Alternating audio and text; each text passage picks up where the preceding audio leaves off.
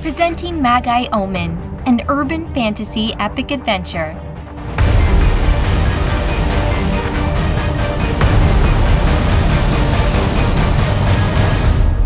Book 3 in the Magi Saga series. Written by Andrew Dobell, narrated by Vicky Ring. Chapter 1. Prologue. American Midwest. Dust slammed the Arcadian up against the wall, gripping him by the neck.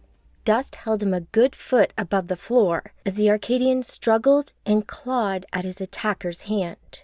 "Please, don't kill me. You can take it," he whimpered, struggling to get his words out through the Nomad's iron grip. Dust had no idea who this Arcadian was. He only knew that he had something he wanted, something he'd been hunting for a very long time. "Where is it?" Dust demanded, his voice rough and deep. He loosened his grip on the Arcadian's neck a fraction, just enough so that he could speak. It's in my pocket. Here, take it," he said, rummaging in his jacket pocket. He pulled out a rolled-up piece of paper bound with a leather tie. It looked ancient. Dust snatched the scroll away from him and stuffed it in the pocket of his tan-colored leather duster. "There, you got it. You won. Please, can we talk about this now?" "No," said Dust, tightening his grip. He pulled a blade from his belt that he slashed across the man's belly. Blood poured onto the packed earth floor of the ramshackle building. The man choked and struggled as his eyes went wide in panic. His hands tried in vain to keep his ropey insides from spilling to the floor, without success. Dust smirked, one side of his mouth pulling back in a half-smile as he dropped the Arcadian to the floor. He landed on his knees and looked down in horror at his guts, piled all around him like slimy red snakes. Standing back, Dust watched the man try one last desperate use of magic, but he calmly called on the Essentia and dissolved the healing magic the Arcadian had attempted. Blood bubbled up into the Arcadian's mouth and dribbled over his chin as he slipped into the cold embrace of death. He pitched forward, his face hitting the floor and kicking up a small cloud of dirt. The Nomad pulled the scroll from his pocket and held it up for a closer look. Small and unassuming, it seemed wrong that such a tiny thing would be so valued by Arcadians and Nomads alike. The rolled-up parchment was only about 8 inches across and felt as light as a feather. The paper was creased and discolored, taking on a tan hue that made it appear like it had been dunked in coffee. But Dust knew better than to judge such an item by its mundane appearance. This happened to be one of the most infamous and powerful magical items known to the Magi world. Known as the Lathyrus Scroll, the tales of its power were legendary, including its ability to resurrect the dead. Dust chose not to undo the leather strap at this moment. He'd look at it later when he had more time to sit and study it. For now, he wanted to be on his way in case the Magus he just killed had friends nearby. He looked down at the body, slumped on the floor, and gave it a kick. At least he'd been entertaining and put up a bit of a fight. Turning from the body, he walked across the room that was little more than 4 brick walls and a pitched, corrugated iron roof over a dusty desert floor to reach the exit. Opening the door, he frowned at the sight that greeted him. The exit had been bricked up. Had it been like this when he came in here? He found he had difficulty remembering. He pushed on the bricks, but they held firm. Suddenly, an intense feeling that he wasn't alone anymore washed over him. He spun on the spot and fell back against the bricked-up doorway in shock. The man he'd just killed was no longer dead. He stood with his arms wide, blood pouring from his eyes and mouth. His intestines writhed and curled around each other, like snakes extending from the man's stomach, reaching for him. Dust scrambled to get away, but it felt like he was submerged in treacle, his every movement slow and ponderous. As he watched, the man's belly opened wide to reveal rows and rows of wicked-looking teeth, as blood and ichor oozed from the horrendous maw. The snake-like intestines whipped out and wrapped around Dust's legs, dragging him back towards the mouth from which they'd come. Dust clawed at the floor. He reached for anything that might help him pull himself away, but nothing presented itself. The tentacles flipped Dust over onto his back. Looking up, another length of intestines whipped out and wrapped around his neck, pulling him headfirst into the tooth-filled mouth. He screamed as the jaw distended, opening wide enough to fit his head into it, before slamming shut with a final chomp. Dust woke up. His eyes snapped open as he sat bolt upright on a metal-framed bed. The building didn't look dissimilar to the one in his dreams, apart from the few bits of furniture it had in real life, and the light streaming into the interior through holes in the walls and roof. He swung his legs off the bed and looked at the scroll that sat on the small cabinet next to the bed. He still had it, the Lazarus scroll, right where he'd left it when he drifted off to sleep the night before. He killed a man for this artifact, an Arcadian Magi. He forgot the name of the man now, not that it was important. Who had it before him was of little consequence. He owned it now. He controlled its power, and with it, he could bring Horlak back from the abyss. Dust had visited the alleyway in New York. He felt sure that Horlak had not been killed, but instead transported out of this realm and into the abyss. He didn't really know how he knew this. He just did. Just like he also knew that he had to bring him back. But for that, he needed the Lazarus scroll. He'd been searching for a year, following up clues as to its whereabouts, which had ultimately led to his favorite hunting ground, the desert. These dreams had been happening ever since he found the scroll. Every night he went to sleep, and every night he woke up screaming at least once. He had no idea why, and he supposed it didn't really matter. The artifact was his now. He could complete the ritual and bring Horlak back. He just needed to find the right place to do it. He needed a pooling, a place where two ley lines crossed and the essentia from the crossing streams of energy weakened the barrier into the abyss. Rising from his bed, he picked up the scroll in his wide-brimmed cowboy hat and stepped from the shack out into the morning light. Already warm, the Arizona desert looked dry and inhospitable, but Dust loved these places. He loved to wander deserts and focus on his hobby when the mood took him. He'd not seen anyone for a few days now, so he'd not had the chance to indulge himself. Shame, really. Killing a pretty girl always seemed to pass the time quite nicely. What is it the Arcadians called him? Dust Devil, wasn't it? He didn't mind the name, not really. Looking around and putting his hat on his head, he wasn't really sure which way he needed to go, so he just picked a direction and walked, the wind whipping his coat about him as he went. Chapter 2. Fallen Angels, Los Angeles. Tony stood at the edge of the terrace, at the back of the mansion, and looked out from her vantage point over the tens of thousands of lights that shone in the darkness. Yellow, white, blue, and red. The lights glowed from windows, cars, and buildings in the vast sprawl of Los Angeles on this balmy November evening. Turning away from the view, she looked across the grounds. Ahead, a large swimming pool glowed from within, while other lights lit up the decking and gardens closer to the house. She wasn't alone. 4 other Magi were with her on the terrace, while the rest of the coven remained inside. Jonas, Tybalt, and Melissa chatted idly as they enjoyed their drinks.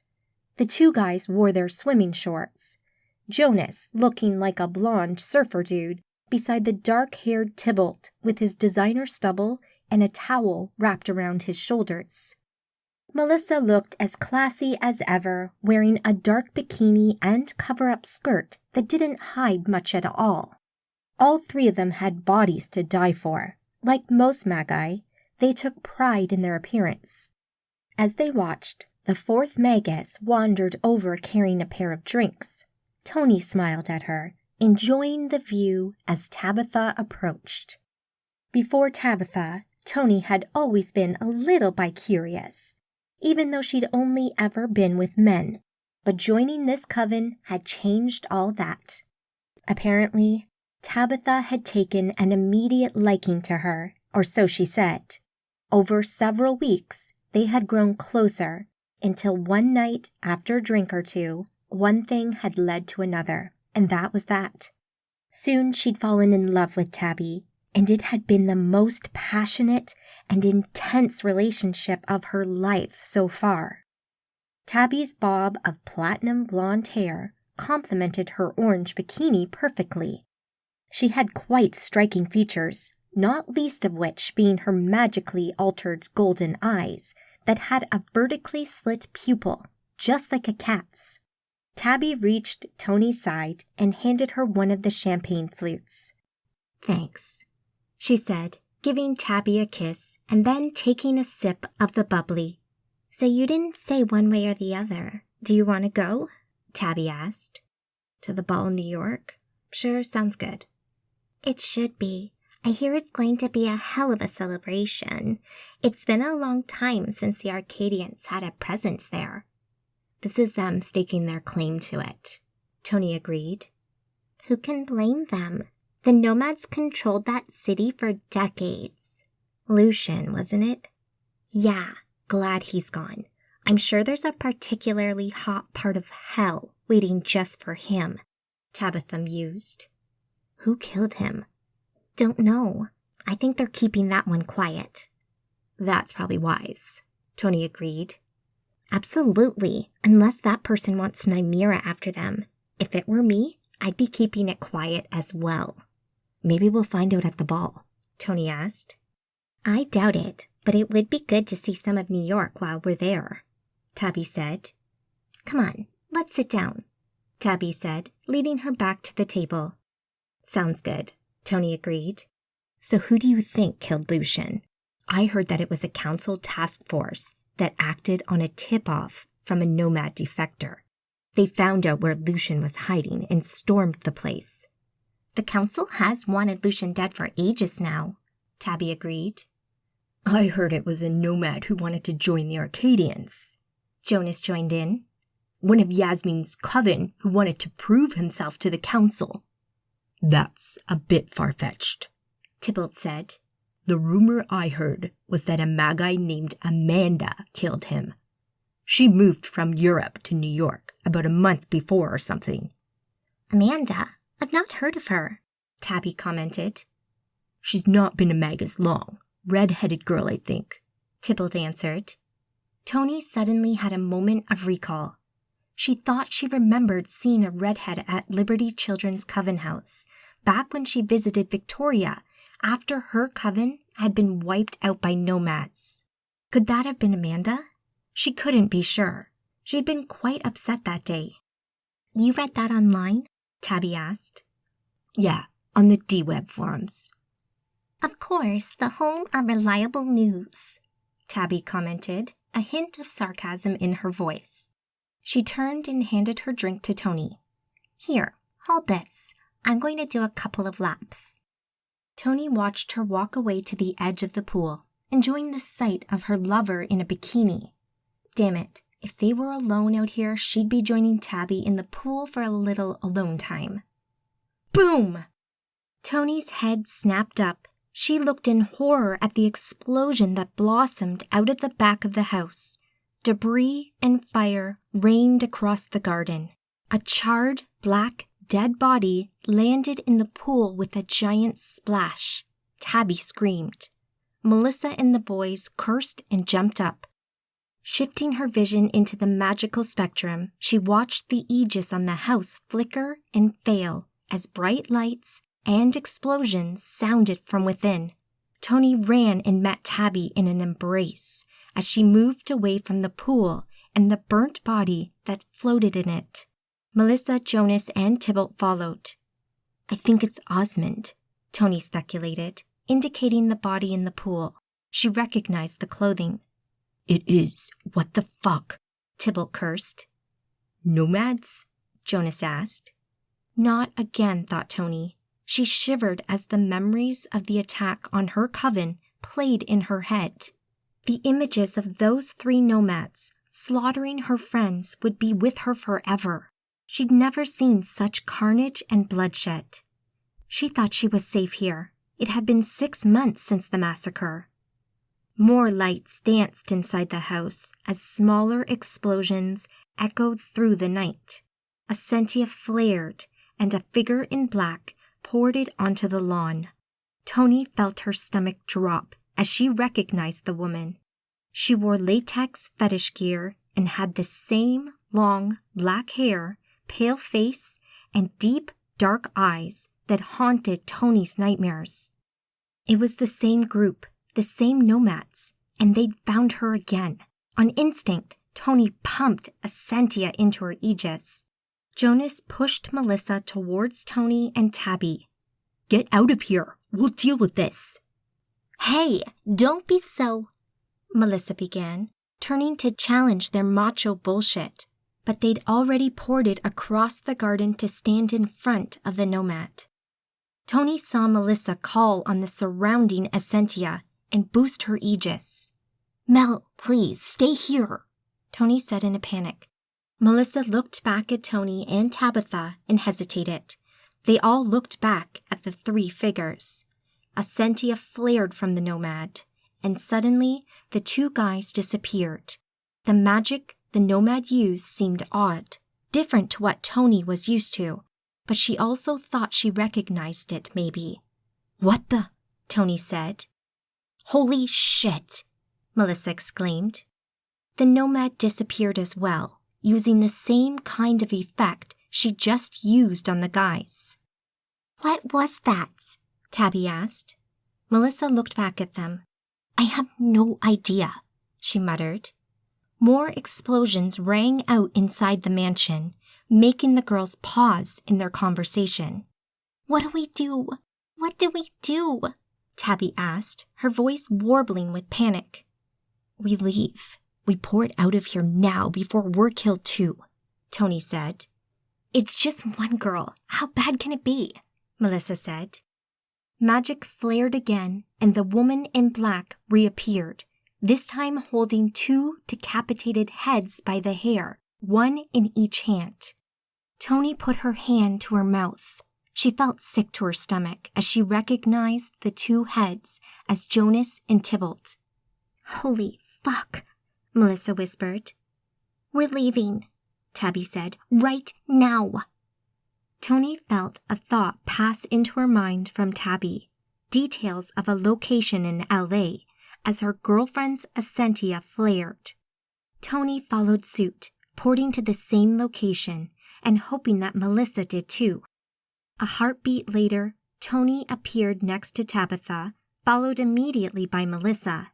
They stood under a bridge in the concrete channel known as the LA River. Apart from a small, thin stream of water that ran down the middle of the enormous artificial riverbed, it was bone dry. She grabbed onto Tabby, holding her tight and not wanting to let go. "It was her, wasn't it?" Tabby muttered. "What do you mean, it was who?" Melissa asked. Tony nodded as she blinked her tears away and tried to get her emotions under control. "What?" Melissa pressed, confused. "The nomad we just saw, it was one of the trio who killed Tony's coven 6 months ago. Am I right?" Tabitha asked. Tony sniffed and took a few deep breaths. "Yeah, it was her. I'm sure of it." "Shit," Tabby cursed. "Well, that's just awesome," Melissa added, sarcasm lacing her voice. "Fuck. And what the hell are we doing here?" Melissa asked, waving her hands around at the drab concrete environment. "What do you mean?" asked Tabby. "Here. Why are we here when our coven is being massacred? We should be back at the house helping them." "Then we'd die too," Tony whispered. She understood Melissa's frustration, but she knew what these nomads were capable of. But she knew this was the right choice. "That's right," Tabitha agreed. "You saw her. You saw what she did to Jonas and Ty. If she can do that to them, then we wouldn't stand a chance. We'd be dead within seconds." "Ugh, God damn it! I feel helpless," Melissa snarled. She walked to the nearest support column for the bridge and slammed the bottom of her fist into it before turning and leaning against it. Tony followed Tabitha as she walked over to Melissa and did her best to comfort her. "Hey, We'll be all right. We'll get through this. So what are we going to do? We can't stay here. Look at us, Melissa said, gesturing to her bikini. Tony had to agree. They did look odd, standing under a bridge in their swimsuits. I don't know, maybe we should tell Victoria, Tabitha offered. What will she do? Tony asked. She can help. She can track down who did this.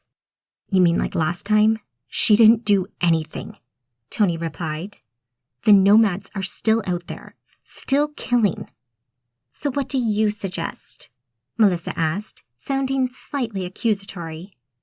We go to New York. We find this Amanda Tybalt mentioned. If the rumors are true, maybe she'll help. Tabitha raised her eyebrows and nodded. That sounds like a bit of a long shot. Do you have a better idea? Tony asked. If she set up shop in New York, then either she was the one who took out Lucian or she'll know who did. Either way, she sounds like she'll do more than Victoria has. Fuck it. Why not? Melissa said as she stood up. Our best bet to find her will probably be at the party tomorrow night, Tony said. Raising her arms, she added, but I think we need some street clothes first. A scentia flared up from around Melissa, and a pile of clean new clothes appeared in her hands. What about the mansion? Tabitha asked. Maybe we should go back in the morning and see if anyone survived. Agreed. I need to know too, Melissa said. I don't know, Tony said hesitantly, her stomach flip-flopping at the prospect. We'll be quick, just in and out. No one will even know we were there, Tabitha assured her. Tony sighed. She wanted to know as well. Going back to the house felt like an unnecessary risk, and one which might get them killed, but she did want to know if anyone else had survived. She hated that they'd run out on their friends, leaving them to who knows what fate, but she'd seen these particular Nomads in action before. She'd seen how they operate and how they'd slaughtered her coven. There was no fighting them, not as they were. They needed someone who knew what they were doing.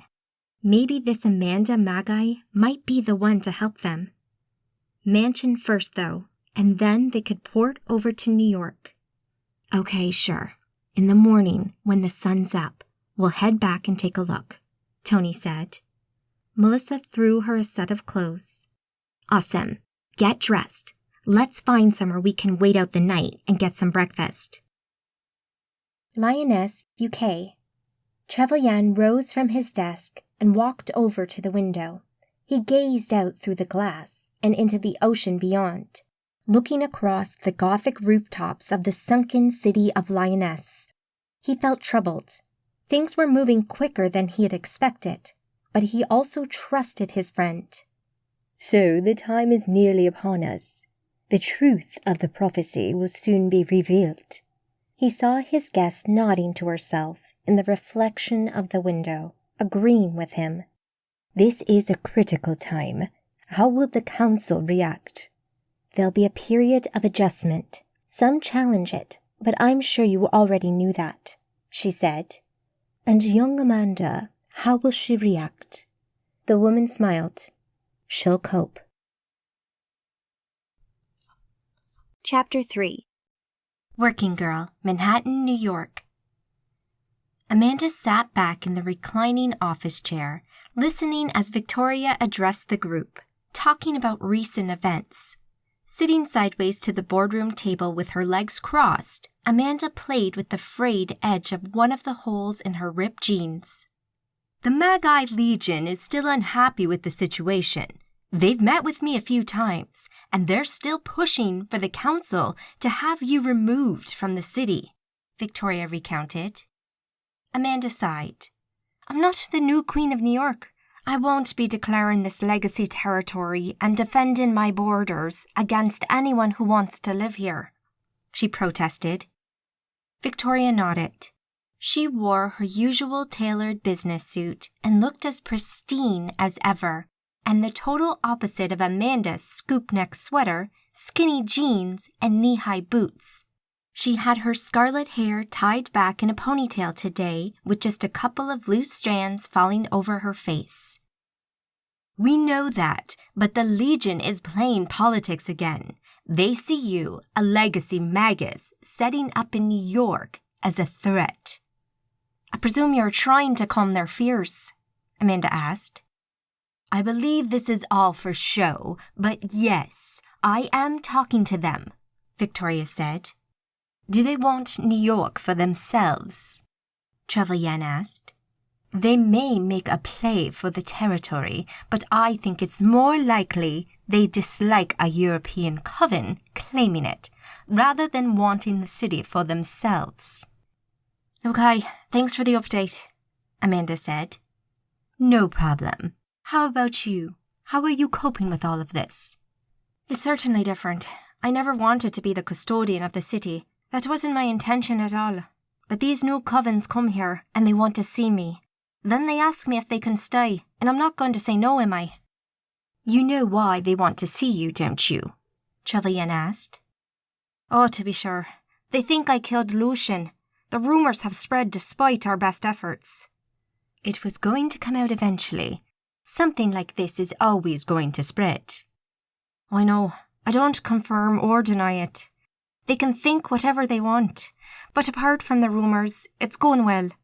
We've turned the Jade Palace into our meeting spot when they arrive in the city. We're trying to keep track of everyone who moves here, but it's not easy. We're certain that there are covens in the city we have no idea about. Maybe even some nomads. The Inquisition, asked Trevelyan. Not yet, but I doubt they'll be far behind, and no trouble from the nomads yet either. Good, Victoria said. Do you think Nymeria will try to find me? Amanda asked. She must have heard the rumours by now.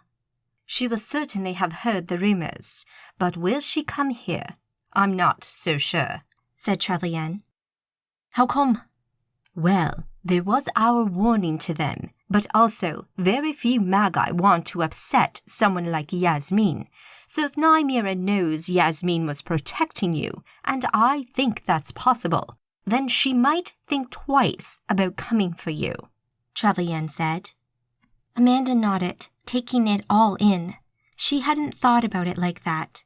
Nymeria certainly seemed to be well connected, so it wasn't unlikely that she knew about Yasmin and her involvement in the events that happened 6 months ago.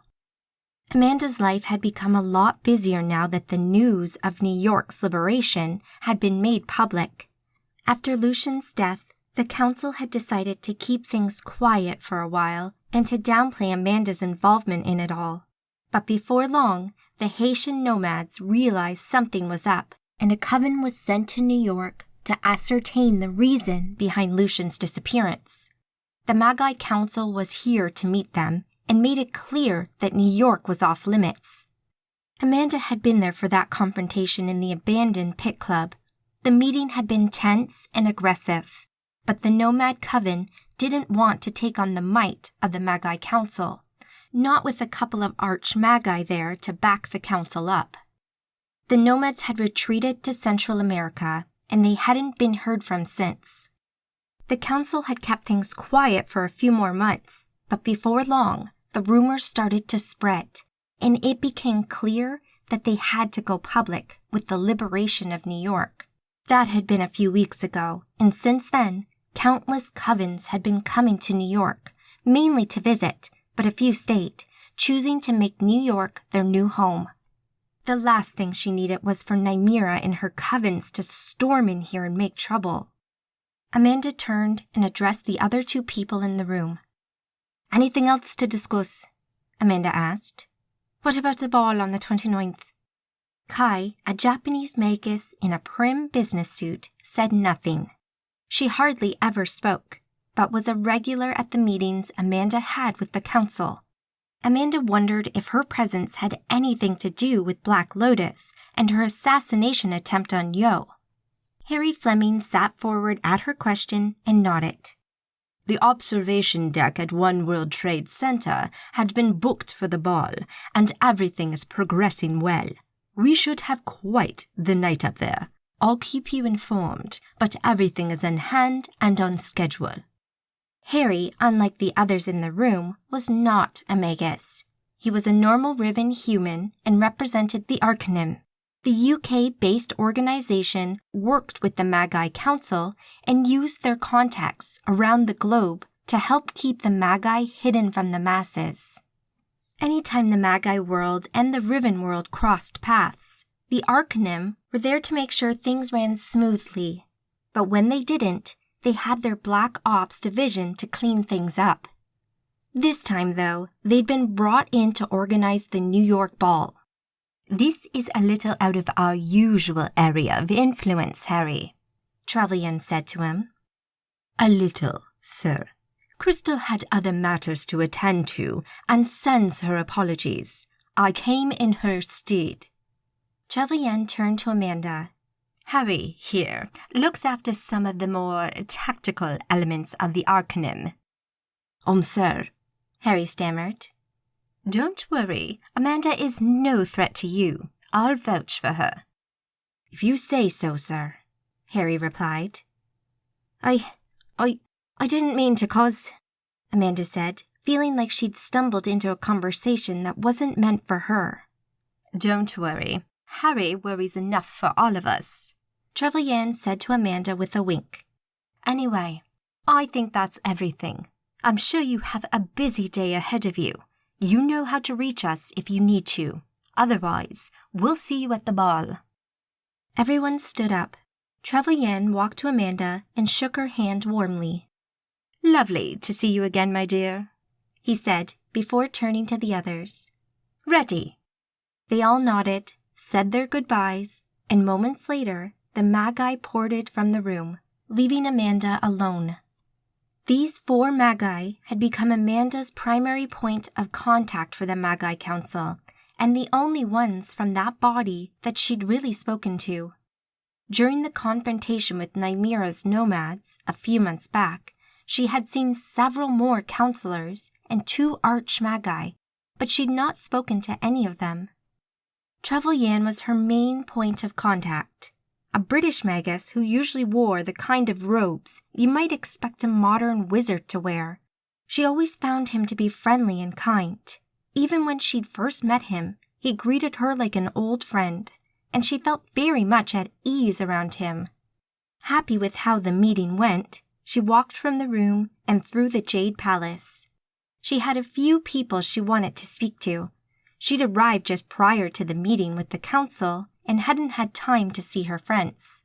Downstairs, she found Liz sitting in the Japanese rock garden, going over a couple of things on a clipboard. "Look at you all organized. You have a busy day ahead." Liz smiled up at Amanda as she joined her on the bench. She looked very businesslike in a smart-looking suit, which suited her role as Stella's new assistant. "Yeah, I have a few meetings today with some of the covens who recently arrived, just to make sure they're up to speed on what's what," she said. "Well, I need to add to your list," Amanda said. "Victoria just told me we have a new coven arriving here today from LA. Not sure when, but they could be here any moment, I suppose." "Okay, thanks. Who are they?" "They went by the name of the Coven of Angels." "Okay, great," Liz said. "Are you around later?" Amanda asked. "No, sorry. I'm on a mission with the boys tonight," Liz said, referring to Orion and Zane. They'd been helping Amanda improve Liz's combat training, and nothing beat actual missions to really hone those skills.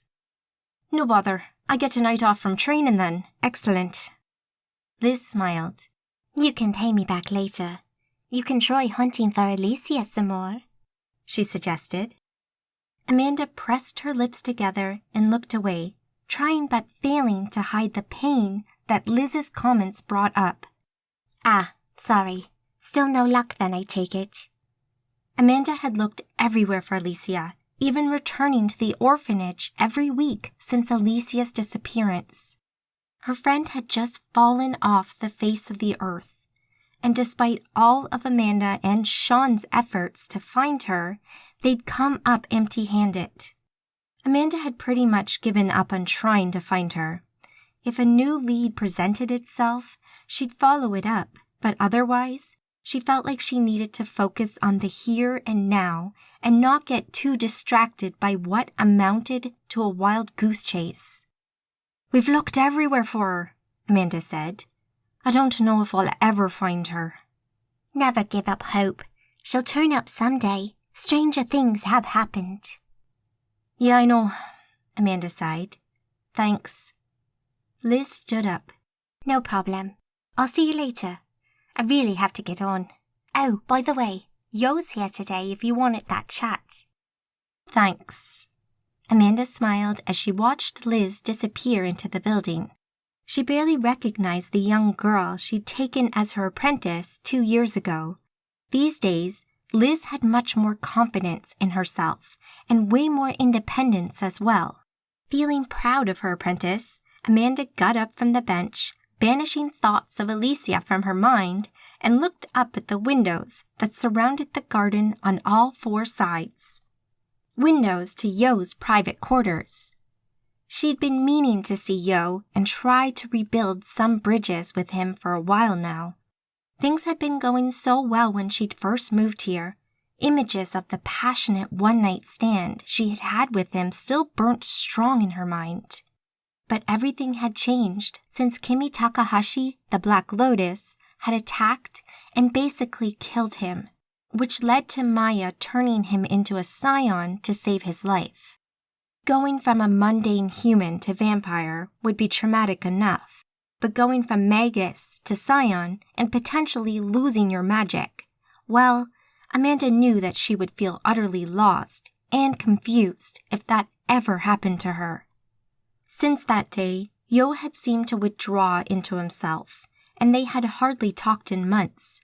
She'd meant to visit him, but he'd not really spent much time in New York, or at least not in the Jade Palace or anywhere else she knew of. So maybe now would be as good a time as any. She left the garden and made her way upstairs and into Yo's apartment. She soon found him in the library, sitting with Maya, who he'd grown increasingly close to since the attack. She walked into the dimly lit room, her heels clicking on the polished hardwood floor, announcing her presence. Hi guys, sorry, hope I didn't interrupt anything. No, come in, Maya replied, and rose from the leather chair she'd been sitting in opposite Yo. Maya always looked stunning to Amanda. They were the same height, but Maya had lustrous, wavy, dark hair that framed her pale face and dark eyes and ruby lips. Today, she wore a long-sleeved black turtleneck dress and approached Amanda with her hands out, pulling her into a hug as they reached each other. It's lovely to see you. It's been too long, I think, she said, looking back at Yo as she said that last sentence. Yo had always stood to greet Amanda and walked over to her, offering his hand. It's been way too long. Amanda took his hand and pulled him in for a hug. Do you have time to have a chat? I love to catch up, she said as she pulled him away and looked at them both. Of course he does, Maya answered. I'll leave you two alone. Maya smiled before walking away, showing the rear of the dress and its plunging backless cut. Thank you, Amanda said to the retreating Maya, who raised her hand in acknowledgement. She looked up at Yo and smiled. You okay? Yo gave a half smile and sat in his chair. Amanda followed suit, the leather creaking as the 2 chairs took their weight. I'm fine, thank you, Yo said and paused. Look, I know, I just wanted to. They'd both spoken at the same time, and both of them stopped as quickly as they started. You go, Amanda said. I know I've been distant, and I'm sorry. That must have been confusing after our thing. The sex. Yes, that. I didn't mean to become so distant. I'm different now. What Maya did to me, saving me, but changing me. I'm not the same man I was. I mean, I'm technically dead now, and my magic is different. It took a long time for me to get my head around it. I've been a Magi for years. My magic was part of me. And I'm sure you're learning yours is part of you. It helps define you. It shapes your life. Amanda just listened. She could see his pain and how much the change had affected him, and she hated herself for it. What I'm saying is, I just need time to figure things out. I needed to re-evaluate my life. And Maya-san has helped me do that. I understand, but I feel so guilty. They asked me, Maya and Liz. They asked me what to do. I didn't know if I could use my magic to bring you back. I didn't know if that would be considered necromancy or not and get me branded as a nomad. It wouldn't have, as it turns out. I could have brought you back, but instead, I gave Maya the go-ahead to change you into a scion. It's just, I'm so sorry. I didn't know. It was a crazy situation and it should never have happened. Can you forgive me? Yo sat forward and took her hands in his as tears fell down her cheeks. She felt guilty and sad, but also foolish, both for not knowing the law and also for crying here in front of him. It's okay. I was dead. You weren't to know that you could use your magic. All is well now. I'm here. I know. I just feel guilty and God love you, but I just can't imagine what you've had to go through. I've tried to put myself in your shoes, and the thought of it kills me. What you've been through is horrific, and yet you come through it. I'm not sure I could be that strong. I think you underestimate yourself, Amanda-san. You're stronger than you think you are. Amanda smiled. Thanks, she said, blushing slightly as she relished the feel of his large hands holding hers. She still didn't quite know what their relationship should be going forward. She felt she needed some clarification. She needed to know what this was. So, I hope you don't mind me asking, but where do we stand? I mean, after that night we had. Friends. We're friends, Amanda-san. I don't want anything more. Amanda let out a breath and relaxed. She'd not been sure where things were for a while, but knowing where Yo stood on this whole thing felt like a huge relief. Is that okay? Yo asked. That's totally fine, so it is. Perfect, in fact. I feel like a weight has been lifted. Come here, he said as he stood up. She went to him then, and they hugged. Everything felt right with the world, and she enjoyed the feeling of love and friendship she got from his powerful arms wrapped around her body. They pulled apart and sat back down, Amanda dropping into her chair and enjoying its cool embrace. So, how about Raven? Yo asked. I thought you and him were close. Yeah, so did I. I don't suppose I ever mentioned to you that I caught him in bed, well, in his room with another woman. I mean, we were never a thing. We'd never done anything.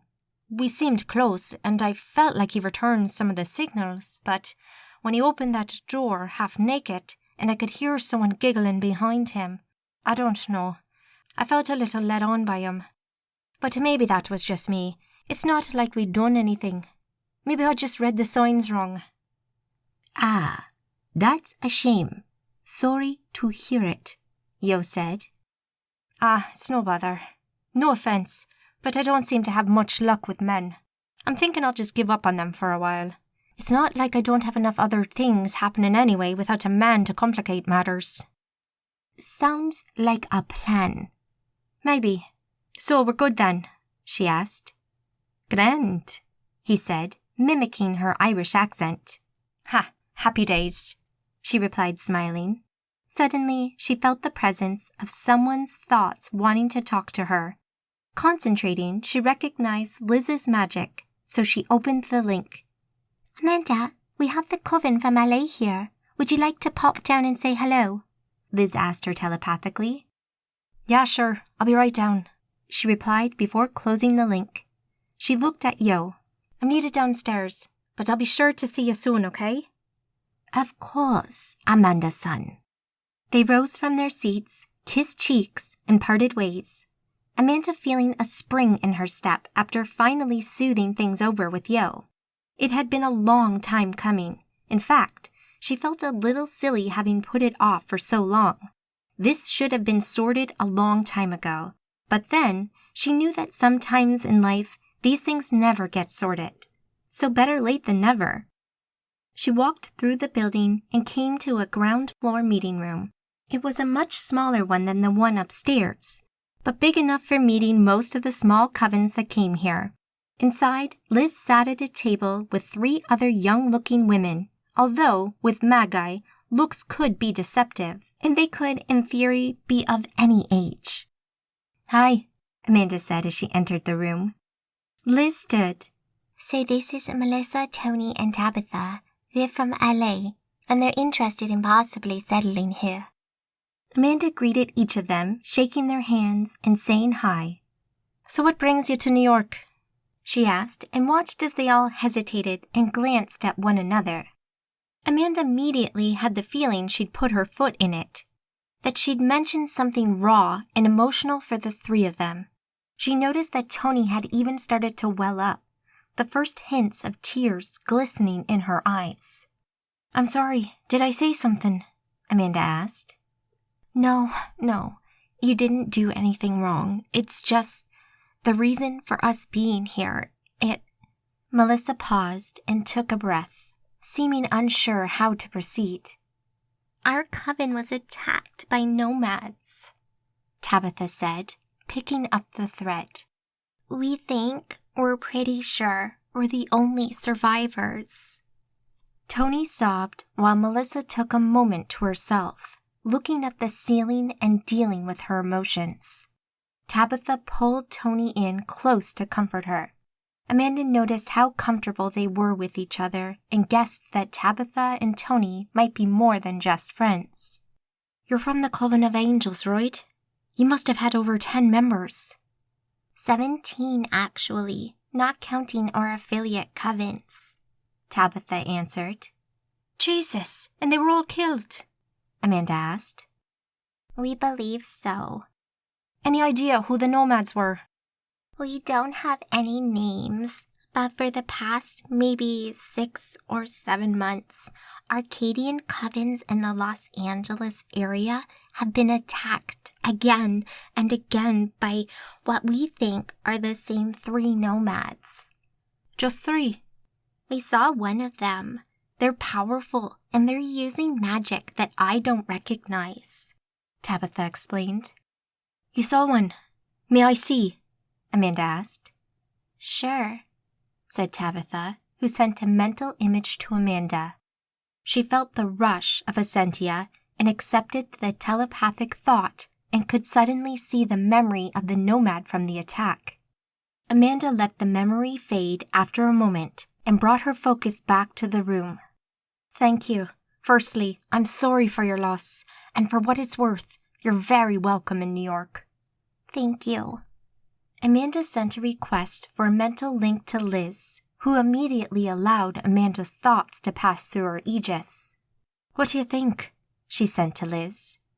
"The genuine Victoria's been in touch and vouched for them in very strong terms. They're young, but they're loyal Arcadians," Liz sent back.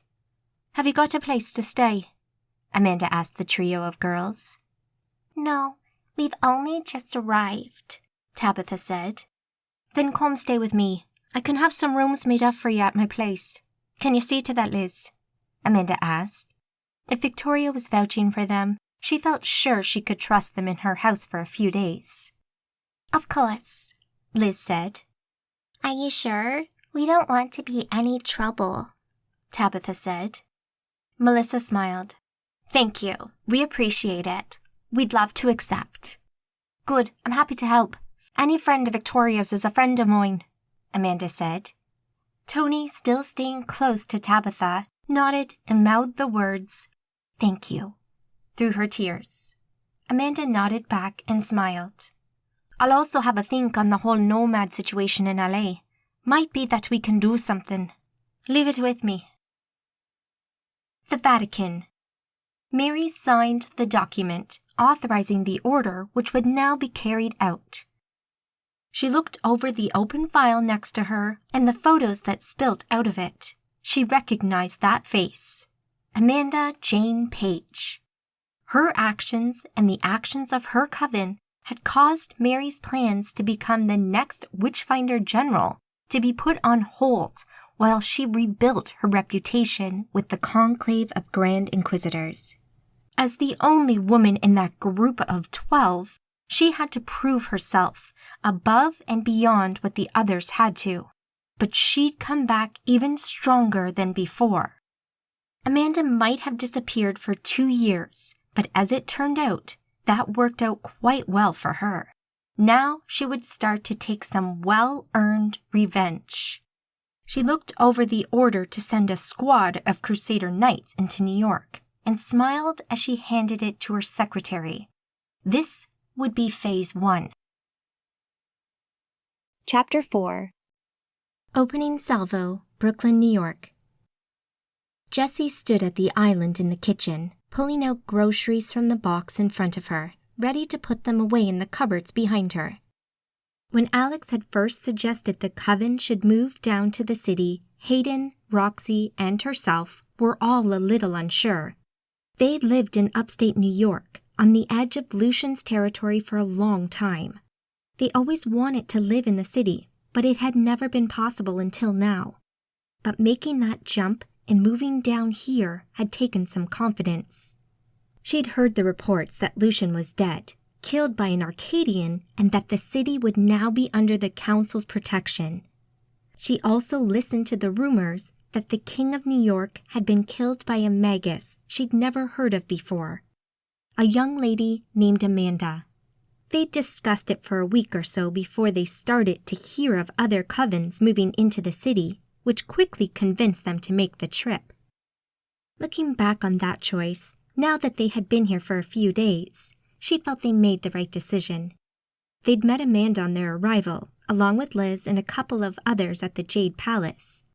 She found them all very welcoming, and she wasn't sure she could believe the rumors that Amanda had killed Lucian.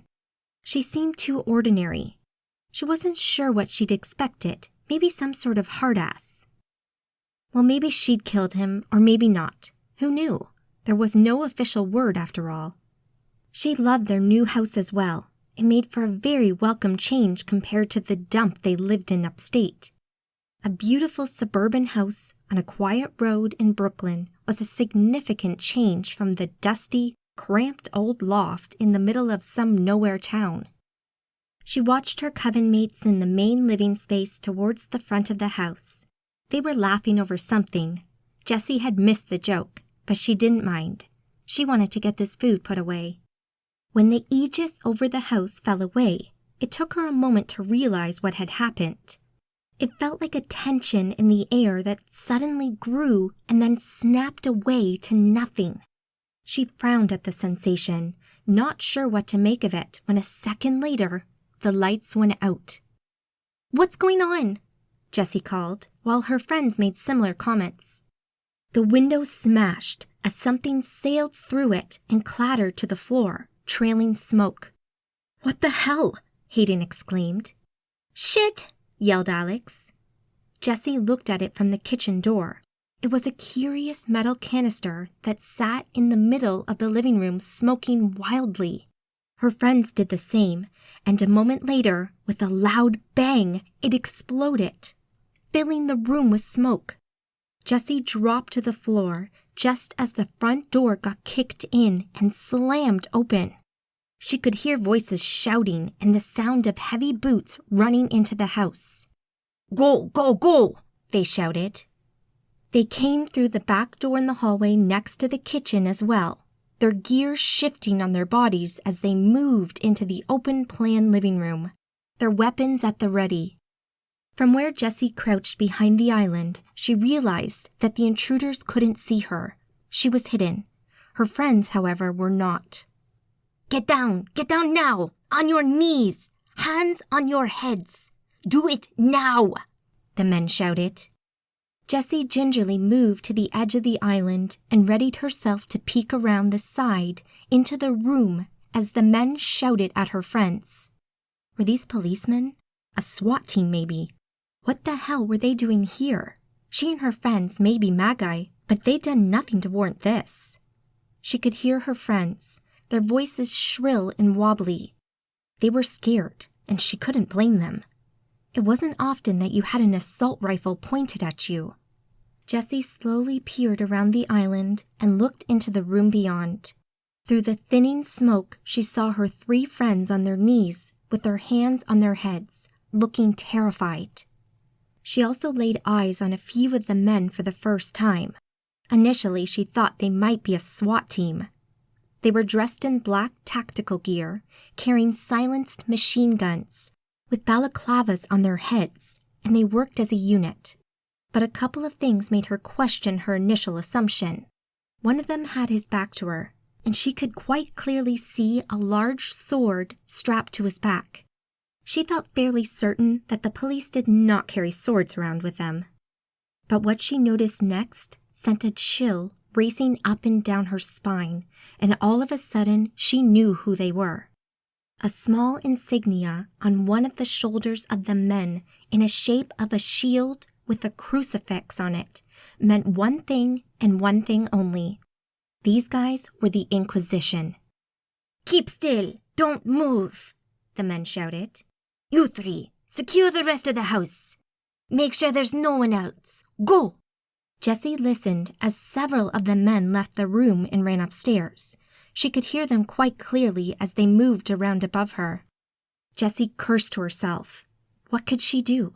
She felt helpless and knew she'd be discovered in a matter of moments should just one of the men head towards the small kitchenette. As it stood, her friends were beyond help, from her at least. She'd only recently become a magus and hadn't progressed beyond the rank of apprentice yet.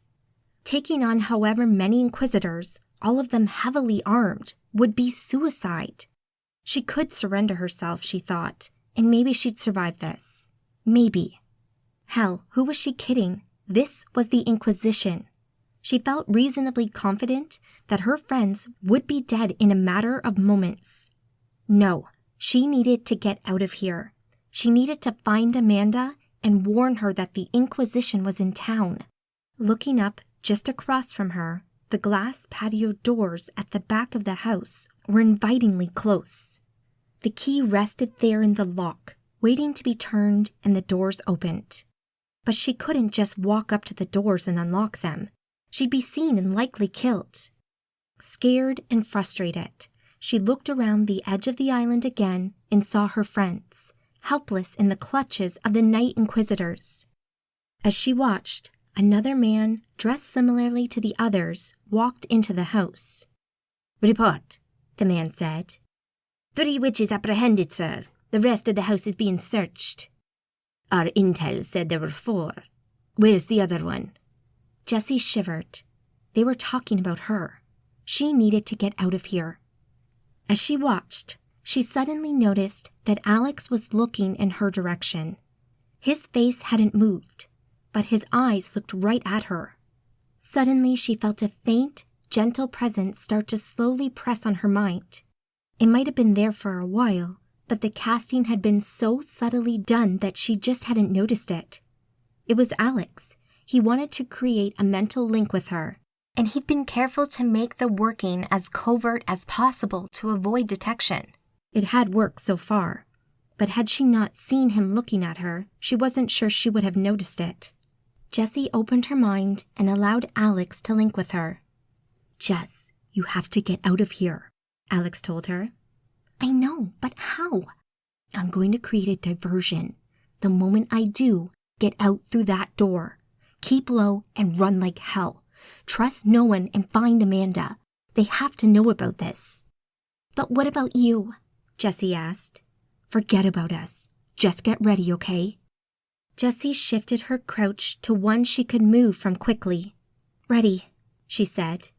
She peeked around the corner once more, wanting to see her friends one last time. She saw the man she assumed to be the leader step forward, pull a gun, and put it to Roxy's head. "Where's the other one?" the man asked. "What other one?" Hayden replied, defiant. Jessie felt a sense of pride that her friends were being so strong and standing up to these bullies, but she knew the Inquisition's reputation, and she knew what was probably about to happen. "So it's like that, is it?" the man asked. "Well, consider this your final warning." She could see Alex had closed his eyes. He had started to psych himself up for creating a distraction. He knew what it would mean for him. The man continued to speak. "I'm going to ask once more, and then I will start redecorating. Understood?" "Crystal," Hayden said, and as Alex suddenly stood up and with a surge of magical energy, sent out a shockwave of kinetic force at the men. It caused the Inquisitors to stagger backward and in one case fall over. The shockwave blasted through the ground floor of the house in a heartbeat. It smashed most of the windows, including the glass in the patio doors that fell out into the garden. Shouts of shock and surprise sounded in the room from the men while gunshots rang out. Jessie didn't look. She just ran for the patio doors as hard and as fast as she could. She slipped through them, cutting her arm on a shard of glass still in the doorframe, but she didn't stop. More shouts and gunfire rang out as the door behind her was shot up in her wake. They'd seen her. In the garden, she bolted towards the nearby fence. Jumping from a garden chair to a table, she bolted over the fence. Gunfire from suppressed weapons sounded behind her and peppered the fence as she disappeared over it.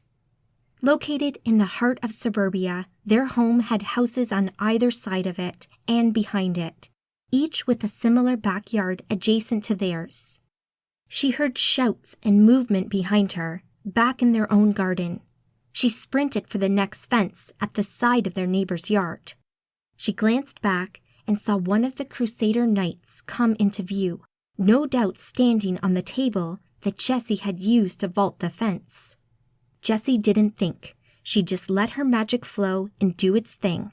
Following her instincts, she let her magic show her the best route.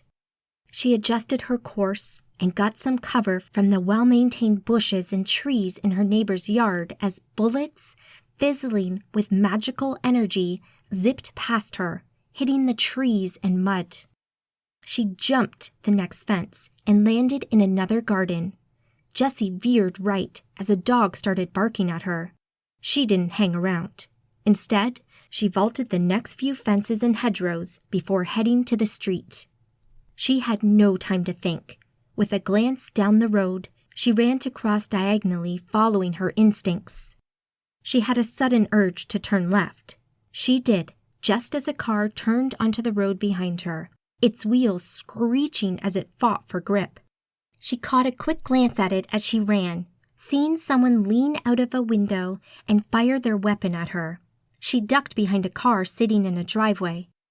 She could hear the pff of the shots before they slammed into the sides of the vehicle with metallic bangs. She didn't stop for long, though. Running down the side of a house, she started leaping fences again. Jessie kept to her strange route through the streets of Brooklyn for as long as she could, but didn't see any more of the Inquisition. As soon as she could, she hailed a taxi and took it into Manhattan, heading for the Jade Palace and hopefully some protection. Amanda peered beneath a tree in Brooklyn, just opposite the house Jessie had fled a couple of hours before. Amanda had been at her townhouse when the call from Stella at the Jade Palace had come in, saying that one of the new Magi in the city had come to the palace in a state of shock and that Amanda should come down to see her. Jessie had been upset, but not as distraught as Amanda had feared, given the situation. She'd sat and listened and comforted Jessie, taking in everything the young Magi said. Amanda had remained calm and had done her best to be supportive and yet measured in her responses. Afterwards, Amanda made sure Jessie was taken care of before undertaking her own investigation.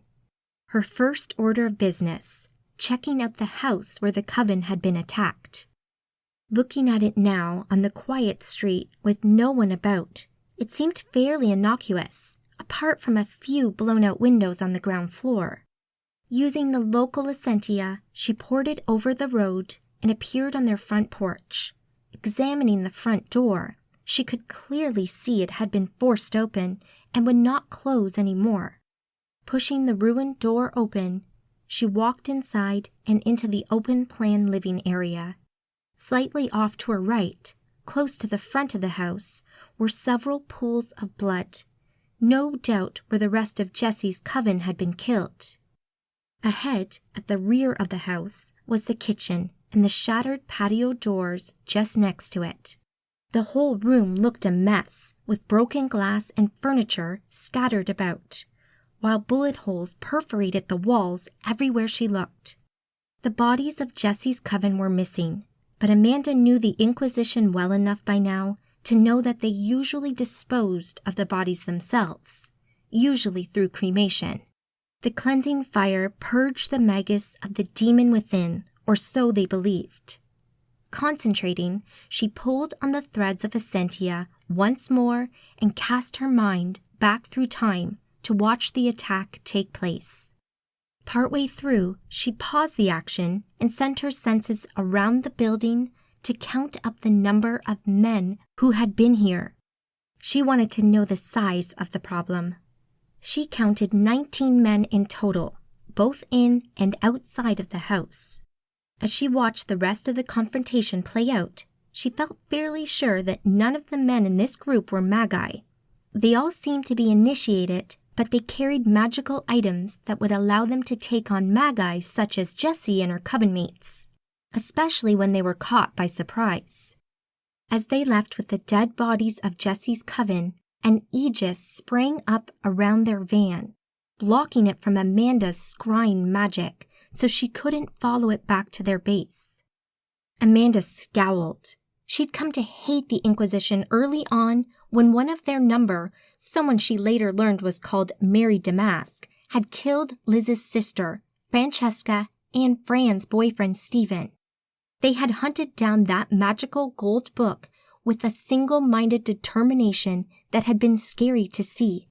She'd also since learned that a different Inquisitor had interviewed and tortured some of her old friends from New York to find out more about her. She had foiled Mary Damask's plan for the gold book that day, and although Mary had fled the scene, she felt sure that she might one day try to exact her revenge.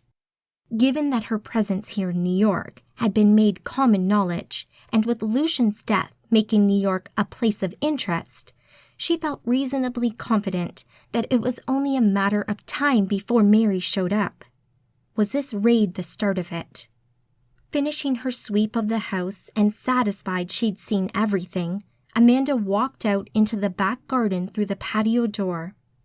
As she stepped outside and ruminated on her previous run-ins with the Inquisitors, she thought back to her beginnings and the attack in the alleyway. She'd never been back there, she realized, and the urge to see it again grew inside her. Amanda ported from Brooklyn to a familiar alleyway in one of Manhattan's red-light districts. In the darkness of the alley, flashes of memory came back. She'd been walking past here on her way to the shop at the end of the road. She'd been grabbed and thrown down the length of the alley, rolling through dirt and puddles. She ended up covered in scratches. She remembered the terror she felt like a visceral thing as the demon had stood over her, readying itself to kill her. Some Magi are introduced to magic and monsters gradually and with time to take it in. Amanda had been thrown into that world without warning. Walking down the alleyway, she arrived at the scene of the attack and of her epiphany when she first used magic. The alley widened, and Amanda came to a stop next to where Stuart, her protector while she worked the streets, had died. Punched by the 12-foot-tall, hideously powerful scion, he'd been pulverized and buried beneath crumbling brick. Amanda looked at the rebuilt section of wall and ground where Stuart had died. its coloring different from the brickwork and concrete surrounding it. She wished she could have saved him. Stuart had been a good man and didn't deserve to die in such a horrible way. She turned and looked at the burn mark on the opposite wall where she blasted Horlock with an outpouring of raw magical energy and remembered the intense, gut-wrenching terror she felt that night. Seeing that electrical energy shoot from her arms had been both a miracle and at times scary as all hell. But she destroyed Horlock, vaporizing him into nothing. "You all right there, little lady?" a fragile voice asked from behind her. She turned and looked at the bearded face of a homeless man sitting amongst the rubbish piled up between two dumpsters.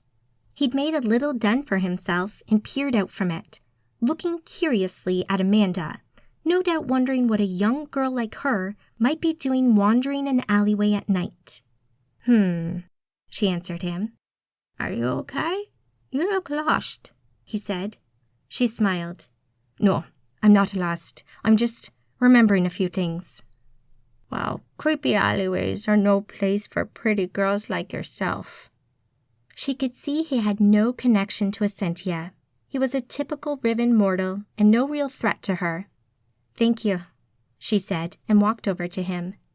He looked scared as she approached, as if he expected her to attack him or something.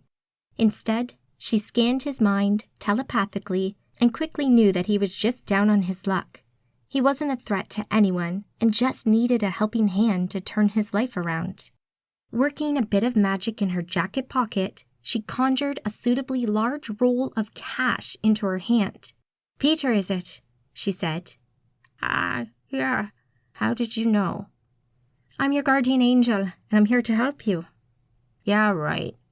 Amanda pulled out the roll of cash and offered it to him. "This is a joke, right?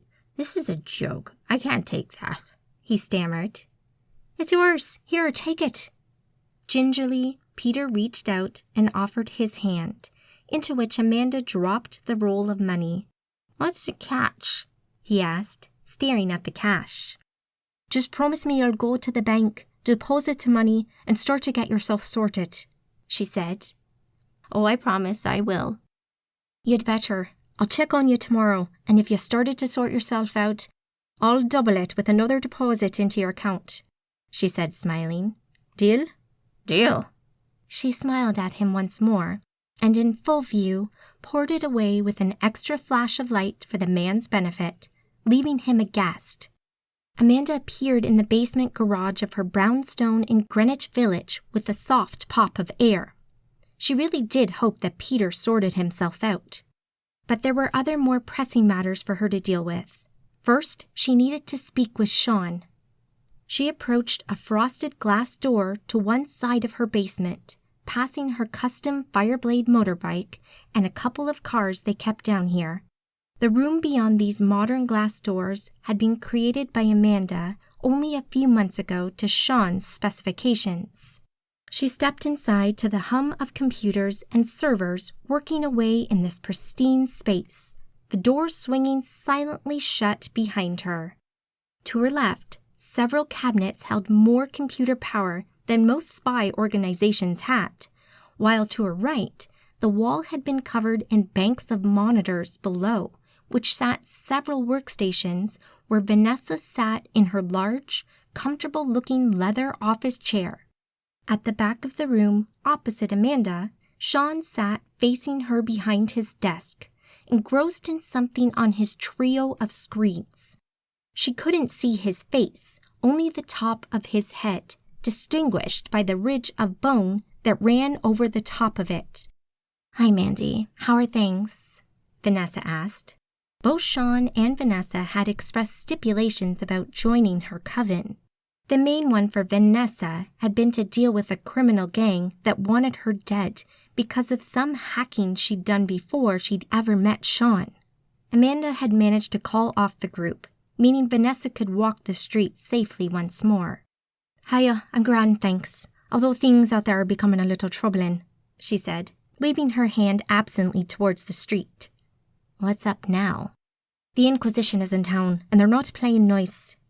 She noticed Sean's head pop up from behind his monitors. He looked like the classic Nosferatu vampire with his white skin, sharp teeth, and talons. She procured him a magical item, though, that when activated would hide his appearance, but he wasn't using it right now. "The Inquisition?" he asked. "That's right." "Well, shit, that didn't take them long." "No, it didn't, but I suspect it might be personal," Amanda confessed. "Really?" Sean asked, his curiosity piqued. "And what makes you say that?" We fought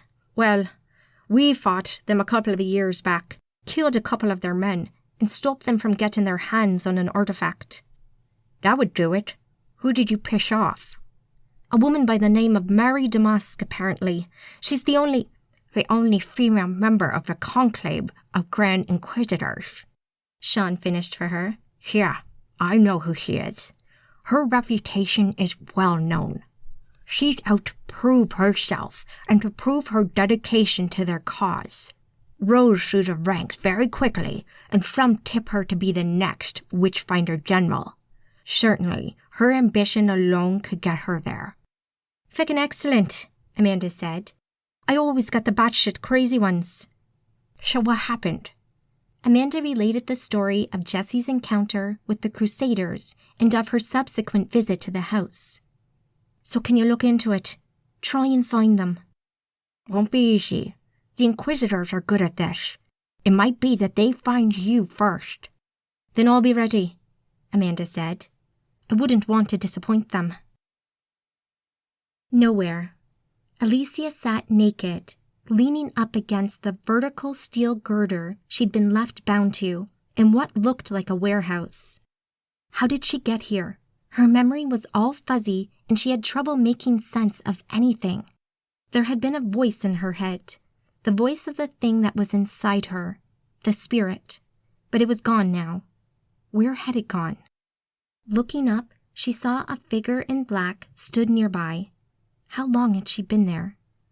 The figure approached her and smiled, but the expression was cruel. "Who are you?" Alicia asked. "Hello, Alicia," the woman in black replied. "You know my name." "I know a lot about you."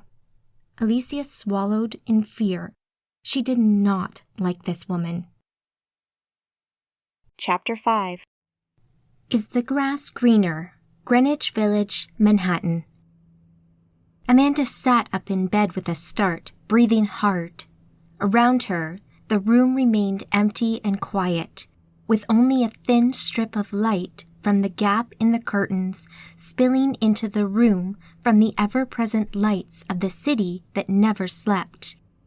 She sat up properly and ran her hands through her hair, massaging her scalp as she did so.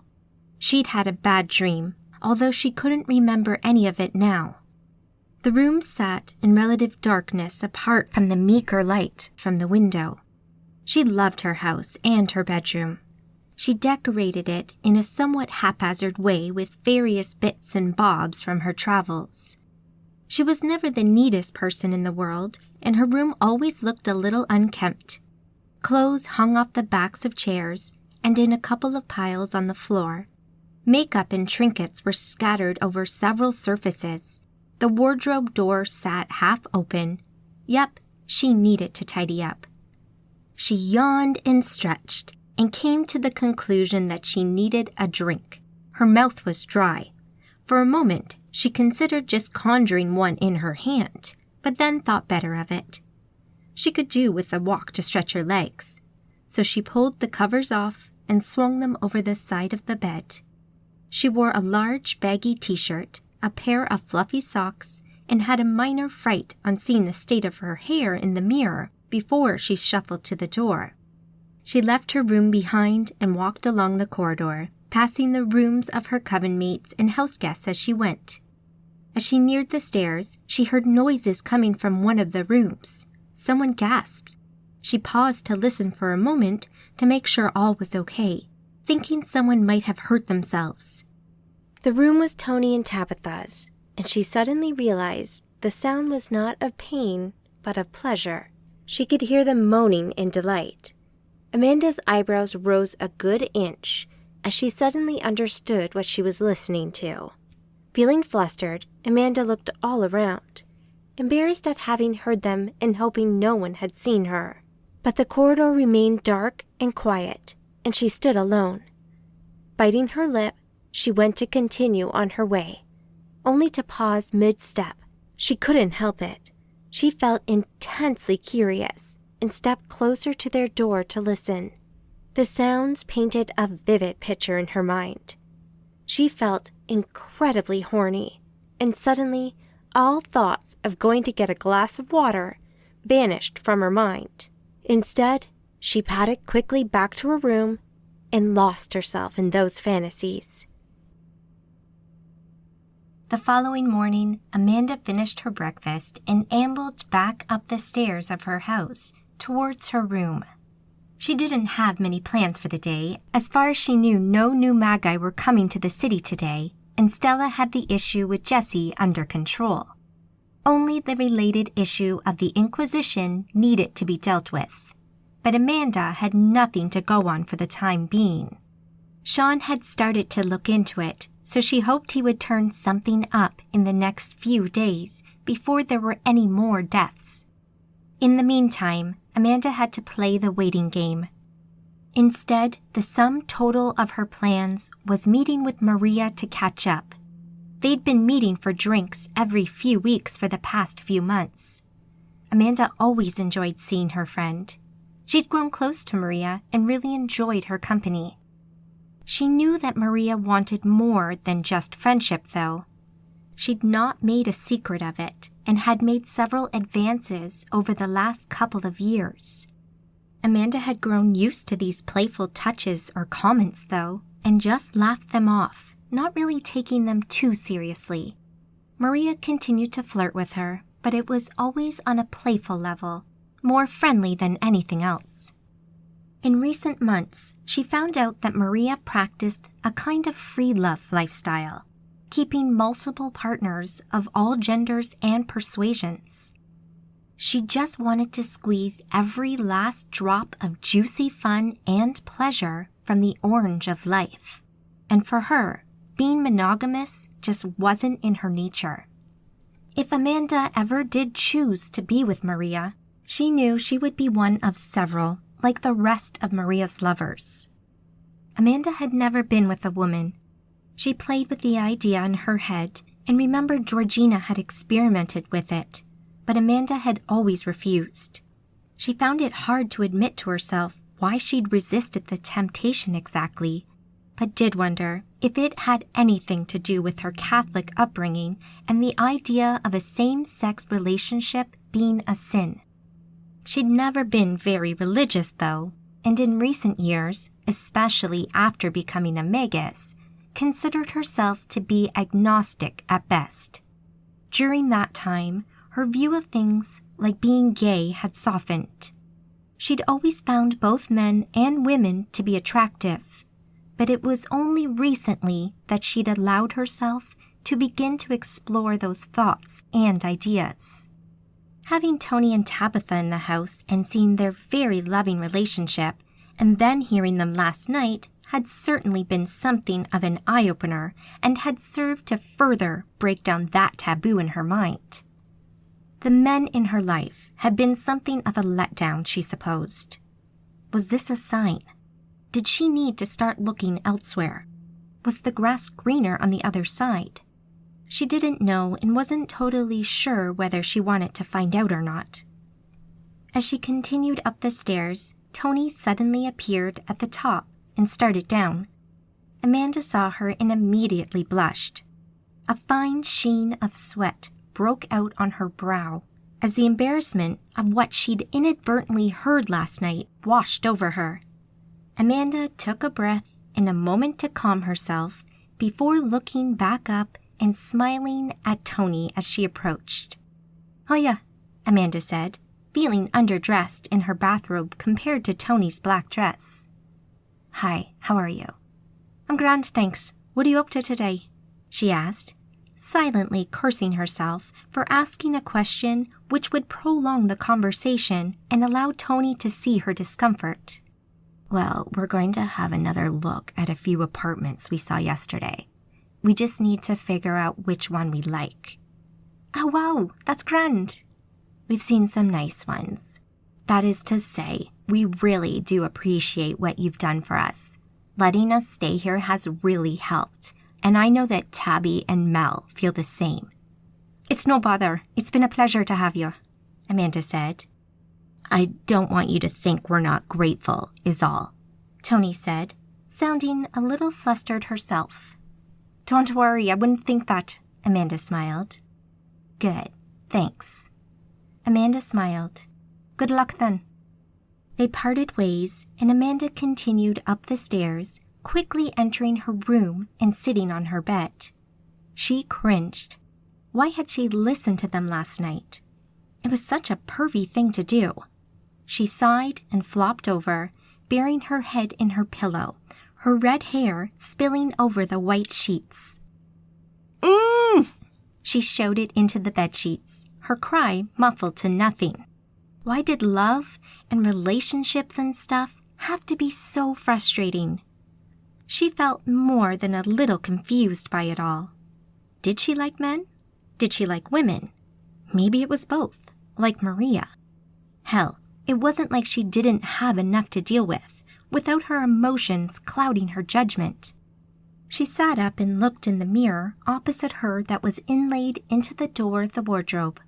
Sitting slouched on the edge of the bed, her white bathrobe falling off one shoulder, her deep red hair just one big mess falling over her face.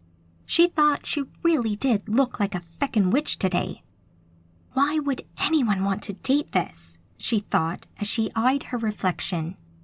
She fell back onto the bed again and sighed. She could afford to waste some time. She wasn't due to meet Maria for a few hours yet.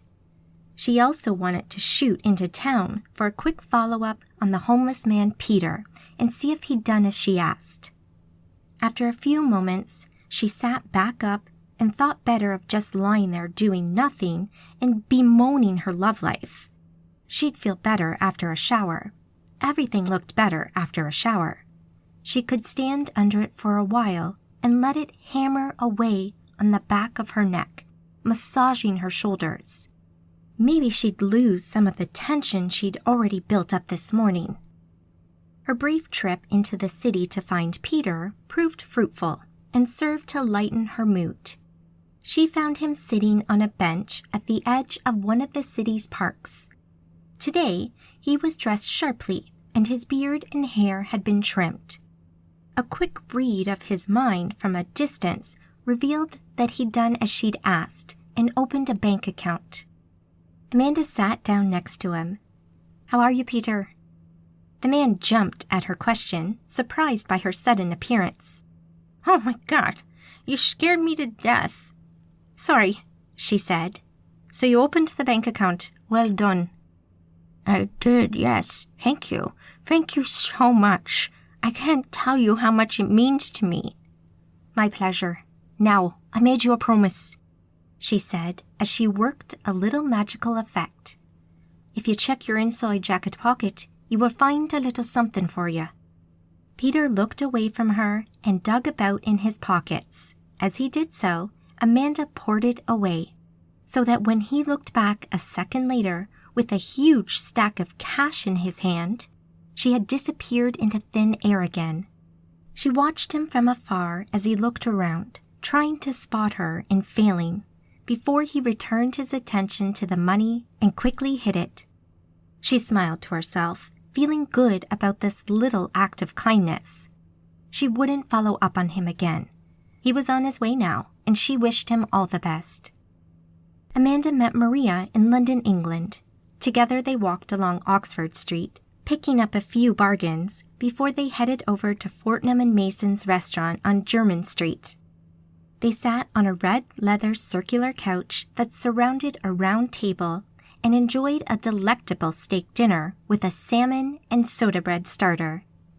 They talked about the recent events in New York and the Inquisition's latest attack. Maria agreed that Amanda needed to find out where they were so she could deal with them as soon as possible. Talk soon came round to her new lodgers, Tabitha, Tony, and Melissa. Amanda recounted the tale of the attack they'd suffered at the hands of the Nomads, using magic that they hadn't seen before. "There's plenty of magic that isn't used regularly," Maria said. "Necromancy, for instance, and astral magic. Maybe that's what they saw." "Maybe. Tabitha said that the Nomad disappeared using it and then came back moments later." "Disappeared? Using magic they hadn't seen before."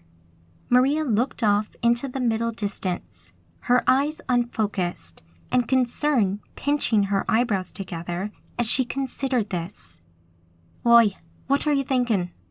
"Only of the old Nomad legend of the Magnus Transitus, the Great Crossing." "I've heard of that," Amanda said. "Isn't that when they passed into the abyss?" "I'm no scholar on the subject, but as far as I know, apart from a few rumors, no one has ever managed it before." "Until now, perhaps." Maria shrugged. "Maybe. You said you can get in touch with Trevelyan any time these days. Maybe ask him. The council is probably your best bet for that kind of information." Amanda nodded and looked at her glass of wine. Could it be that this nomad, or this trio of nomads, had discovered how to pass into the abyss? It seemed unlikely, but then magic had seemed unlikely to her a few years ago, so maybe it wasn't so far-fetched after all. She made a mental note to send a message to Trevelyan to see if he knew anything. "So these girls are staying with you now then?" "Yeah, they're lovely. I do like them. I feel sorry for what they've been through, but Tony and Tabitha have each other. They're all good friends, and have a good crack at life from what I can see." "Tony and Tabitha are lovers then, I take it." Amanda blushed, suddenly thinking back to last night again. Yeah, they are." Maria raised her eyebrows at Amanda. "You're holding something back, I can tell. What is it?" "Nothing. I'm not holding anything back." "Amanda Jane Page, I know you well enough to know when you're lying to me." Amanda sighed. Maria raised her eyebrows expectantly. "All right, fine. I walked past their room last night and heard them, at it," she said, feeling a little self-conscious telling Maria about it, but she knew she could trust her. "Huh," Maria laughed. "Is that all? So what? It's only sex, Mandy." Amanda sat back, surprised by Maria's reaction, but also relieved. Yeah, you're right," she said, and all of a sudden she had a totally different perspective on it. It had turned on a dime, and just like that, Amanda wondered what she'd been worried about. Maria placed her hand on Amanda's where she rested it on the back of the sofa.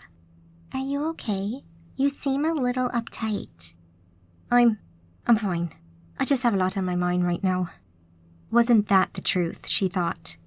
There always seemed to be someone wanting to kill her these days. The feeling of responsibility she felt for the Magi in New York also weighed heavily on her shoulders. And with the Inquisition here targeting Arcadians and what she thought must be a way of getting to her somehow, that weight had grown much heavier. Sitting with Maria, though, and talking with her made her feel so much better. She felt more at ease than she had done for a few days now. "Well, if you need to share, you know where I am." "I do, and thank you. I think I needed my bubble burst," she laughed. She'd been so wrapped up in things that she couldn't see the woods for the trees. She'd been too close to it. She'd been terrified that hearing Tony and Tabitha meant something profound. But all it meant was that she was only human after all, and it didn't really matter who she liked, male or female. Feelings didn't care about such things. You either had feelings for someone or you didn't. Maria had given her that perspective in a few quick words and made her realize what she actually knew all along, to just follow her heart. Amanda smiled at Maria and left her hand under hers, enjoying her touch and her smile. Maria looked gorgeous, like she did every day, she supposed, but for some reason, she noticed it today. If she were honest with herself, she did find Maria attractive. Perhaps, just maybe, she quite fancied her. She looked at her friend, eyed her up and down surreptitiously, looking at her with different eyes. Maria wore a fitted skirt with a slit up the side, which showed off her legs quite nicely, which Amanda had caught herself admiring a few times this dinner. Those legs, clad in thin hosiery, looked particularly inviting today, and she caught herself wondering what it might be like to run her hand up the inside of Maria's thigh, feeling her warmth, her heat. Amanda flushed and felt kind of weightless as she thought about touching Maria. She couldn't help but admire her and let her gaze lock with Maria's over her wineglass. She found herself enjoying looking into those deep blue eyes and feeling like she might drown in them. Maria's fingers caressed the back of Amanda's hand, gently tracing patterns on her skin. The softness of her touch, her gentle manner caused Amanda to feel very relaxed and to get a pleasant tingling sensation in her head and neck. Amanda couldn't help but caress Maria's hand in return before interlocking their fingers. Had Maria caught her looking at her? Maybe, but she realized she didn't really care if Maria had noticed. Amanda went back to her drink, feeling a little more at ease with things as the waiter approached, asking if they would like anything else. Their hands separated and they finished their drinks. Had their relationship just changed? To my grace, Mary Damask. God has blessed us once more and seen fit to gift us with precious knowledge.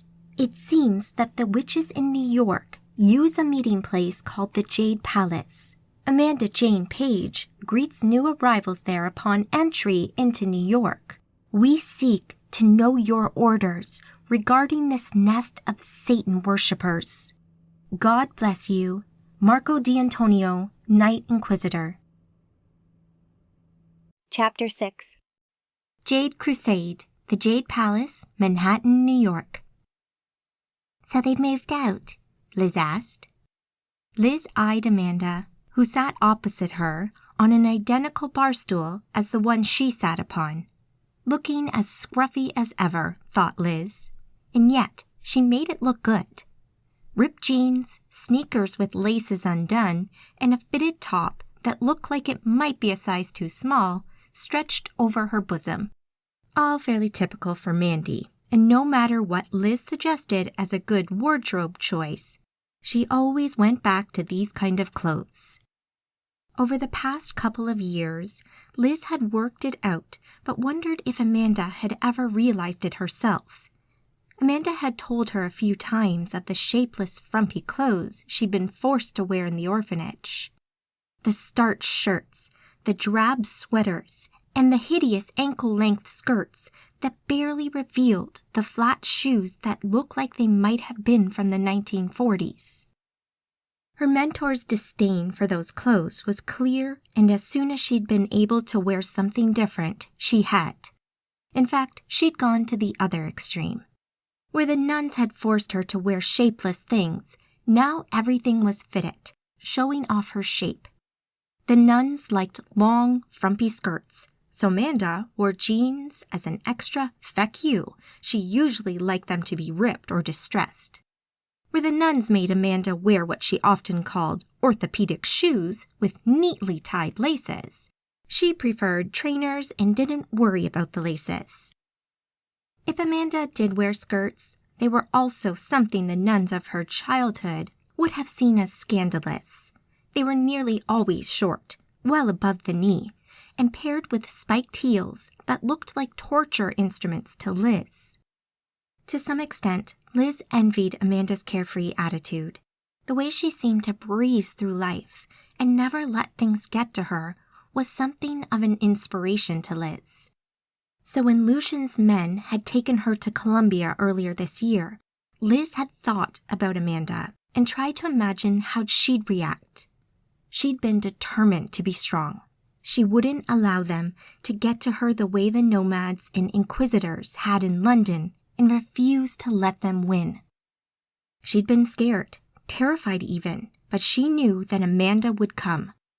Liz felt that she'd come out of that ordeal a good deal stronger, and from that point on, she knuckled down with her magical and martial arts studies.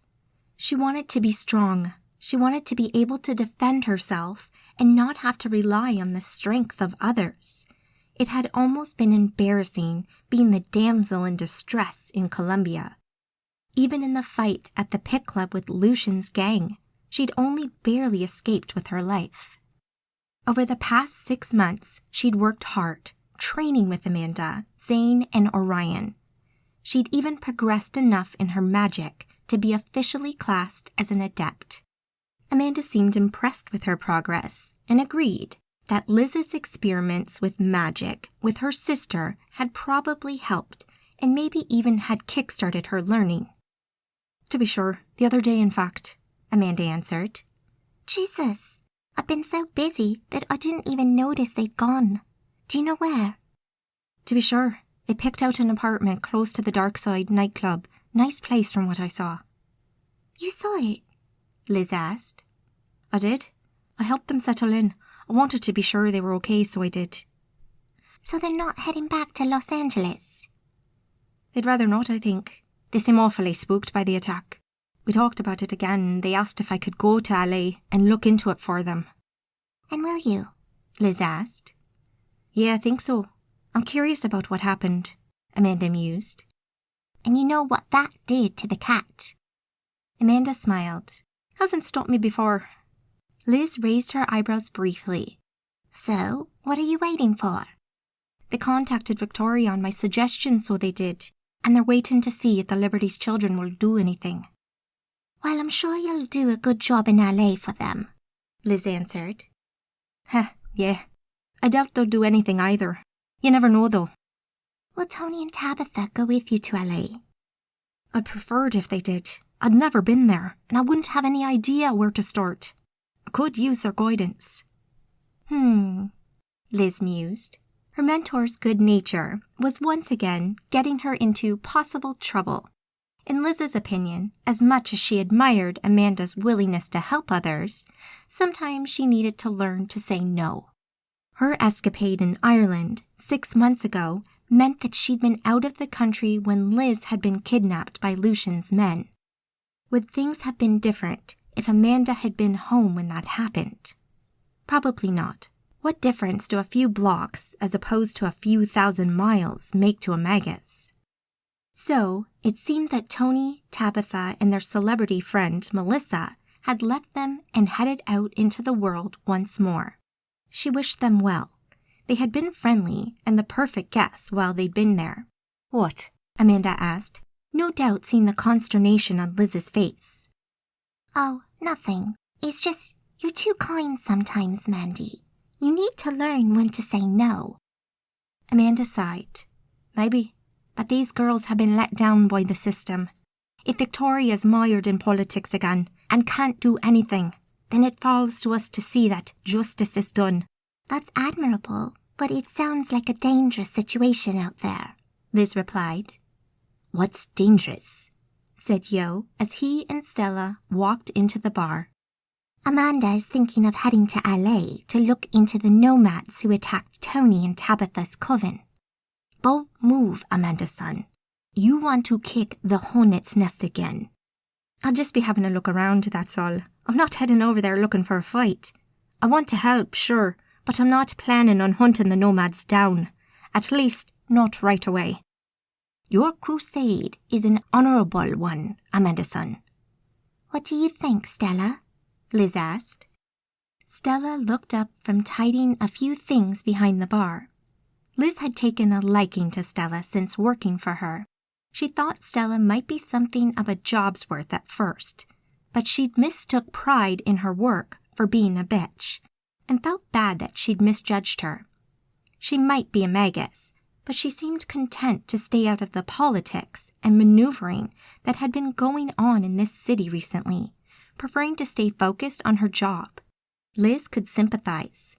She could see Amanda getting drawn into it more and more each day, hobnobbing with the council and now potentially interfering with an issue that should really be handled by the American Arcadians did not bode well for her mentor. I honestly couldn't say. I don't think I know enough about the situation, really. Some Magi from LA want Amanda to head over there and look into the Nomads who attacked and killed their coven mates, Liz explained. Well, I'm not sure I could do it, but sure, if you can help. Looks like I'm outnumbered, Liz said. Not at all. I value your opinion, Amanda reassured her. I'll bear it in mind. Screeching tires from several cars sounded outside in the darkened street as headlights from at least 3 black 4x4s lit up the inside of the Jade Palace.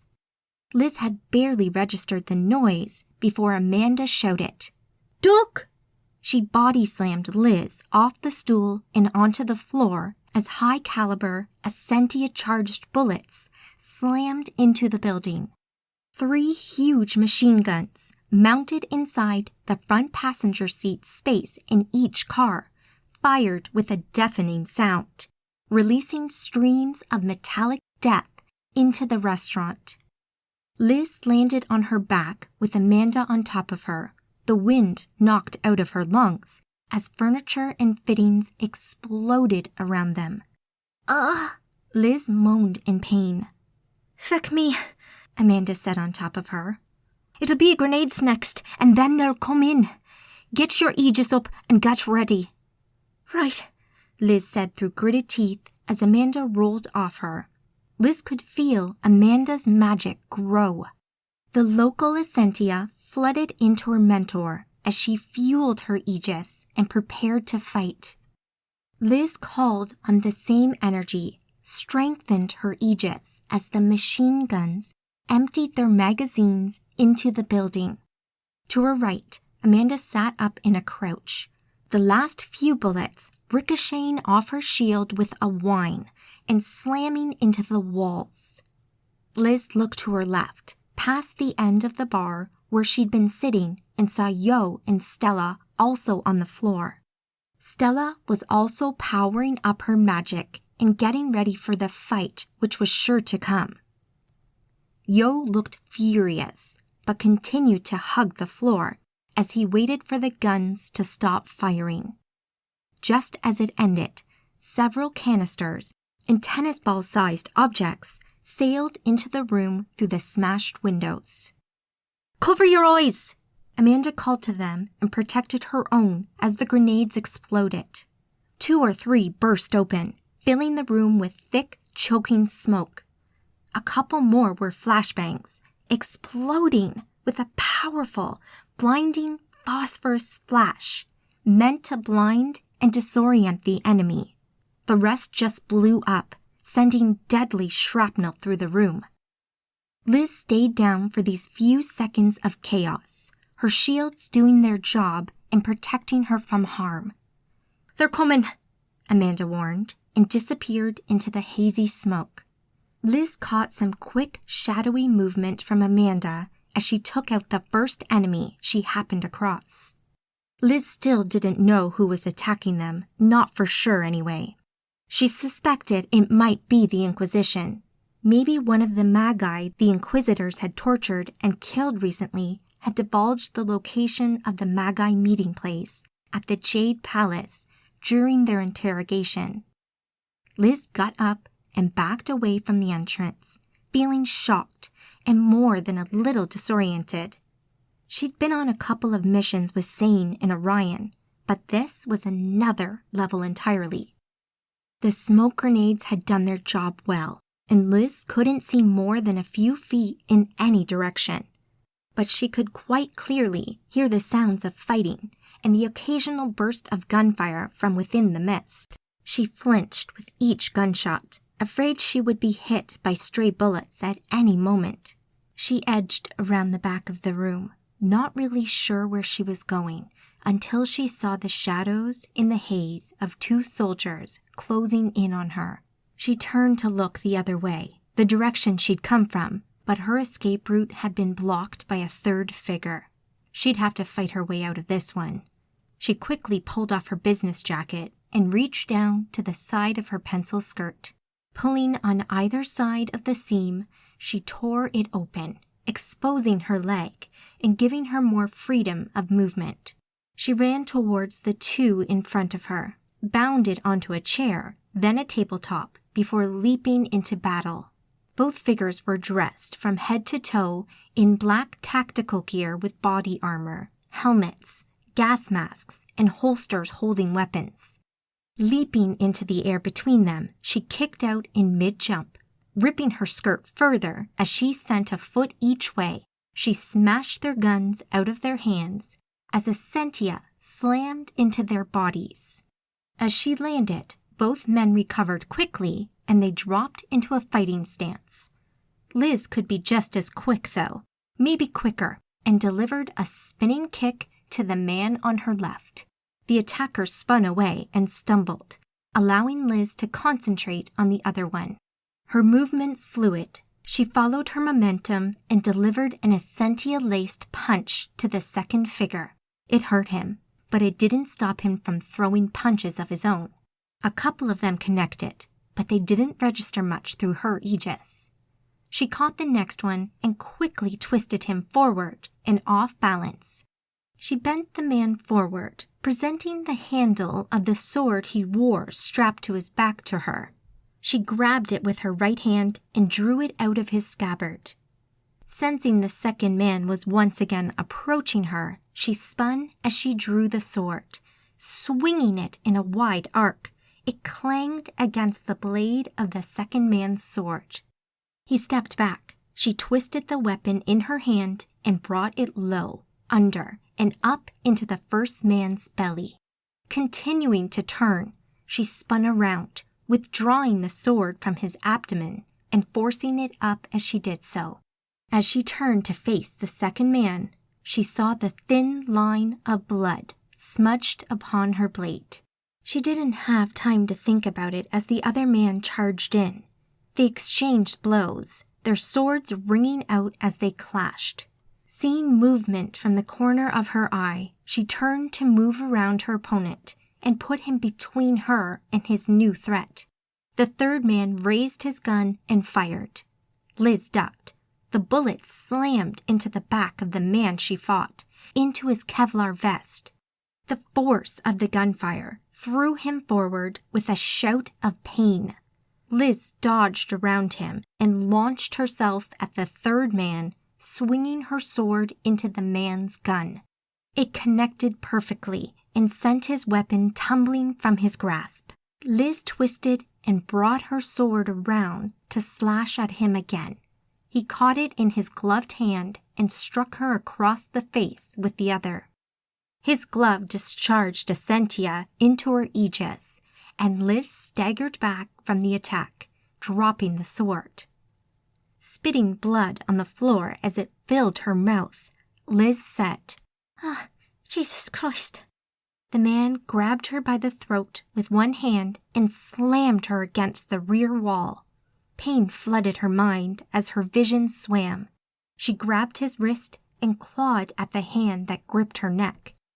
"Blasphemy. You will die tonight, witch." He spat as she heard him draw his sidearm. A single gunshot rang out to Liz's left. Blood splattered across her face as a bullet slammed into his head. He went limp. Letting go of Liz's neck, he dropped to the floor like a sack of potatoes.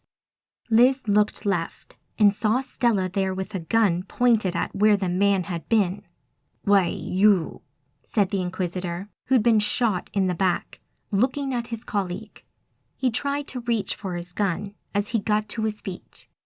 "Try it," Stella warned him, aiming her gun at him. The man looked around. The smoke had thinned, and it was painfully clear that the Inquisitors had lost. Yo stood in the middle of a pile of bodies, blood soaking the huge claws on his hands. Amanda stood in the middle of the room, her magic holding an Inquisitor up off the floor by the neck. The last of the Inquisitors to attack Liz, backed off, and along with a couple of other survivors, moved gingerly out of the building. Liz rubbed her neck and turned to Stella.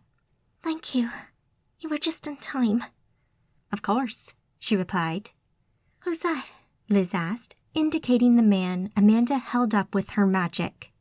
"No idea," Stella answered. Liz approached her mentor through the debris, noticing an illusion had been cast over the front of the building to hide the attack from the public. "You leave the city today, and if Mary has a problem with me, you tell her to come here herself, rather than send more frickin' idiots like you. Got it?" Amanda said. The man barely managed to nod, but it was clear he agreed.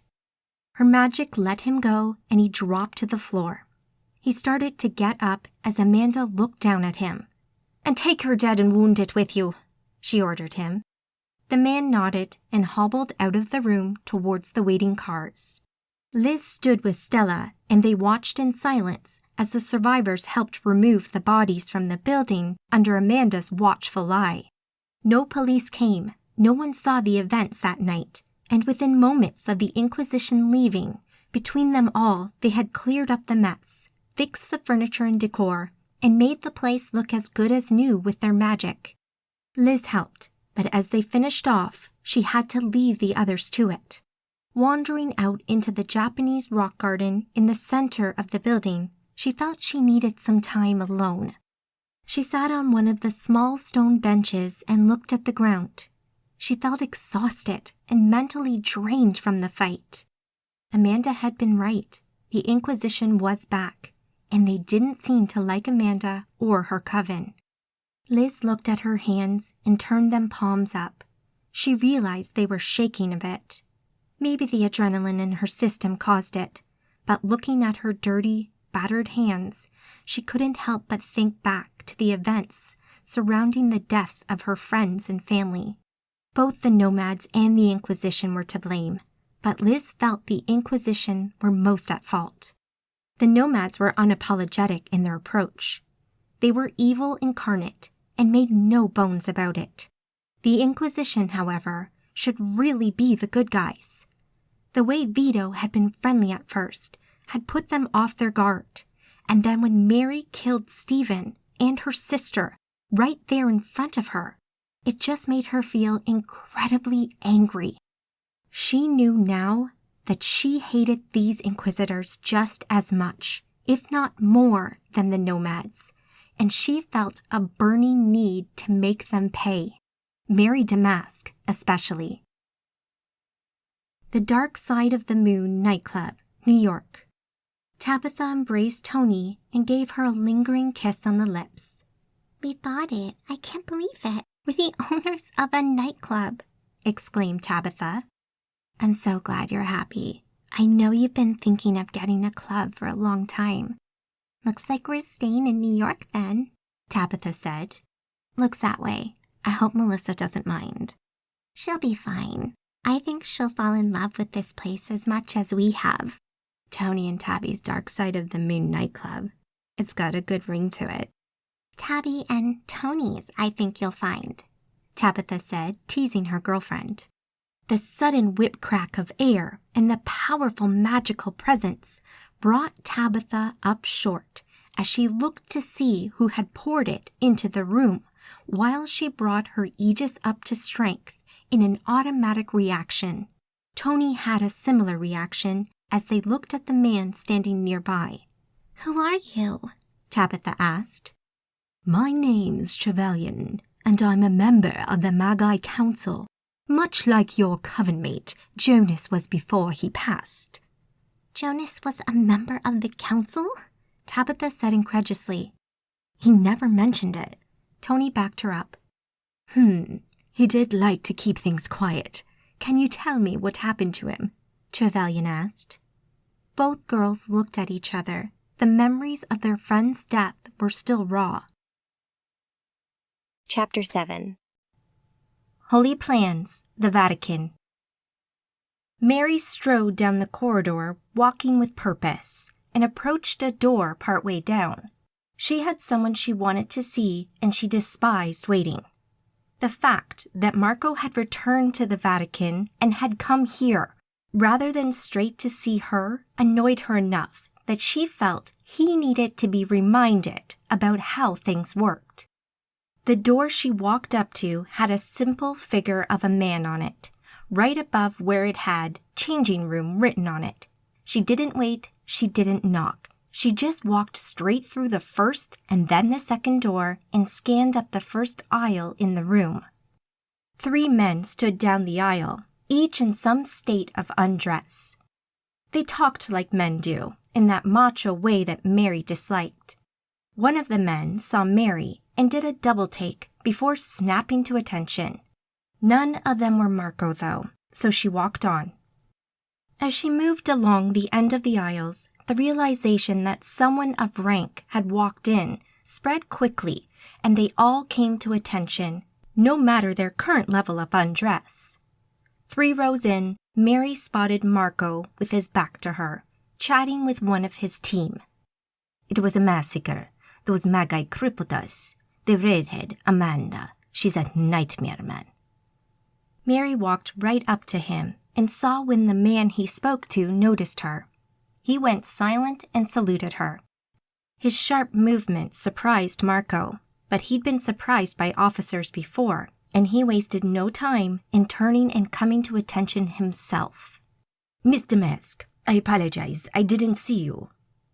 Mary didn't have any time for this, so she punched him in the gut with a fist filled with divine energy and doubled him over. Grand Inquisitor Damask to you.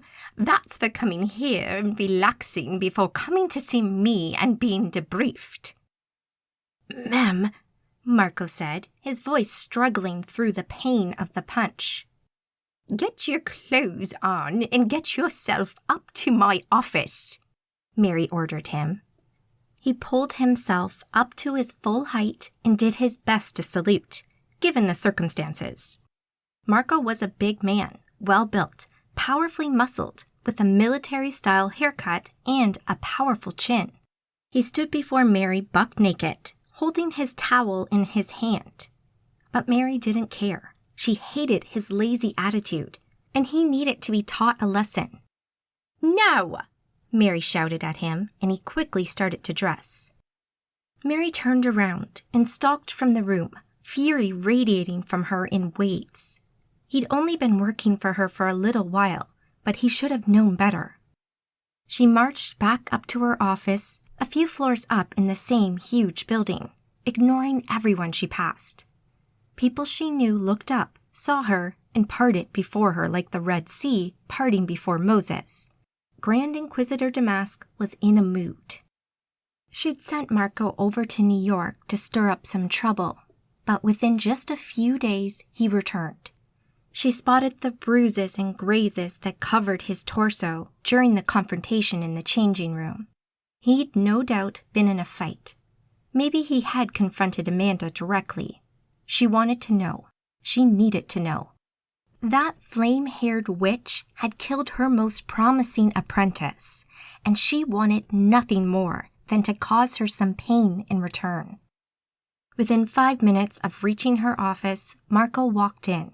He wore a utilitarian outfit, combat trousers, fitted top, and military boots all in black, but all of it hastily put on. Even his hair still looked wet. He stood before Mary's desk in an at-ease position. Mary finished what she was doing and looked up at the man. If you ever return from a mission again, well, I'm available in my office, and don't bother to come see me immediately. Being embarrassed in the locker room will be the least of your problems. Now, give me your report. We arrived in New York as planned and followed the intel we already had from our agents within the city. The first coven we cleansed fell easily, although one of their number escaped. Excuse me, Mary interrupted. Marco gulped. One of them escaped, my men. She fled the scene, and we believe she reported back to the primary target. You mean Amanda? Mary sighed. Go on. During our interrogation of the other 3 witches, we discovered that a place of business called the Jade Palace was being used by Amanda to meet with new Magi as they arrived in the city. So, we made our plans to assault the target. Let me guess, judging by the number of men in that changing room, you lost some of them during the operation. That is correct. What happened? Mary asked as she sat back in her seat.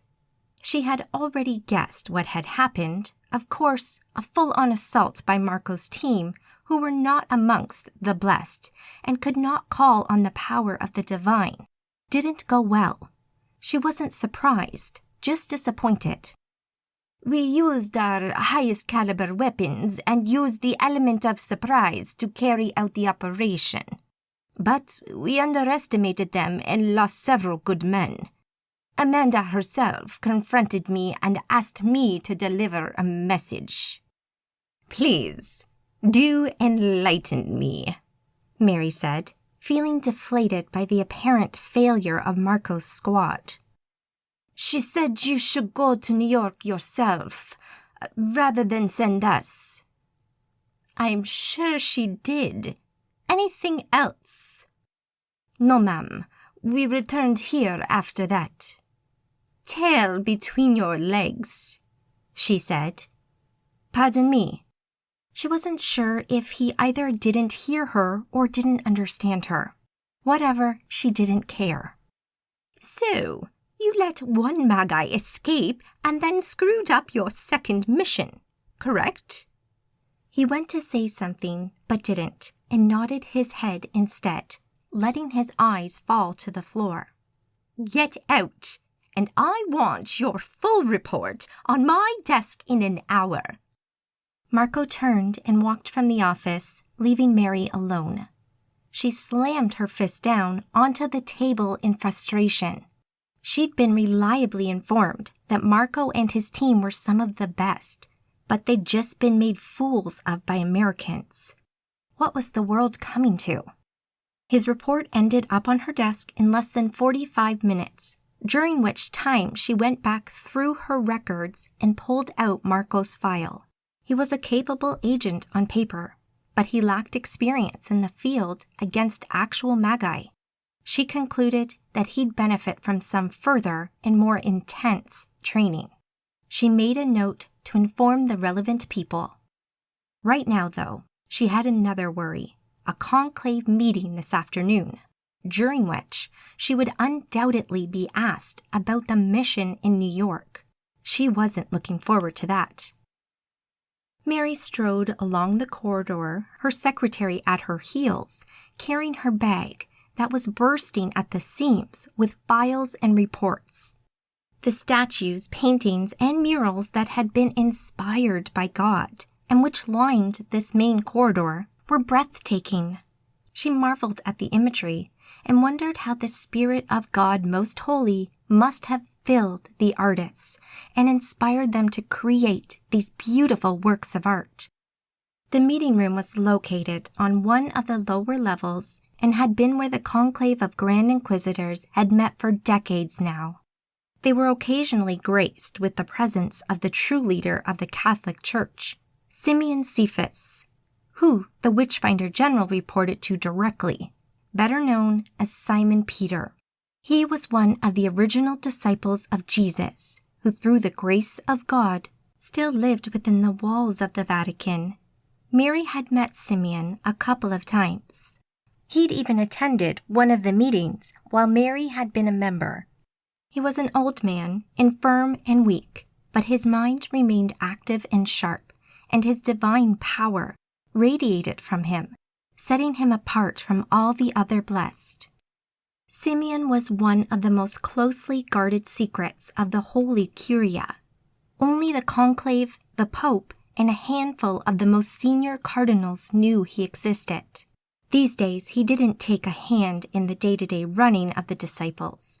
Instead, he acted as an advisor and a guide to the Witchfinder General and the Pope. However, the mere thought that he might attend made everyone dress to impress. Mary approached the room and saw a few of the other Grand Inquisitors standing around outside.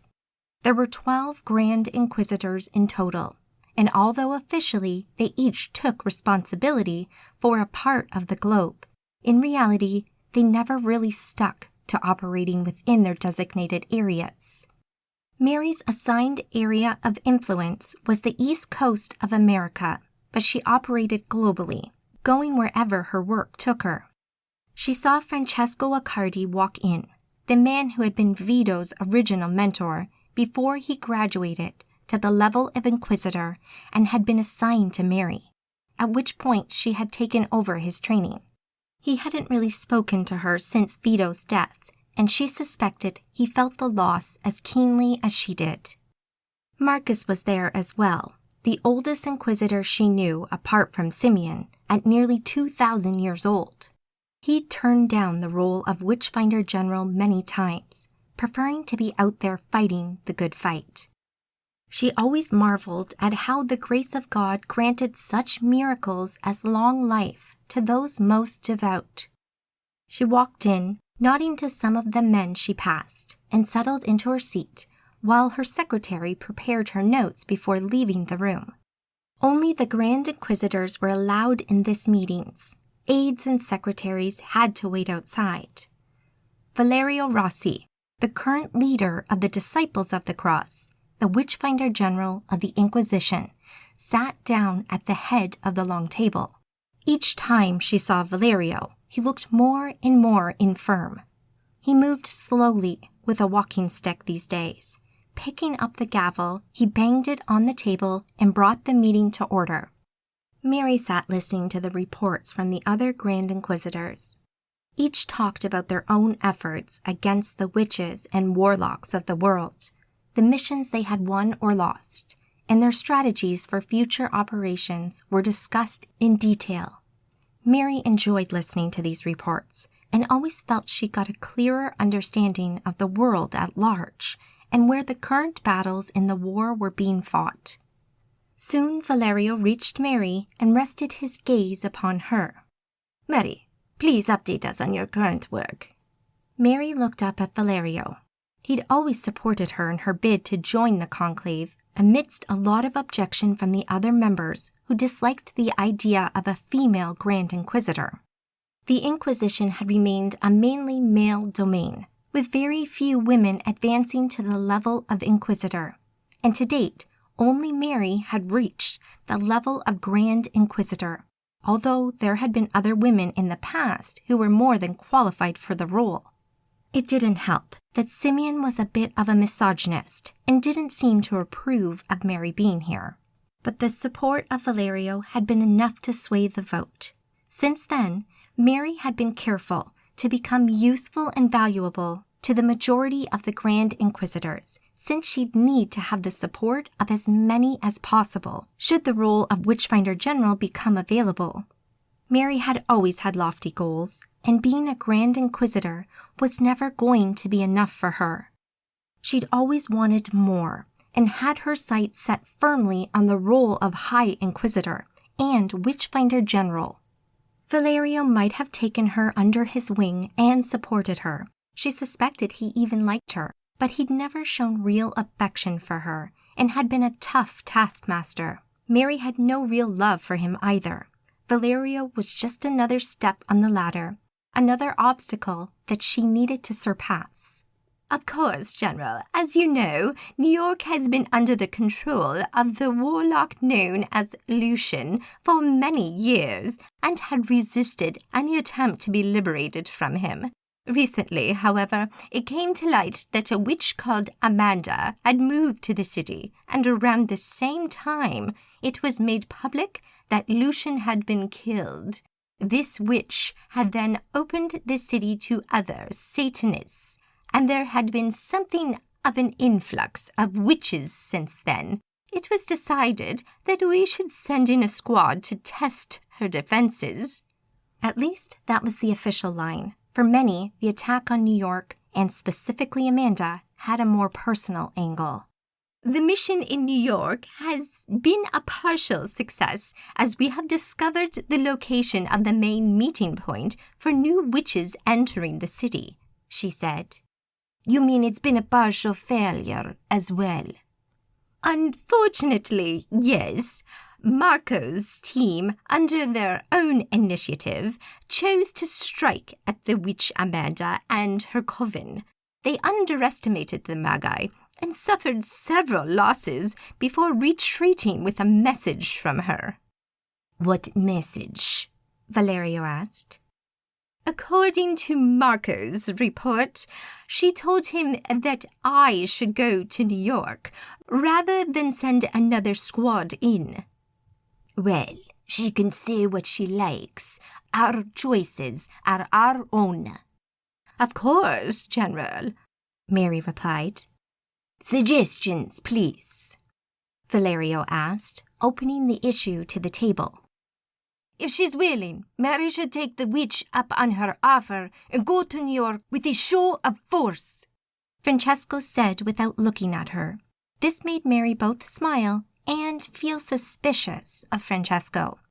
She agreed with his suggestion, and she wanted to go to New York and show Amanda the true might of the Inquisition. But at the same time, she wondered what his motives were. Did Francesco hold a grudge against her for the death of Vito and want her dead after all? Was he gambling on Amanda killing her? She had no way of knowing, but resolved to watch Francesco a little closer from now on. I volunteer to go to New York. This witch needs to understand that we won't take such threats lying down, said Nico Orsini, a large man and the youngest of the conclave. He had a hot-headed attitude and always volunteered for any operation that looked like it might end in a fight. Mary rolled her eyes at his comment. She should have expected such a thing from him. I would like to make the chair aware that I would like to go to New York, just as the witch had asked, and finish this mission myself, Mary said. Duly noted, Inquisitor Damask, Valerio said. But I think I have made a choice regarding this. We will send a new task force to Manhattan to fight the witch incursion there, and I will lead it myself. I will bring this witch to justice. Sir, do you think that's wise? Mary asked as a few gasps sounded around the table, along with a low muttering. She knew that Valerio supervised missions personally from time to time, but those seemed to be less and less common. She wondered what his angle on this was. Was he trying to protect her, or did he see her as an incompetent female who needs to be shown how to do it? I know I don't go into the field much, but I am more than capable of dealing with this little witch, and I have more experience with this than most of you, he explained, his eyes resting on Mary for a couple of seconds. Of course, sir.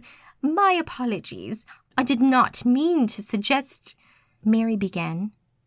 Duly noted, he said, dismissing her comment with a wave of his hand.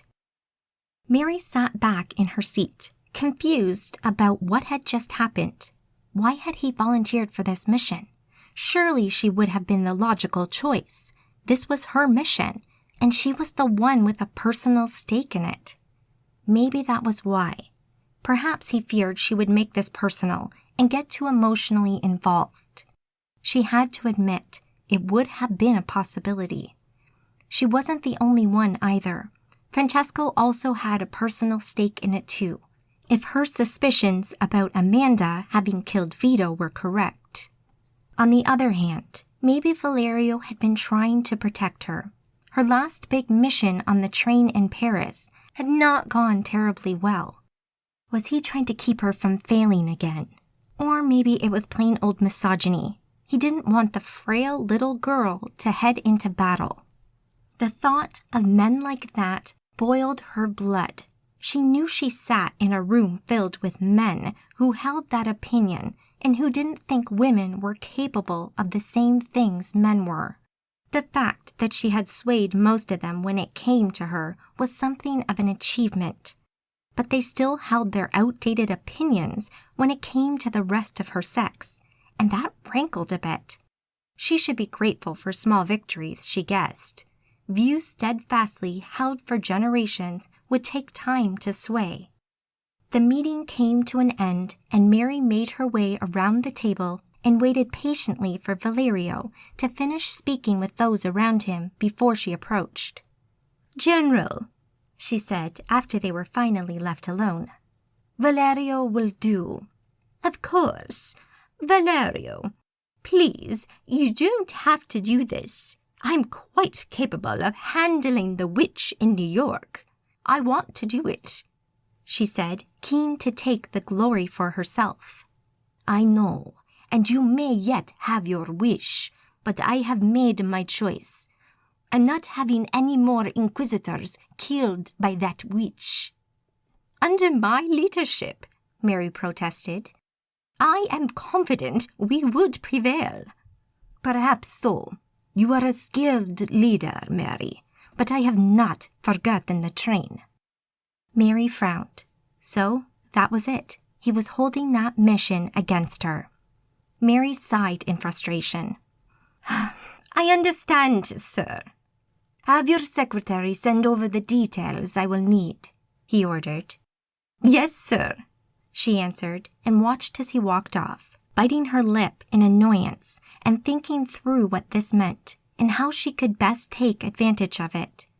As she watched him hobble out of the meeting room, an idea formed in her mind. She wouldn't make any more attempts to turn Valerio from this course. In fact, she would support him wholeheartedly and make a fresh round of appeals to the conclave members who mattered.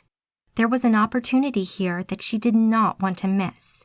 She rushed back to her office, her secretary struggling to keep up with her. She had a few phone calls to make. Nowhere. Alicia lay on the floor on her side, naked and in pain. This woman, who called herself Yasmin, had visited her every few hours, she guessed, and each time she either launched into a violent attack or comforted her and held her lovingly.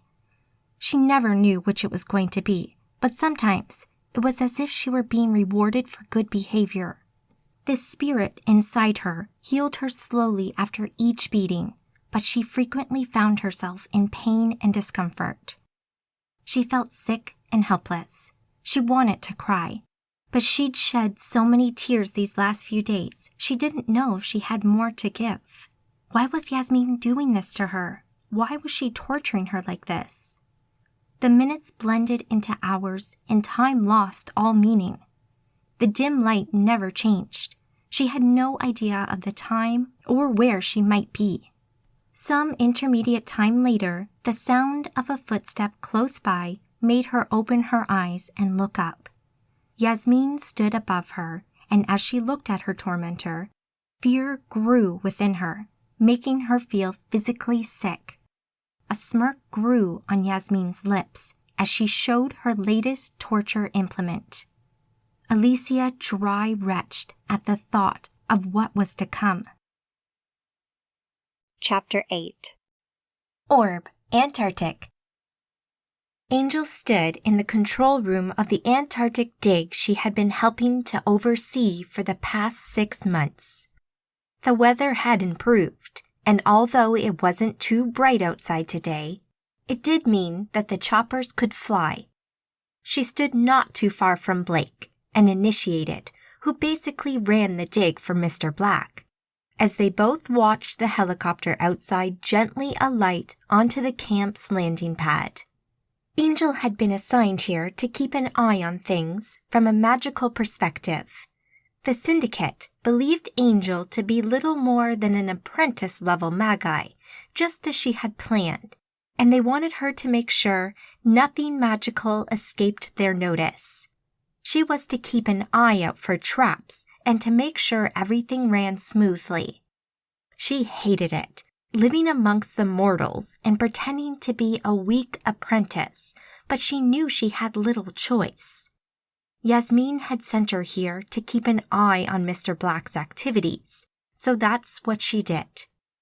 As it turned out, she'd only been here for 3 months before she had been rotated off and given a break that allowed her to get away and pursue her own interests before she was brought back 2 months later. The time away had been put to good use, returning to her company in Milan and making sure everything was running as it should with her coven before she had to return to the snowy wastes. The dig had progressed slowly, but without incident, and now they were at their goal, and Mr. Black had insisted that he should be here for it. He wanted to be the one to hold the artifact before anyone else. So the dig had been halted while they waited for a clear day.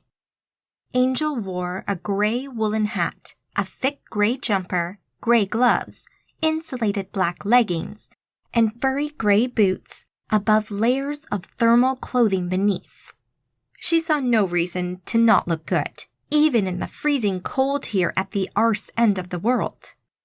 Outside, the helicopter doors slid open, and several people climbed out, one of which needed help. They walked through the cold wind and up the steps to the control room entrance. They had to pass through an anteroom that kept the cold at bay before they entered the main room. They all wore dark, extreme cold weather gear and looked very official. Angel had a good view of their guests as they closed the outer door and shook the snow from their coats before opening the inner door. The computer system that controlled the building only allowed one door to be open at a time to preserve the heat. Angel knew some of the people in the group. She'd either seen them around the syndicate compound or she knew them by reputation. Mr. Black had 2 prominent aides with him. One of them was a board member, the other she knew to be a magus. 2 security guys entered the room first, double-checked it, and only when they were sure it was safe did they allow Mr. Black through. Mr. Black looked old. He was about 5 feet tall due to his hunched back, had wispy silvery hair around the back and sides of his head, and walked with a walking stick. True to his name, he wore all black clothing, including a long black overcoat. He moved at a reasonably quick pace for a 90-year-old man and came to a stop in front of Blake. Roxanne Carter, board member, and his most trusted aide stood behind him, as did Isha Darzi, who, as far as Angel knew, was the most powerful magus that Mr. Black employed. Blake performed a small bow and greeted Mr. Black. "Sir, it's a pleasure to have you here finally," Blake said. He stood just in front of Angel as she watched and took everything in. She concentrated hard on keeping her effect on the local essentia under control, just in case Isha noticed anything to give away her true ability. "I have been watching your progress closely, Mr. Preston, and I have been most impressed. I believe you are ready to extract the artifact." "That is correct, sir. We have been waiting for your arrival before continuing any further." "And you must be Angel," Mr. Black said, speaking to her now. "I don't believe we met in person before. I'm grateful for your efforts." Angel smiled and nodded.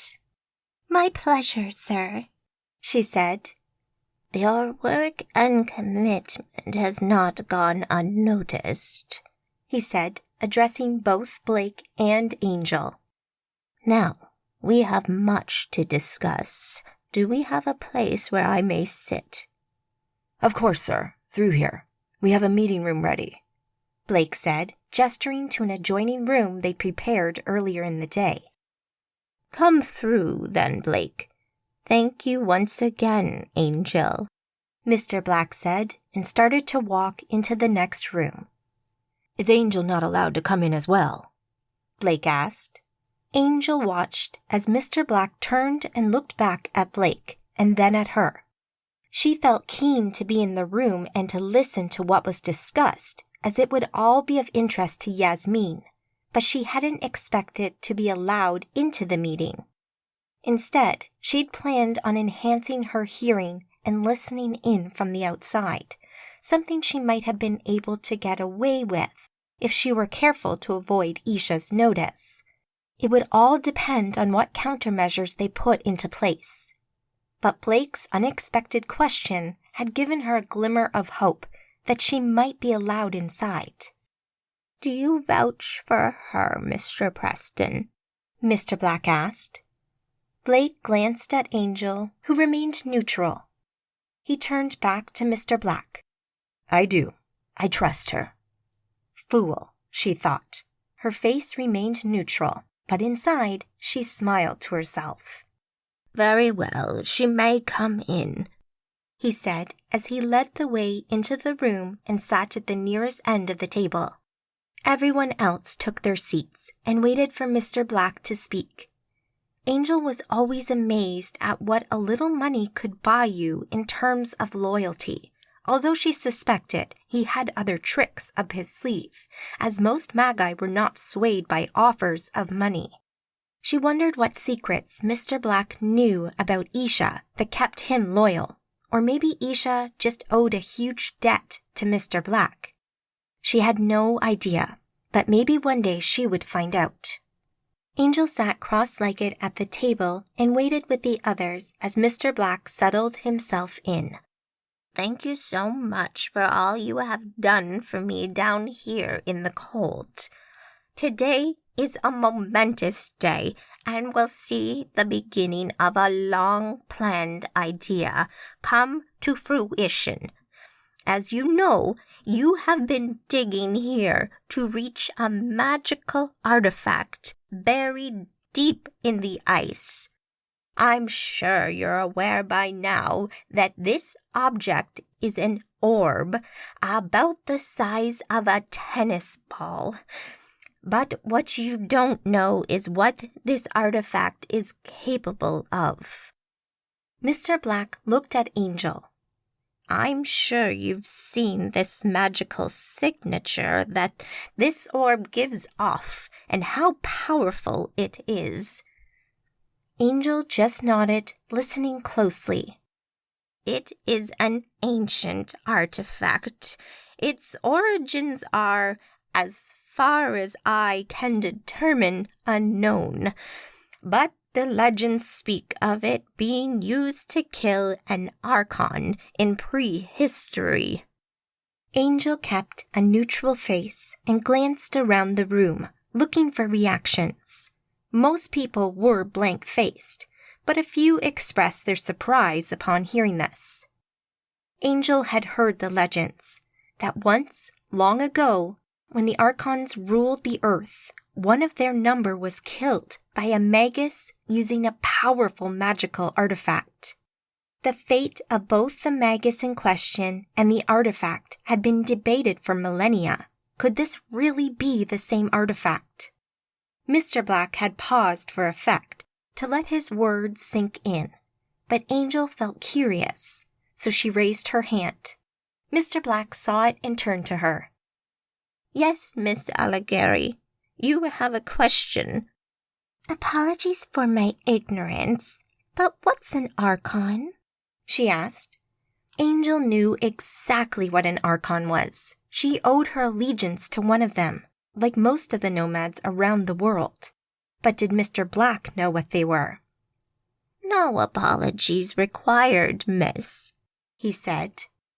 Angel noticed Isha looking at her, but ignored it and kept her magic in check. "The Archons, my dear," he continued, "are creatures of vast power.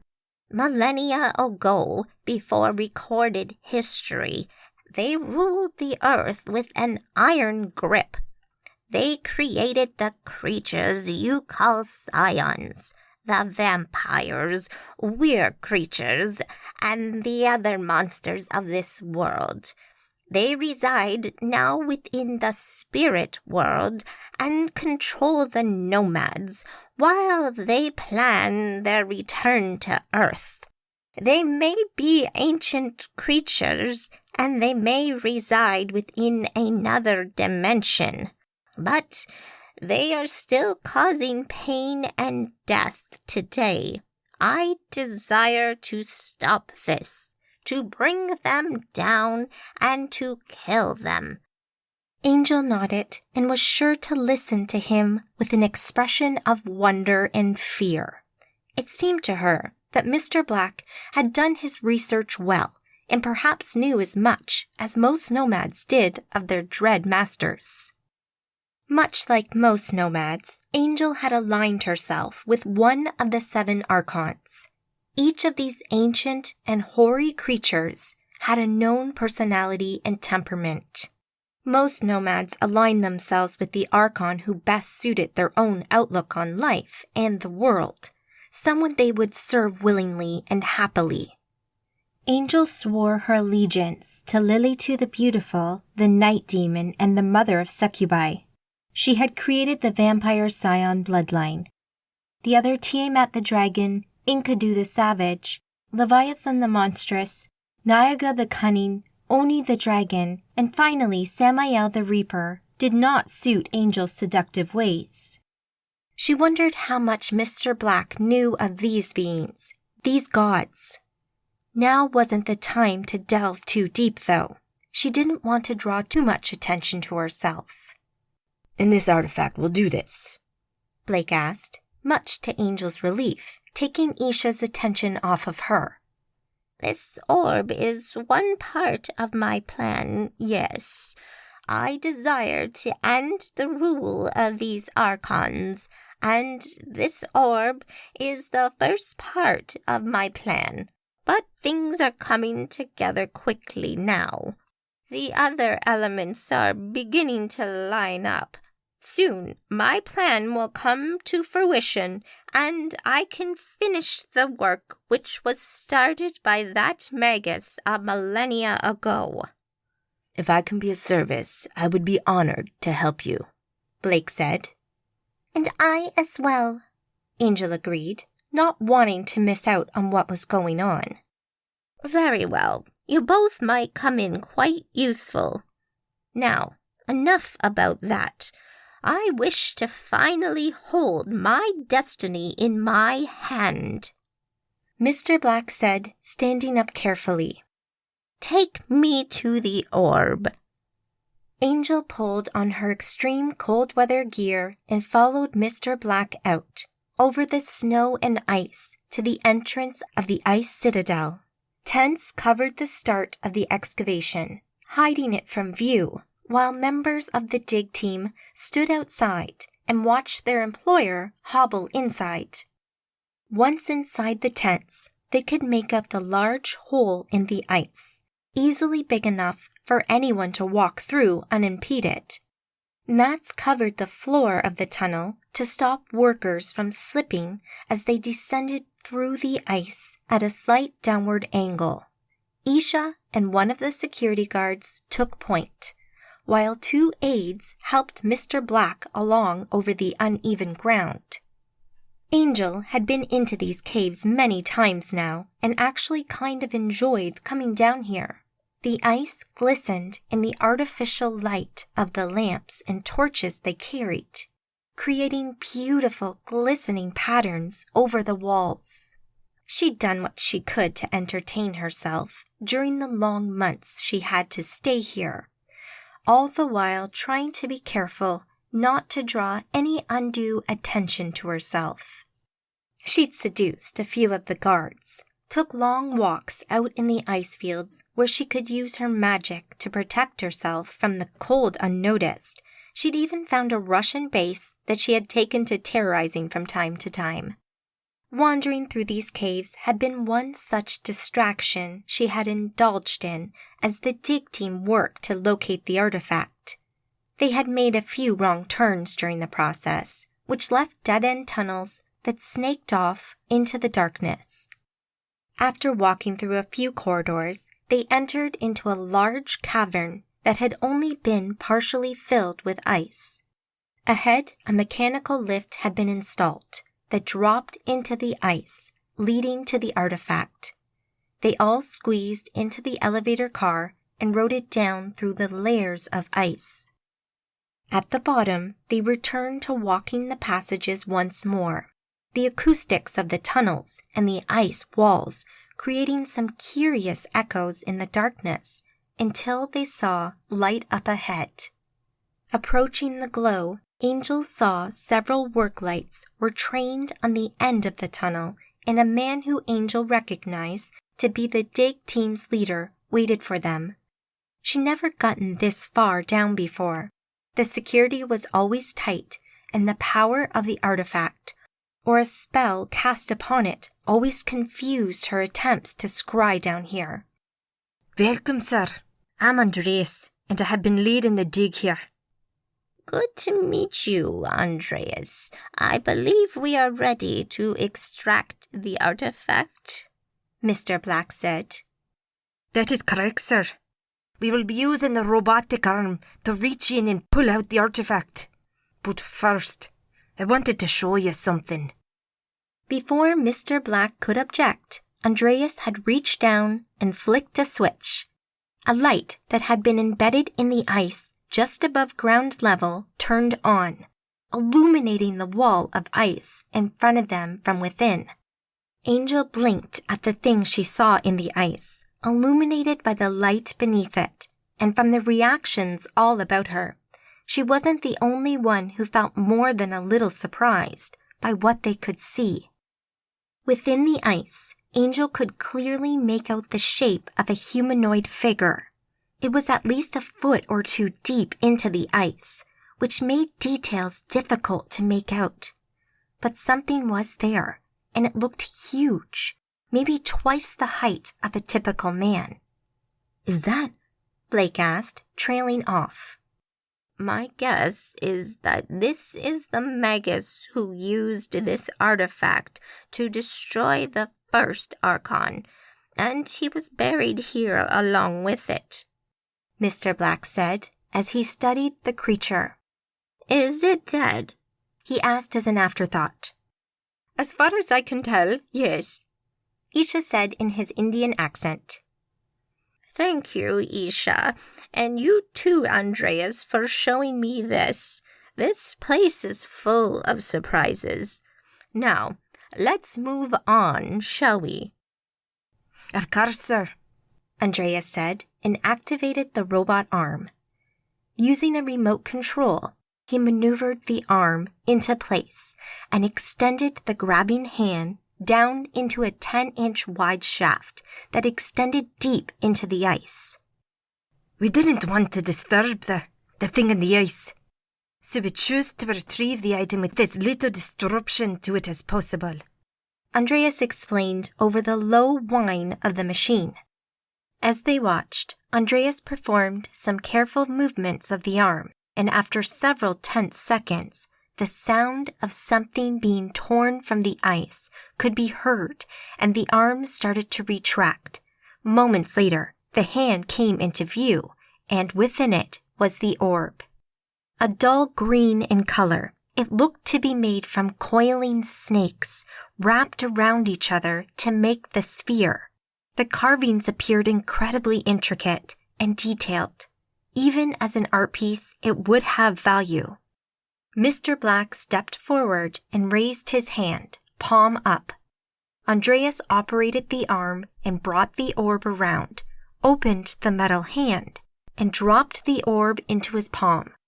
Angel watched all this in fascination and could feel the magical energy that expanded out from the object and pressed in against her own magic. This thing was powerful. As Mr. Black held it in his hand, the orb started to glow green, the light coming from within. He turned back to face the group, holding the orb reverently in his hand, a look of rapture on his face. "Finally, it's mine," he said to himself as he gazed at the tennis ball-sized item, his face cast eerily in green light. "Well done, sir," Roxanne offered. "That's a huge achievement. You should be proud." "Thank you, Miss Carter, but our journey has only just begun. We have much to do," Of course. Very good, sir. Shall we escort you out? Yes, I wish to return to the surface. I need to check on the rest of my plans. Angel watched them go. She walked after them, but slowly, keeping her distance. Things had kicked up a gear with Mr. Black, and he now had a plan and supposedly the means to kill the Archons. Could he do it? Could he kill the Archons? Angel didn't know. She was skeptical, but artifacts were a tricky business. One thing she did know was she didn't like the idea. She needed to get in touch with Yasmin and tell her about the latest development. Nowhere. Alicia thought she might be going mad. What was real anymore? What had her life become? Every day was torture, pain, turmoil, and her mind felt like it might explode from the mess of rampant thoughts that tore through her brain at a rate that scared her. Her tormentor, her torturer, held her lovingly in her arms and caressed her face like a mother holding a baby. "You're mine, Alicia. You do know that, don't you? No one else's. You're mine to protect and love. Only I can do that for you, no one else."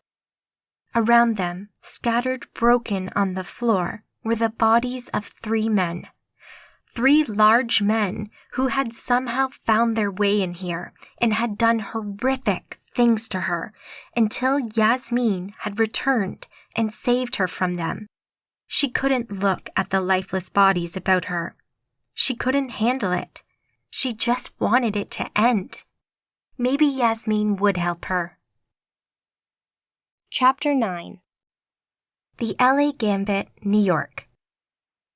Amanda looked up at the large black church that had been converted into a nightclub for as long as she could remember.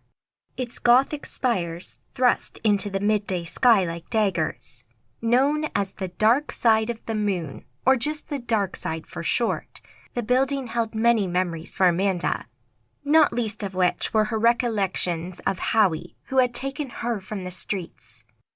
He'd been working security here for as long as she'd known him. And then there was Georgina, who she first met here and had become her best friend for those early years in the city. Now, it belonged to new owners. Tony and Tabitha had recently bought it. This was the first time she'd visited since their acquisition of the business, and from the outside, nothing much had changed. It was another cold day in New York. Winter approached, and it would only get colder before it got warmer again. Amanda, like most Magi, could use her magic to keep herself warm and protected from the cold, but it was always a good idea to try and blend in with the crowds. Amanda wore her usual jeans and sneakers, but wore a denim jacket buttoned up with her hands buried deep in its pockets. She walked up to the club's side door and knocked. Within moments, locks turned, and the door opened to reveal Howie standing in the doorway. Amanda smiled at him.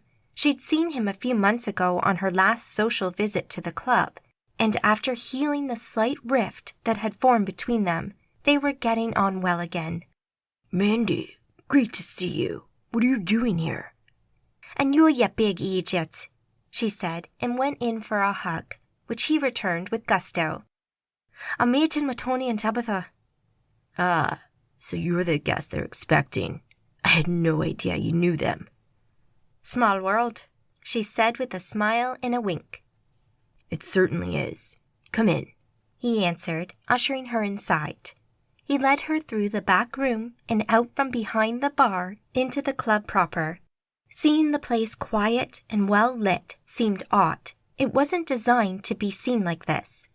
It was a lot messier than it looked at night, and she watched the cleaners going about their jobs as she followed Howie towards the VIP area. A set of circular stairs in the corner near the front entrance, cornered off by barriers to keep the undesirables out, led upstairs. She had never visited the VIP lounge before. She'd only ever seen the people up there from the floor below as they watched the dance floor from the balcony. Each floor in the club had a name. The basement, Amanda's usual haunt, was called the Crypt and played heavy metal and darker music. The main level had the moniker The Tomb and played more popular music, while the VIP level had been named The Tower. The VIP lounge was open to the floor below, as it was basically a large balcony above the ground floor, so the music from the tomb served the VIPs too. They walked through a seating area, past the pool tables and booths along the wall. Eventually, Howie led her to a door with a staff-only sign on it. He knocked and waited for a beat before a voice called out from within. "Come in," said a female voice Amanda recognized. Howie opened the door to see Tabitha sorting some papers on the small desk that was obviously meant to be used by a secretary. "Miss Tabitha, your guest is here," Howie said. Amanda, good to see you. Are you well? "Aye, I'm bang on, so I am." Tabitha looked a little confused by Amanda's answer. Good. I have no idea what you just said, but I take it you're well. Amanda chuckled to herself. "I am, yes." Come in then, come in. Take a seat in there, she said, gesturing into the next room that looked like an office. Tabitha dismissed Howie and shut the door as Amanda took her seat. So you wanted to see us? Tabitha said. "That's right. Are the others around?" "Let me see," Tabitha replied before she slipped from the room to hunt them down. Moments later, Tony, Tabitha, and Melissa joined her in the office. "So, I've spoken with Victoria this morning, and predictably she's run into problems trying to arrange an appropriate response to the Nomads in Los Angeles," Amanda began once the others were settled. "The Magi Legion is being their usual selves, and both blocking Victoria's suggestion that they should contact a council for aid, and bogging Victoria down in negotiations about the force they should send into Los Angeles. Basically, they're throwing their weight around and being difficult." "I'm not surprised," Tabitha said. "They never really liked us. They disliked that Liberty's children and the Coven of Angels worked together on various projects.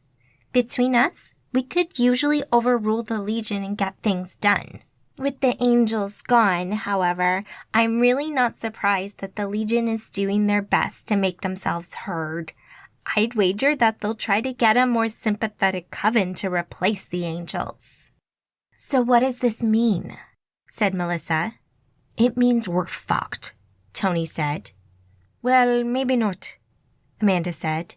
"Despite the Legion not wanting to involve the Magi Council in this, they are quite aware of the situation in LA and feel a response of some kind is needed. So, Trevelyan has asked me to look into it. Victoria knows and has said that she would be happy to assign a few Magi to help us, as long as we keep a low profile. Providing the Legion doesn't know about it, we'll be fine." "So are we going?" Tony said, with hope shining in her eyes. Amanda sat forward, her tone serious. "I'm going. I'd like you to come as well, but I'm not forcing you. It could be dangerous. If you come, you do so at your own risk." With a snap, 4 women appeared out of nowhere in the driveway to what was once an expensive-looking mansion in the Hollywood Hills. However, the police tape and the boarded-up windows took some of the sheen off the place. Amanda looked up at the house, surrounded by bushes and trees. "Very nice." "It used to be," Melissa answered. Amanda used her etheric sight and noted that the magic that had once been in effect here had been almost entirely swept away. "What's the plan?" Tabitha asked Amanda. "Well, we have a few hours to kill before the Magi from DC get here, so I thought we could have a look around the house. I'll probably take in a little of the city as well since I'm here." "You're going in there?" Tony asked. "You don't have to come with me. You know where to meet me later. I'll see you then, if you'd like to do your own thing." Tony looked at the other 2 girls. "I don't really want to go in there again." "Fair enough," Tabitha answered her. "I want to stay close, though, so how about we wait around back for you, Amanda?"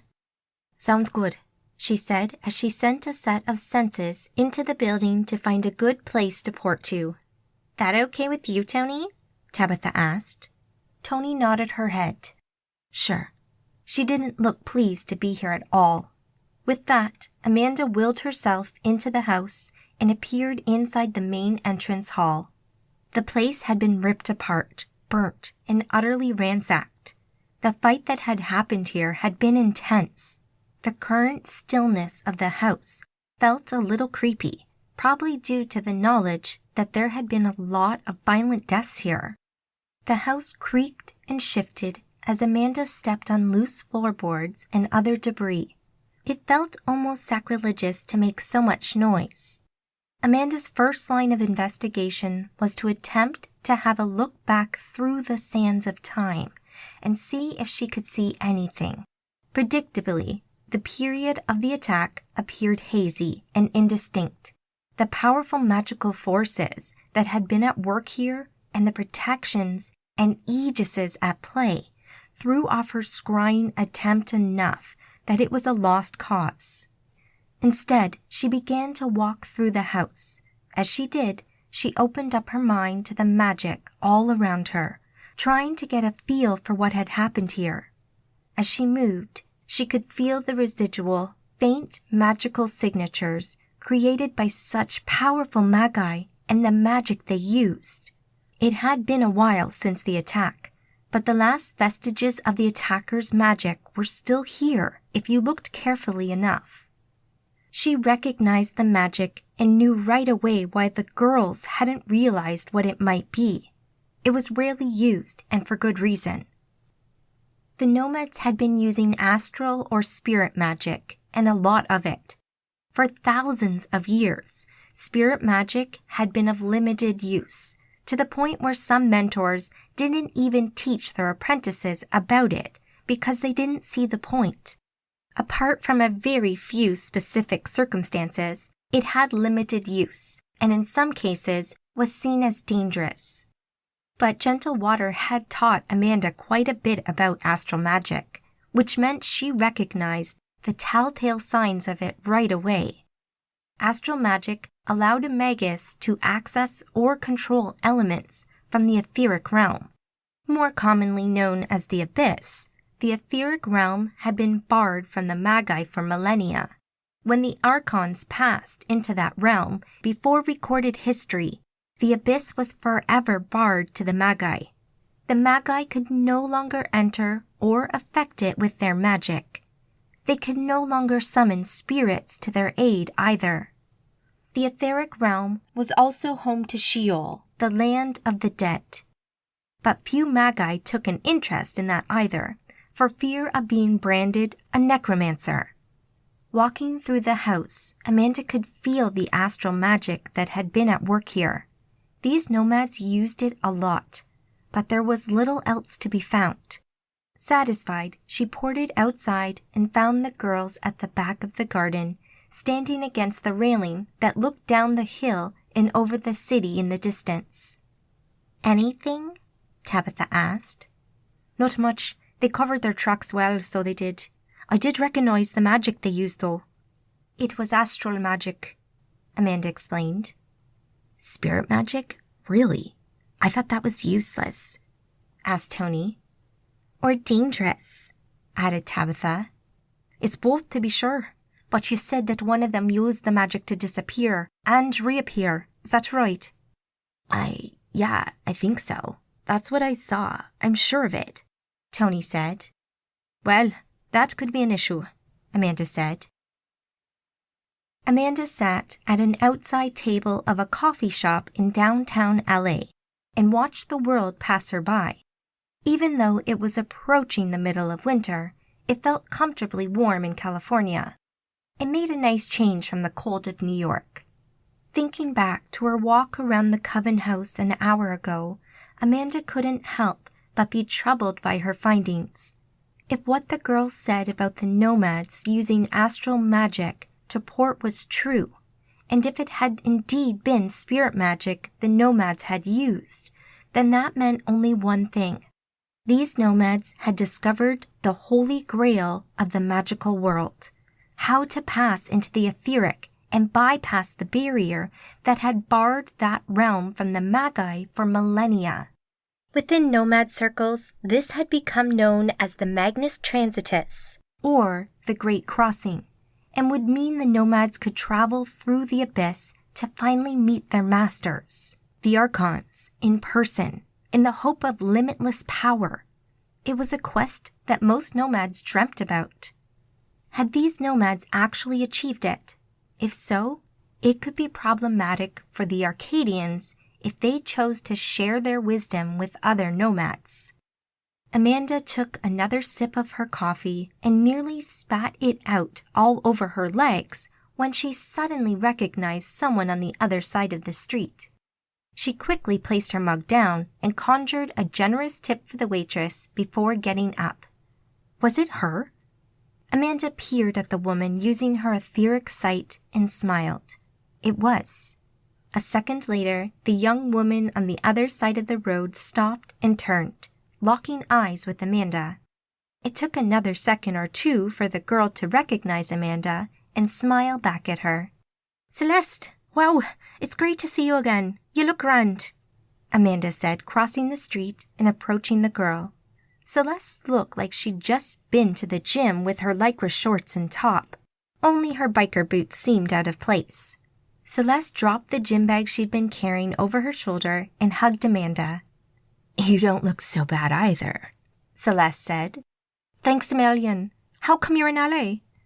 No reason. Just passing through, really. I'm not sure where I'm headed. How about you? I thought you were in New York. You're a long way from home. Amanda smiled. I'm here on business. More nomads? Aren't there always? You want some help? I could do with a workout, Celeste offered. Amanda paused and blinked. Did she want help? They were going to be up against a powerful enemy who could potentially kill them. She gave it half a second's thought before she replied. Sure, yes, that would be grand. The Liberty's Children delegation had come here quietly and covertly. Only really Victoria and this group knew anything about this mission at all, and they wanted to keep it that way. The location of the safe house ended up being a currently disused old warehouse in one of the city's industrial centers, surrounded by other places of business that were presently shut for the night. Several tables dotted the floor. Some had papers on them, others had weapons, and one had a powerful computer. Amanda spoke with John Easton, the coven leader for the squad of Magi that Victoria had sent. Spirit magic? John asked. That's what it appears to be. The Angels' Coven house felt like it was filled with it. These nomads know how to use it, and to use it well. I also have reason to suspect that they can pass into the abyss at will. You need to be careful. Things could get pretty crazy if these guys show up. You think they will? I've always been the optimist, John, Amanda said. John and his teams had contacted a local coven sympathetic to Victoria and the Liberty's Children and asked if they would put the word out that the 3 remaining members of the Coven of Angels were staying with them. The house would then be closely monitored while the coven itself had been moved to a nearby safe house to keep them out of harm's way. That had been several hours ago. So far, nothing. Suddenly, several of the Liberty's Children Black Ops squad, including John, went quiet and seemed to internalize their thoughts. Amanda recognized it right away and didn't need to look into the magical spectrum to recognize when someone started to speak telepathically. Without warning, John and the others in telepathic contact winced and held their heads in pain for a brief moment before Amanda sensed the magical link suddenly cut off. Trouble? Amanda asked. The Nomads, they're at this safe house, he said before raising his voice. Get ready, we're needed ASAP. The safe house, where we hid the coven. John nodded meaningfully at her. Shite, Amanda cursed. Everyone jumped into action, and within seconds, they stood together. As the most powerful magus there, it fell to Amanda to port everyone to the safe house.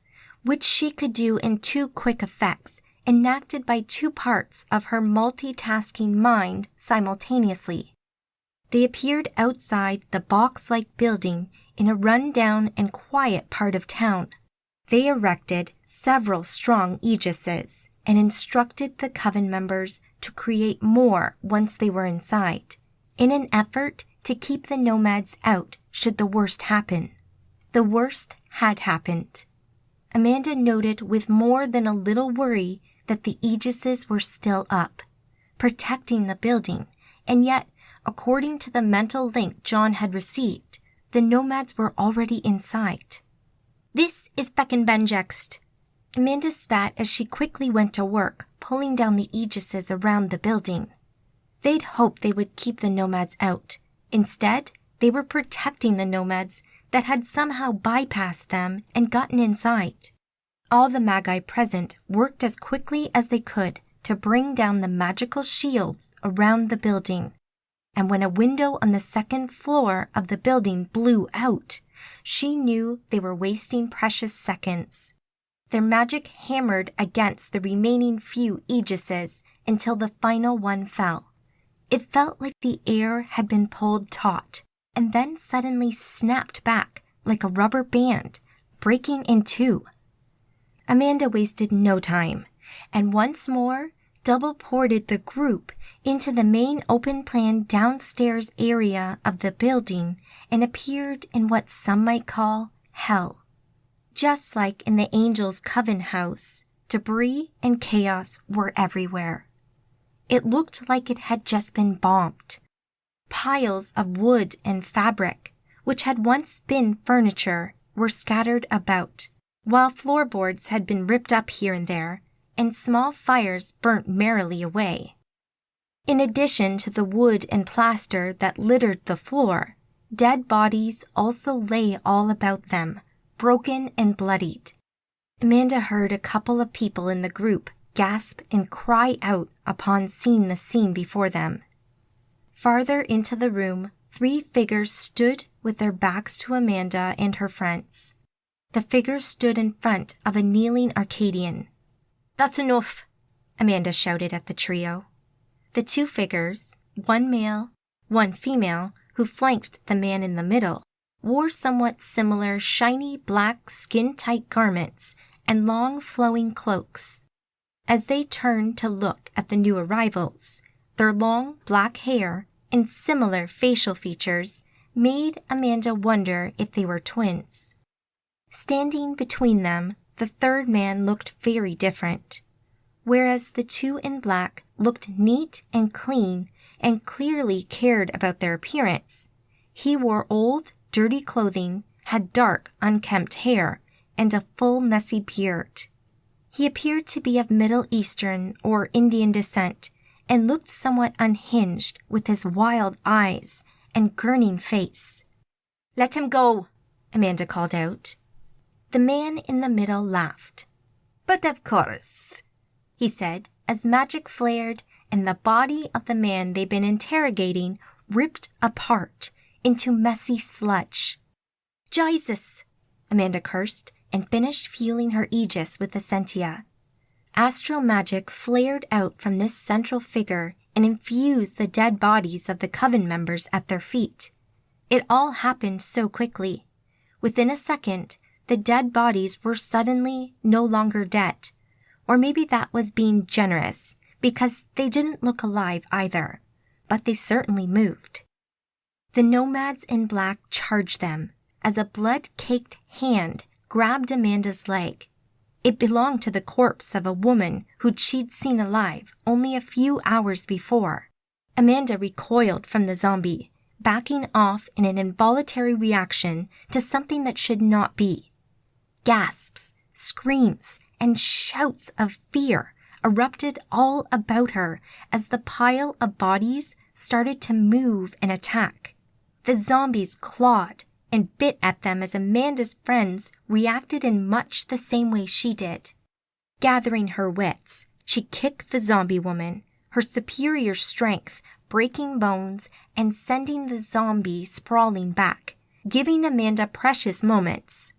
Around her, Celeste transformed into her weir form and tore into the zombies, while the two nomads in black attacked. Magic surged ahead of her, and where there had been only one man in rags, now suddenly there were 3, then 4, and 5, and more. Through her magical sight, Amanda knew these weren't illusions or holograms. The man had used his magic to clone himself, and they all seemed to be as powerful as he was. Feck me, she felt outclassed. She kept her eyes on the man she thought was the original, rather than a clone, and called on her magic. She poured it across the room to stand directly in front of the man in rags. "Aren't we a good one?" the man said. Amanda smiled and conjured a bolt of electricity and flung it at him. The lightning played over the surface of the man's aegis, but did little to hurt him. Something brushed by her and raked at her with its claws. It passed right through her aegis, ignoring it entirely, and more followed. Insubstantial and nearly invisible things flew about, attacking her, and they didn't seem to care that she had any kind of shield up. "What the hell?" she yelped. The man laughed and blasted her with a sentia, ripping at her aegis. Amanda staggered back and dropped to one knee as the man's magic hammered on her aegis again. Amanda noted her ripped t-shirt and the large gashes beneath. The pain burned through her mind like fire as she forced herself to ignore it. Something roared behind her. She glanced back to see 2 massive, humanoid beasts with deep maroon skin, horns, and enormous wings stepping from a portal one of the nomads had created. "Demons," she said incredulously as the 2 things attacked the Magi and Celeste. The ethereal things flew towards her again. She recognized the energy they were made of and adjusted her aegis to repel etheric energy. The shade screamed past her again, its claws flashing, but it did nothing to her. Her aegis had protected her. "Gotcha," she said to herself smugly and healed her injured body with a simple thought. When Essentia began raining down on her from at least 3 of the man's clones, she gathered her thoughts and summoned all of her might to focus all of her minds on a single effect. Essentia's strikes smashed into her aegis, tearing lengths off it as she pulled as much energy in as she could. Another second passed. Her aegis held, and she released an intense wave of Essentia mixed with kinetic and spiritual energy. It blasted out of her as a rapidly expanding sphere, sending nomads and shades flying as it hit them like a battering ram. Weakened, her defenses low, she turned inward and used all but one of her extra minds to refortify her aegis. She looked up, hunting for the man in rags. He'd been thrown against the back wall, his clones suffering similar fates. The one closest to Amanda rose up from the ground, laughing like a madman. "Give it up. This can't last. You will be stopped eventually," Amanda threatened. Watching him, she stood her ground, not wanting to rush in as she brought her defenses back up to full strength.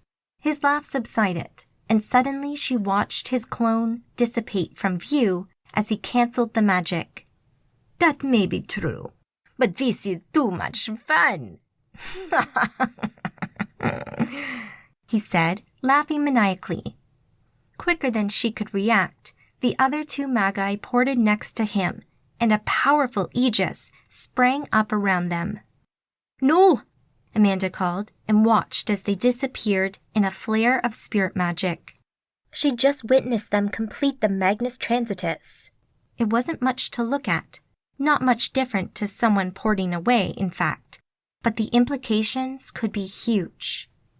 A yelp and the sounds of fighting behind her brought Amanda's attention back to the present, and she spun around to see the death that the Nomads had brought to bear upon her friends. Celeste, John, and Tabitha fought against 2 abyssals, but they were the only friends she could still see.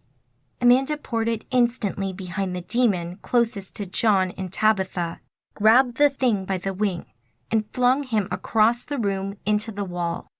She called on her Essentia and blasted its already weakened aegis. The shield collapsed, leaving the abyssal defenseless. Fractions of a second later, Amanda worked her magic again and ripped at the creature's body, tearing it apart and killing it. Beside her, Celeste caught the other abyssal by the neck and slammed it into the floor. She punched it with a fury Amanda had rarely seen. Over and over, Celeste hit the thing, her huge fury fist crushing the thing's skull. Amanda stood and looked at the scene around her, breathing hard after the fight. To her right, Celeste shifted from her huge 9-foot-tall, half-wolf, half-human form, shrinking back into her human form. She looked up at Amanda. "You good?" Amanda asked. Celeste nodded and gave her a thumbs up as she dropped into a sitting position, clearly drained from the fight. A little further away in front of Amanda, John stood looking over the bodies of his dead coven mates. They'd been ripped apart. Nearby, Tabitha sank to a crouch next to Tony, who Amanda saw was also alive and was holding Melissa, who wasn't. Amanda walked over to the girls, being careful not to step on the other bodies. Tony looked up at Amanda as she approached. "Can you do anything?" Amanda came up beside Melissa's body and concentrated, looking for her life force, her anima. If it still remained in her body, as it should, then she could revive her. But there was no sign of it. She was empty. Looking closer, she could see spiritual wounds where her anima mundi had been ripped from her body. Amanda hung her head. "I'm sorry. She's gone," she said, and put her hand on Tony's back. Tabitha pulled Tony in close, and the pair hugged. Amanda stood up and left them to their grief. Using her magical sight, she looked over the other dead Arcadians. The Nomads had done the same to each and every one of them too. Their life force had been torn from their bodies, and would doubtlessly be in Sheol by now. She looked up at the coven leader. "I'm sorry, John. They're gone." "I know. I saw the magic they were using. There was no escaping that." Amanda sighed and looked over the remains of the fight. The demons had almost disintegrated now and would be gone entirely in a few more seconds. But she wondered if there might be any other clues they could find. "So what do we do now?" John asked, his face pale, his eyes nearly as lifeless as his dead coven mates who lay at his feet. "Go back to the safe house. Take them with you," Amanda said, indicating the girls. "And wait for me. I'll be there soon." John walked over to Tabitha and Tony, and within moments, they had ported out. Amanda looked back at Celeste, who stood up again and was sniffing the air. "What's the crack?" Amanda asked. "There's something about their scent. I'm sure I recognize it, but I can't put my finger on it." "A clue?" "Maybe. If it's from a location, then they've spent a long time there." "Find it. I've had enough of these guys, so I have. This needs to end." Celeste nodded. "I'll be in touch."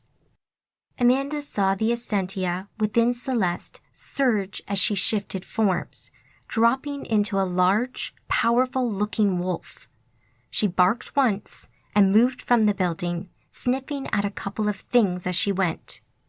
Feeling the fire of hope kindling deep inside her, she looked around again and then ported back to the safe house. She materialized to find Tony and Tabitha standing next to a table with what she assumed was Melissa's sheet-covered body on it. Amanda walked over to them, her face creased with empathy and concern. "We want to have her buried in New York," Tony said absently as Amanda approached. "We've had it with LA. I don't want anything more to do with it. There's nothing but death here now." "I'm sure that can be arranged. Don't worry. Try to get some rest. We'll get you home." "Amanda," called John from a short distance away. She left the girls and walked over to him. He looked a little worse for wear, but seemed determined to carry on. "I'm going to bring all the bodies back here," he said. "Then we can contact Victoria and get things arranged." "Of course, I'll help." "Thanks," he said. "So where's Celeste? That girl can fight." "Yeah, she can. She's following a lead." "A lead? You think you can find them?" "I'm gonna give it a damn good try. These bleeding Egypts need teaching a lesson." He nodded his agreement. "Well, best of luck to you. Shall we?" It took them about an hour to hunt through the building to make sure they had all of the bodies, bag them up, and bring them back. Most of it was done with the judicious use of magic and a great deal of care. Amanda watched John throughout their expedition. His face was resolute, and his eyes were hollow as they worked, but she found his grim determination admirable. They'd just finished up when Amanda felt the mental link she had with Celeste flare to life. She opened her mind and let Celeste's thoughts in. "Found them," the werewolf informed her. The Antarctic. Gil ran through the snow and over the ice as the wind blew. Shouts sounded behind him, followed by gunshots and screams. Might that have been another of his coven mates they'd just killed? How had their little trek gone so wrong? They knew that something had been going on, but it had taken them some time to discover the location of this dig site. He still had no idea what they were doing, but they were being very secretive about it, and it had turned out they were very protective of it too. They'd seen the site when they'd first poured it in. It sat before a temple carved into the rocky side of the mountain. They hadn't been here more than a few moments before a whole team of guys dressed in military fatigues poured it in with a magus and started firing. Gil's attempt to pour it out had been foiled by the magus, but he tried again now that he was a good distance away. It worked, and he collapsed in exhaustion inside their Antarctic base. Someone needed to know about this. Chapter 10. Park Life, Griffin Park, Los Angeles. Amanda's magic traced the mental link back to Celeste, and she appeared out of thin air right next to her. "Whoa, you gave me a fright," Celeste exclaimed, jumping as Amanda appeared. They stood in the darkness a good walk into one of the valleys of Griffith Park. Trees and scrub bushes dotted the ground around them, while the two slopes of the valley rose up on either side, giving it a claustrophobic feeling. The vast park encompassed an extensive network of hills that included the Griffith Observatory, several hills to their right, and the slope with the Hollywood sign a good way off to their left. There was also a few golf courses, well-to-do suburbs, some ranches, and plenty of roads and tracks snaking through it. "They're here, in the park," Amanda asked. "That's the smell I picked up. I think we're close. The scents match, so keep an eye out." Celeste set off in a generally northern direction, stopping and sniffing the air occasionally as they wandered slowly up the valley through trees and foliage. The night felt cool and quiet in the secluded valley. To Amanda, this seemed a little too tranquil for a nomad hideout, but she trusted Celeste and followed her through the rural landscape. Rounding a cluster of bushes, the trees thinned out, and in the center of a clearing up ahead stood a woman. She wore a long, simple, black halter-neck dress and a few pieces of fairly ostentatious gold jewelry. She had long, straight black hair and smooth, swarthy skin that would have looked more at home in the northern deserts of Africa. Amanda's magical sight confirmed she was a powerful magus who was able to keep her ambient magic contained, which explained why she hadn't sensed her from further away. This woman could be dangerous. She smiled at Amanda and Celeste. She seemed to be waiting for them. Amanda paused and glanced about, looking for a trap, but none seemed forthcoming. Amanda sent a thought to Celeste through their mental link. "What do you think?" "No idea," Celeste replied. Welcome. Come, join me, the woman said in an accent that Amanda didn't recognize. Leading the way, Amanda walked forward cautiously, with Celeste following close behind. "And who might you be?" Amanda asked. "You may call me Nefertiti, and I'm here to talk to you. I wish you no harm." "Really? Well, we're a little busy right now." "You're looking for Shaitan." "Shaitan?" Amanda asked. "Indeed. You fought with him and his two charges, Lucas and Lucinda, mere hours ago, I believe." Amanda shifted her weight to a more relaxed pose, her weight on one leg. She no doubt looked positively scruffy standing next to this gorgeous creature. "Oh, that's Shaitan. I get mixed up sometimes," Amanda quipped sarcastically.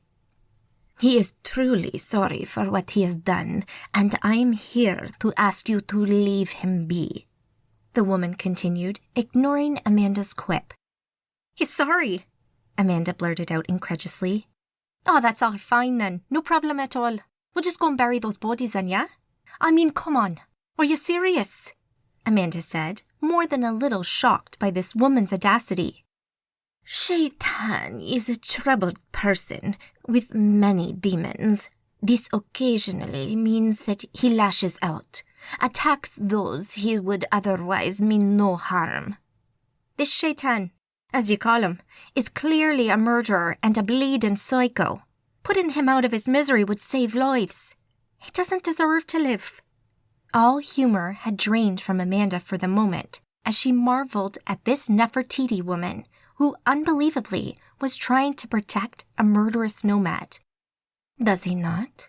So you're saying that you should choose who lives and dies?" Nefertiti asked. "Of course not. This is based on his continued killing of numerous Magi here in Los Angeles. This is based on facts and what course of action will save the most lives." "So, a few Arcadians have died. Friends of yours, were they? And when considered objectively, their lives are more valuable than the life of the one man in the whole world who can break the barrier into the abyss. The one man who has invaluable knowledge of the Archons. Knowledge that might very well be the cause of these violent episodes. Knowledge that could stop the Nomads as a whole. In that light, would not the lives of a few Arcadians be a small price to pay?" "That information would be valuable," Amanda conceded. There was no point denying such things, but valuable to whom, and who chooses what's more or less valuable. However, this Shaitan has killed people. Innocent people who did not deserve it, and he needed to take responsibility for those deaths. But my point remains, Shaitan murdered innocent people, and that cannot go unpunished. As she finished her sentence, Amanda felt a surge of magic and wasn't surprised by the appearance of the 3 nomads from earlier. Shaitan, Lucas, and Lucinda poured it in, appearing behind Nefertiti. "Ah, grand! The prodigal son returns," Amanda said. Shaitan stepped out and stood to Nefertiti's right, while Lucas and Lucinda moved off to the left. They were a good 15 or 20 feet away and stood under the trees, looking sullen and annoyed. Amanda fed more Essentia into her aegis. This had been a friendly meeting so far, but she knew it could potentially erupt at any moment. "Amanda, is it?" he said, looking and sounding calm and serious, with a curious accent she couldn't place. "I must apologize for my actions. I don't know myself these days as much as I used to. And sometimes I lose control. I don't mean to do the things I do. I'm not sure. I don't really remember much from these episodes." Amanda was at a loss for words. He'd seemed so crazy and unhinged before. Hearing him express remorse for his actions sounded almost strange. He didn't sound insincere or like he was trying to deceive her. He sounded genuine. He seemed honestly sorry for what he'd done. "Can you forgive me?" he added. Amanda dropped her face to look at the ground. "Honestly, that's not for me to say," she said as she lifted her head to look at him. "I don't think you're lying, but the fact remains that you are dangerous. You've killed people. Heck, you tried to kill me." "I'm sorry. I just lose control." "Does anyone have control over you during these episodes?" she asked, thinking that there should be a way to contain him. He said as he glanced at Lucas and Lucinda. "That's difficult to say." Celeste roared, her voice shifting from human to animal as Amanda heard clothing tear and bones pop. Turning, Amanda saw Celeste leap at the twins and land on Lucas, ripping at him with her claws. Concentrating, Amanda worked her magic and pulled Celeste off the Magus with an invisible force. While Celeste raged, Lucas backed off and looked at Nefertiti, who raised her hand, telling him to stay calm. "Looks to me like you need to keep your lapdog under control," Nefertiti said. Amanda cocked her head to the side. "Celeste may be passionate, but she would never kill innocents. Those two feckers, however," she said as she pointed to the twins. "They seem to revel in the death and destruction they create." Nefertiti looked over at the twins, who were scowling at Amanda. Nefertiti looked the pair over and then looked back at Amanda. "So, hypothetically, what would you want from me?" "That's easy. An end to the attacks and assurances it won't happen again," Amanda said. Nefertiti dropped her chin to look at her from beneath her eyebrows. Amanda guessed she must be weighing up her options, wondering what the best course of action would be. The woman lifted her head and nodded. "Very well. Your demands are reasonable. Attacks like the one today will not happen again from this point onward." "You expect me to take you at your word? What assurances can I get? What guarantee?" Amanda asked. The magic was quick and powerful, whipping out from Nefertiti like a coiled cobra striking its prey. It crashed into the twins with the force of a freight train at full speed, and their aegises dropped almost instantly, while a second effect exploded their bodies into shreds. Amanda stumbled back a step as she watched it happen. After a moment, she realized her mouth was hanging open, so she closed it. "Well," she commented, "that does show commitment." She nodded to herself as she reined in her swirling thoughts. That's a good start, thank you," Amanda said. The whole thing had happened so fast and had been such a display of raw power that Amanda was shocked to her core. They might be nomads, and their actions had made Amanda decide that they should be punished with death anyway, but Nefertiti had shown an utter disregard for their lives. For Amanda, this only served to reinforce how important Nefertiti thought Shaitan was, not to mention how powerful and ruthless Nefertiti was. "Then we're done here. Good day to you," Nefertiti said as she ported away, taking Shaitan with her and leaving Amanda, Celeste, and 2 patches of gore alone in the woods. "Well, that didn't go as I thought it would," Amanda said, thinking out loud. "You got the results you wanted, though, didn't you?" Celeste asked. "To be sure, I guess," Amanda nodded. She still felt a little shell-shocked at the encounter. She thought she'd have to fight these nomads, go toe-to-toe with them to get the results she wanted. "So, shall we get back and let the girls know the good news?" Celeste said. "Yes, but let's not mention Nefertiti. I'd like to know a little more about her first. We can just say we took care of it, and they won't be bothering the city anymore." "Understood," Celeste replied. It was early morning as Amanda and Celeste sat in Central Park and watched the glow of the not yet visible rising sun light up the sky behind the towering buildings of Manhattan's Upper East Side.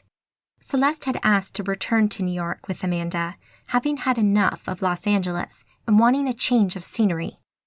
They ported back and taken a walk up to the park, wandering through the greenery for a while before choosing to sit on a bench and watch the world pass by. They talked about Lucian and New York and what Celeste's plans might be.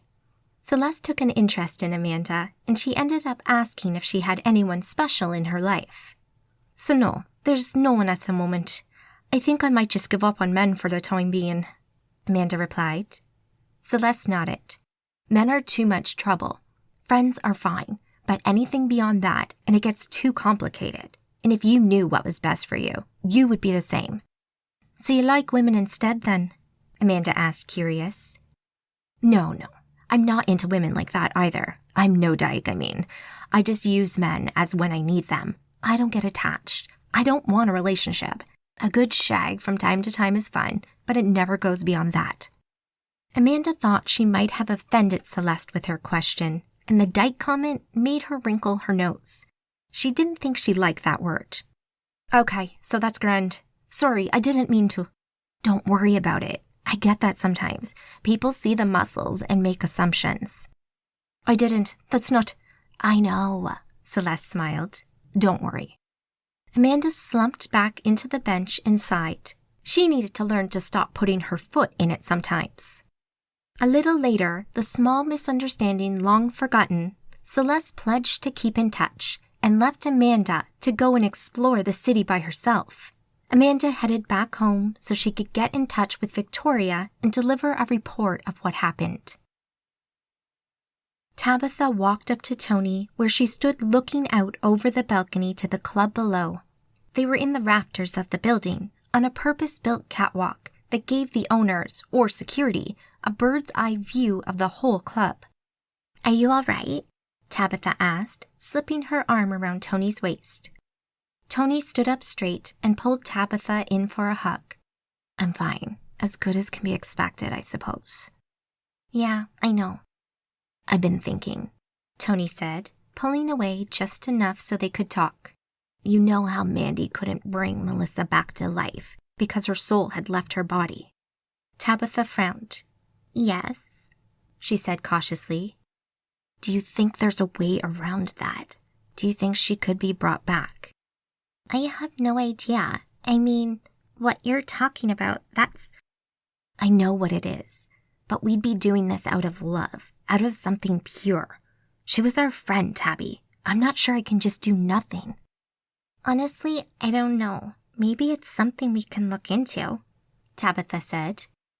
That's all I ask, Tony replied, and pulled her lover in for another hug and held her tight. Nowhere. 1 minute they were in the warehouse. The next they were in a small room, covered in white tiles. There was a raised area on one side with a bed, with a soft-looking blanket covering it. Her shackles had been removed, too. Alicia, Yasmin said. She turned to see Yasmin with her arms out, so she went to her and Yasmin hugged her close. This is a gift to you, Alicia. You've come so far, so you deserve a reward. I'm so proud of you. Alicia wasn't sure what she'd done to please her mistress so much that she would reward her like this.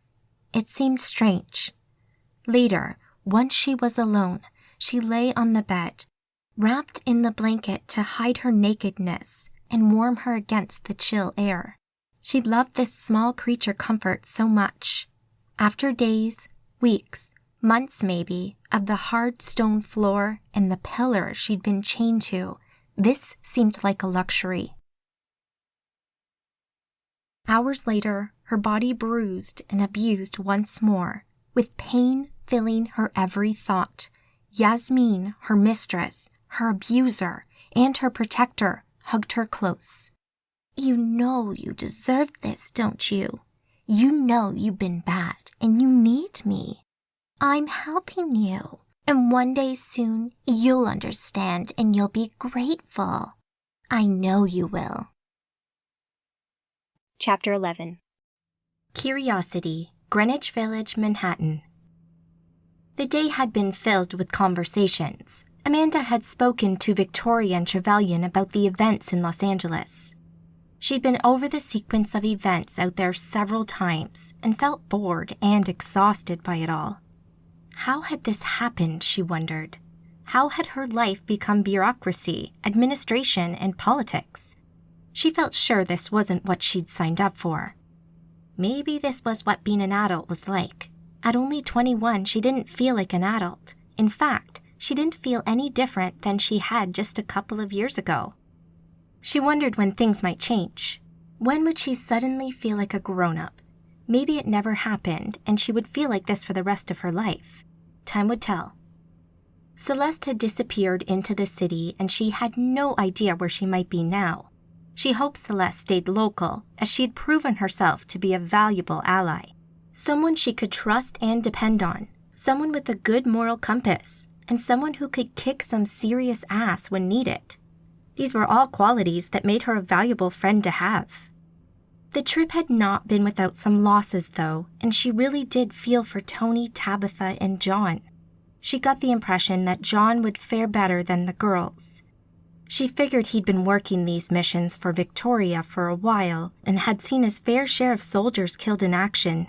No doubt, it never got easier, but she felt sure that John had coping mechanisms in place to help him through it.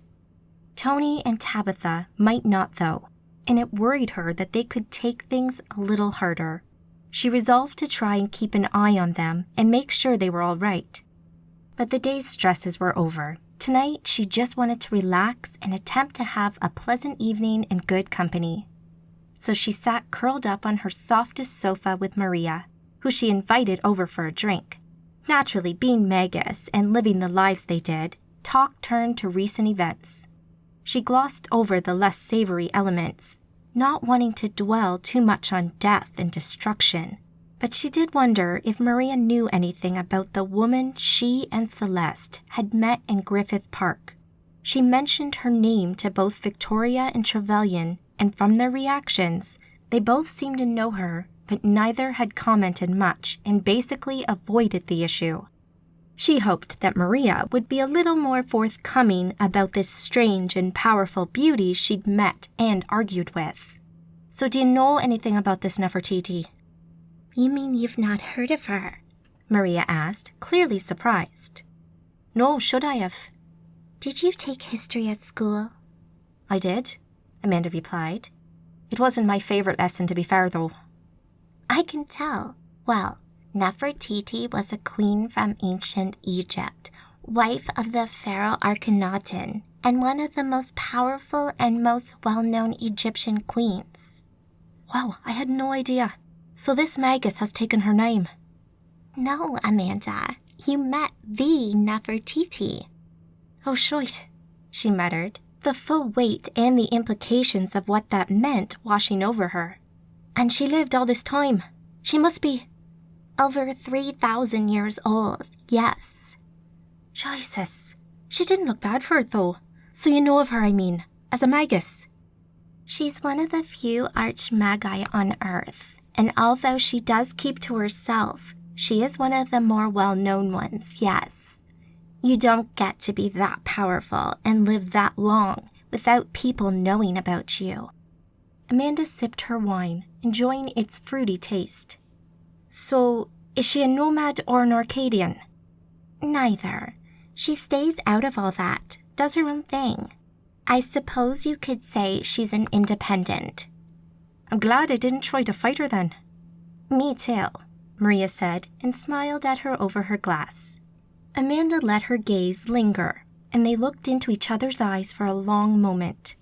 A pleasant tingling feeling ran down her neck, and nebulous possibilities opened up to her, enticing her. Amanda bit her lip behind her glass, feeling distinctly attracted to this beauty before her. Maria always looked gorgeous and well turned out. She had a smokiness to her twinkling eyes that promised pleasures and intimacy with her every look. Maria ran the end of her tongue over her lips. Amanda didn't know if she'd done it on purpose or if it had been something involuntary, but Amanda felt a tingle, a pull in her pelvis that felt so good. She looked away before she got utterly lost in those eyes, her mind filled with what might have happened if she'd had listened to her deepest desires. "Any progress on the man front?" Maria asked. It was a leading question. Amanda knew that. Maria had one goal in mind, and Amanda wondered if she should let her score. "Not really," she said, feeling just slightly short of breath, almost as if the amount of air she could hold inside her had diminished. Was it excitement, nervousness, or a mixture of the two? She paused after those first two words. She knew what she wanted to say next, but the connotations would be too obvious to miss. Should she be so bold? Should she take a small step towards a leap of faith that could change everything? Maria's legs shifted. They were tucked up beside her on the couch, and as she moved her leg, shifting one over the other, the movement drew Amanda's eyes. She couldn't help but stare at those shapely thighs and tapered calf muscles. She wanted to run her hand over them, to feel the smoothness of her skin. "I don't think about men that much, really," Amanda said, and looked up into those mischievous eyes once more. The words had just spilt out of her, almost beyond her control. She wanted to know what it would lead to, what would happen next. She took a breath as their gaze locked. Adrenaline surged through her body, making her heart pump at a furious rate, which made her exhale a little raggedly. Her skin felt incredibly sensitive, and she could feel every movement of her clothes over her body, but she wanted to feel Maria's hands touching her instead. But she felt frozen in place, like a deer in headlights, wanting to move, wanting to take the lead in that first step, but being terrified of what it might mean and where it might lead. She'd put it out there with that last comment. Would Maria pick up on it? Would she see the invitation that Amanda had made, and would she take it? Amanda watched as Maria moved, and it was as if the world had suddenly dropped into slow motion. It almost felt like an out-of-body experience. Her senses were suddenly hypersensitive, and she noticed everything as Maria took Amanda's wine glass from her and placed it on the coffee table next to her own before she returned and leant in, coming closer and closer to her. She could smell her fragrant floral perfume as she approached.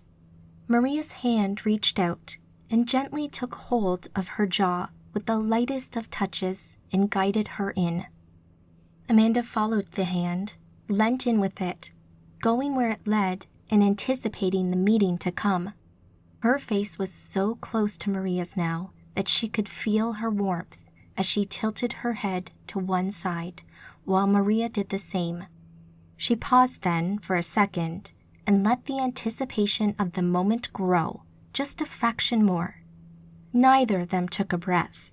Amanda felt like she'd been holding hers for an age when Maria closed the gap and pressed her lips to Amanda's.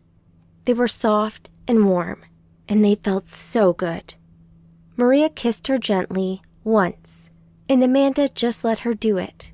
She reveled in the moment, soaking in the feelings that went with it. Maria started to pull away slightly. Was she trying to give her space? Time, maybe, to process what had just happened. But Amanda didn't want it to end, so she went in to kiss her back.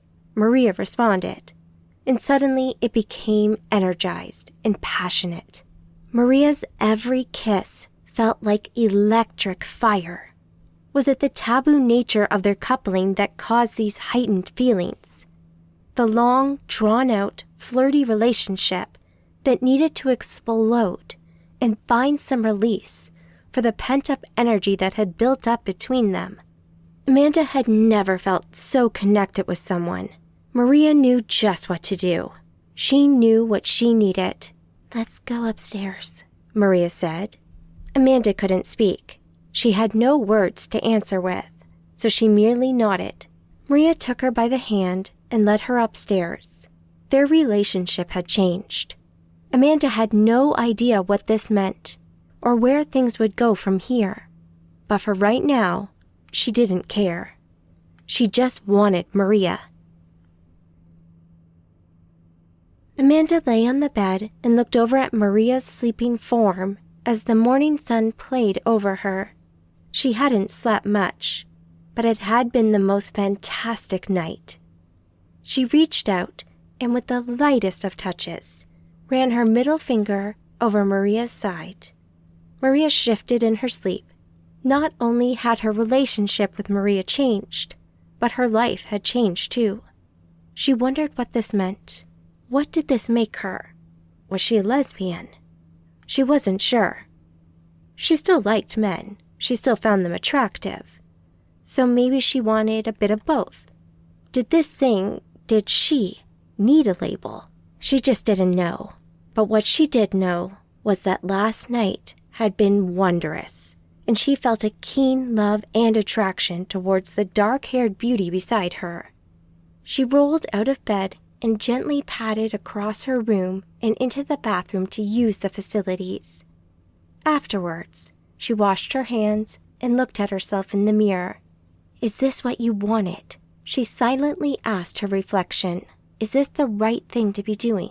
She turned away and walked around the corner to look at her bed and Maria.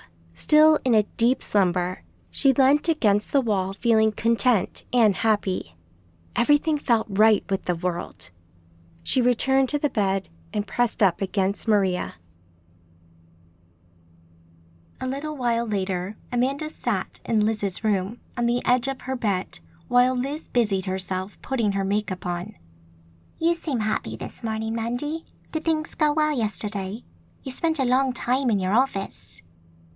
Yesterday was a little stressful, dealing with the politics of the covens and the council. It's all a bit of a nightmare, don't you know? But I suppose things could be worse. The end result in Los Angeles was basically what I wanted. So what's got you smiling like a hyena? Hang on, she said, locking eyes with Amanda in the mirror. Did you meet someone last night? I thought you had Maria over. Did you go out? Amanda chuckled. We didn't go out, no. But I did have a grand night. Well, good. You deserve it. You've had to deal with some shitty things since moving here, Liz said, turning her attention back to the makeup brush in her hand. We all have. We all deserve to have some fun from time to time. Ain't that the truth? So, what did you do? Amanda had come in here to see Liz while Maria got herself up. It felt like a few days since she'd really seen her, and she needed to see someone she could speak to, someone she could confide in. Liz was still so young, though. She wondered what her views on same-sex relationships were. She had no idea, and poking around inside her head to find out would be rude. So she'd just have to say it. Yeah, well, I did end up in bed with someone. With, Maria. Amanda let it hang there and watched in the mirror for Liz's reaction. Liz paused, but she then turned with a look of happiness on her face. It's about time, isn't it? Liz said. She's been after you for months. Amanda smiled. Yes, she has. And is that what you wanted? Are you happy? I think so. I'm still kind of getting my head around it, but she does make me happy. Then that's all that matters. What about Maria? I think so. We need to talk, though, I think. I would say that's an excellent idea, and don't leave it too long. Amanda returned to her room and found Maria sitting in a chair pulling on her boots. Can we talk? Amanda said. Sure. What do you want to talk about? Maria said. Us. I want to know what this is and how we move forward from here. Of course. Sit down, Maria said. Amanda sat in the soft seat next to Maria. I like you, Amanda. I think that's been clear to you for a long time. I've fancied you ever since I met you when you first arrived at the Legacy House. I think I've been quite open about that. Amanda nodded. I have been in no doubt about that for a long time. But you also know that I'm not a one-person girl. I can't and won't have just one lover, girlfriend or boyfriend. That's not me, and it never will be. I like you, Amanda. I like you a lot. But I have other lovers who I'm not prepared to end things with. No offense, but that's just not me. So, if you want this, if you want to be with me, you have to be open to that. I understand, Amanda said, staring at the floor. She'd known this was how Maria was. She knew she had several lovers on the go, but it felt a little different hearing it put so plainly to her after such a passionate night. That's pretty much how I thought it would be. Please don't take offense. It's nothing personal and no reflection on you. And do feel free to have as many other lovers as you want as well. Go wild. Enjoy yourself. Amanda smiled. She wasn't sure if that was what she wanted or not. Did she want other lovers? Thanks, I'll bear that in mind. Are you all right? Maria asked. I'm grand. It's just been a bit of a roller coaster and, well, it's all a bit new to me, and I think I'm still getting my head around us, you know. I get it. I understand. It's your first time with a woman. Plus, with how this relationship is going to work, I get that will take a bit of getting used to. Take as much time as you need. Thank you. I do want to see you again, though. I want to see you again, too. You're not getting away from me that easily, if I have anything to say about it, Maria said with a mischievous smile. I won't be going anywhere. Last night was fierce fun, so it was. Oh yeah, how about the ball we're throwing at the World Trade Center? Will you come to that? Just you try and keep me away. In fact, I'd like to get you an outfit for it, if you let me. Oh really? And what makes you think I don't already have an outfit? She said in mock horror. You haven't got an outfit, Amanda, have you? It was more of a statement than a question. Maria knew her better than she thought. No, I haven't, Amanda answered. The ball was still a few days out, and she just wasn't that organized. Then, would you mind if I got you something?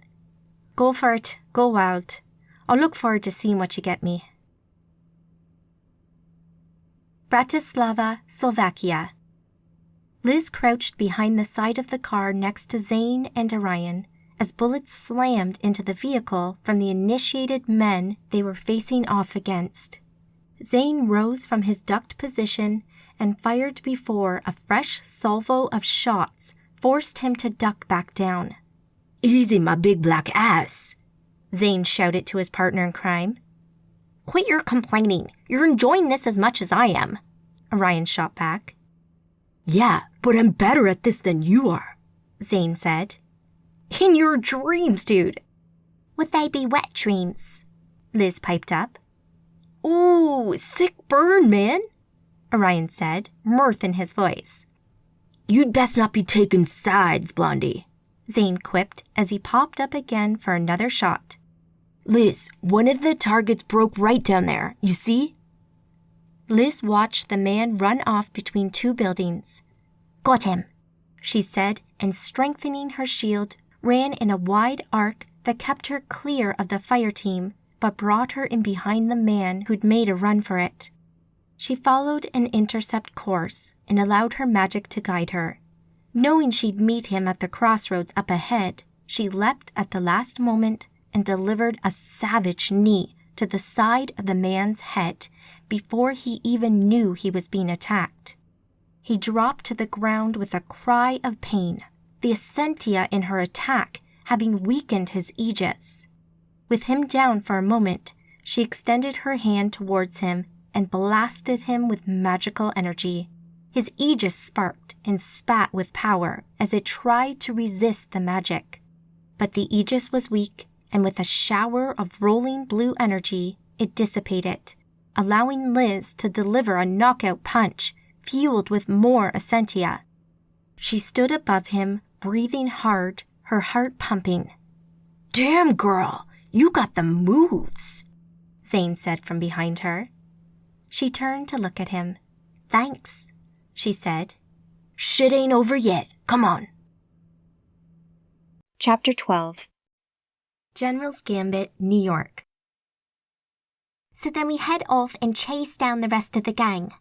They're hiding in one of the warehouses, so we sneak in and move through the building, taking them out one by one.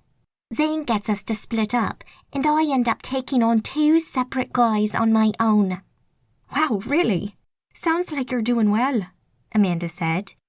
She's doing great, Red, Zane said. They were in Amanda's kitchen, standing around the island in the middle of the room. Amanda sat on one of the stools, nursing a steaming cup of hot chocolate as she listened to Liz's story, with the occasional interjection from Zane and Orion. Liz was full of energy and didn't seem capable of keeping still as she related the story of her latest mission with the boys. Amanda brushed her loose hair back behind her ear as she smiled at Zane and Orion. Amanda admired Zane's physique and the way he filled out that tight black top of his rather nicely. She pulled her eyes away and silently chastised herself. What had gotten into her? Ever since that first night with Maria, she'd had sex on the brain. She'd seen Maria a couple more times since then, the nights getting a little wilder with the addition of some magic into the mix. Now she was eyeing up Zane. It was interesting to know that she still felt attracted to men. Not that she would have been bothered either way. It was just interesting. He stayed mostly quiet while Liz ran through the details of what she'd been doing with them, but he spoke more than his partner did. Orion sat on one of the stools around the corner of the island from Amanda, playing with an apple from the fruit bowl that sat nearby. He wore black like Zane, but where Zane was all shiny leather, Orion sported softer fabrics. Looking at them, Amanda couldn't help but associate the pair with 2 characters from a couple of action films. So much so that on occasion she'd even called Zane Blade and referred to Orion as Neo, especially when they wore their long coats. "So when's the next mission?" Amanda asked when Liz had finished relating her story. Nothing definite yet, but we'll have something soon. "Will you be coming to the ball tomorrow night?" Amanda asked. Wouldn't miss it for the world, Zane said. "We'll be there, so will Grumpy," Orion said, referring to their companion Stephen Loomis, who Amanda had met a couple of times. "And Balor?" Amanda asked after their scion friend. No idea. We'll ask him, Zane answered. "Excellent," Amanda said. They chatted some more, discussing recent events, and as they were saying their goodbyes, Amanda had a feeling in her head that someone wanted to speak with her. With the boys out the door, Amanda asked Liz to give her a moment before opening the link, knowing it was Sean before she committed. "Amanda, we have an issue. Can you come down?" "Be there in a jiffy," she said before turning to Liz. "All right, Wonder Woman. Sounds like something's up.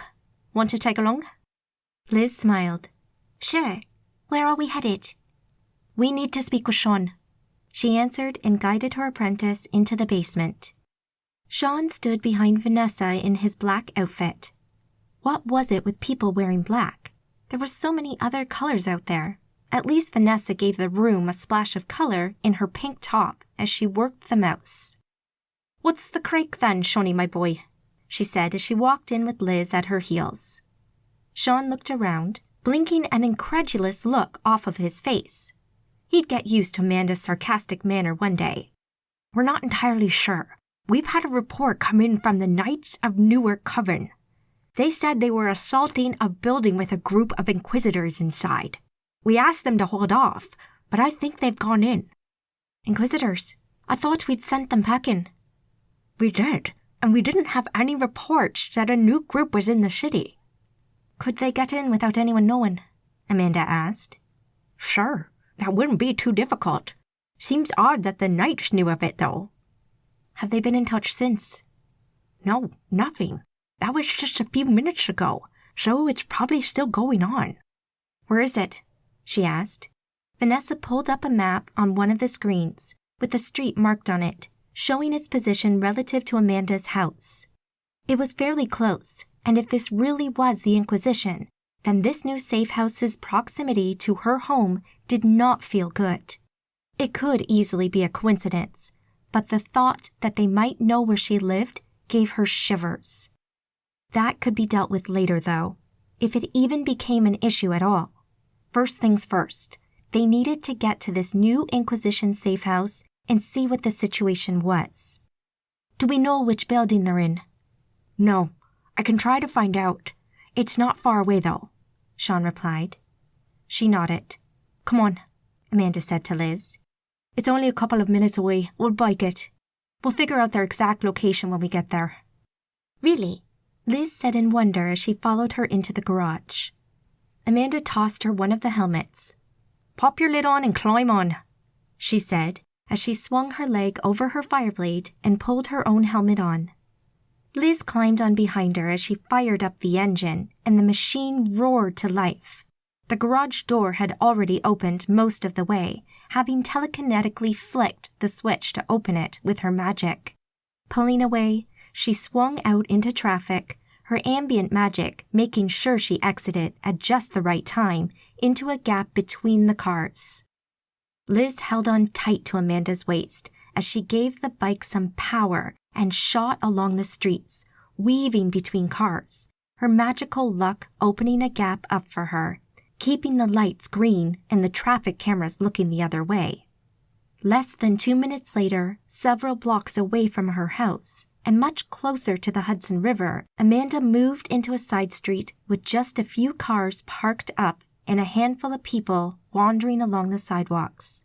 The road didn't have much down it, just a few boarded-up shops and commercial units, a perfect place for a hideout.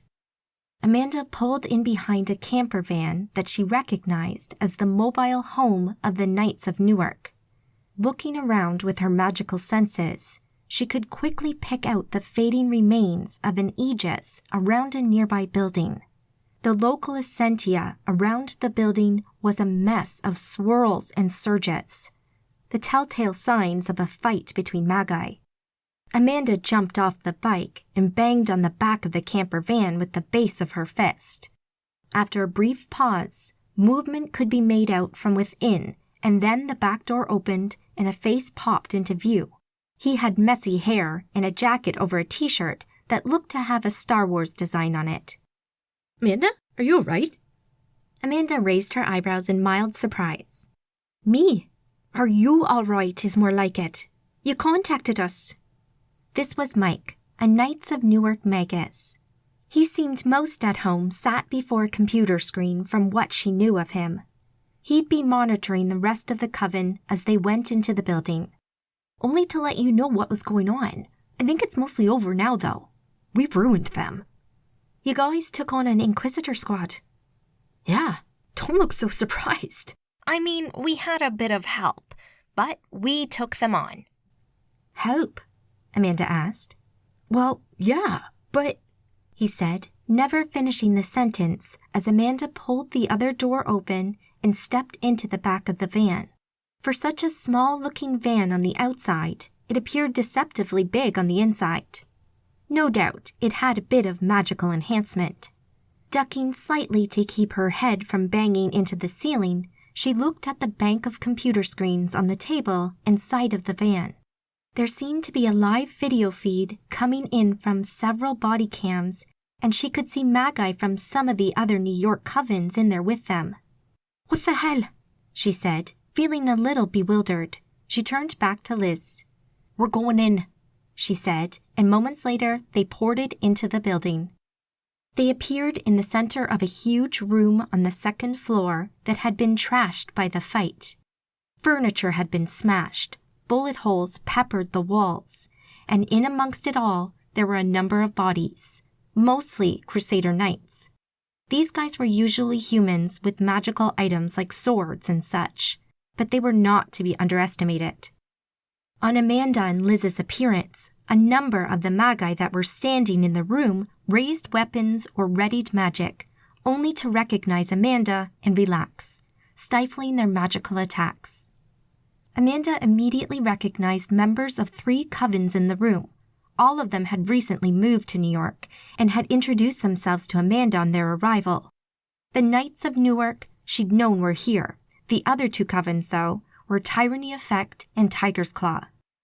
They were all scattered about the room, giving the place a search or talking amongst themselves. One of the Magi from the Tyranny Effect Coven sat tapping away on a laptop. Amanda turned to Denton Klein, the leader of the Knights of Newark, dressed in a trench coat with jeans and messy brown hair. He had a rugged but not unattractive look, with a fierce personality and eyes that twinkled with energy. He smiled at Amanda as she walked over. He'd been talking with one of his coven mates, Deborah, who was dressed similarly. "What the bleeding hell's going on here?" Amanda asked. "Just fighting the good fight, Mandy," he said. She wasn't sure she knew him well enough for him to be calling her Mandy, but she let it slide. "I can see that. You took on a group of Inquisitors." "Yeah, why? Is there a problem?" he asked. Amanda paused a moment and took a breath. She wasn't actually sure if there might be a problem or not. These Magi were only doing what she'd done countless times before, fighting those who would have them dead. So far, at least, they seemed to have handled it pretty well. So why did she feel a little affronted by this? She'd said before to several people that this wasn't her city. She wasn't the new Queen of New York. Other covens could do as they pleased, and yet something wasn't right. "I'm not sure. This just seems strange." "What, that we got the tip-off first?" "Excuse me?" Amanda asked. "The tip-off. We were given intel that these guys were here and the information was good. We weren't the only ones either," he finished, indicating the other covens. "Who gave you this tip?" she asked. Something about this felt wrong. "I'm not sure. Mike will know." He put his finger to his ear to listen more closely to the reply from his coven mate in the van outside. "Mike, how did this tip come through?" he asked before listening to the reply. "The dark web, you got a message. Ah, yes, I remember now. Thanks, Mike," he said and looked up. "One of Mike's informants on the dark web told him. I think these guys had the same tip," he said, indicating the other covens in the room. "Any idea who these guys were, other than Inquisitors?" she asked. "Sorry, no. I think the leader is over there somewhere, though," he indicated. "Thanks, I'll check it out," she said, and turned away to see Christina Lewis, one of the other members of the Knights, crouching beside a motionless body on the floor that Amanda recognized right away. "Oh, shite," Amanda said. She walked over and stood next to Christina. The body on the floor was Jessie Maynard's, the same Jessie who'd escaped the Inquisition just a few days ago. She had a large, ragged, oozing wound in her chest and looked very dead. "How long has she been like this?" Amanda asked Christina. "I don't know, a little while. It happened right after we first came in. Jessie was too eager for revenge." Christina explained and stood up next to Amanda. Christina always looked quite striking in her goth clothing and makeup. Her back-combed black hair looked pretty wild today. Amanda looked over at Jessie with her etheric sight and could see that her anima mundi was still inside her, but it had already started to pull away from her body. "Damn it," Amanda muttered. "Yeah, she's gone.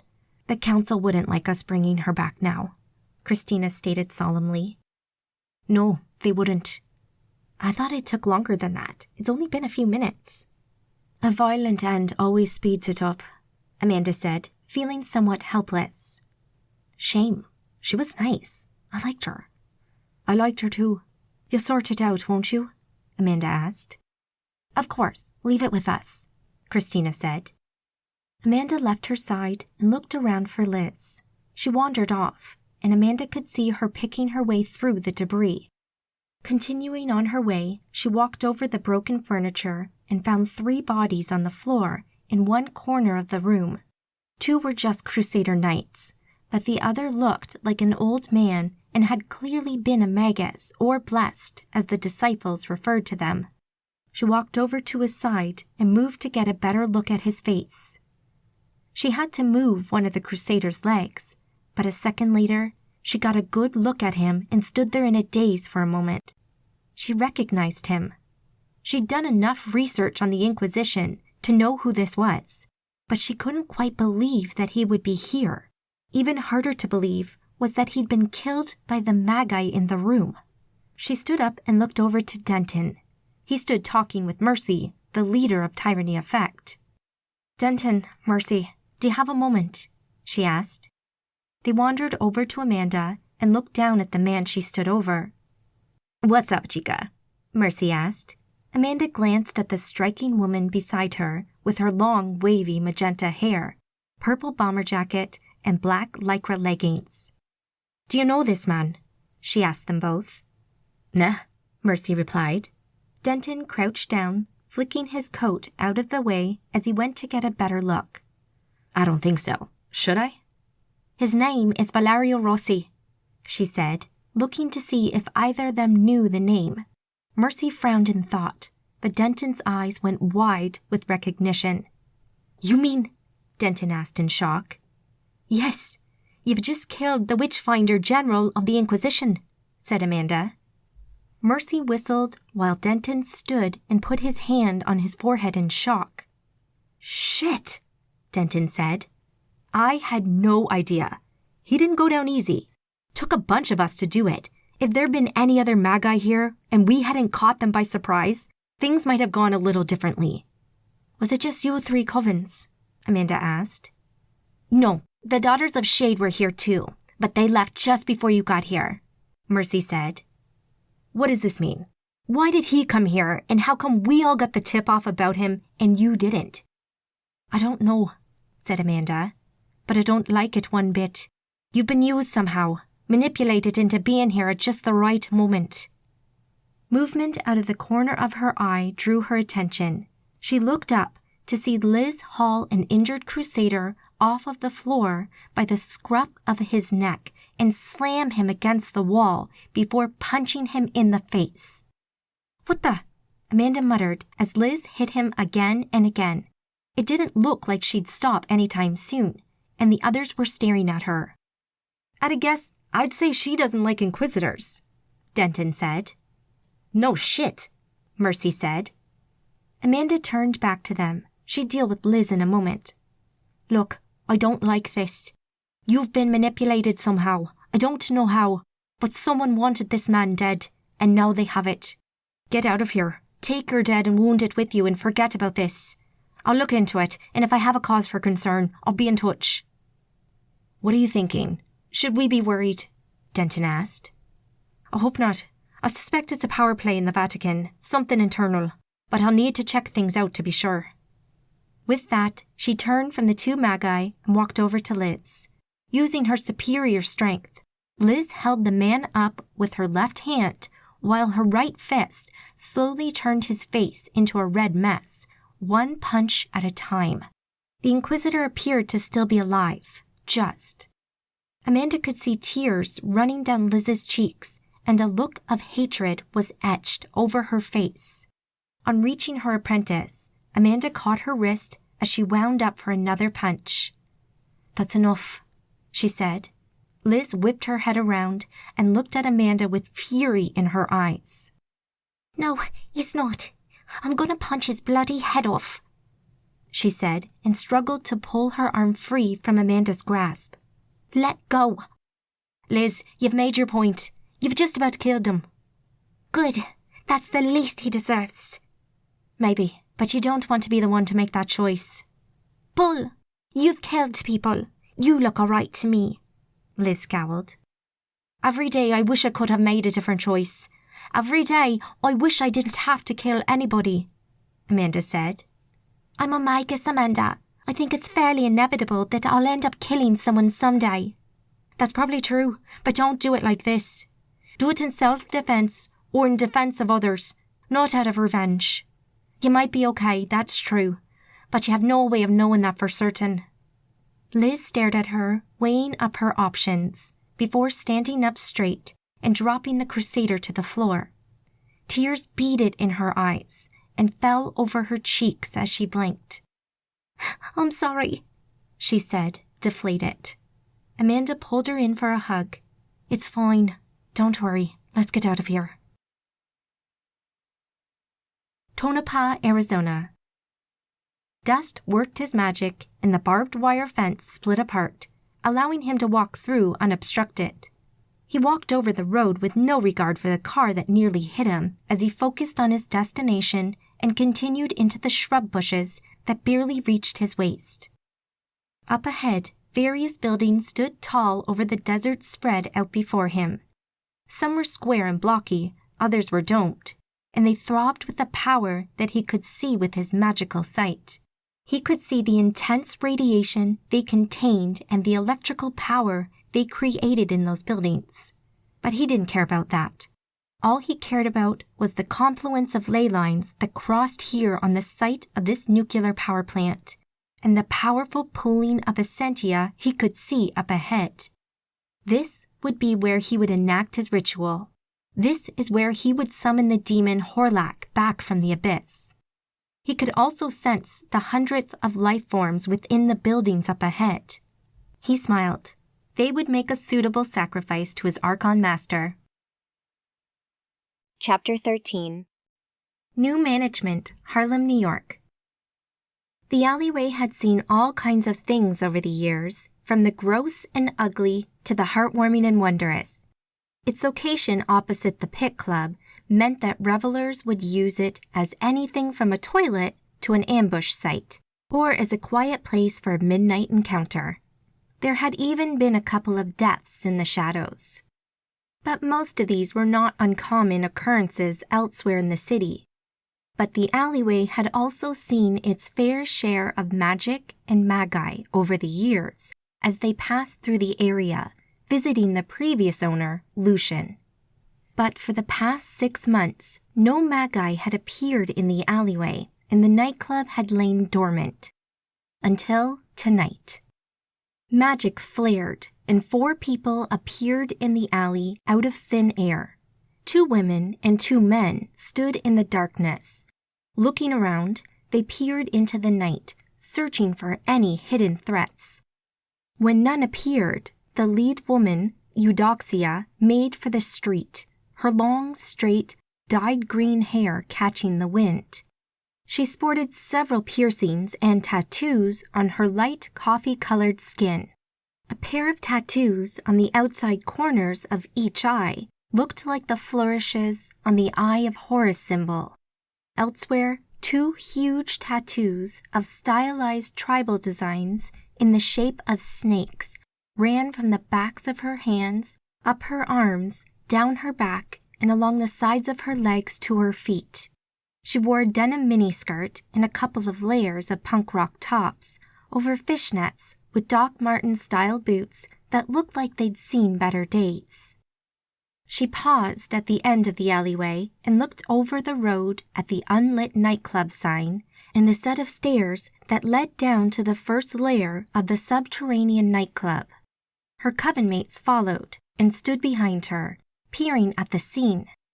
"That's it," said the other girl standing to her right. This woman also had long, straight hair, but hers was black in color, with a harsh fringe just above her eyes. She wore a clean and pressed pantsuit over a white blouse and stiletto heels. "Yes, Nanette, that's the place. Looks like a dive to me. Then you'd better get used to it, because that's going to be home for a while." "I know, doesn't mean I have to like it." "Looks like a great fixer-upper to me," said one of the men. He had short, cropped, dark hair, chiseled features, with fashionable stubble on his jaw. He wore simple, practical clothing of jeans and a t-shirt, with well-worn sneakers. "What about you, Alba? What do you think?" "I think if you girls are finished chatting and wasting time, we should get over there and check the place out," said Alba, a huge, muscled man in a hoodie. "Agreed. Let's get in there," replied Eudoxia. Moments later, they appeared inside the club on the top level, a short distance from the balcony that looked down through the various levels to the dance floor far below. Without lights or windows, everything was dark, but the Magi could see just fine.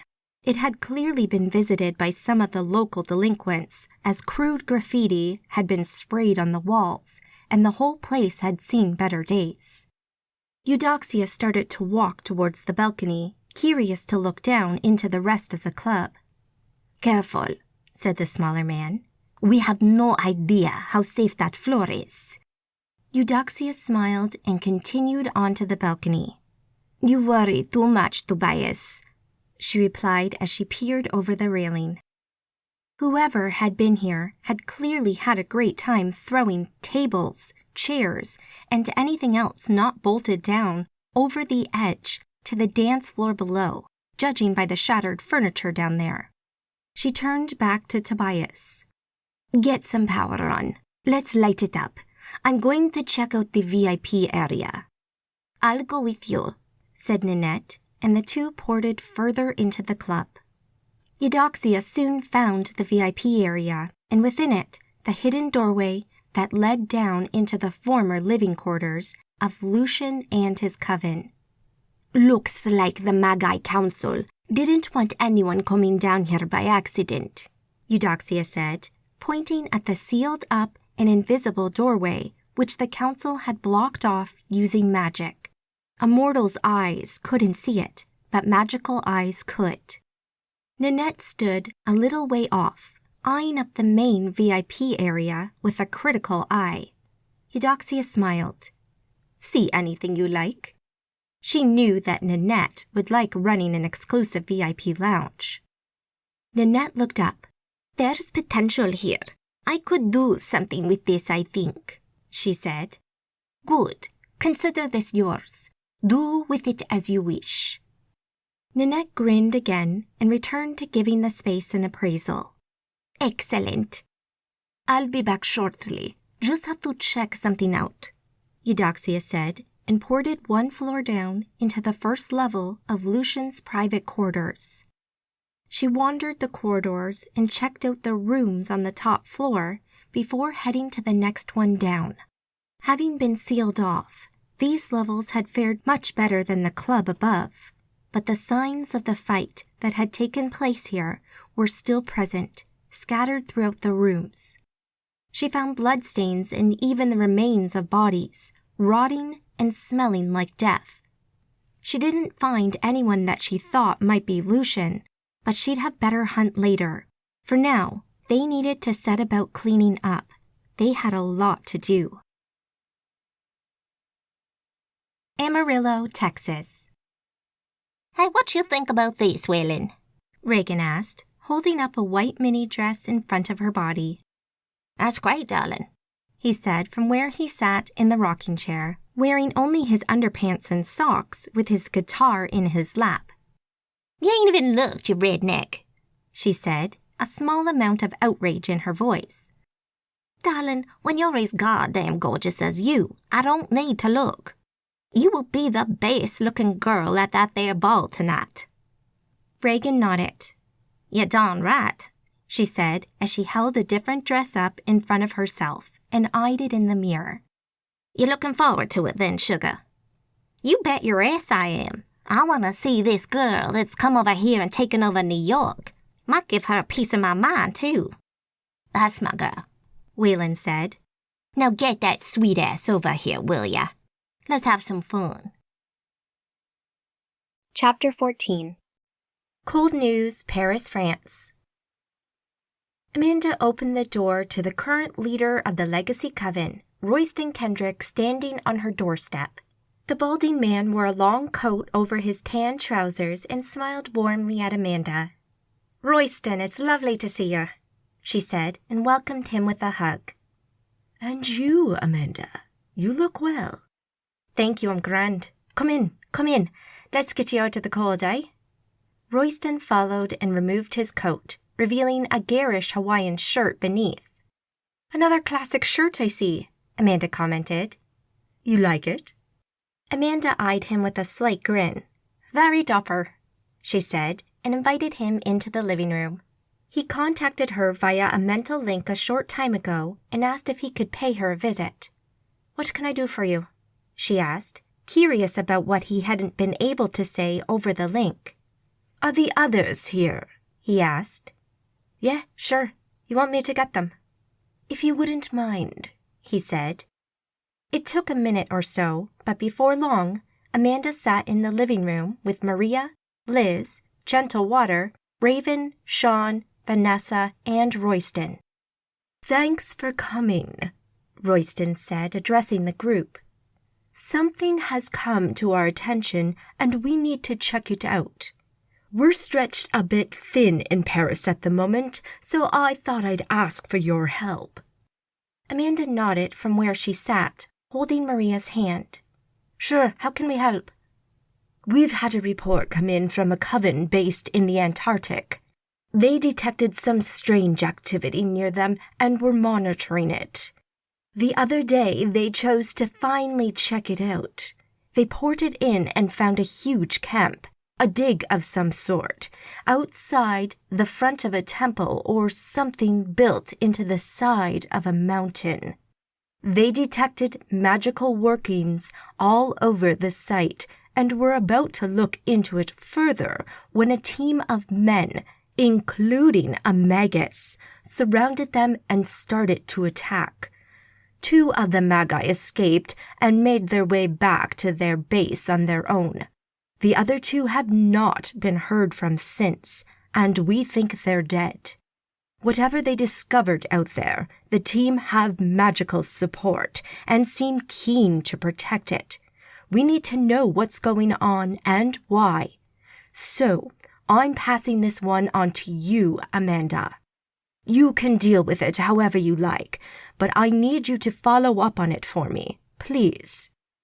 "Of course, I'd be happy to," Amanda answered, feeling honored that the legacy came to her for this. She felt immediately keen to do her best for them. "Today, if possible," Royston added. Well, that might be an issue," Amanda replied. With the ball later tonight, taking on a mission like this could be problematic. "I know you have your ball tonight. Is there anyone you can send?" "I'll go," Gentle Water said. Now don't be an idiot. You can't miss the ball," Amanda said. "I have been to plenty of balls, Amanda. You do not need me there. You will be fine without me." "To be sure, that's not the point though. This is to celebrate the liberation of New York, and you were a key part of that. I can't send you away while we all have a drink and relax." "You are not sending me away. I am choosing to do this." "Are you sure?" "Of course. Please, go enjoy yourself. I will be fine." Amanda frowned. She wasn't thrilled with her mentor not being at the celebration, but she also knew the stubborn Egypt well enough to know when it was pointless arguing with him. He was just trying to help so she could attend her own celebration. However, she was keen to make sure that this mission from the legacy would be done correctly, and there was no one better than Gentle Water for her to send. She trusted him implicitly, and Royston trusted him too. She didn't really see an alternative. "Okay then." She turned back to Royston, her mind filled with conflicting thoughts. She desperately wanted Gentle Water at the ball, but she also didn't want to say no to the mission. She knew he was the right choice, and there would be plenty of other people at the celebration. She knew this was the right way to go, and did her best to make her peace with it. "Gentle Water will go." "Excellent. Thank you, Gentle Water. Let me send you the details of where you need to go," he said, and a brief flicker of magic passed between them. "Thank you, Royston. It is a pleasure to serve. I will be in touch the moment I have anything," Gentle Water said. The rest of the day went fairly quickly after Royston left. Amanda tried to convince Gentle Water to go after the ball, claiming that Royston would never know, but he refused. Not long after Royston left, Gentle Water ported away as well. Most of the arranging of the ball had been left to the Arcanum. They'd booked the observation deck at the top of the World Trade Center and had carefully made sure that there wouldn't be anyone there who would freak out if they saw something magical. All it usually took was a little money and a few favors, but sometimes a bit of magic was needed to grease the wheels as well. Although the Arcanum always tried to do things without calling in one of their resident Magi, Amanda had received regular updates about the progress of the arrangements, and everything seemed to be on track for a great night with plenty of guests. The only thing Amanda didn't know at this point was what she would be wearing, because she'd left that up to Maria. As the time for her to get ready grew near, she started to feel a little nervous about what Maria might have procured for her. Maria had informed her that she had something and would be bringing it from Paris shortly, so Amanda took the opportunity to freshen herself up. She showered, wrapped herself up in her white robe, and stepped out into her room to find Maria waiting for her. "Feeling refreshed?" Maria said. "Much better, thank you." "Would you like to see the dress?" "To be sure. I have to say, though, I'm feeling a little nervous about this." What if she didn't like it? What would she wear? And more importantly, how would Maria react? She didn't want to upset her. "Don't be nervous. As a word of warning, it is a little daring, and it might show a little more than you're used to. But I know you'll look stunning in it," Maria said as she reached into a large, flat box on the bed and lifted the dress out. It was long and red, with straps over the shoulders, and apart from a fairly high slit up her right leg and a plunging back, it would cover her up rather well. But that wasn't the daring part. As Maria held it up and the dress swayed gently, Amanda could see that the dress was not only quite thin, it was sheer. When the dress was held before a window or light, you could see through it. However, the dress also had some quite lovely lace sewn onto it in a few strategic places that would protect her modesty. Amanda eyed the dress, feeling a little torn. She actually liked it, which was a huge relief. It was stunning, and the delicate lace detailing was beautiful. She just wasn't sure about it being so sheer. She felt reasonably certain that she would need to be nude beneath it in order to really sell it. "So, what do you think?" Maria asked. "I like it, and you're right. It is a little more daring than I'm used to. But I think I need to try it on before I make my final decision." "Then please," Maria said, holding it out to Amanda, "because I'd love to see you in it." Amanda took the dress and changed into it, slipping it over her head. It felt surprisingly soft and very light, like she wasn't wearing anything at all. "Ooh, it does feel nice," she said as she turned to a mirror to look at herself, smoothing it out and making sure it felt just right. She turned from side to side and then looked at the back over her shoulder. Her confidence grew as she realized that you couldn't actually see anything through the dress at all. The detailing worked to cover her in all the right places, and she really did feel great in it. She turned back to Maria with a smile to find her holding up a pair of shoes and a clutch bag to go with the dress. The shoes were red and had straps that would wrap about her legs to just beneath her knees. "And?" Maria said. "What's the verdict?" "I love it. I'll wear it for you with pleasure, and I love those shoes. Wow, thank you." She hugged Maria and gave her a lingering kiss before pulling on the heels and finishing getting ready, fixing her hair into a simple half-up hairdo, nothing too fancy. Satisfied with herself, she turned to Maria, who now stood in a long green satin dress that shimmered in the light. The top half was fitted to her body and showed off her curves, while the layered skirt had 2 slits up the front to show glimpses of her legs. "Wow, you look stunning," Amanda said. Maria smiled. "Thank you. We'll be the belles of the ball," she joked. Amanda walked over to her and pulled her in for a kiss. Keeping their foreheads touching, they smiled at each other. "I'm excited for tonight. I want to have a really great time." "You will, I'm sure. Shall we go and find the others?" They went downstairs and found Liz, Raven, Sean, and Vanessa all looking fantastic in their finery. Liz had a gorgeous, slinky white dress on, and Vanessa wore a black mini dress, showing off her legs in a pair of very high heels. Both of the guys wore suits with a tailored cut that did wonders for them.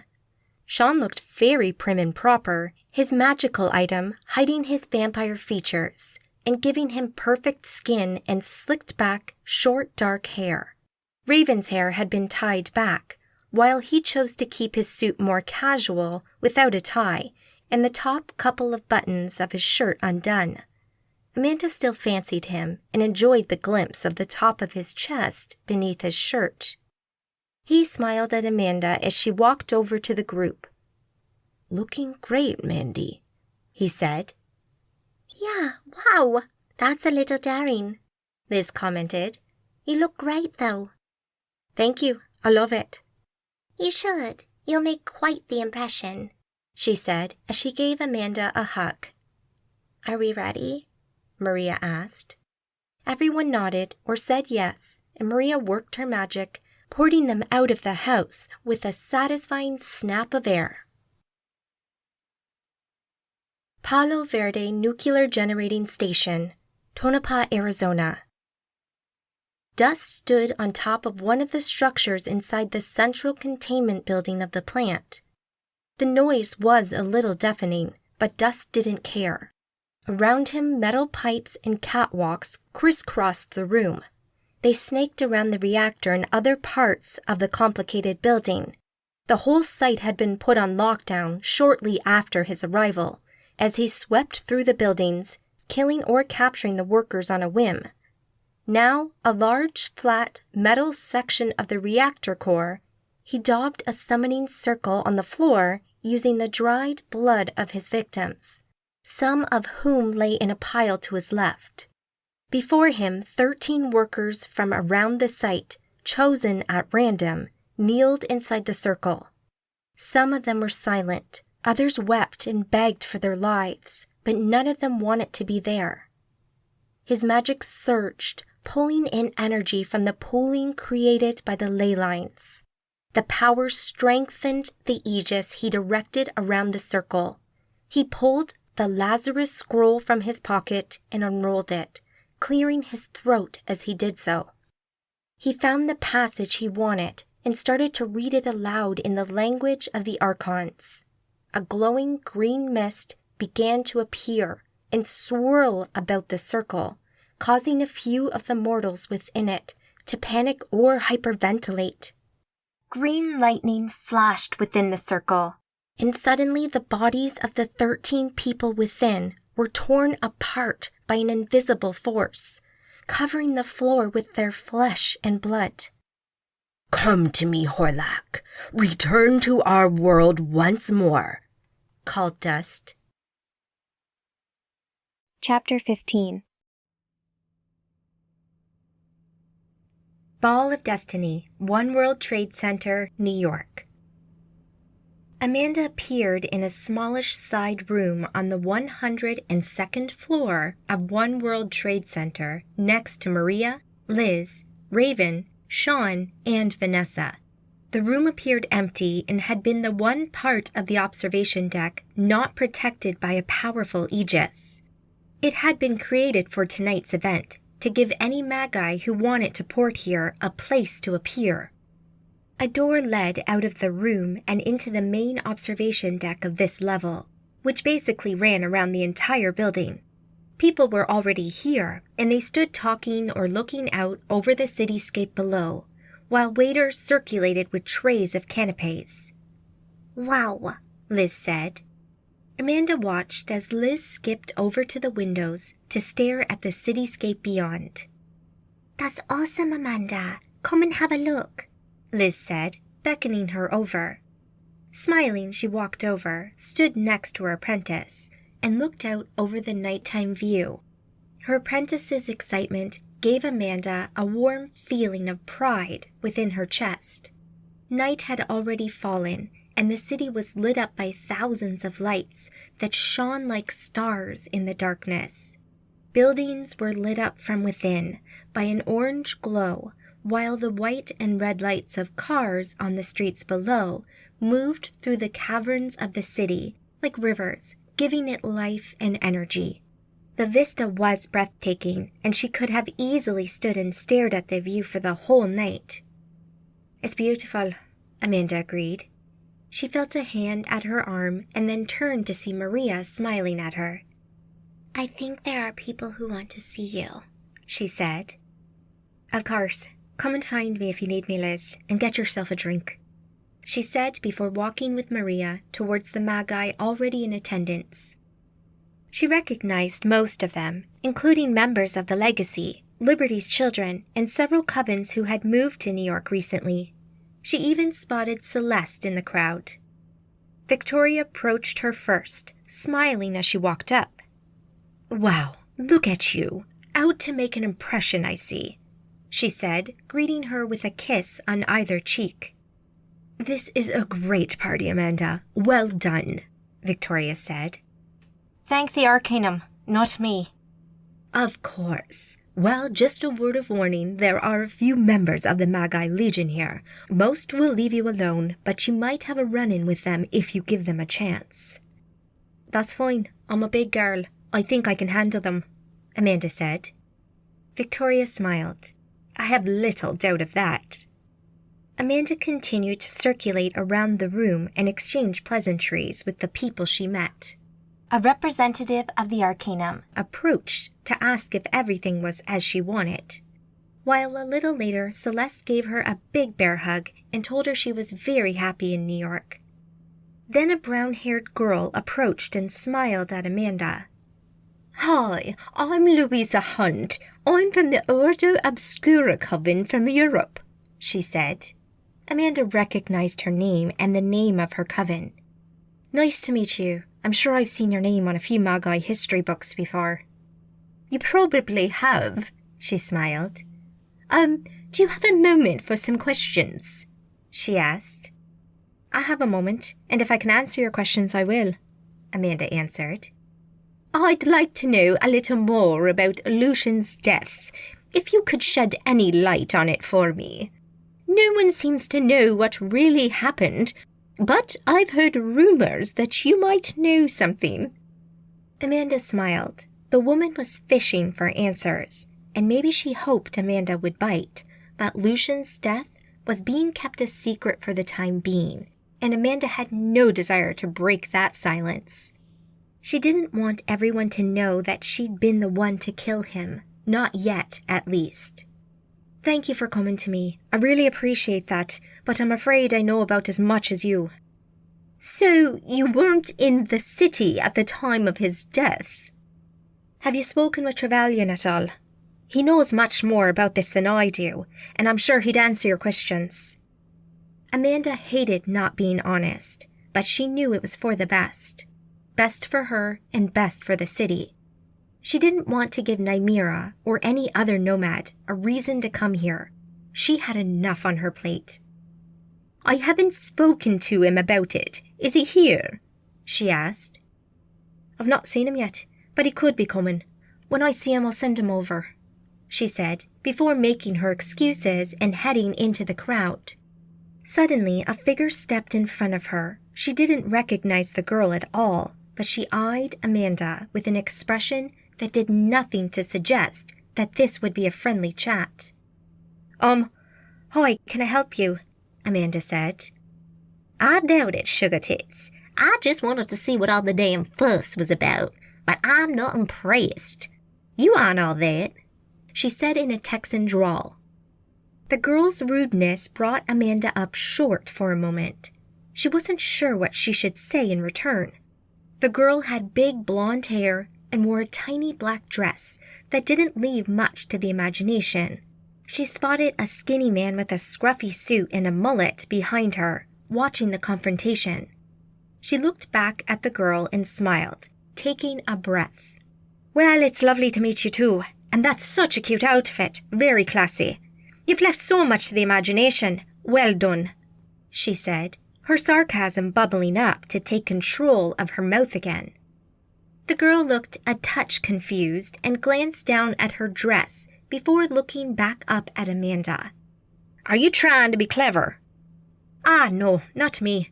You look manky, so you do. That's Irish for gorgeous, by the way. She lied. The girl opened her mouth to say something, but it seemed to escape her at the last moment. She gave a slight shake of her head, as if to banish whatever train of thought she'd ventured down, and looked back up at Amanda. Look, you might have the power here in New York for the time being, but we'll be watching you. I don't want power. I'm not the queen of this city.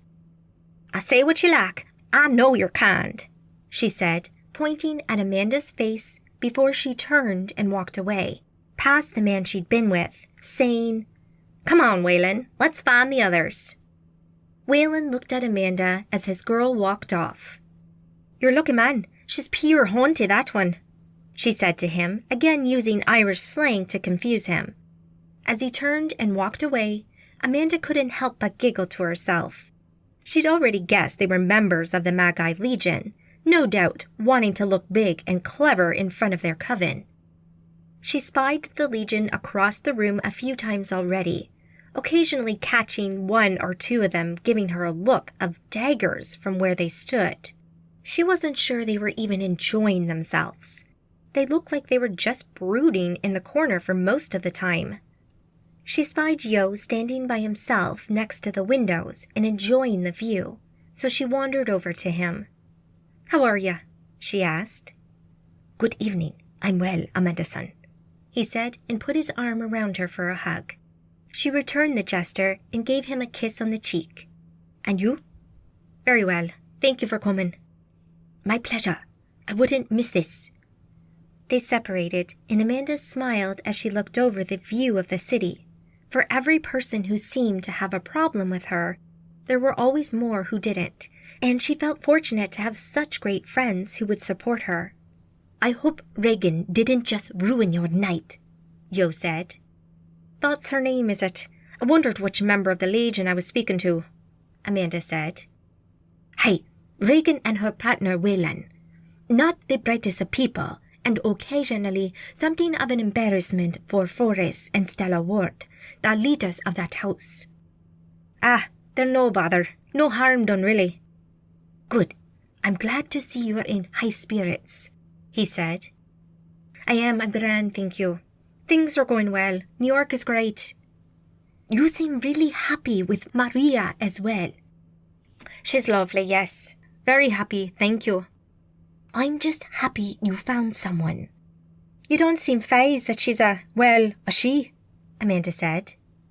Why would I be? It's no comment on me, and frankly, who you sleep with is your business and is no reflection on any part of your life. Providing you're happy and it's what you both want, who cares?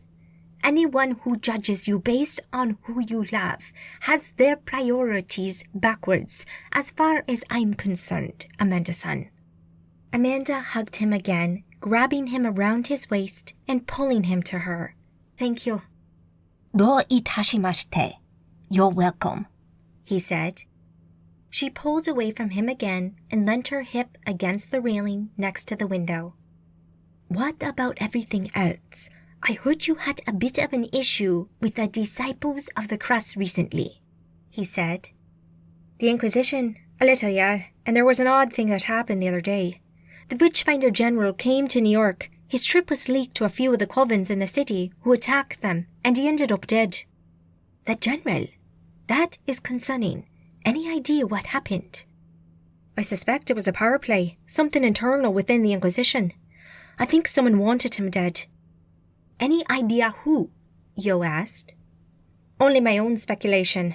I've only really dealt with one member of the Grand Inquisitors, but I wouldn't put it past her at all. I have no proof, of course. These things usually become clearer as time goes on. Amanda smiled. He was right. She just hoped she'd find out sooner rather than later. Circulating back through the party, Amanda exchanged more pleasantries with her guests as they congregated in groups or took in the view from different angles. Amanda was walking around the floor once more when a side door opened, and she saw Trevelyan standing just inside the porting room. He stepped out and smiled at her. Good evening, Amanda. Thank you for the invitation. Sorry I'm a little late, he said. I wanted to get here earlier, but council business rarely fits around my social calendar. No bother. Thanks for coming. My pleasure. I wanted to see you anyway. Firstly, to say thank you for your efforts in Los Angeles. I know it didn't go exactly to plan, but I think you did well, all things considered, he said. Amanda flushed slightly at the compliment, but also felt a sense of sadness and regret at the loss of life on that mission. It could have gone better, she said. Maybe, but you handled Nefertiti well and got the results you needed. The cost might have been higher than you anticipated, but to do nothing would have cost us much more. So, thank you. Amanda smiled and nodded, keen to move on. So I also need to speak to you for a short time. Do you have a few minutes? Trevelyan asked. Sure, what can I do for you? She asked, seeing no reason she couldn't take a few minutes away from the party. She'd already circulated through all the guests she wanted to speak with, and had started to relax a little more, and not feel quite like she was on parade so much. I'd like to show you something, and talk somewhere a little more private and protected, if that's all right with you, he asked. By all means, where did you have in mind? Have you ever been to the council base before? No, I've not yet had the pleasure, she said. She quickly linked with Maria, Yo, and Liz, and sent them a quick message about what she was doing before she focused on the here and now once more. Lead the way, she said. Follow me then, he said, indicating the porting room. I opened one of our portals in here, he said as they walked into the room. There wasn't anything visible to the naked eye that any mortal could see, but to Amanda's magical senses, some powerful flux magic burnt away in the corner, waiting for a magus to step into it and call it to action. Walk with me, Trevelyan said, and Amanda moved in step with the master magus. She felt his magic reach out and connect with the portal's essentia. As they touched it, the portal flared into life and opened like a flower, its magical protections pulling away to allow them safe passage. Stepping into the roiling energy, Amanda felt it surge over her like a wave, refreshing and exhilarating as the magical power surged within her. Anyone watching would have just seen the two figures disappear with a shimmer in the air, like ripples on the surface of water. With a brief flash of magical energy, Amanda found herself standing in what appeared to be a stone room without windows or furnishings. Behind them, a circle of essentia held the image of the porting room in the World Trade Center, while ahead of them was a simple door. Through her etheric sight, Amanda could tell this wasn't stone at all, though.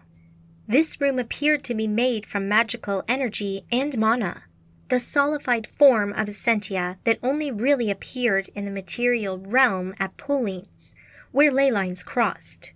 She also had no idea where she was. Her etheric senses that could usually pinpoint her location on Earth failed her utterly. Where are we? Amanda asked. Trevelyan smiled. Don't worry. This is part of the security and defenses that the Council has in place to protect against infiltration by nomads and such. We're in a null realm. Null realm? I've heard of those.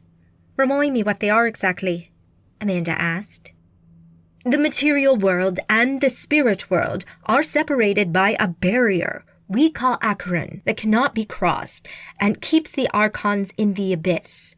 Although Acheron cannot be crossed, it can serve as a realm unto itself for those powerful enough to be able to carve out space within it. These magical spaces are called null realms. They're not tied to any geographical place on Earth and can be accessed from anywhere around the globe. The null realm is expressly controlled by the creator of the realm and those he links to it. They're often used as secret and very secure hideouts. That's right. I knew I heard of them before. I need to get one of those. Trevelyan smiled. In this case, rather than using it as a realm, the Council uses it as a security barrier.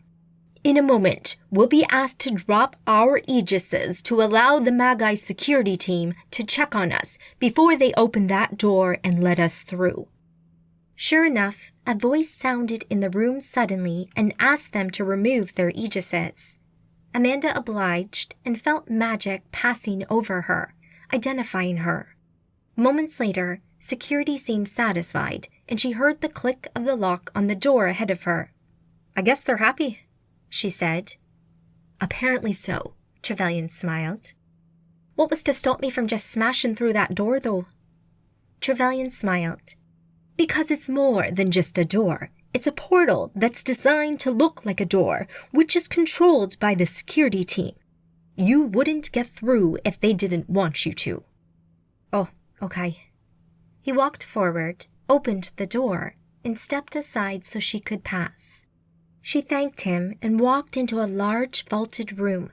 The whole place looked like something that had been built in the Middle Ages, only on a much grander scale.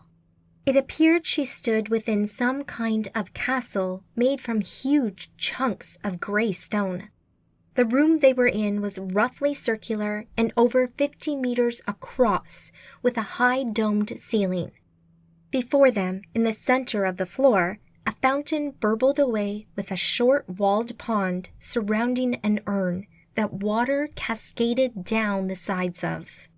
Beyond the fountain, 2 sets of curved stairs led up to archways leading deeper into the building, while further arches on this level revealed corridors that snaked off into the depths of the complex.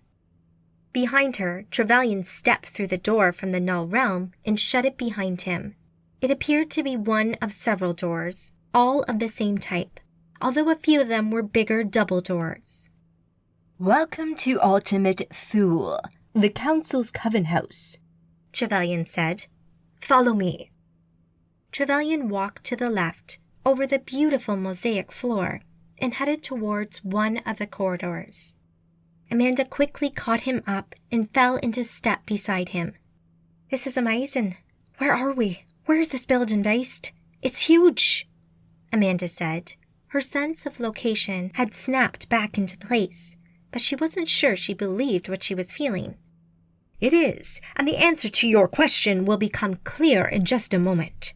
I don't want to ruin the surprise, and it's easier if I just show you," he said. "Oh, okay." Amanda followed along beside him, getting the feeling that he wanted to talk once they'd reached their destination. The corridor they entered had a much lower ceiling than the room they'd been in, but the ceiling must still have been nearly 10 meters high with its Gothic arches. Sconces burned on the walls at regular intervals, giving off plenty of soft light that illuminated the rugs and paintings that decorated the hallway. Some were portraits, others depicted scenes from history that Amanda didn't recognize. The corridor had been bending gently to the right, and before long, Trevelyan walked up to a door on the left and stopped before it, his hands on the ring of steel that hung from the massive oak door and served as a handle. "Shall we?" he said. "Please." She nodded and watched as Trevelyan opened the bolt on the door and pushed the double doors open wide. The room was another large one and seemed to be a kind of balcony. Massive Gothic arches acted as glassless windows, encircling the crescent-shaped floor and giving a stunning view of the vista beyond. Amanda thought that if Liz had been amazed by the view from the top of the World Trade Center, she would be stunned to silence by this one.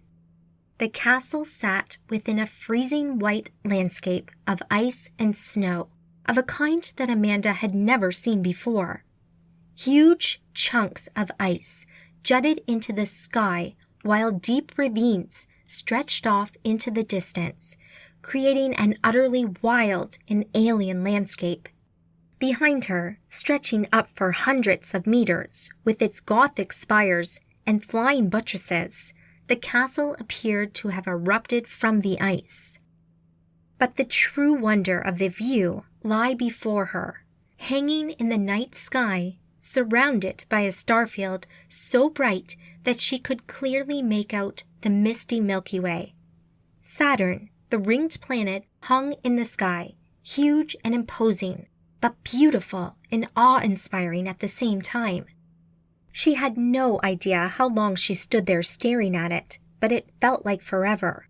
It was only when her tongue started to feel a bit dry because she had her mouth hanging open for so long did she shake her head and come around a bit. She looked back at Trevelyan, who'd been admiring the view as well, but he smiled upon seeing her expression. Did she look that shocked? "Is that?" Amanda asked. "Yes, that's Saturn. We're on one of its moons, Enceladus to be precise." Amanda tried to voice something, anything. Her mouth moved, but nothing came out. She just couldn't vocalize the thoughts she had in her head. The idea that they were this far from Earth seemed utterly insane. "It's okay. It's a lot to take in. Come, there are a few seats over here. Let's just sit for a moment, shall we?" Amanda just nodded and followed Trevelyan to the benches that stood close to the edge of the balcony and sat down.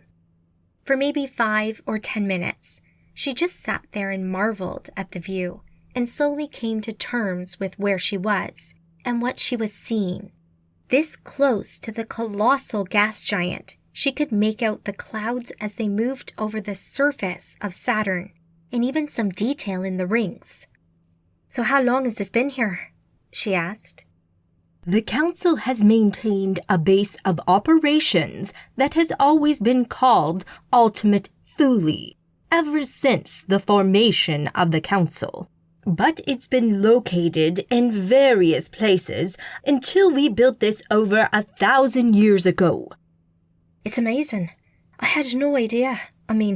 Gentle Water told me that there were Magi in space, but this is beyond anything I'd ever expected. Can Magi port here?"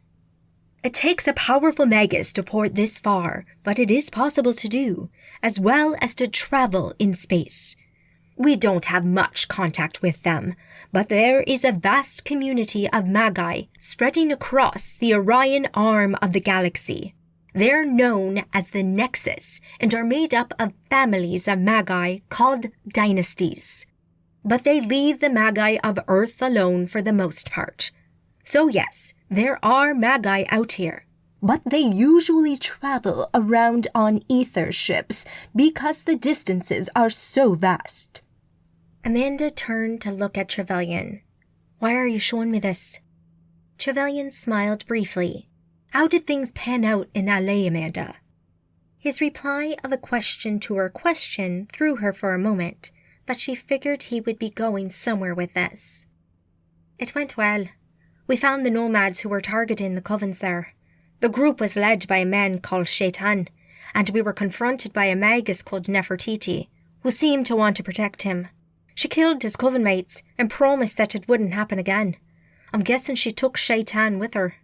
"You know, I met with Tony, Tabitha, and Melissa recently, before they went to LA with you.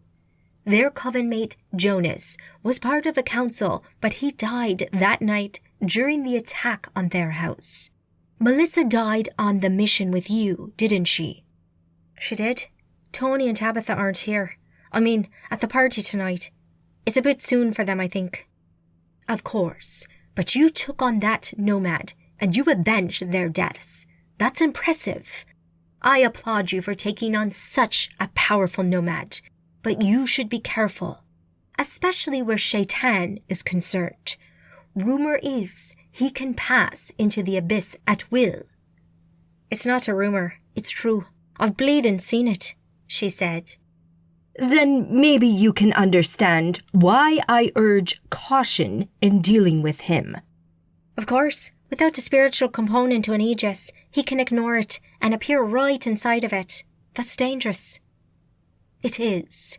You should also know it is rumored that he set this knowledge down in a book known as the Libra Nox Noctis. We have no idea where this book is. We're hunting for it right now, because the power contained within its pages could be dangerous in the wrong hands." "I understand," she replied. Trevelyan looked at her then and seemed to be contemplating something. Then he looked away from her and stood up and walked over to the balcony. Amanda looked out at the view of Saturn once more. It had already moved its position as Enceladus went about its orbit. She shifted her senses into the magical spectrum and observed the enormous magical energies at work. She could feel the artificial gravity and air that the magic produced, as well as a colossal glamour effect that hid the structure from the sight of any passing space probes. There were many other effects at work here, all hugely powerful, and all of them protecting the structure and its inhabitants from the harsh environment outside. Trevelyan turned to her. "Come with me, Amanda. There's something I think you should see." She stood up and followed Trevelyan out of the room and back into the corridor. He waited for her and spoke once she'd caught up. "We should port there. Are you ready?" "Of course," she said, not resisting his magic as the view of the huge, vaulted corridor changed to a much smaller, homier one as they ported. It was about 3 meters wide with carpet, tables with ornaments on them, and a few visible doors further along. They stood outside a door which Trevelyan opened. It creaked as it moved on its hinges. He walked inside, and Amanda followed him into a room 15 meters across and less deep. A few electrical lights hung from the ceiling, giving off a dim illumination. The room had been carpeted and contained several glass-covered display cabinets and shelves, all of which looked like they belonged in a stately home. Dotted about the room were glass-topped podiums and cases which contained books or scrolls or other written works. Trevelyan walked over to one and looked down at it. Amanda had paused inside the door. It was tranquil in here, and she felt the weight of history in the treasures on display. The books on the shelves and the delicate manuscripts within the cases all looked to be hundreds of years old. "Wow, what are all these?" she asked. "We've been gathering and preserving these documents for centuries. They're invaluable." She walked over to the nearest one and looked inside. The document looked old, and the writing, although in English, would take some deciphering. A modern printed document beside it translated the original text and offered commentary, which Amanda read with interest. The scroll formalized the naming of the Magi by the Magi Senate about 2,000 years ago. When the Senate had been formed and Magi from all over the globe joined, there came a need for a single word to refer to them, as every culture used their own term. So a bastardized version of the word Magi was chosen. It was spelled the same, but pronounced Magi, rather than Magi. This had been based on the hard G of the Greek word goes, meaning sorcerer or conjurer, and also the hard G of the singular magus. And so the Magi had been born. "Come, look at this one," Trevelyan suggested. She walked over and stood next to him. She looked down at the old-looking scroll within the glass case. Again, she was unable to read the scroll itself. Instead, she focused on the plain English translation beside it. The Prophecy of Helene.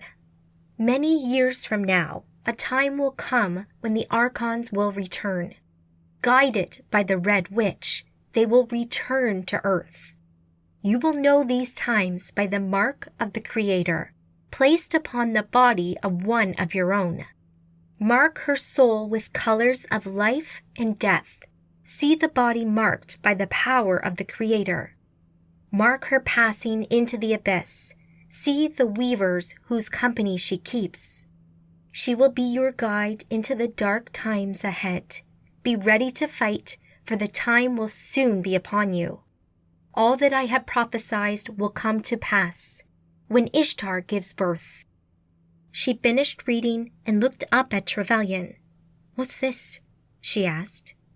"It's a prophecy, originally given by a woman called Helene in AD 42 to the Magi Senate, the organization of Arcadian Magi that preceded the Magi Council. It talks about the return of the Archons and of someone, a Magus, who might be a guide in these dark times. Amanda, your adventures and missions against the Nomads, they're getting noticed. Your name is starting to become known. I predict you will become quite a well-known Magus.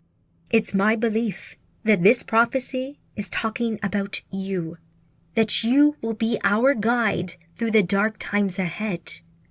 Amanda looked up at Trevelyan, wondering if she'd heard him right, and if he was just having a joke at her expense. But he stood there and looked at her with a somber expression. "Me? Feck off! You're having me on, so y'are," she said incredulously. "I assure you I'm quite serious." "Really? Are you sure?" "Quite sure." "So, I'm some kind of, chosen one? Like Neo, or Anakin, or Harry Potter? I'm what? Meant to save the world?" "I have no idea who these people are. Some popular cultural reference, I presume." "Well, yeah." "Then you have met me at a disadvantage. But to answer your question honestly, we have no idea. It doesn't say what you must do." "What someone will do. Someone who might not be me," she protested. Standing in that dusty old room, with no underwear on, in stupidly high heels, and wearing a see-through dress, she did not, in any way, feel like some kind of chosen one. Far from it. Looking at Trevelyan and seeing the conviction in his eyes as he looked back at her, she actually felt a little weary of him. This kind of faith in her was not something she wanted to deal with, and she certainly did not want that kind of pressure, especially not from the council. "Who else knows of this?" Amanda asked. "Of the prophecy? Many people. It's well known, and I'm surprised you haven't heard of it before now." "Well, I haven't," she said, feeling slightly affronted. "And who else knows of your belief that it's about me?" "Very few, but it's not for me to say who they are. But what I can say is that I am not alone in this belief." "Gentle Water, does he believe the same things as you? Does he think it's me?" "He knows of the prophecy, but you'd have to ask him what he believes. However, I think it would be wise not to mention this to anyone other than Gentle Water for the time being." "Oh, don't worry about that," she muttered. Amanda looked at the prophecy once more, shook her head slightly, and moved away from the cabinet. "Can we go, please?" she asked. "Of course. I'm sorry. I know it's a lot to take in. My apologies." She appreciated his apology and that he seemed to be reigning in this righteous fervor as she stepped out into the corridor. He locked the door behind them and then led her along the passageway. He spoke to her a few times as he guided her through the hallways, but she felt so confused and overwhelmed that she didn't really hear what he was saying. Needing a moment to herself, she stopped at a series of windows that looked out over the white landscape, while the huge gas giant and its rings of ice hung in the sky before her. She leant forward, rested her forearms on the window ledge, and just stared out at the view. She'd only just gotten a handle on New York and was getting into the flow of things.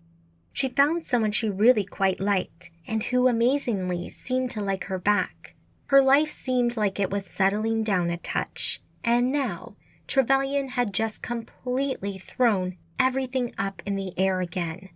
She wondered who else knew of the prophecy, and if they believed it might be talking about her.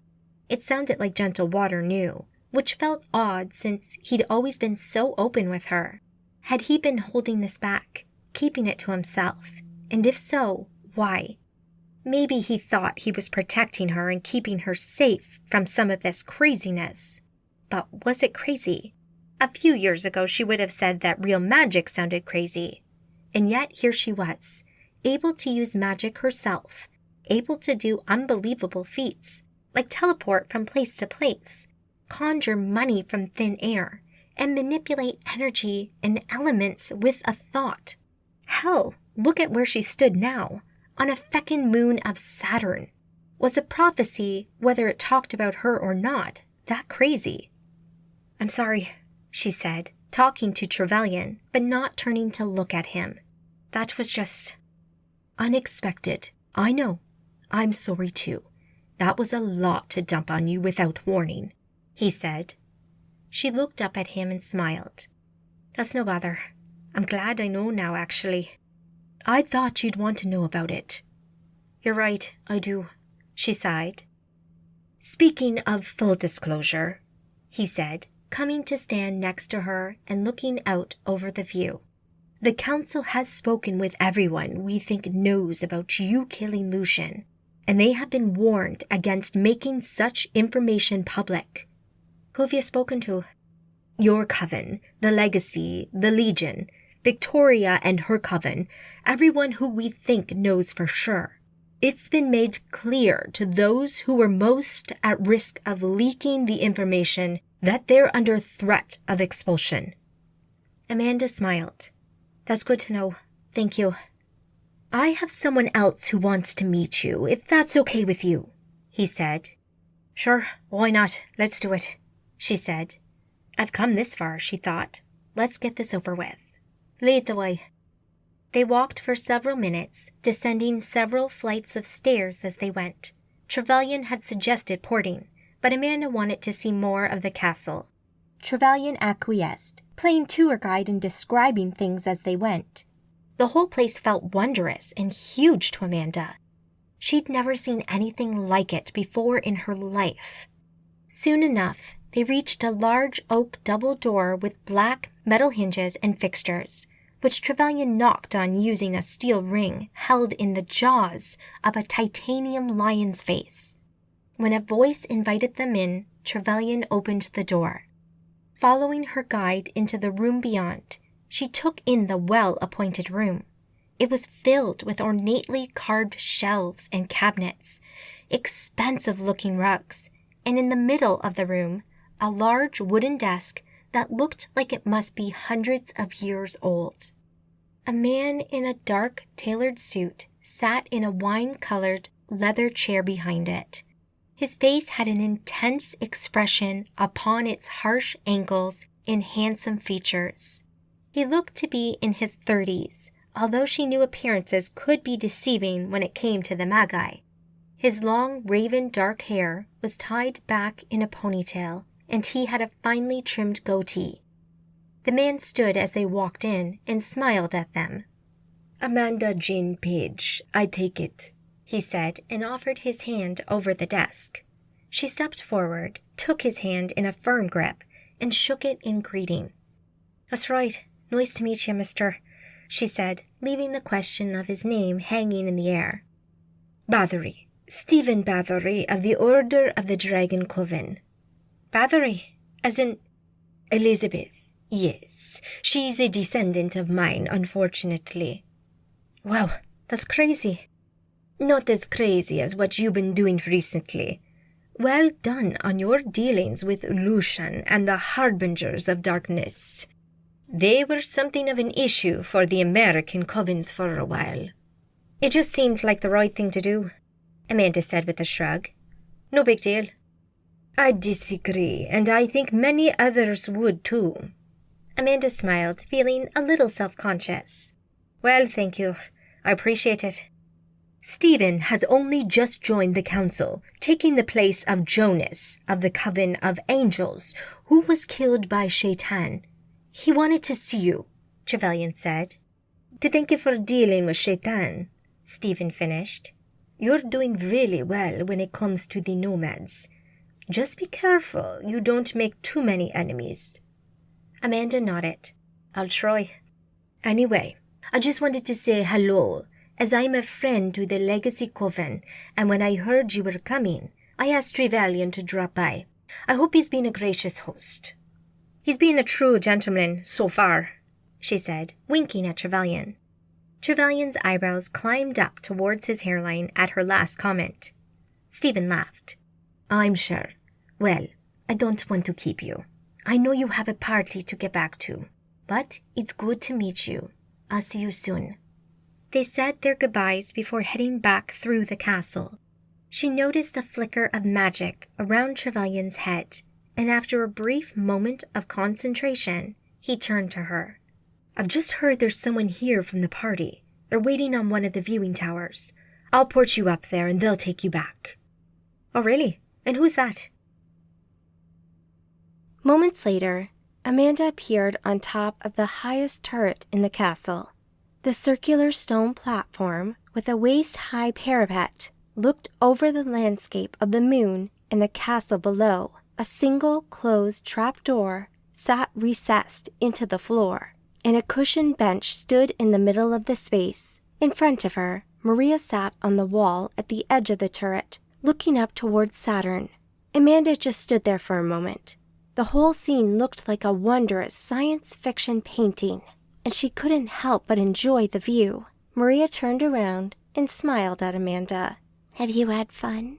It's been illuminating. How come you're here?" "I've served on the council a couple of times. I know my way around. It's pretty amazing, isn't it?" Amanda sat on the wall facing her lover and took her hand. "Honestly, I have no words. I've never seen anything like this. Not even close. I come back from time to time just to sit up here and enjoy the view. Nothing humbles you quite like that," she said, gesturing at the vista before them. Amanda slid closer. "And what's it feel like to share it with me?" Maria looked up at Amanda and smiled. "Let me show you," she said, and kissed her. Haiti. Josette walked into the darkened room, carefully picking her way through the tables covered with various dark magic paraphernalia and the bodies that hung from the ceiling. She approached the cloaked figure of her master. She waited close enough to Nymeria so they could speak comfortably when her master chose to address her. She waited for a few moments before Nymeria hissed, "Speak, child." "My investigations in New York have gone as far as they can on a covert basis. I can only conclude that the truth of Lucian's death is being kept secret on purpose. The most likely candidates are Amanda Jane Page and Yo Takahashi." Nymeria turned and looked at Josette. The firelight caught the side of Nymeria's face, illuminating the nest of dreadlocks that split from her scalp, and the trinkets, bones, and feathers knotted into them. Her dark skin was covered in white war paint, framing her eyes which burnt with energy and purpose. She wore a long cloak made from layers of fabric, hessian, and dried skin that fell from her shoulders to the floor and hid her lithe form beneath. "Thank you, little one," she said, and turned back to whatever she'd been doing. "Would you like me to do more? I need to bring in some help and be a bit more public about it. But there might be more to learn," Josette said. "You have done enough," her master said, dismissing Josette with a wave of her hand. Josette doubted she was the only one that Nymeria had sent to look into it. There would be others, initiated like her, and Magi, who would be hunting for clues. She left the room, wondering who would be unfortunate enough to be on the receiving end of Nymeria's wrath. Chapter 16. New lead Antarctic. Angel stood back and watched as Isha held his hand above the glowing green orb, his magic pulsing from his palm over the artifact. The orb had been placed in a metal holder on the boardroom table, and Isha was trying to understand what they had in their possession. Mr. Black, his wrinkled face lit by the orb's glow, stood to one side, watching closely. He looked back and forth between Isha and the orb, impatient curiosity etched on his wizened face. "So, is it what we hoped for?" Mr. Black asked. Angel thought his desire for power was getting the better of him. "I think so. It's difficult to get a read on it. If I could just hold it," Isha said. "No," Mr. Black said empathetically as he stepped between Isha and the orb.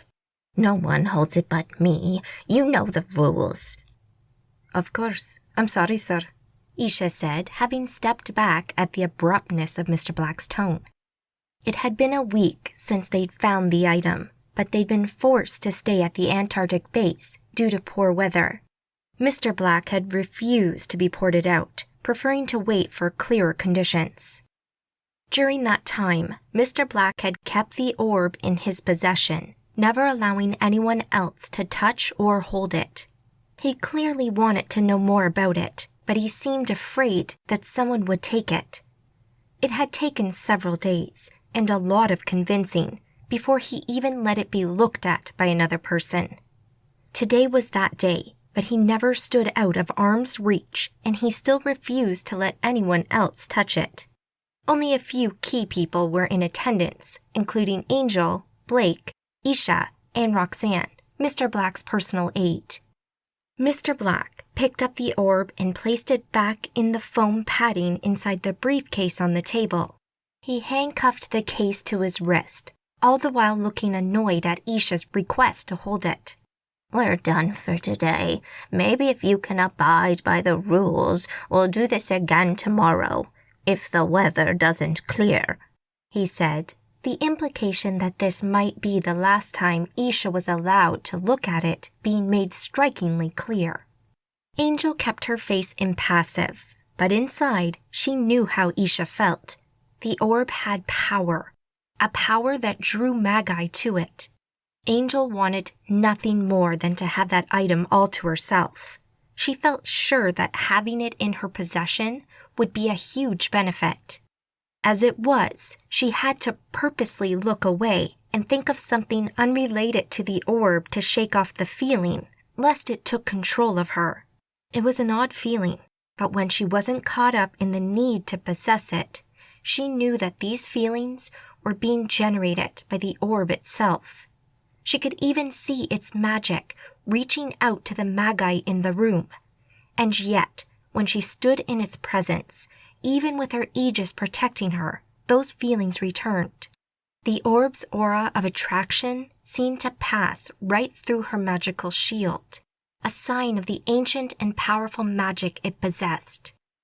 This meeting seemed at an end, though, and everyone had started gathering their belongings when a sudden surge of powerful magic flared and a figure appeared before them. For a moment, Angel thought Yasmin had poured it in, as the woman who appeared had similar wavy raven black hair, but there the similarity ended. The Magus had attractive features and wore a leather jacket over her black t-shirt with leather trousers and heavy boots. She immediately scanned the room to pick out Mr. Black. "Sir, I have news." "Echo, what brings you here?"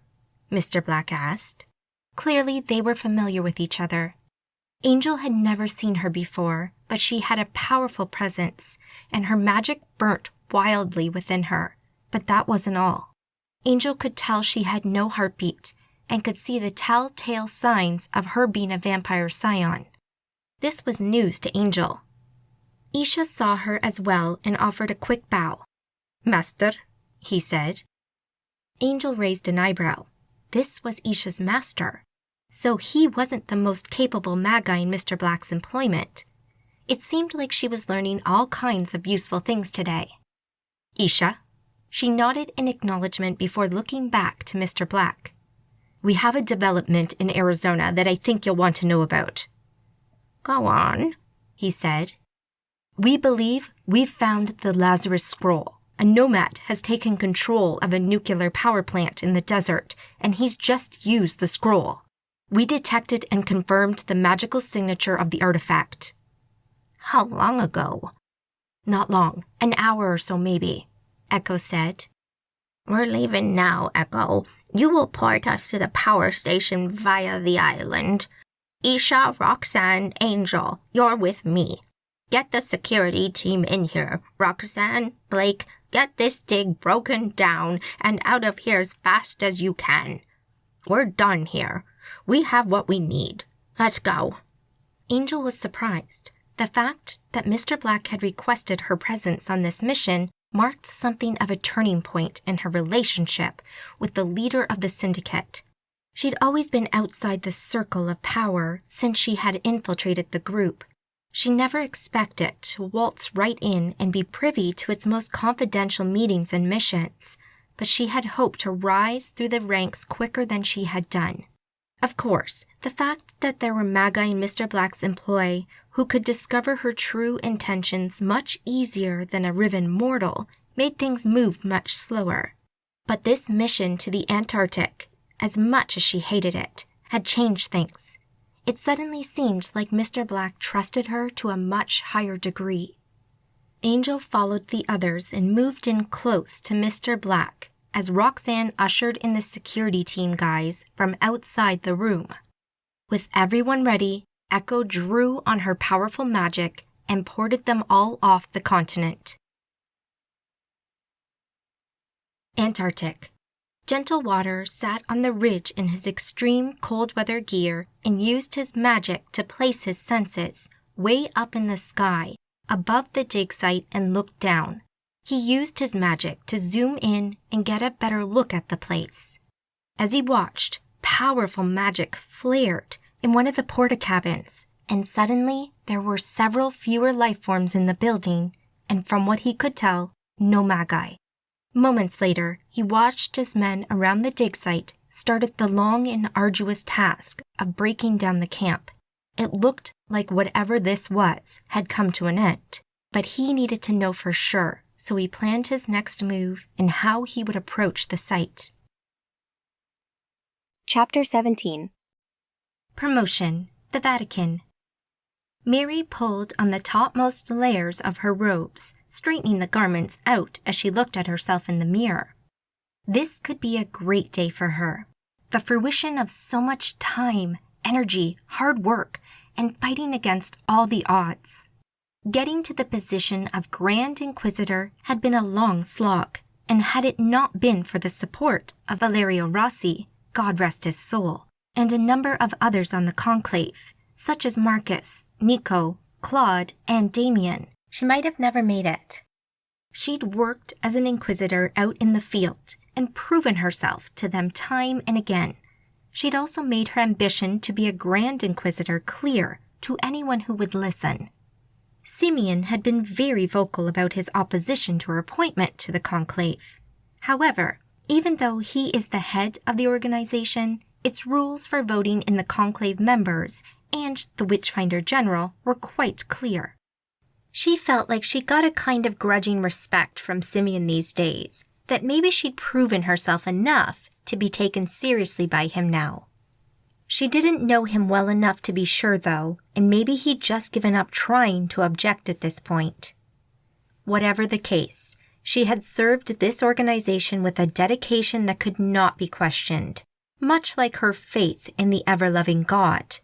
And now, God had spoken to her, and she had heard him. She'd heard his will and knew she was on the right path. She'd seen the decay and the apathy that had infected Valerio Rossi and how he had become paralyzed by the Inquisition's continued defeats against the witches.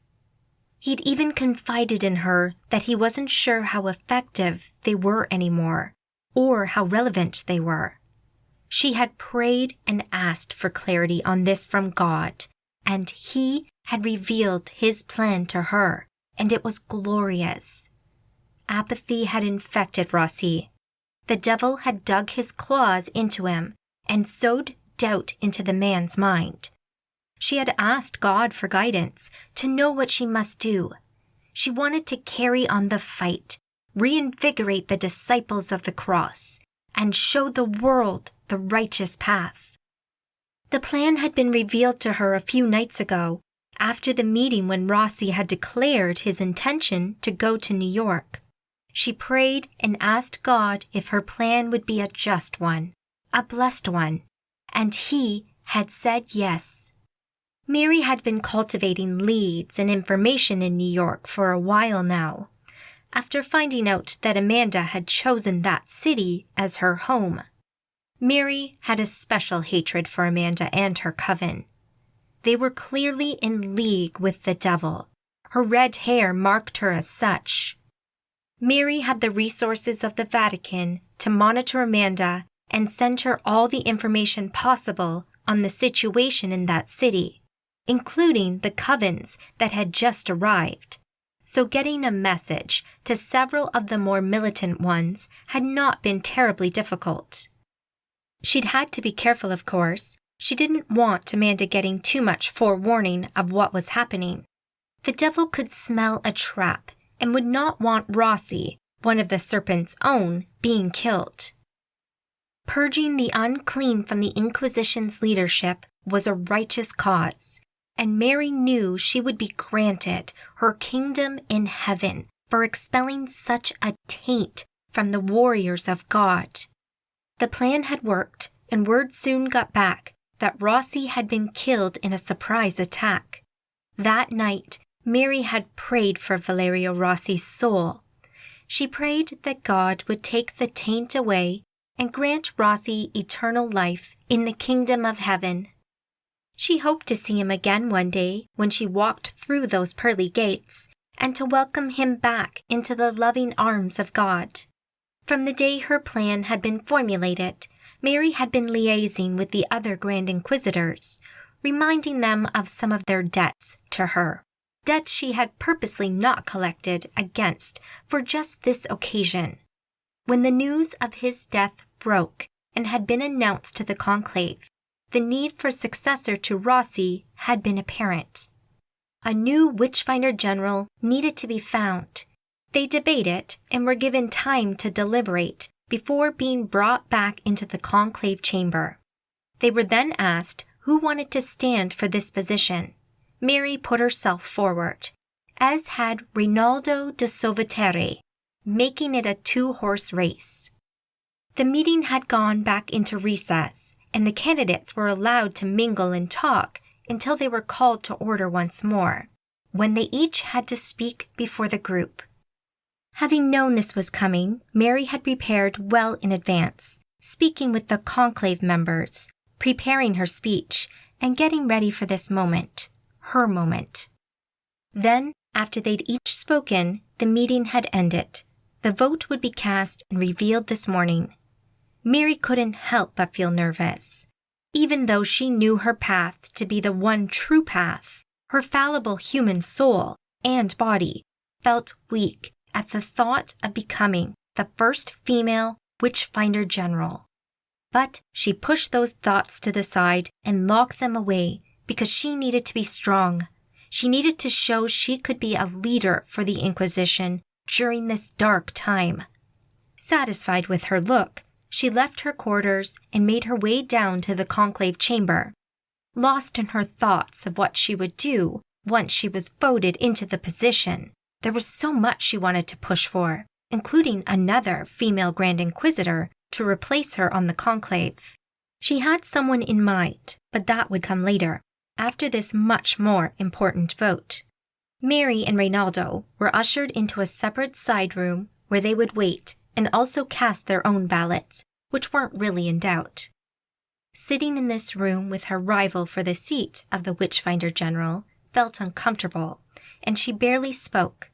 Mary had been sure to be cordial and exchange pleasantries, but beyond that, they both held their peace. Mary silently prayed, hoping that her path remained true and blessed in the eyes of the Lord, and that the other conclave members would see that and vote for her to be the new Witchfinder General. Mary found that waiting for others to choose your fate seemed to make time slow down as you thought about your campaign. Who might support you, or who might support your opponent? It almost felt like a children's game when team captains chose from a lineup, and you were the last one to be picked. She knew she played her cards well, though. She knew there was little else she could have done, but she also knew that her gender would be a constant issue for some high-ranking church members, and maybe that would be enough to sway some of them to vote for Rinaldo. She hoped not. She hoped they would see reason, see her blessed path, and want to follow her down it. When the door suddenly opened, Mary jumped and then chided herself for having done so. Walking back into the room, she could feel the eyes of the Grand Inquisitors following her progress across the room, and no doubt her opponents as well. She did her best to ignore the pressure and walk tall and proud as a defender of the faith. Mary stood beside the conclave's aide, who opened a slip of paper and addressed the room. "The votes have been cast and verified, and a clear winner has been chosen by the will of God Almighty. The new Witchfinder General and High Inquisitor is Mary Damask." Mary closed her eyes and smiled very slightly to herself, being careful not to look too pleased or too smug. Quickly, she offered thanks to God. She was now certain her path was the true one. God had smiled down on her and on the disciples. A new era of strength was upon them, and she would make sure the Inquisition became a force to be feared once more. The Melchior Estate, Long Island, New York. Maya felt the magic flare and surge, announcing the arrival of the one Magus who knew the key to porting into the private estate. It was the early hours and still dark outside, Maya's preferred time of day. But when she turned around, she could clearly make out the familiar features of the woman who stood nearby. "To what do I owe the pleasure?" Maya asked the figure. "It's time to head into the desert. Mr. Black is making his move for the Lazarus Scroll, which means you need to take Amanda and capture the scroll before they do." "When? Now?" The figure nodded. "Right now." "Yes, Mother." Chapter 18. Meltdown, Manhattan, New York. A buzzing in her head brought Amanda out from her restful sleep, waking her abruptly. She sat up and put a hand to her head, groggily she wondering what on earth might be going on. "Jesus, what time is it?" she muttered, even though she didn't need to look at the clock. It was 3 a.m., and she rubbed her eyes in protest at being woken up so early. It took her a moment to realize that the buzzing sensation wasn't an alarm clock someone had set off in some spiteful prank, but instead was because someone wanted to speak with her through a mental link. She looked down at Maria's sleeping form lying next to her. Luckily, she hadn't disturbed her, so she concentrated on the presence behind the link and recognized it as Maya. That was odd. She'd not really had much contact with Maya and had never been contacted by her through their mental link before. She'd always found her to be friendly and pleasant, but Maya remained distant and had never asked her for help or contacted her in this manner. So, curious as to what the fuss was about, she opened the link. "Maya, what's the crack? Do you know what time it is?" she sent as she opened the link. "Sorry for disturbing you at this early hour, but I need your help," Maya replied. Needed her help? Maya always seemed so independent. What would she need her help for? "Sure, what can I do?"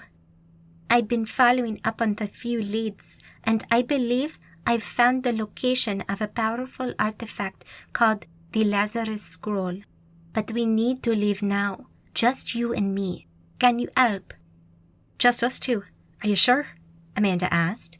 That seemed a little odd. Why not bring the others? "I'd normally ask you, but he's no longer able to teleport," said Maya's voice in her head. Amanda sighed. The mention of Yo's transformation into a scion instantly made Amanda feel guilty, even though she knew he didn't blame her. Despite that, she still felt somewhat at fault for his transformation. She swung her bare legs over the side of the bed. "Okay, sure, let me get dressed. Is this going to be a dangerous trip?" Amanda asked as she grabbed her jeans from the nearby chair and pulled them on. "Maybe, but be ready for all possibilities." "And where are we porting to, might I ask?" "Arizona," Maya sent. Amanda looked at the pile of tops in her wardrobe and pulled out a crop t-shirt, which she pulled on and then slipped into her sneakers. "I'll come to you, okay?" "Sure, I'm waiting. Here's the key to the Aegis." A complex, abstract thought appeared in Amanda's head suddenly. She'd have to hold that thought in her mind to port through the Aegis Maya was inside of. Amanda walked round to Maria's side of the bed and gave her a gentle kiss, being careful not to wake her. Unsure if she would be back before morning, she conjured a brief note that she left on the bedside table, saying she'd been called out on an errand.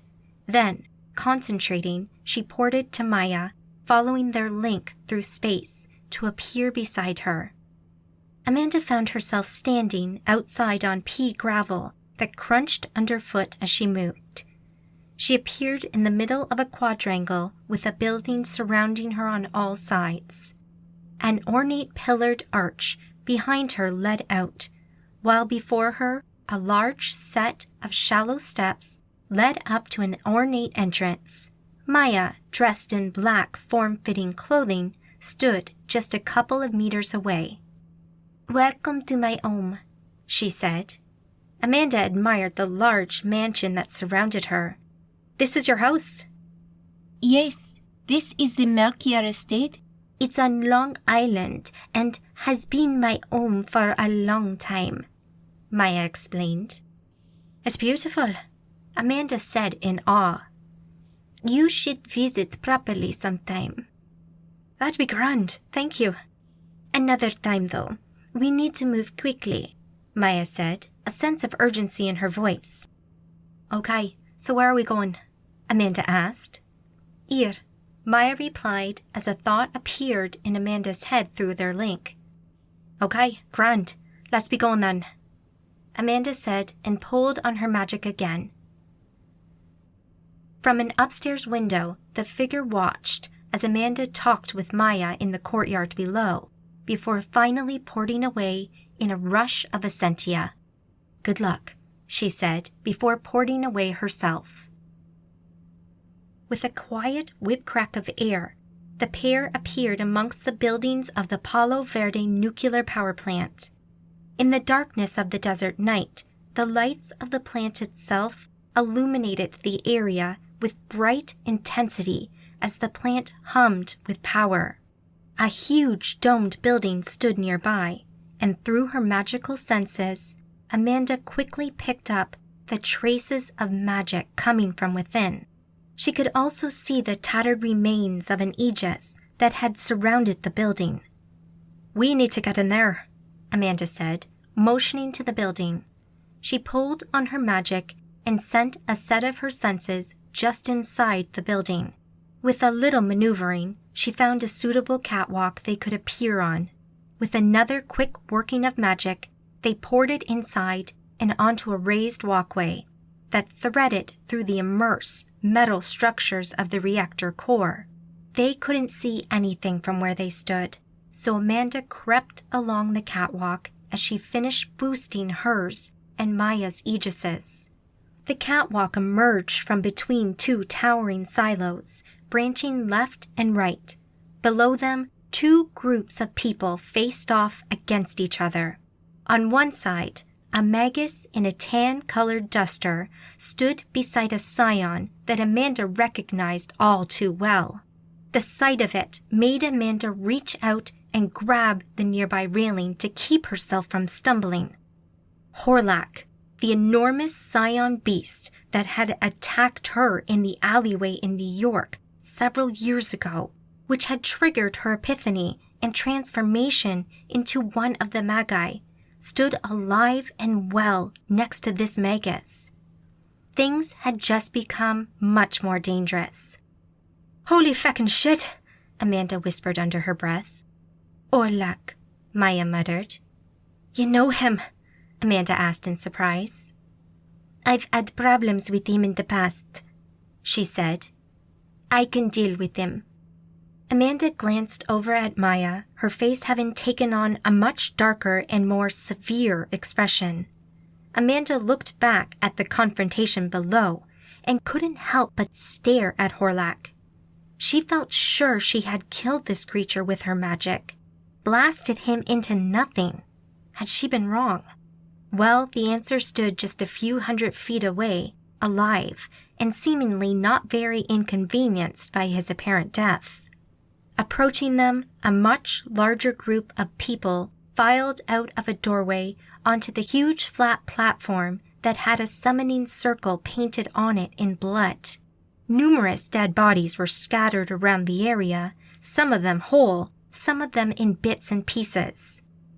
The group that confronted the Nomad Magus and Horlak seemed mostly made up of Riven. They wore black tactical gear and carried silenced submachine guns, which they pointed towards the Magi and the Scion. As she watched, Magi joined the Riven soldiers and were being led by an old man with a walking stick who seemed to be in charge. Behind him, the 3 Magi consisted of a dark-haired woman in leather, an Indian man with a handsome face in a shirt and trousers, and finally, a blonde woman in a miniskirt, jacket, and heels. Suddenly, Amanda realized she recognized the last Magus. It was Angel, the Magi who had attacked her on the train in France and nearly killed her. What had Maya brought her into? "What do you want to do?" Amanda asked. "There are some powerful people down there." Let's see how it pans out. This is much more dangerous than I thought it would be. We might not get the scroll today. "No shit," she replied, watching the confrontation below unfold and trying to hear what they were saying over the noise of the reactor. Horlak, the old man said, his voice ringing with authority. "Do I know you?" rumbled Horlak. "No, but I know you," he said, before addressing the Nomad. "Dust, is it?" the old man asked. "Give me the scroll and we can avoid any trouble." Magic suddenly flared from Dust as he tried to pour it away. The dark-haired woman's magic washed over him and disintegrated Dust's effect before it could do anything. Horlak looked down at the man next to him, clearly sensing his attempt at magic and escape.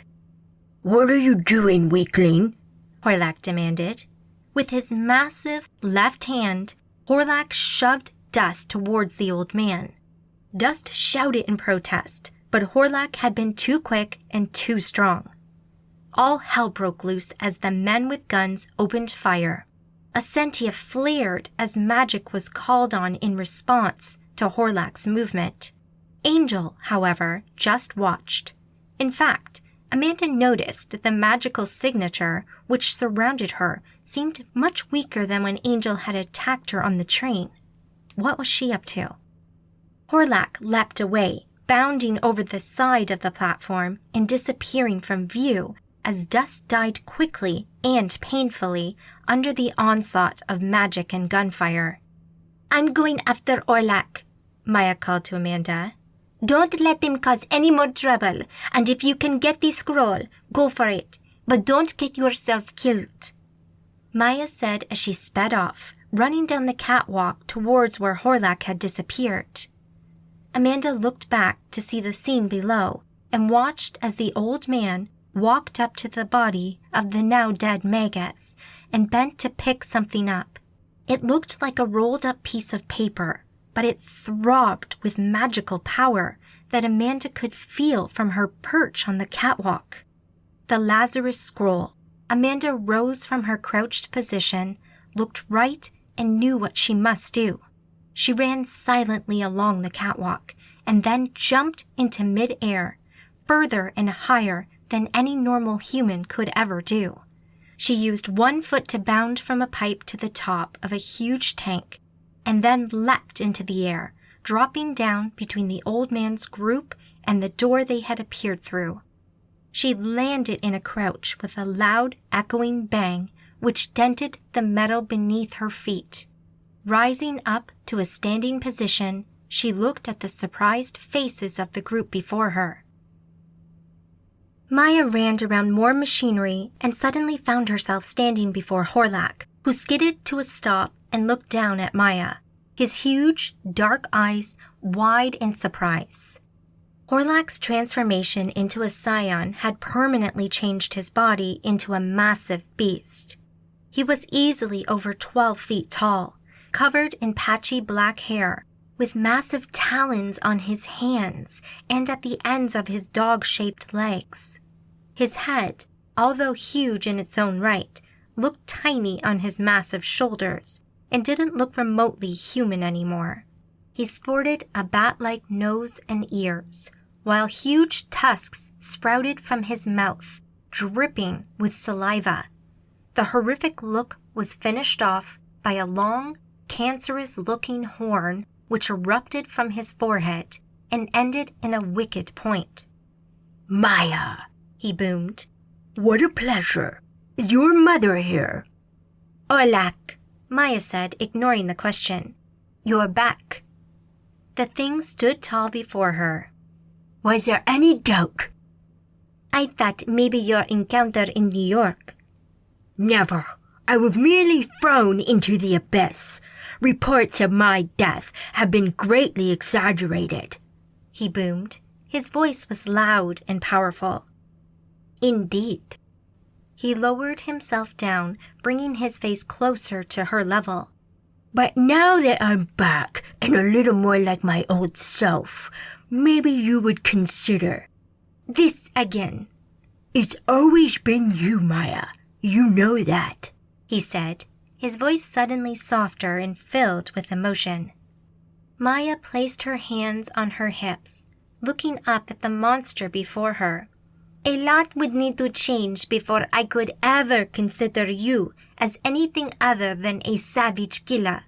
Your vendetta against Amanda, for instance, would need to end. Horlak's eyes narrowed as he glared at Maya. I'm listening. Half a second after turning their heads in surprise at the sound of Amanda's landing, the men all came to their senses and spun round to point their guns at her. Simultaneously, the woman in leather stepped in front of the old man, pulling on the local Essentia as she moved. Amanda drew Essentia to her, strengthening her aegis and getting ready to deflect bullets and the woman's magic. Her split multitasking mind raced, getting ready for the fight that was about to erupt. Wait, called the old man from behind the Magi woman, his hand pulling on her sleeve as he stepped forward. His gaze locked onto Amanda, his eyes wide, mouth open, and a look of utter incredulity on his face. Sir? The woman asked. Stand down, he said as he stepped forward. Continue with the plan. Echo, you wait there, he said, speaking to the woman and pointing to a spot behind him. Echo stayed put, but everyone else began filing out, including Angel, who shot her a knowing look as she left. The old man looked back at Amanda and paused for a moment. Give me the scroll, Amanda said, feeling weirded out by the old guy. She wasn't sure what was going on or what else she should say. My God, you look just like her. It's uncanny, he said, his voice full of wonder. I mean, I always kind of knew, but it's you, isn't it? Excuse me, Amanda answered. He spoke like he knew her, but she felt sure she'd never met him before. You're what, 21 years old now? Yes, that fits. What's your name, child? I'm not sure that's any of your business. Of course. You don't know, do you? Did you know your mother? What the hell? Amanda said, surprised and shocked by the strangeness and rudeness of his question. Who are you? If I'm right, I'm your father, he said as he looked at her in fascination. The world around her nearly fell apart as she took in those words. Everything else seemed a secondary concern as she tried to process what he'd just said. Could this be true? She looked at the man again and felt disbelief wash over her. My Arsyar, she said in an almost automatic response, denying his accusation. You look just like your mother. The resemblance is uncanny. Your hair, your eyes, your nose, even your Irish accent is similar. If I didn't know better, I'd think you were her. I can assure you I'm not," she said. "I think I'd remember you." "But of course, and that was more than 20 years ago, shortly before you were born. It all fits." Doubt filled her mind. Was he telling the truth? Did this man know her mother? And could he really be her father? There was something about him, something compelling. You're saying you knew my mother?" "And you don't?" he asked. "I'm an orphan," she said. It almost felt like her heart had stopped. She felt short of breath and had a desperate need to know more, to know who she was and who her parents were. The man considered that for a moment, surprise quickly ceding to acceptance. "I suppose that makes sense," he said. "What's your name?" Amanda Jane. Who was she? What was her name?" she asked, suddenly desperate for answers. "Mr. Black!" shouted a voice from the nearby doorway that led onto the platform. Amanda looked around, following the gaze of the old man to the mercenary who had shouted for him. "Everything's in place. We're ready," the man barked. "Time's up, Amanda. Let's do this again sometime," Mr. Black said, his voice all business now as Echo's magic whipped about them and ported them away before Amanda could bring herself to react. Wait, she said. The brief revelations from the old man, Mr. Black, had disarmed her completely, giving her no chance to counter Echo's magic and stop them from porting away. Amanda stood on the platform amongst bodies and spilt blood, feeling like she had been given half an answer and then had been left hanging. She desperately wanted those answers. He said he was her father. He looked in his 80s or 90s, so he must have been in his 60s when he'd gotten her mother pregnant, which seemed a little old. Who was this man, and what kind of name was Mr. Black anyway? It all felt so strange, and yet something about him, the way he spoke, and the little details he knew about her age. Could it be? Could he be her father? A klaxon shrieked with an ear-splitting siren that made her clamp her hands to her ears. She swore and used her magic to take the edge off the noise as she looked about her. The siren had snapped her out of her reverie. She needed to find Maya. "Please evacuate the building. This is not a drill." The voice boomed over the speakers installed in the containment building. What had Mr. Black's men done?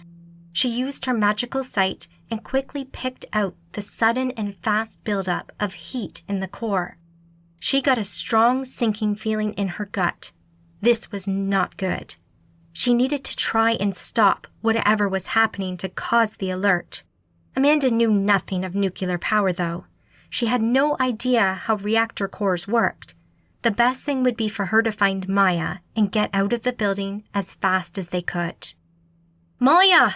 she shouted, but heard nothing back. She concentrated and sent a link request to her telepathically. It was quickly accepted. "I'm here. I'm fine. I'm coming to you." Amanda heard in her head. She felt a rush of relief at Maya's reply. She was alive. Magic flared behind her, and she whipped around to see a man in a strange, dark outfit that looked like a mix of Japanese ninja and American special forces, but without the weapons. He also wore a mask that left only his eyes visible. "What now?" Amanda said as she eyed the man. She recognized the fading spiritual magic he used and felt reasonably sure he'd just crossed from the abyss into the material world. Up until this month, she, like everyone else in the Magi community, believed that crossing into the abyss was impossible. Now she'd met a total of 4 people in 1 month who could do it, including, apparently, this mysterious man. It didn't look like Shaitan. Could it be another of his apprentices?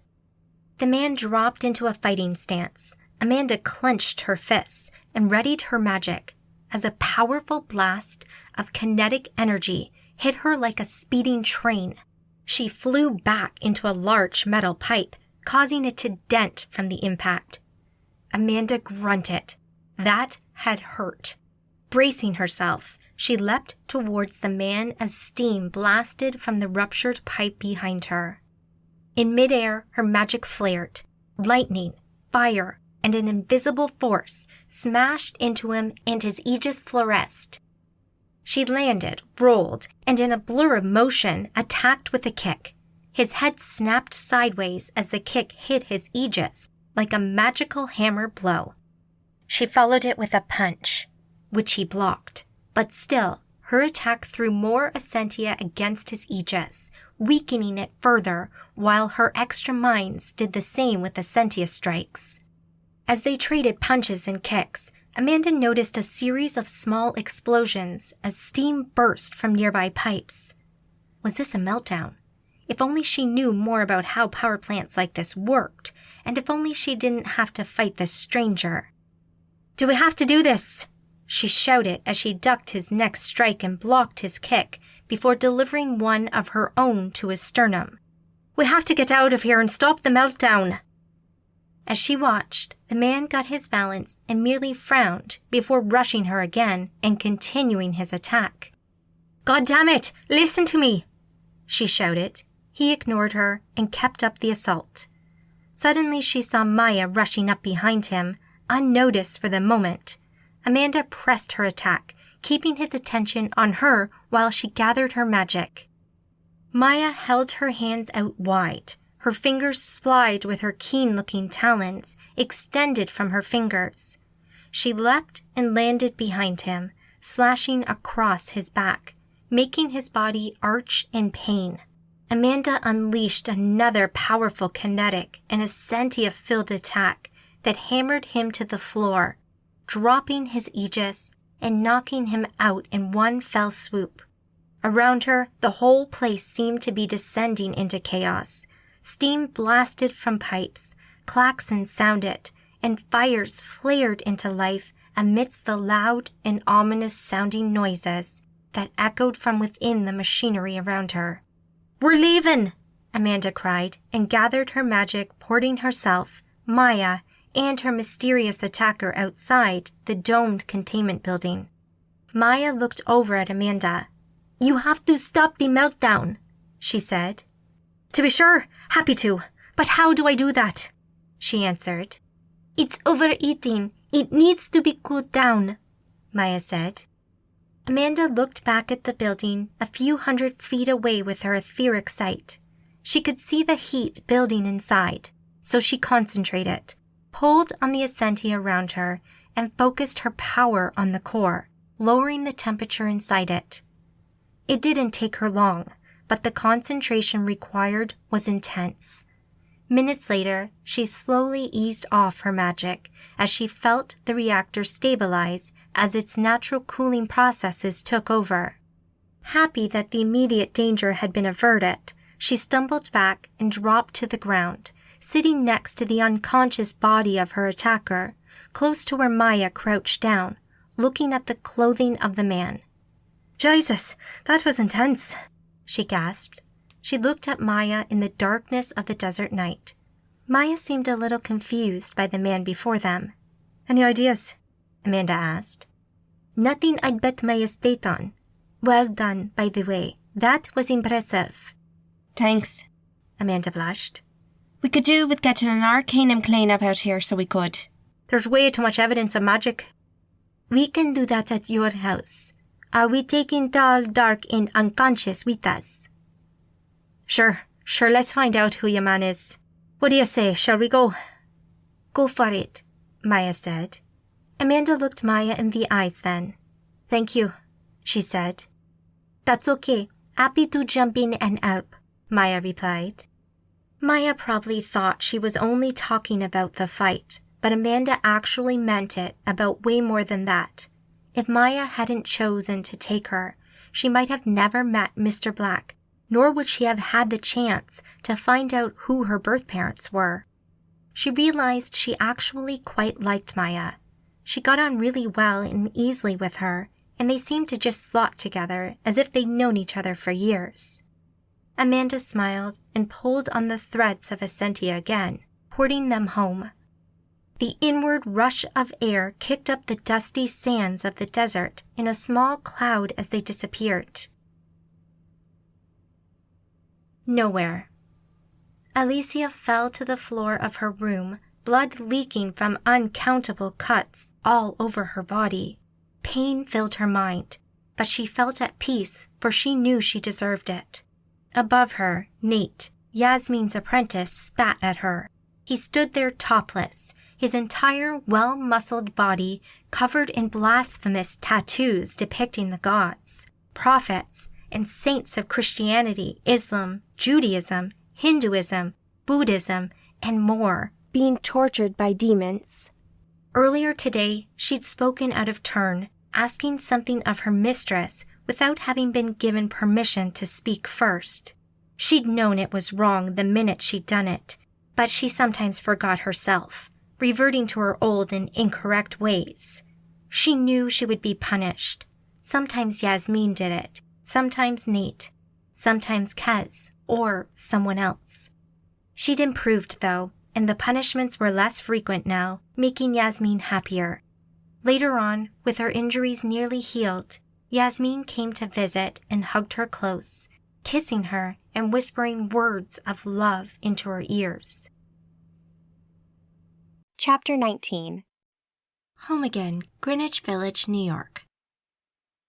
In the basement of her house, Amanda stood next to a long table with her mysterious attacker laid out on it, unconscious. To Amanda's left, Maya leant on the edge of the table and looked down at the man. "Sorry you didn't get your scroll," Amanda said.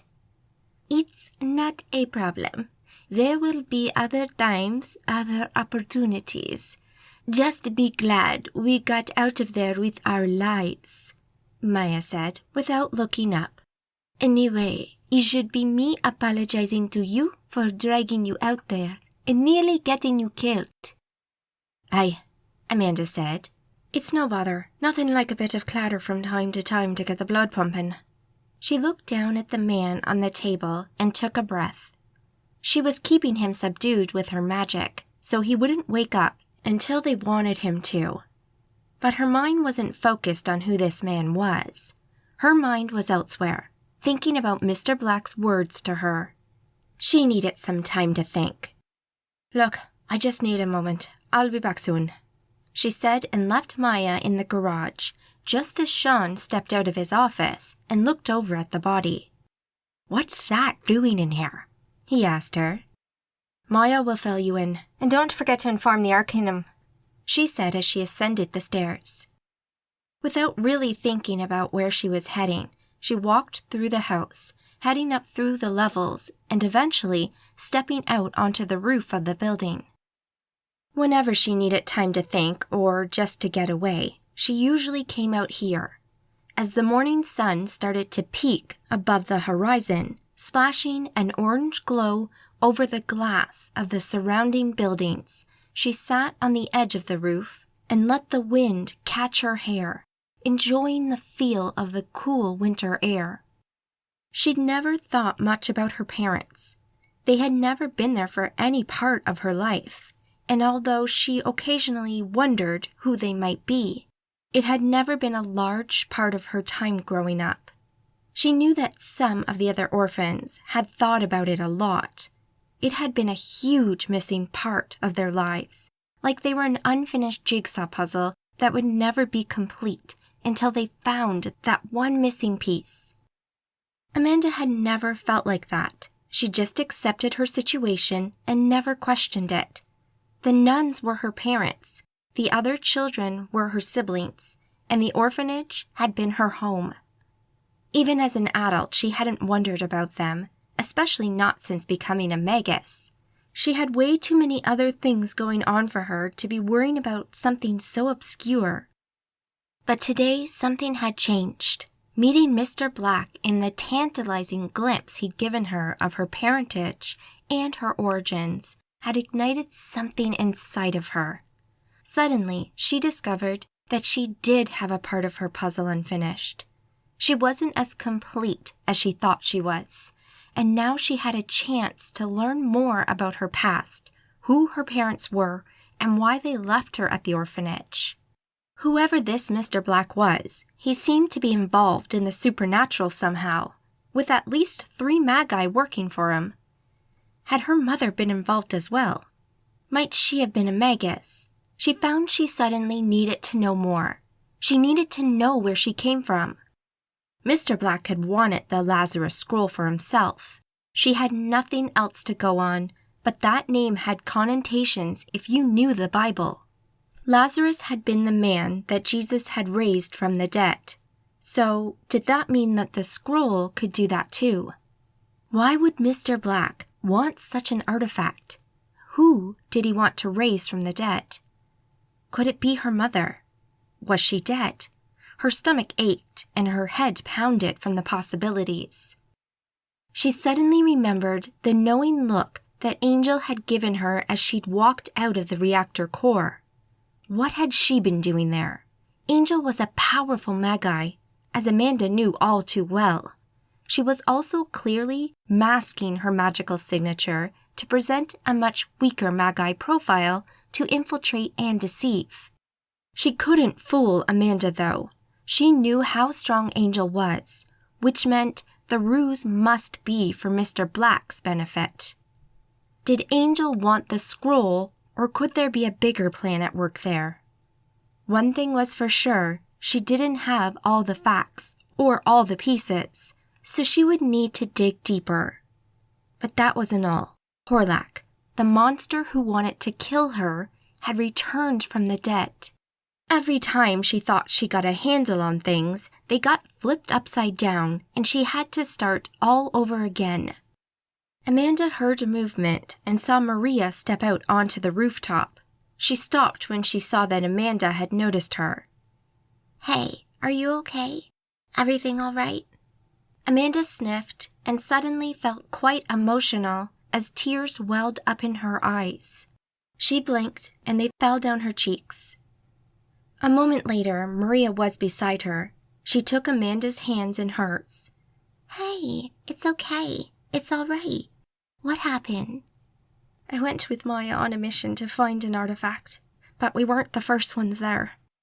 She went on to explain the confrontation she'd witnessed, Horlak's appearance, the group of Magi who confronted the Nomad, and eventually the conversation she'd had with Mr. Black. He said he was my father. He knew how old I was, said he recognized my mother in me, and that we looked very much alike. Anyone could say that, Amanda. Anyone. And it doesn't take a rocket scientist to guess your age, Maria said. But he knew. I didn't know my father. He knew that. He was speaking the truth. I know it. I just know it, she said. You're sure? As sure as I can be. I need to find him. I need to know who he is. Then that's what we'll do. We can get Sean on it. Get him to see what he can find out about this Mr. Black.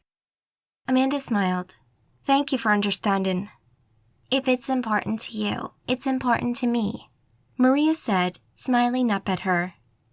Maria kissed her then, before pulling her in for a hug. Hey girls, Vanessa said from the doorway. Royston's here. They're looking at the man you brought in. You might wanna...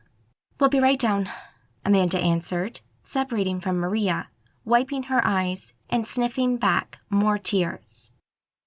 Moments later, they appeared in the basement, having ported down to save time. Sean, Liz, Vanessa, and Maya stood with Royston close to the table, with Maya telling him what had happened at the power plant. Amanda listened and waited for Maya to finish. She spoke rather vaguely about her encounter with Horlak, saying only that he got away. Horlak? Liz asked. Wasn't that the one who attacked you and... The same, Amanda replied. She'd have to ask Maya more about that later. Royston turned to her then. So, this guy appeared out of nowhere, he said. Using the same spirit magic that I saw Shaitan using, Amanda said. Meaning, he came through from the abyss. He finished, frowning and considering this. He turned then and looked at the motionless figure and removed the glove from the man's right hand. "As I thought," he said as he turned the man's hand over so his palm faced up. Amanda stepped forward. "What did you think?" Amanda looked down and saw a black brand of a single dot, surrounded by 7 tiny flames in a circle tattooed on the man's palm. "What's that mark mean?" "It means he's a sentinel." "A sentinel? What the bleeding hell's a sentinel?" Amanda asked. It sounded like it would be just one more enemy to add to the ever-growing list. "Honestly, we're not really sure. They're a group of Magi that seem unrelated to the Arcadians, Nomads, or the Inquisition. They're outside our little war and take no part in it. What we do know is that they occasionally show up when things get a little too public and do their best to protect humanity. They're on the right side of things, but they take a very hard line and have frequently killed Arcadians as well as Nomads," Royston explained. "So we're on the same side then," Amanda extrapolated. "Technically, but they would insist otherwise, I believe." "So, how's he passing through Archon into the Abyss?" Maria asked. "I'm not exactly sure, but you can see that his tattoo seems to have a spirit magic aspect to it," Royston said. Amanda shifted her vision into the magical spectrum and looked closer at the mark. Royston appeared to be right as she noted the subtle astral magic that seemed to emanate from it. Well, I'd quite like to talk to him then," she said and loosened her magical grip on the sentinel. The man leapt up and off the table, making Amanda and those closest to him jump in shock. Aegises flared into life around the room as the man came to his feet behind the table and looked around, saving a special scowl for Amanda, no doubt due to the fight they've been in at the power plant. Astral magic flared out from him and from his tattoo as he tried to slip into the abyss, but Amanda had added an astral magic element to the building's aegis, and it stopped the sentinel from porting away. Hi, Amanda called out. "No need to panic. We don't want to hurt you." The man took no notice of her and looked around the room. He seemed like he might be considering fighting his way out. No, calm down. We don't want to hurt you, please," she pleaded. He didn't seem to be listening to her, though, and after a moment of indecision, he bit something. The moment he did, a small shockwave of magical energy flooded his body, passing over him as he suddenly dropped to the floor. With her magical sight still on, she could clearly see that he'd literally just dropped dead. His life force had been ripped from his body as his physical form became abruptly inert. His heart stopped, his synapses and nerves stopped firing, everything just died, and he hit for the floor hard. "Brutal," Amanda said in shock and awe. Liz gasped while a few others offered their own expletives on seeing the man take his life so suddenly. Royston walked over to him and crouched down, checking his vitals and looking once more at his palm. "His tattoo's gone," he remarked. Amanda walked over and looked for herself. Royston was right. The black brand on the palm of his hand had disappeared as if it had never been there. "He killed himself," Amanda said. "Why'd he do that?"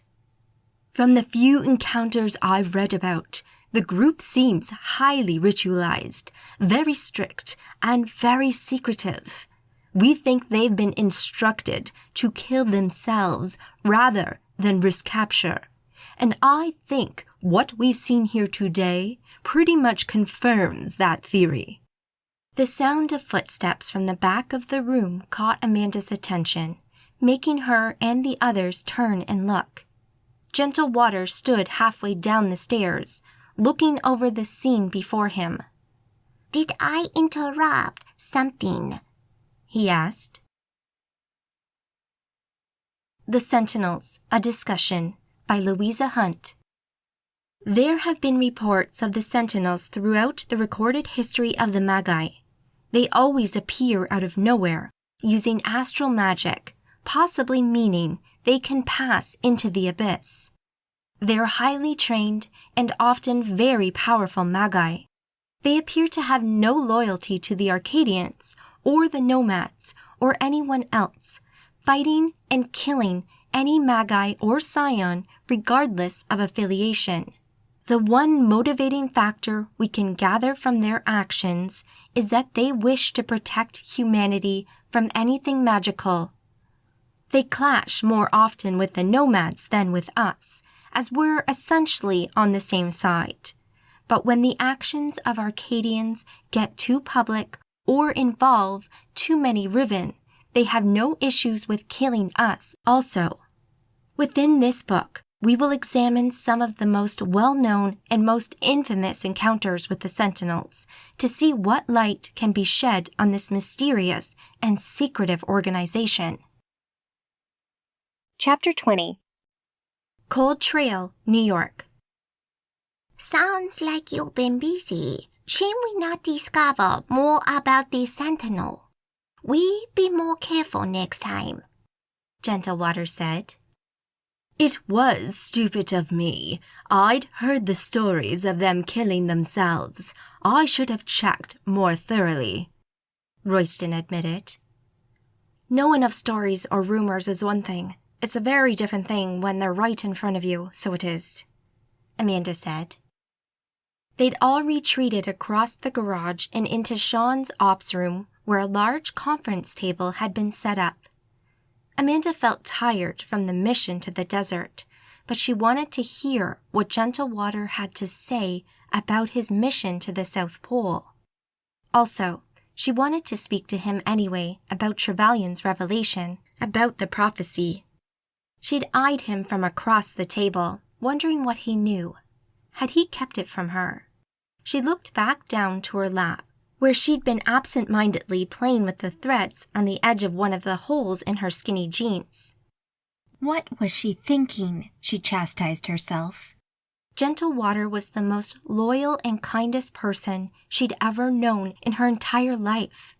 Why was she thinking horrible things about him now?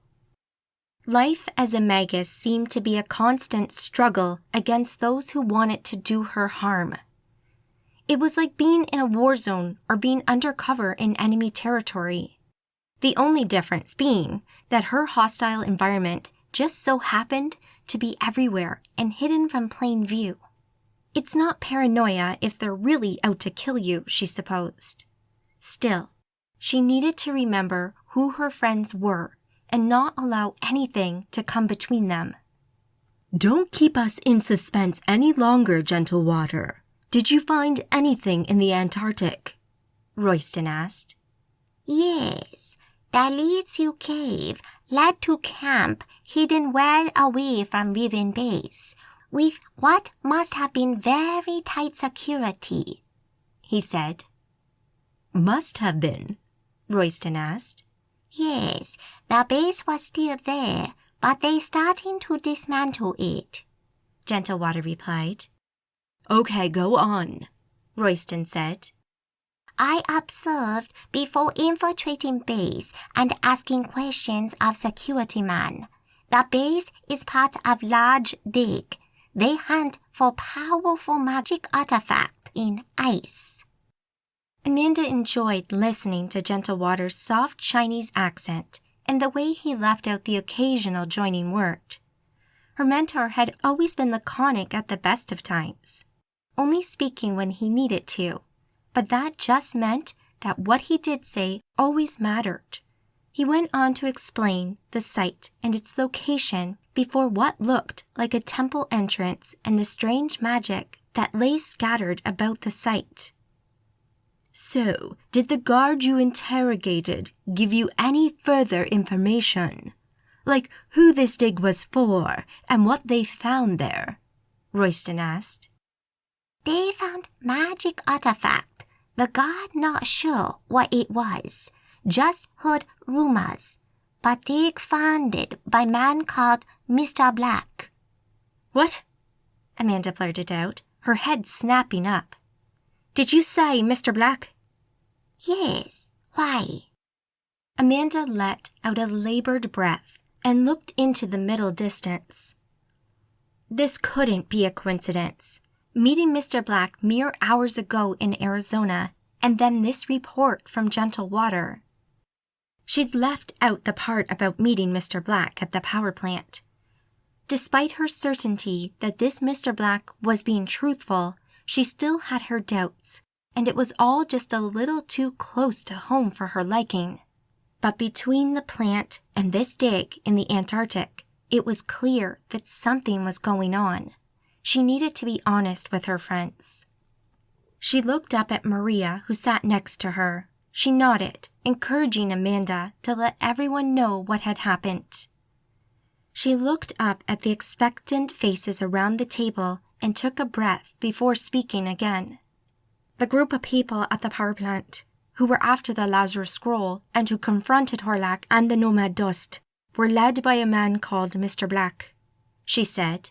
This set her friends around the table muttering and looking at one another. Mr. Black, you're sure? Royston asked. And? Maria said to Amanda, urging her to go on. Maria's single word silenced everyone, and they looked back to Amanda. And he claimed he was my father.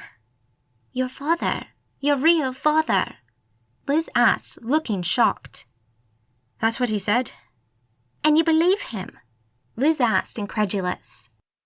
I did. I do. I believe he was telling the truth, or at least, he believed he was telling the truth. You're an orphan though, right? Vanessa asked. That's right. Abandoned at an Irish orphanage as a baby. I never knew my parents, Amanda answered. This is concerning. Royston spoke up. So, you say he has apparently acquired a magical item from the dig in the Antarctic?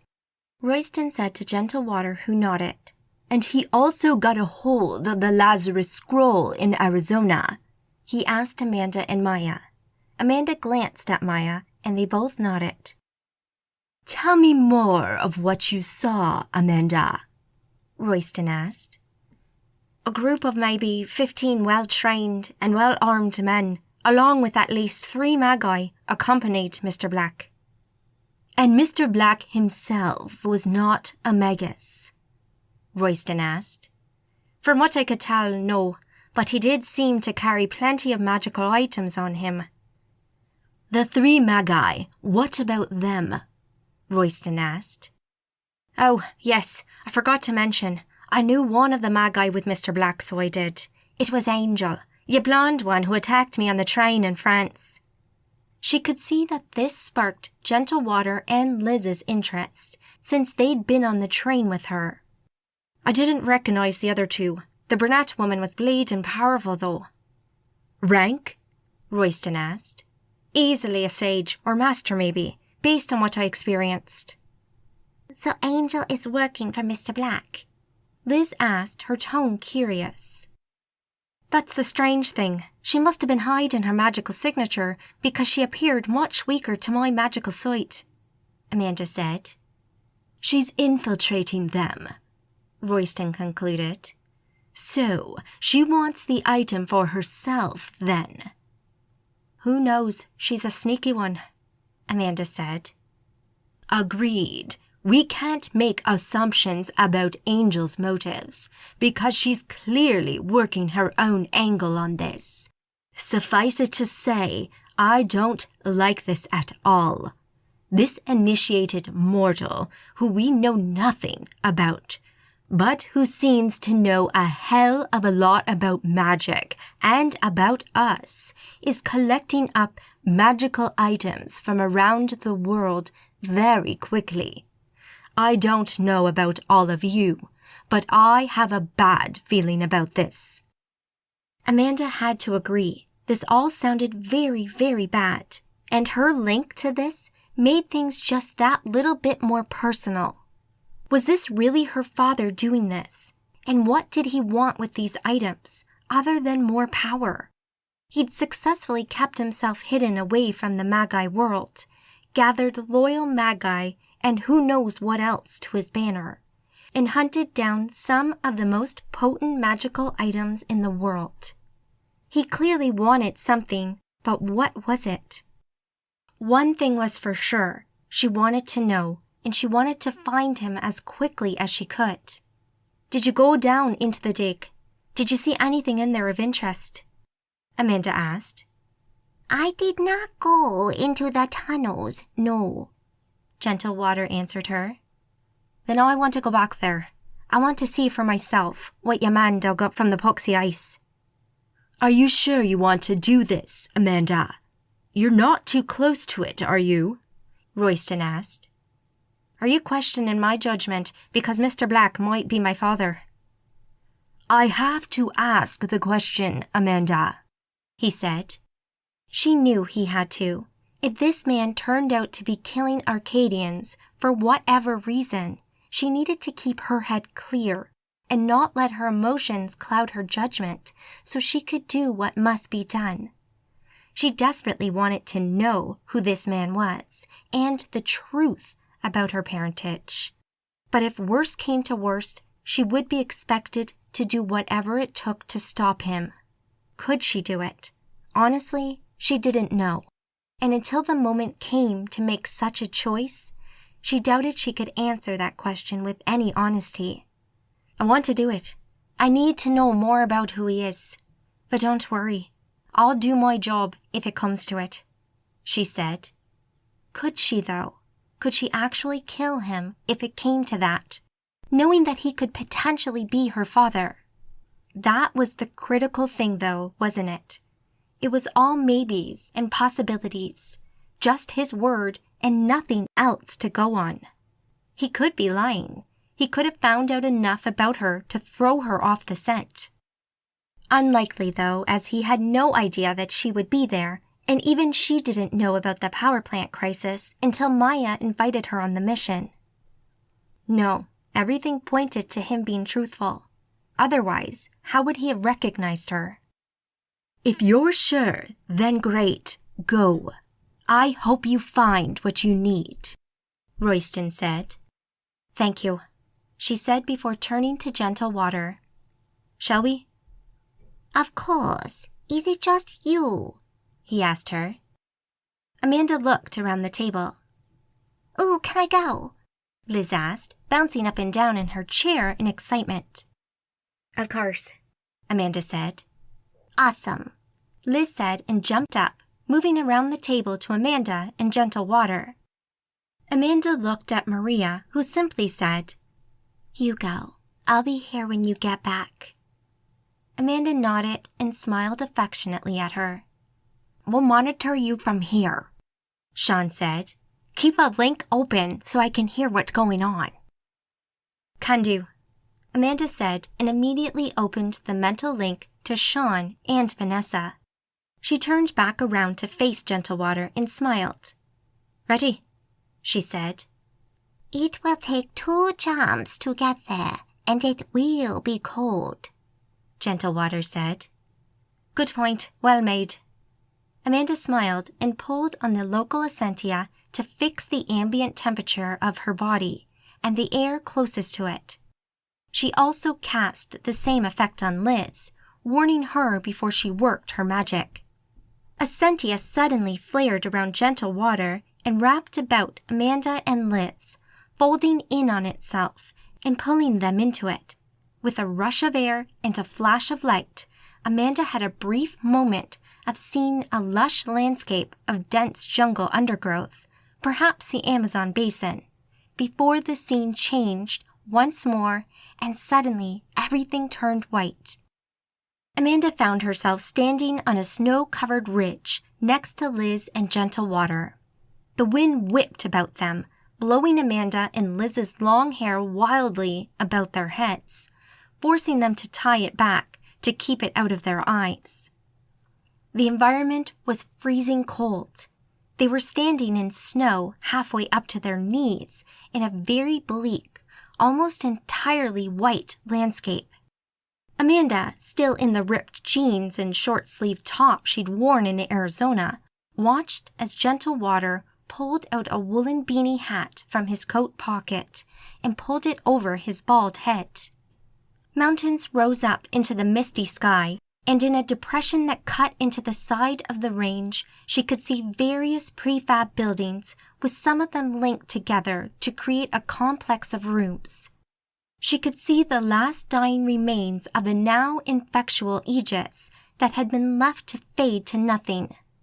Within the camp, there were several hotspots of magic in front of the vast temple that had been cut into the rock face. No doubt the magical traps that Gentle Water had told them about. We walk in, less risk, Gentle Water said darkly, peering at the view ahead of them. Amanda nodded. She agreed. They could port in, but there could still be alarm effects in there, which they had a better chance of spotting if they moved cautiously. From what she could make out, maybe a dozen people moved about the camp, working machinery as they dismantled the buildings and packed things away. The large size of the base meant that moving through the area would not be difficult, and even without magic, they could mostly go undetected. Always better to be safe than sorry, though. "Let's do this quietly," Amanda said, and with a working of magic, bent light around them, rendering them invisible to the riven mortals in the camp. They set off, trudging through the snow, their magic keeping them at a pleasant Goldilocks temperature. Not too warm and not too cold. Amanda also took the time to bolster her Aegis, making sure her defenses were in place and ready for any surprises they might find. Before long, they were walking into the camp, through the outlying buildings, some of which were partially dismantled, exposing their insides to the environment. Wandering through the remaining buildings, not getting too close to the workers, Amanda looked for anything that might shed any light on Mr. Black's operation. As they went, she sent her senses into the buildings and looked through the rooms inside. She discovered nothing at first, but when she found what she believed to be the operations center of the site, she paused and brought her magic to bear once more, sending her mind's eye back through time to see if she might see Mr. Black himself. But her efforts were hampered when she found some kind of magical interference preventing her from scrying back to certain times and places within the building and the camp in general. She pushed further back and before long caught sight of Mr. Black as he was about to move into the tunnels within the temple itself, probably before he found the artifact. Amanda frowned. Whatever the item was, it preferred to remain hidden from casual view, like the Golden Book. She looked further back and saw visions of Mr. Black speaking with people in the control rooms and his arrival into the site. She also saw Angel, still hiding her true power. Angel seemed to be rather good at this, and if Amanda hadn't known better from previous experience, she would have assumed her Magi rank to be an apprentice or an adept at best. Eventually, she found herself watching a meeting between Mr. Black and his team where he spoke about an orb and his plan to use it to kill the Archons. Replaying the meeting, this time she focused on Angel's face in particular. Amanda couldn't help but be impressed by Angel's self-control when Mr. Black spoke about his plan to kill her masters. Never once had she let her facade drop or her emotions show. "Hi, guys, let me share this with you," Amanda said, allowing her two companions to watch the conversation as well. Once it was over, she asked, "What do you think?" Good find, Gentle Water said. Kill an Archon. How's he going to do that? Liz asked. That's a very good question. I don't know enough about these items to say if that's even possible. GW? I could not say for sure, he said. That looked like a closed meeting. I doubt anyone here will know more, Amanda said, indicating the workers nearby. Agreed, Gentlewater said. Didn't you look back through time when you were here before? Amanda asked Gentlewater. I dislike using time magic. I have mentioned the weavers to you before, he said.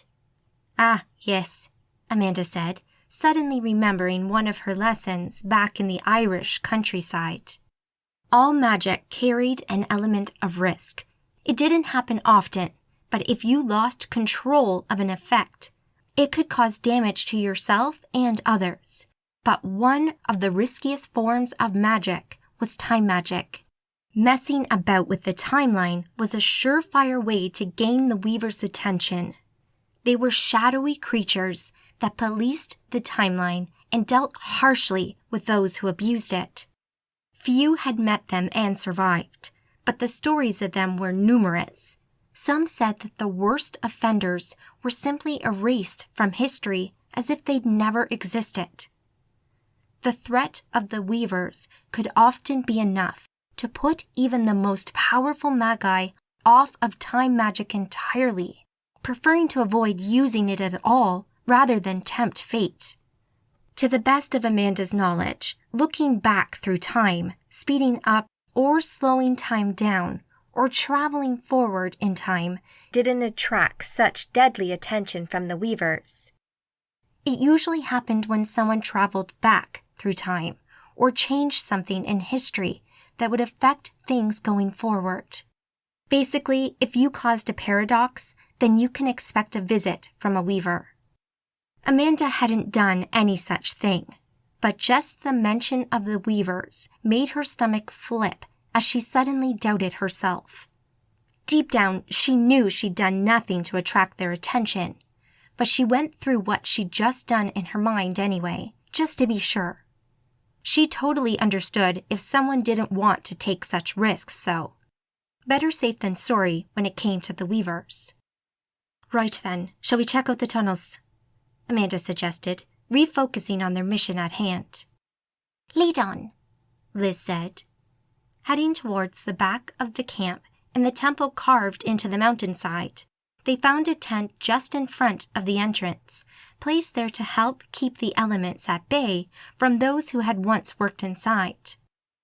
Feeling intensely curious, Amanda walked into the tent and saw a roughly circular tunnel bored into the ice that had long ago filled the temple. Mats had been placed on the floor to prevent anyone from slipping, and cables snaked down into the semi-darkness to lights and other machinery. Not wanting to hang around, Amanda walked ahead, dropping her invisibility effect as she went, and started to descend into the depths. The wall-mounted lights had been spaced well apart from each other and cast a dim light into the tunnels. Their shadows played across the walls, causing her to startle a couple of times from the strange movements. The path seemed quite clear, and after what seemed like a very long time, they came to a short stretch of tunnel that had been made much wider and was also better lit than the others. Work lights lit up the dead end of ice up ahead, while silent machines stood about this space like strange monoliths of an alien culture. Amanda stepped forward slowly, looking about her, heading towards the well-lit back wall. "Careful," Liz said, her voice creating strange echoes that danced with the sound of their footsteps through the ancient complex. Sure, Amanda said, and continued forward. She stopped just before the back wall, standing amongst the machines, tools, and work lights, looking at the ice wall before her. It looked like two things that had been removed from the ice. At about waist height, a tennis ball-sized, clean-cut borehole had been cut into the ice. Nearby, a robot arm that looked like it might be able to reach inside the hole stood immobile. Amanda guessed that had been where the artifact that Mr. Black had referred to as the orb had been resting. but below that, a huge hole that had been created or blasted into the ice, with chunks of it all about the floor around her, as if something had burst out of the ice itself. A quick look through time proved to be fruitless. Liz stood next to her with gentle water close behind. Is that where? Liz asked. Looks that way, Amanda answered. Whatever yolk was in there is gone now. I can't see us finding much else here, Amanda said. Suddenly, a small monitor on a trolley popped into life with static on the screen, causing Amanda and her friends to spin and look at it. What the bleeding hell? Amanda said. Oh, crap, Liz explained in surprise, but Gentle Water remained quiet. Amanda eyed the monitor for a moment and stepped forward, sensing only electricity rather than magic at work here. Then, just as suddenly as it turned on, a signal came through, and a picture of a wrinkled old face appeared on the screen. She recognized Mr. Black right away. Amanda, you found my dig site. Well done. I'm afraid you're too late, though. We have what we need from there, said Mr. Black, his voice scratchy and worn. Mr. Black, what are you up to? Amanda asked. You seem to be a clever girl. I'm sure you can work it out. I'm afraid I cannot divulge the rest of my plans to you. I'm sure you understand. You might be my daughter, but I'm just not able to trust you with that information yet. I only have your word on that, though. What proof do you have that I'm your child? Did I lie?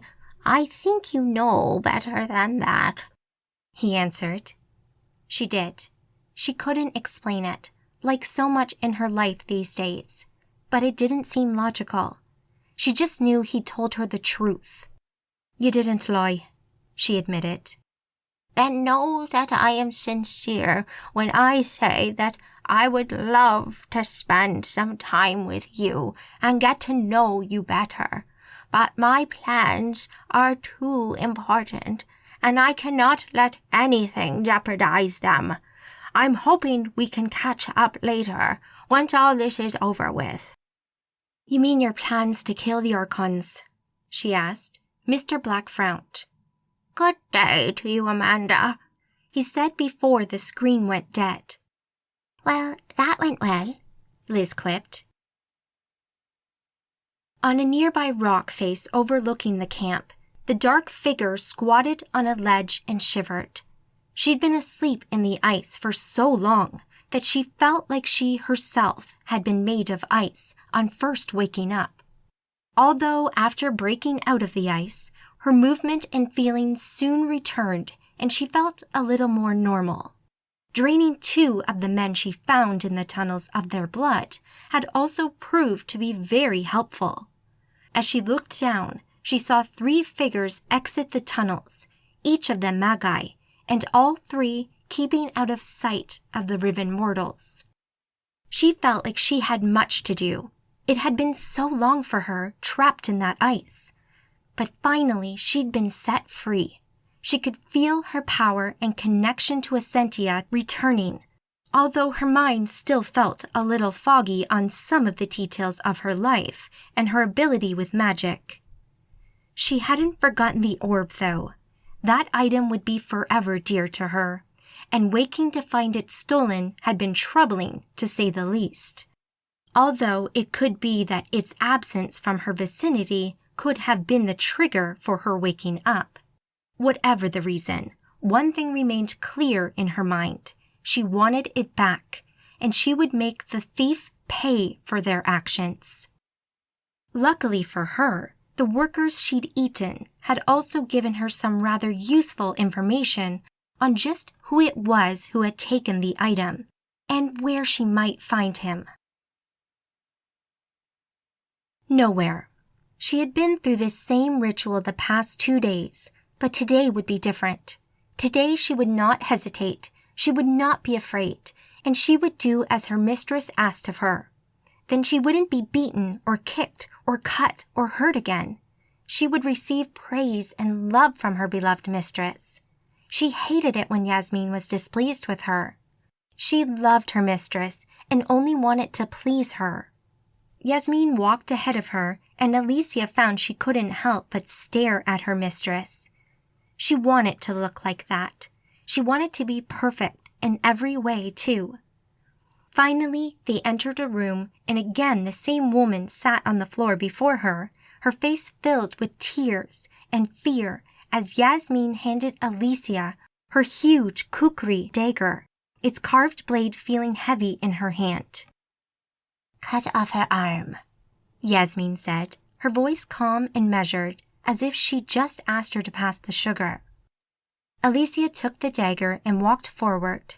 She looked at what was left of the woman's left arm, the one Yasmin had cut off yesterday when she had hesitated for the second time. She also remembered being dragged off by Nate, who had punished her once again back in her room. She didn't blame Nate. She had displeased her mistress, so the punishment had been warranted. This time, though, she didn't hesitate. She just acted. Pulling out the woman's right arm, she brought the heavy dagger down on it as hard as she could, burying the blade deep into the bone of the woman's upper arm. Blood sprayed across the dagger and into her face as she levered the blade free and swung it again to the sound of the woman's screams.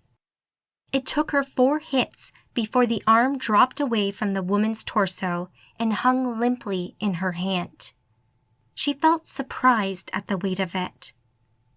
Don't stop there. She had 2 more limbs, Yasmin said in an offhanded manner. Chapter 21. Under the sea, over the Pacific Ocean. The last time she'd been on a huge cargo plane like this, Angel had been on her way to the South Pole in the dig that had led to this moment. Things had progressed so far now that she actually felt somewhat surprised at how well it had gone. The huge, cavernous body of the plane stood empty, apart from the people standing within it. Angel felt a little out of place. Her skirt suit probably wasn't really suited to what she was about to be involved in, but she didn't really care. She liked looking good. As she stood listening to Mr. Black, she kept her feet a shoulder width apart to keep from falling over as the plane flew through the night sky.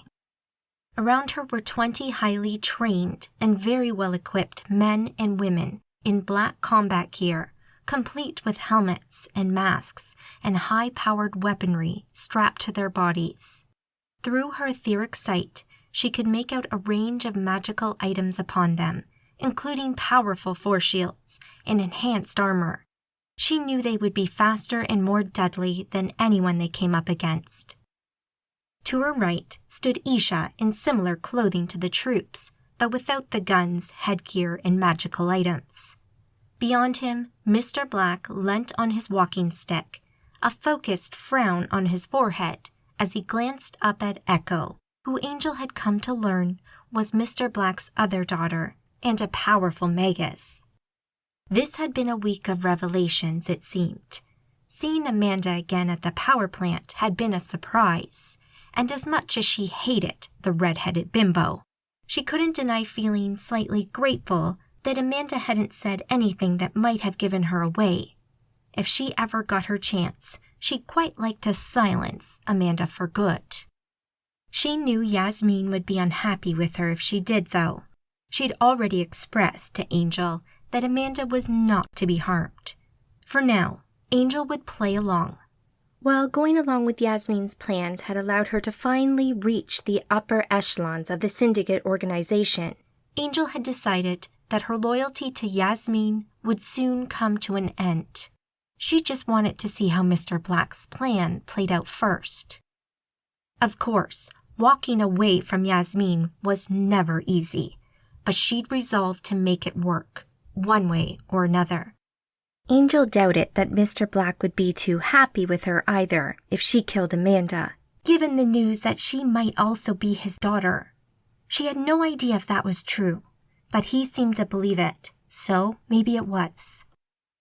Today will be another momentous day, Mr. Black said, addressing the troops. Today we take our first steps toward freeing ourselves from the bondage of the Archons.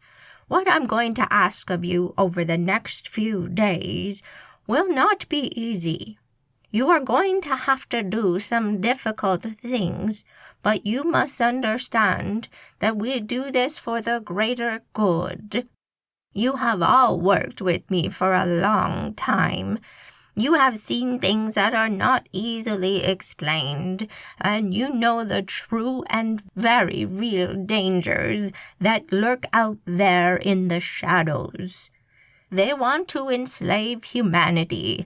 They want to bring back their masters and conquer the world. But we will stop them. We will stand in their way and say no.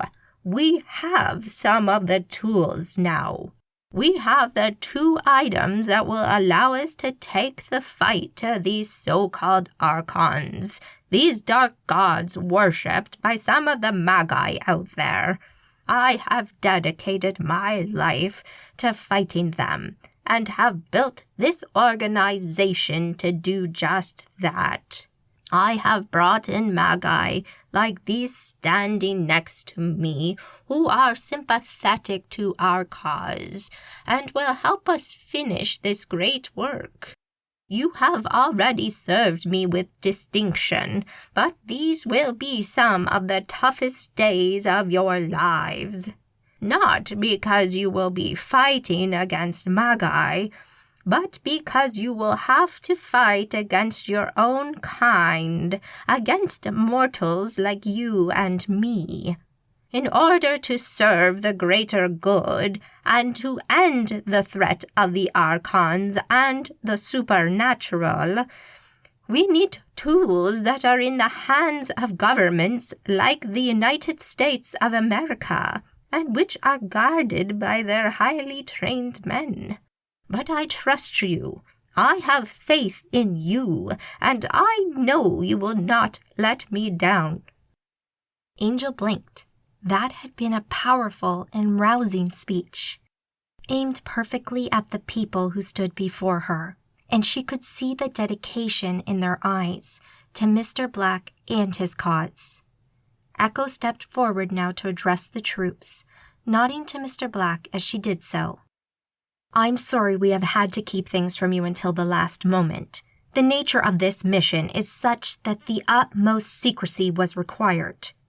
We're currently over the Pacific Ocean, and somewhere ahead of us and below us is an Ohio-class nuclear submarine owned by the United States. Inside that sub is our target, the warheads it contains. Our mission is to storm the sub and take control of those warheads. Our fight is not with the Riven men and women aboard that sub. Your job is to capture, not kill. Of course, should you be under threat, use your best judgment and do what you need to do. I have here a file for each of you, giving you your individual missions, as well as all the details you will need on the submarine itself and its occupants. You have 2 hours before we port down to the sub. Use them well, she said. She then handed a folder to each soldier and left them to organize themselves. Mr. Black, Echo, and Isha then moved away from the men, with Angel following suit. Echo then turned to them, handing them a folder each. You're to give support throughout. Use your gifts and help us secure the payload, she said. Angel nodded. What's the plan once we have the warheads? Angel asked. She had no idea if Echo would fill in the gaps, but it felt like the kind of question she should ask. We'll be headed to an island that we own, where we will unload the warheads we need and enact the ritual. We will infuse the warheads with Essentia, creating Essentia nukes.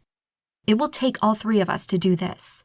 The scroll has the ability to weaken the null realm and pull things through from the abyss. With the orb's ability to enhance the strength and power of the Magi who possess it and the scroll, we plan to push the Essentia nukes into the abyss and destroy the Archons. Outwardly, Angel kept her face neutral and nodded, but so much of what Echo said didn't really add up. The orb's main power did seem to be that it enhanced the magic of whoever possessed it. Whether it would enhance the magic of the scroll, however, was another question. The Lazarus scroll seemed to be a more diverse item, with a range of effects attributed to it. But passing into the abyss did not seem to be one of them. It could pull things out under the right conditions, as had been evidenced by Dust bringing Horlak back from the abyss.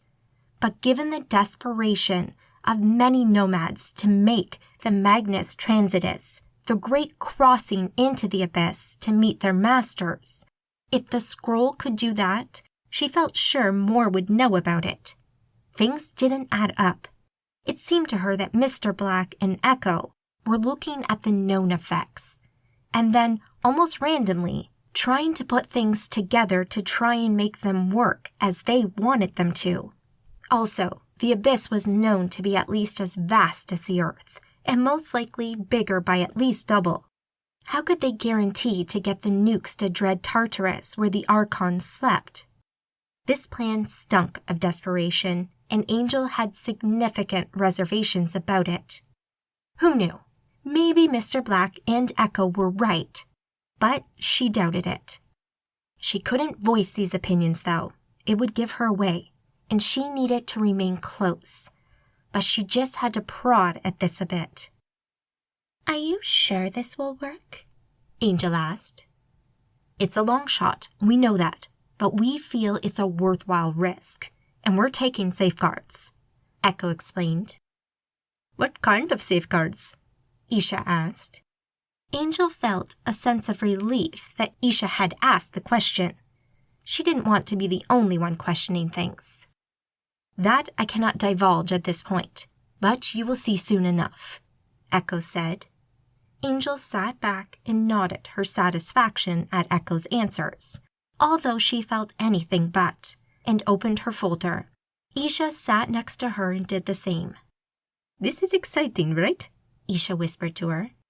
"It certainly is," she answered, feigning interest.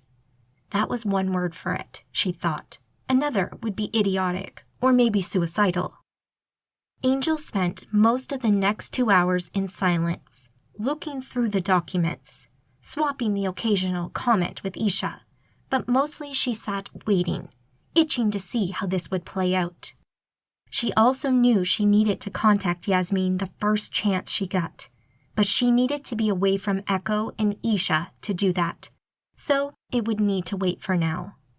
At the end of the 2 hours, Angel stood with the team in the center of the plane as Echo concentrated, working her magic and looking at the submarine beneath them. The aircraft flew in a circle, banking around the location of the sub as directed by Echo, and as Angel watched, Echo's magic unfurled. "Now," she said.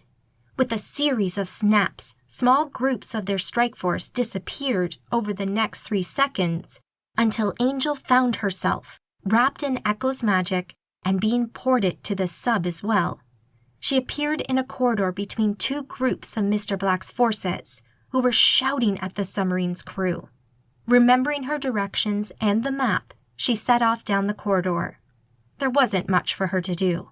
They thought she was an apprentice-level Magus, so her mission was of little consequence, which suited her just fine.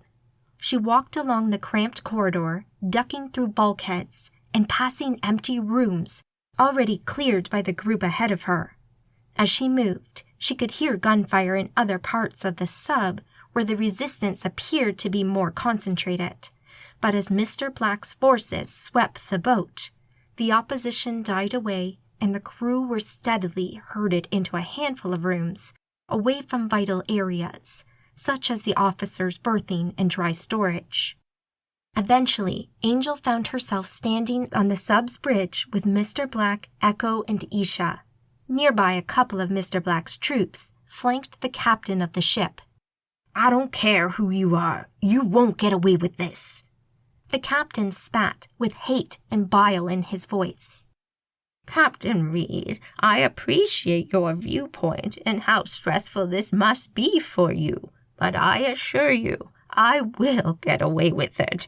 In fact, I already have. The boat is mine, and you are powerless to do anything." As the others focused on the captain, Angel's keen senses picked up on the approach of an armed sailor in the corridor behind her. Casually, she positioned herself where she needed to be, and as he burst into the room, roaring his defiance at the invaders, she moved like lightning. Disarming the man, she brought him to his knees with his arm locked behind him. Angel looked up to see Mr. Black, Echo, and Isha staring at her, looking somewhat surprised. "Thank you, Angel," Mr. Black said, nodding his approval before returning his attention to the captain. It had been a calculated move. No magic had been involved, and she had potentially just saved Mr. Black from injury. She hoped it would engender a little more trust in her. Echo's gaze lingered on her a touch longer than everyone else's, though. Did she suspect something? Angel smiled at Echo, who nodded back to her and returned to the matter at hand. The sub was theirs now, and they were soon underway to the island, wherever that might be. Angel wasn't privy to any further events on the bridge. Instead, she and Isha were tasked with infusing 7 of the warheads with as much essentia as possible in the time allotted. The work soon became boring, and she found herself counting the hours until something interesting happened. Angel stood on the hot tropical beach of an isolated atoll somewhere in the middle of the Pacific.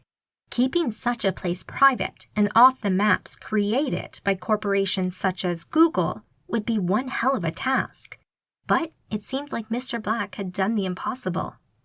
The circle of sandy islands surrounding the bright blue lagoon were a mini paradise with palm trees, endless sapphire seas, and azure skies. Angel thought they must be near the equator, given the intense heat of the noonday sun and the burning sand beneath her bare feet. Anchored in the lagoon, creating a black eyesore in the middle of this heavenly setting, sat the submarine. Half submerged with several of its missile tubes open, Mr. Black's soldiers were extracting the warheads they needed for the ritual. Nearby, Mr. Black had his coat off and his shirt sleeves rolled halfway up his liver-spotted arms, watching Echo and Isha supervise the operation. More of Mr. Black's forces had been waiting on the island, including more Magi, Scions, and Mr. Black's personal assistant, Roxanne. Ideally, it would have been easier to port the warheads over to the beach from the sub, but that had proved to be impossible due to an energy field that emanated from this island in the atoll. She'd only seen this kind of effect once before in person, and that had been around the Golden Book on the train where she'd encountered Amanda. Something must be generating the field, so as Mr. Black and Echo walked along with the first of the nukes, Angel followed, heading towards the huge rock that jutted out of the center of the island like a mini mountain. Upon reaching the base of the rock, the bulk of it towering above her, she watched as Echo brushed away the vines and undergrowth, revealing an intricate chrome door that shimmered in the light. There was a hint of something magical beyond this door, but it was difficult to make out. Angel watched as Mr. Black lifted a key on a chain from around his neck and used it to unlock the door. With the press of a button and a hiss of air, the door sank back into the rock before sliding up and out of the way. As it opened, Angel could physically feel the powerful magic that crashed out of the doorway and washed over her. Angel recognized that magic right away and instantly felt nervous. Time magic. As everyone else stepped through the doorway, carrying the warhead, Angel paused. Angel wasn't keen on anything to do with temporal magic. The Weavers were the ultimate source of her fear. They were merciless in their hunt for those who violated the timeline, with a particular hate for Nomads. Through the door, Angel could see hidden lights had come on and filled the space with a diffused glow while Mr. Black, Echo, Isha, and Roxanne looked around. Gingerly, feeling more nervous than she had in a long time, Angel stepped through the doorway, the metal feeling cool and refreshing against her feet. She found herself in a large room shaped like a cheese wheel. In the center of the room, a circular raised dais, about 4 meters across, dominated the space.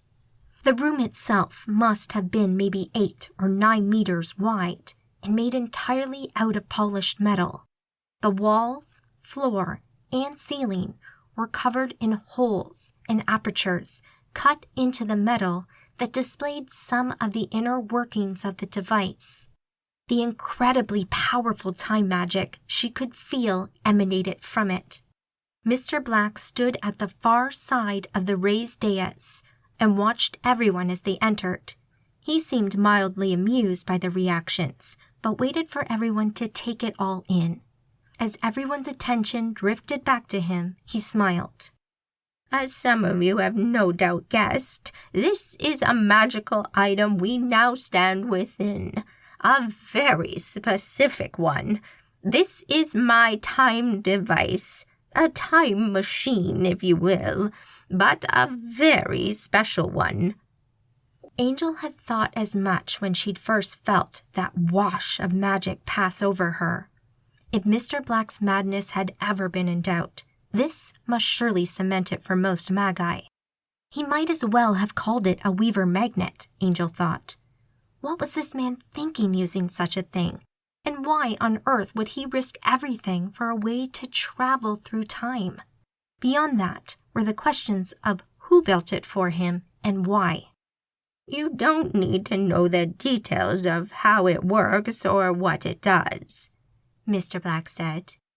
The important thing for us today is that the magical shielding in here is so powerful you could detonate a full complement of nukes from that sub in here.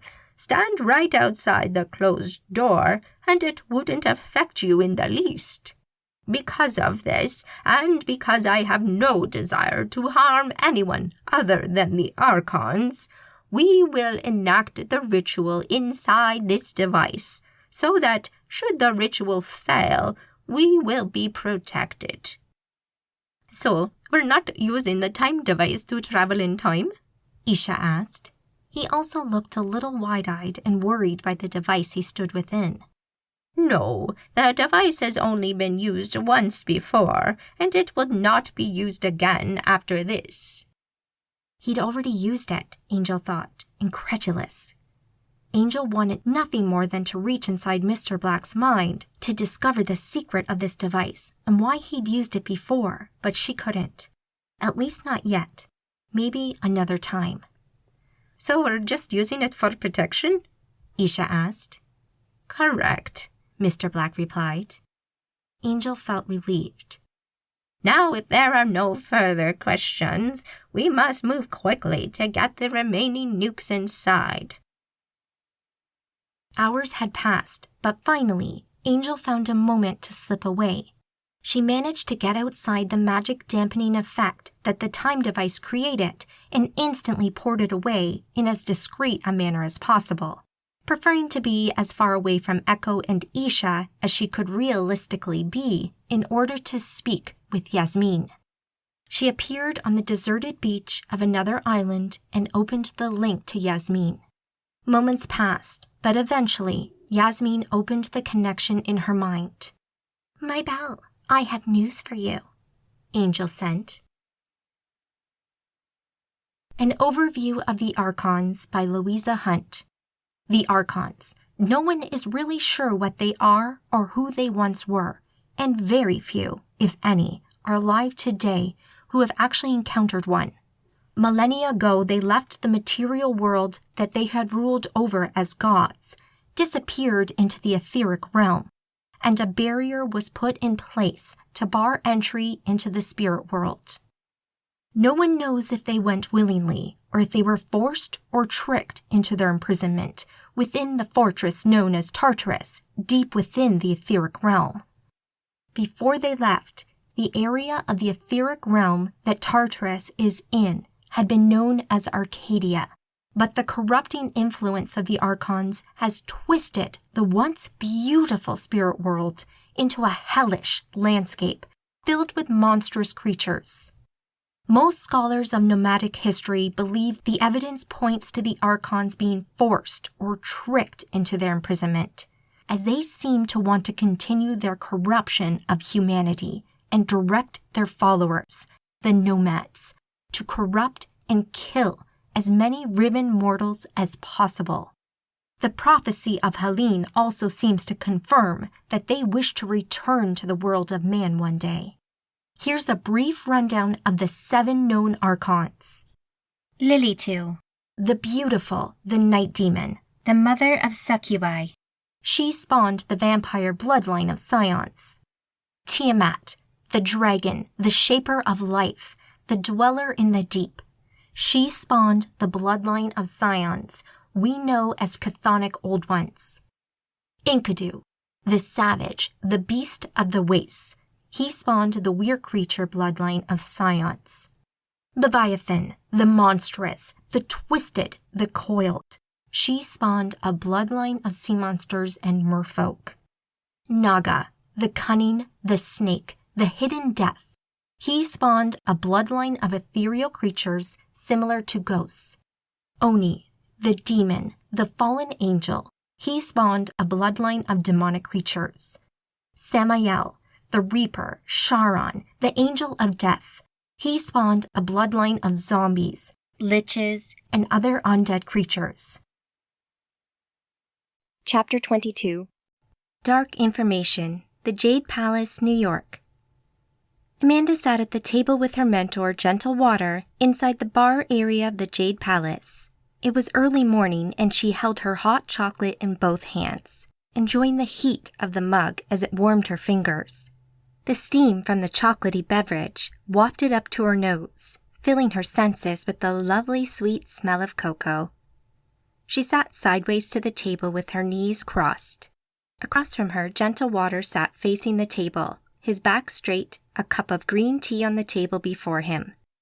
I still not know what Mr. Black wants with the orb and Lazarus scroll, Gentle Water said. The whole situation is very concerning. Has Sean found anything yet? No, he's scouring the dark web for information, but this man seems to be a ghost, so he is. There's no record of him anywhere. It's as if he never existed. Did you or Royston discover anything through your contacts? I'm afraid not. Everyone we asked know nothing. It is as you say, he is ghost. And he also say, your father. He did. Crazy, eh? Amanda replied, the weight of her unanswered questions pulling her shoulders forward. It's incredibly frustrating. I mean, who is he? Why did he abandon me, and what is he trying to do now? Have I got a nomad sympathizer as a father? I just want to know what the hell is going on, so I do. I understand. Sorry you feel like this, Gentle Water said. It's no bother. There's nothing you can do, not really. I wish I could help more. I don't think there's anything anyone can do, really. Only this Mr. Black can answer my questions. But, as you want to help, I do have something I want to ask you about, she said, uncrossing her legs and turning to the table to face her mentor. Of course, Amanda. Anything, Gentle Water said, looking hopeful. At the ball, I spoke with Trevelyan. He told me about the prophecy of Helene and how he thinks it's about me, she said.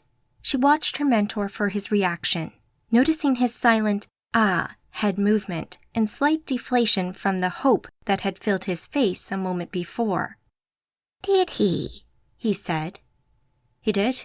He said not to tell anyone but you. I understand. Did you know about it? Did you know people believe it refers to me? She asked, her voice cracking a touch as her emotions rose to the surface. Okay, the prophecy of Helene is quite well known within Magi community. But there are other prophecies and passages from Magi history. They're difficult to decipher and often lead to many interpretations. A few do think it refers to you. Others do not. And you didn't think to tell me about it? I debated many times, but I think that other things more important. How people interpret old prophecy did not seem important. You did not need extra worry. You have enough in your life without these. She could see his point of view, telling her something that might make her worry about what others might think of her would not be a productive way to teach a young Magi. After all, it's just how a few people interpret a pretty obscure passage from 2,000 years ago. Its relevance was somewhat limited. And what do you think? She asked. I'm not scholar, and prophecy not my area of expertise. I know of prophecy. Does it speak of you? It may not. I not know. My focus always you, Amanda. Not what others think of you and not ancient scrolls. I just want to teach you, help you. That is my goal. Amanda felt bad. She felt like she'd questioned his friendship and his intentions, something that she really should never have done with the man who has stood by her side throughout her introduction to the Magi world. I'm sorry, G. I didn't mean to. It's okay. You have nothing to apologize for. Trevelyan's comments were not good. Raised questions in your mind. I'm sure he meant nothing by it, however, he said. I know he didn't, she said. Suddenly, the chair between them, just to Amanda's right, was pulled out from beneath the table. The noise it made as it dragged its feet over the floor caught both of them by surprise. Just next to the chair, looking tall and imposing, stood Yasmin, wearing black, wet-look leggings and an over-bust corset that pulled her waist in. Her alabaster face, framed with a mane of raven-black hair, looked down at Amanda. Her expression seemed blank at first, unreadable, although her features had a cruelty to them that would send a charging rhino running for its mother. Ooh, I'm sorry. Might I have been interrupting something? She asked, her blank face suddenly coming to life in mock apology. Amanda blinked in surprise at the sudden appearance of the nomad, but she recovered quickly. It's no bother. Nothing for me to give out to you about, she answered, her Irish slang filtering through. Yasmin smiled, her expression saying touché. She walked around the chair, her heels clicking, before she lowered herself into it and crossed her legs. Please, don't stop on my account. I'll wait. Adjusting her position, Amanda turned more fully to the newcomer, frowning at her in curiosity. The last time Amanda had seen Yasmin, she turned up on her doorstep to tell her about Liz's kidnapping, helping her for some unknown reason. Yasmin could possibly be the most powerful nomad on the planet. The rumors about her were plentiful and were used to scare young Magi into compliance. And yet, she'd always been somewhat friendly with Amanda, even helping her at times. She'd felt sure that she must be up to something, although she was at a loss as to what that might be. She wondered how much of these rumors about Yasmin were true and how much might be propaganda or the result of things being blown out of proportion. The rumors Amanda had heard about herself, such as how she'd killed Lucian's entire coven single-handedly, to Trevelyan's personal views of her connection to a prophecy, had already illustrated to her how things could be exaggerated. Yasmin might be a nomad, but how bad was she really, given how much she'd helped? No, we'd finished our conversation anyway. So, what brings you here? Amanda asked. This is becoming something of a regularity. Yet again, straight down to business, Mandy. We should chat more. I'm sure we would have a lot to talk about, Yasmin said.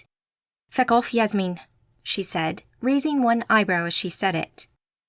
Yasmin barely moved or shifted her position, but the brief look of daggers that Yasmin gave in reaction to Amanda's comment would have killed most people. Amanda looked at Gentle Water and could see the aegis he had been slowly powering up as he listened to them talk. She widened her eyes for a moment, knowing she'd strayed over a line for a second. I am here on business, Yasmin said. Yet again, I have some information for you. Well, unless you can tell me where Mr. Black is, it can wait, Amanda said. How fortuitous. I seem to have arrived at just the right moment then. Amanda sat forward, suddenly interested. You know where he is? Yasmin sat back in her chair and ran her hand through her sable locks. Indeed, I do. Do you want to know what he's up to? Of course. Mr. Black is on an island, an atoll to be precise, in the Pacific, and he's acquired an American nuclear submarine. What? Feck, are you sure? Quite sure. He's planning on using the nukes and a very poorly conceived plan to try to destroy the Archons. It sounds doomed to failure, so who knows what will happen, she said. Where's the atoll? Amanda asked. With a flick of her fingers, a small slip of paper appeared. Here. Use this information with care and be prepared for a fight, little one, she said. Amanda snatched up the paper and looked at the 2 strings of numbers and letters on the paper, coordinates. She looked up at Yasmin again, feeling confused. Why do you help me? What's your angle? Me? I'm just a good Samaritan. Good day to you, she said as she stood and turned to leave the building. Yasmin, Amanda called after her, making Yasmin pause and look back at her. Should I want to contact you? How would I go about that?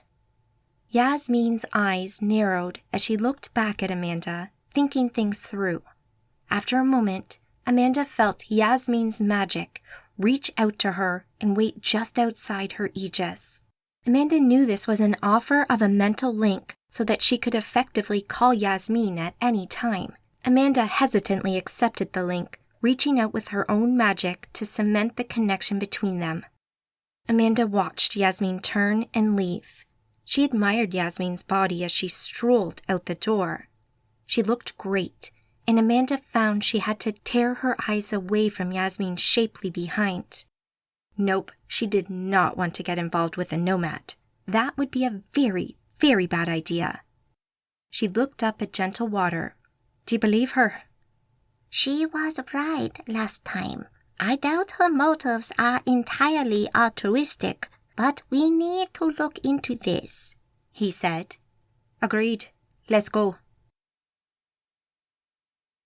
The American wilderness.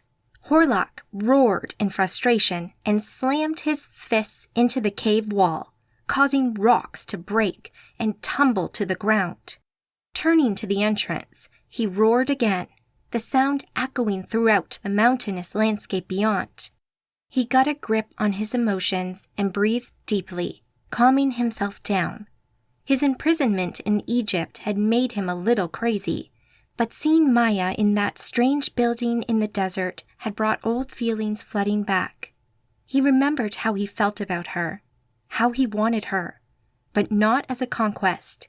He didn't want to just take her, have his way with her, like he used to. This was different. This was something he'd not felt for millennia. He wanted her to want him back. He wanted Maya to love him and to want to be with him. But he wanted revenge as well, but to take it would alienate him from Maya for good. He needed to make a choice. Chapter 23. Black Dawn, the atoll, the Pacific Ocean. After a flash of light and the fleeting feeling of acute dislocation, Amanda's first impression was that she'd poured it into an oven. The extreme heat hit her hard as her feet sank into the sand of the tropical beach. A quick working of magic cooled her down a fraction as she looked around. To her left, morning approached, splashing crimson and fire across the heavens as the waters of the atoll's lagoon lapped gently onto the sand. Amanda wore her usual jeans and tank top, but briefly considered a quick working of magic to transform her jeans into denim shorts, but dismissed it. To her right, Gentle Water and Liz stood closest to her. Liz pulled her hair into a ponytail as she looked ahead, boosting her shields with Essentia. Her apprentice's growing confidence made her smile. Maria stood next to them, and just beyond her, Orion and Zane looked ready for action in head-to-toe black combat gear. And finally, Maya and Yo stood furthest away. Everyone looked at each other. They all knew the plan. Amanda and Gentle Water had returned to the house as quickly as they could, bringing Yo and Maya with them from the palace and calling Orion and Zane over from Paris. With everyone there, they quickly discovered that the island didn't exist on any conventional maps found online or in print, but a quick scrying of the area confirmed there to be an atoll at those coordinates, along with a submarine and lots of activity on the beach. Everyone had been briefed on the basics and were under instructions to capture and subdue whenever possible and secure the nukes. Amanda had no idea if Mr. Black was truly on their side or if he might actually be insane. Either way, nuclear bombs were not to be trifled with. Ahead, further along the beach, and well inside the aegis that stopped them from porting too close, Amanda could make out work lights lighting a path from the shoreline to the enormous rock in the middle of the island, and figures milling about on the sands. Amanda nodded at her friends. "Shall we?" she said. With nods of agreement, the group started to jog over the sand, quickly but silently approaching Mr. Black's team. Amanda watched the figures ahead of her, and it soon became clear that they'd been spotted. Magical energy started to build, and dark silhouettes moved into position, ready to fight. The men with guns opened fire, lighting up the beach with their muzzle flashes. The Essentia rounds skimmed across the sands and slammed into the aegises of the group. In her etheric sight, bursts of light peppered their shields with pops, bangs, and the whine of the occasional ricochet. The weak Essentia rounds did little to Amanda's aegis, other than light it up as the bullets tried to find their targets. Amanda just pushed more Essentia into her aegis to compensate, using one of her multitasking minds to do the job. Taking a wider arc in her approach, Amanda tried to draw some of the gunfire away from Liz and ran through the edge of the water, soaking her trainers and the legs of her jeans. Ahead and to her left, the sea erupted in a massive surge of water. A lizard-like head, a good 6 feet from its nose to the back of its skull, rose from the sea on a serpentine neck and swung towards Amanda. It held its fang-filled maw wide as it snapped at her. "What the bleeding hell is that?" she said to herself. It moved quickly, but Amanda saw it coming and jumped away. Landing in a roll, she came to her feet and looked back. The creature's massive arms heaved its body from the sea with surprising speed, and it came in for another bite. Essentia surged as her magic flared, smashing its head sideways with a powerful kinetic attack. It howled, but only looked angrier. Amanda could see the thing's aegis. Was it a scion of some form? This creature was entirely different from the vampire and werewolf she'd seen before. Amanda turned and ran up the beach towards her friends. They'd already started to fight with the other members of Mr. Black's supernatural forces. She could see magic being thrown around and bullets flying everywhere. Just ahead, Gentle Water and Liz had taken on a magus and a freaky-looking thing that looked like it had stepped straight from the pages of H.P. Lovecraft. Its top half was mostly human, apart from its head being one large fang-filled mouth. It wore a long-sleeved red robe embroidered with gold runes. From beneath the hem of the garment extended a mass of huge tentacles that whipped about, trying to attack them. Hearing the sea creature roar from behind her, Amanda turned. She'd have to deal with this thing first, before helping her friends. "Come on then, Slimy. Let's be having ya," she said as the enormous mouth lunged for her. Amanda dodged to her right, out of the way, as the creature hit nothing but the sand. "Ooh, good try, Nessie," Amanda quipped. She threw a punch at the thing's head, putting as much of her strength and essentia into it as she could muster, causing the head to whip away as the creature roared in pain. Gunfire sounded nearby, and essentia-filled bullets hit her aegis, damaging it. "Jesus, give me a break!" she yelped.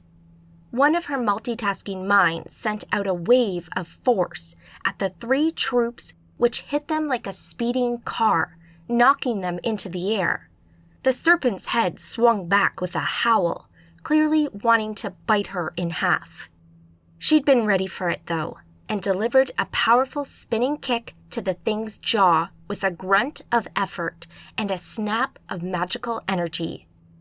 The head veered away as the essentia strikes from her multitasking minds pummeled the aegis of the thing, breaking it down quicker than the scion could repair it. The creature backed up for a moment, coiling its neck like a snake, ready to strike.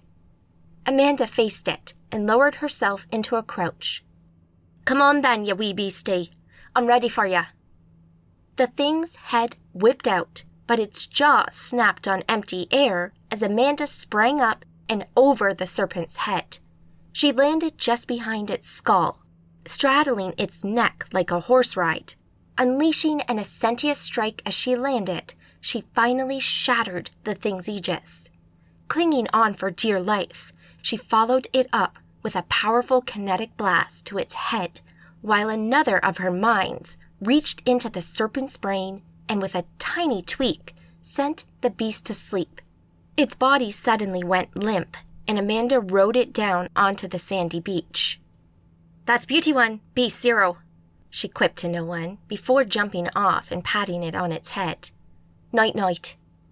Turning, she strode towards the fight ahead of her. The 3 troops who'd opened fire on her were scrambling to their feet as she approached. Half a second before the fastest of the trio brought his weapon to bear, she shot forward and knocked the gun to one side. A punch to the face knocked him unconscious. Next to her, the female of the 3 lifted her gun. Grabbing it, Amanda twisted the weapon and the woman's arm with a jerk. A bone cracked. She screamed as Amanda swept her leg through where the woman stood, dropping her to the sand. The soldier let go of her gun. Still holding its barrel, Amanda swung it like a club, hitting the 3rd man's face and spinning him like a top as he fell to the ground unconscious. Satisfied these 3 weren't going to be any more trouble, she dropped the gun and ran. She sprinted towards Liz, who ended up facing the tentacled thing alone as gentle water dealt with the Magus. As she closed the gap, the old one, as she believed they were known, pressed its attack on Liz and managed to wrap one of its long, fast-moving tentacles around Liz's ankle and swiftly lifted her off the ground. The old one brought Liz to its mouth, gaping wide with rows of shark-like teeth, only for Liz to kick out with her free foot and deliver a powerful essentia strike against the thing's head, knocking a few teeth flying in the process. Amanda smiled in pride at her apprentice's action.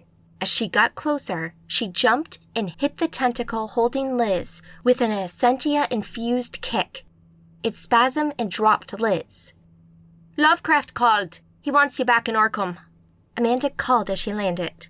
The thing backed off for a second, momentarily unsure, and hissed. "Sarcastic little bitch, are we?" The thing growled at her.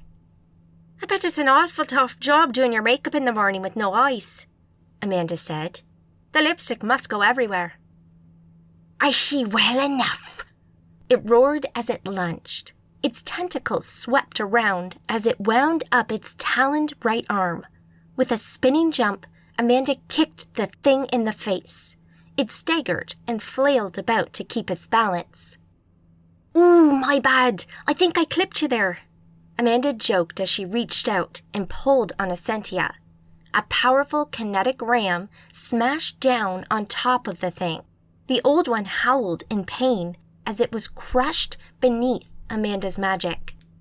She glanced at Liz behind her. Go help Gentlewater. I'll finish this one, she said. Liz nodded and sprinted off. Amanda looked back at the old one, who rose up from the ground. Finish me, will you? It rumbled. Amanda just smiled and released a wave of Essentia in a focused blast at the scion. It fell backwards in a mass of flailing tentacles and crashed into one of the work lights behind it. Another of Amanda's minds took hold of the electricity in the light and amplified its power. The other lights connected to it glowed brightly before exploding in a shower of sparks while electrocuting the old one. The thing went into a violent fit from the shock as the electricity coursed through its body, while the rest of Amanda's multitasking effects hammered the scion's aegis, breaking it down. Somehow the thing managed to heave itself off the broken light, backing away from Amanda. Its aegis destroyed, it looked at Amanda with fear, and after a moment of thought, it turned and moved away, quickly heading off down the beach and away from the fight before porting away altogether.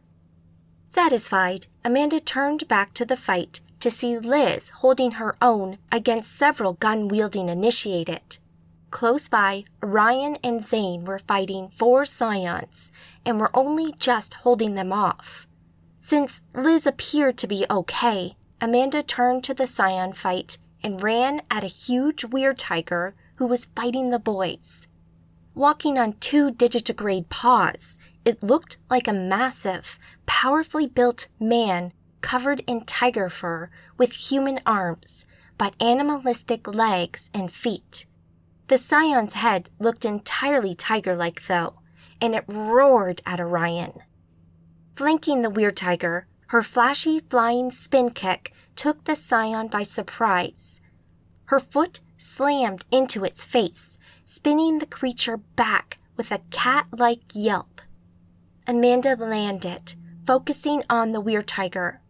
"Let's get it on, Fluffy," she said. The tiger smiled, which looked very disconcerting. Seeing a human level of intelligence behind those predatory eyes was damn freaky. Feeling slightly more concerned, Amanda fed a little more Essentia into her aegis, just to be sure. The scion leapt forward, slashing at her with its wicked black claws. Amanda blocked the scion's attacks as best she could. Her superior strength held off the beast, despite the weird creature being twice her size, keeping her primary mind focused on not being hit by those claws. Her multitasking minds worked overtime to send daggers of Essentia against the scion's aegis. Getting nowhere fast, she used one of her minds to throw a blast of kinetic energy at the scion, hitting it hard. Forced back and away from her, it dug into the sand with its massive paws, its aegis resisting the worst of the hit, spitting and flaring from the magic. A heartbeat later, the scion rose back up and attacked. It was faint, and the creature shoulder-barged her. Catching Amanda off guard, it knocked her over and onto her back. The tiger leapt on top of her with a roar, claws out, and ready to cut her in half. She caught the wrists of the scion before he touched her, grunting with the effort of holding him off. "Not so flippant now, are we?" The scion taunted as it lunged in for a bite. Amanda dodged to the side as the weird tiger's maw snapped shut just beside her head. "I don't go to second base on the first date," she said, pulling her leg up and under the scion. With a blast of telekinetic energy, she flipped the scion over her head. Amanda spun sideways into a crouch to face the scion as it similarly righted itself, growling at her. "And I'm not a fan of threesomes," it said. Amanda had just enough time to frown before something large and powerful slammed into her side like a freight train, sending her flying. She landed in the sand, rolling several times before coming to a stop on her back. No sooner had the world stopped spinning when a huge, weird spider pounced on top of her. "But in this case, I'll make an exception," the weird tiger finished. Amanda looked up in shock at the hideous thing above her. The main body of the creature looked like a giant hairy spider, 2 or 3 meters long, with 8 large, powerful legs. But from where the spider's head should be, a human woman's legless body grew. The coarse hair that covered the spider extended up onto her feminine hips, before thinning to nothing below her navel. The woman's body was otherwise naked and human, apart from the huge black claws on her fingers and her curiously mutated head, framed by a mane of black hair. She had 2 human eyes and 6 inky black ones extending up over her forehead, pushing her hairline way back on her scalp. The scion's mouth was filled with needle-like teeth. 2 large fang housings, normally found on the front of a spider's face, sat on either side of the woman's mouth, with huge black fangs dripping with venom, extending from the bottom of them. They clawed the air, looking for something to stab. One of the spider's legs knocked Amanda's blocking hand away, while the woman's human hand slashed at her face.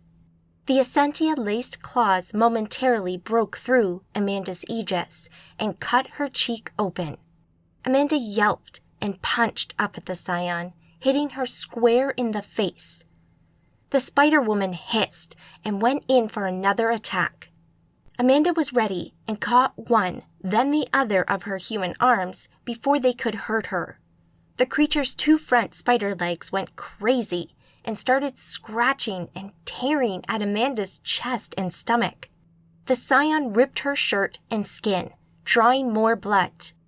Glancing behind her, Amanda saw the weird tiger approaching.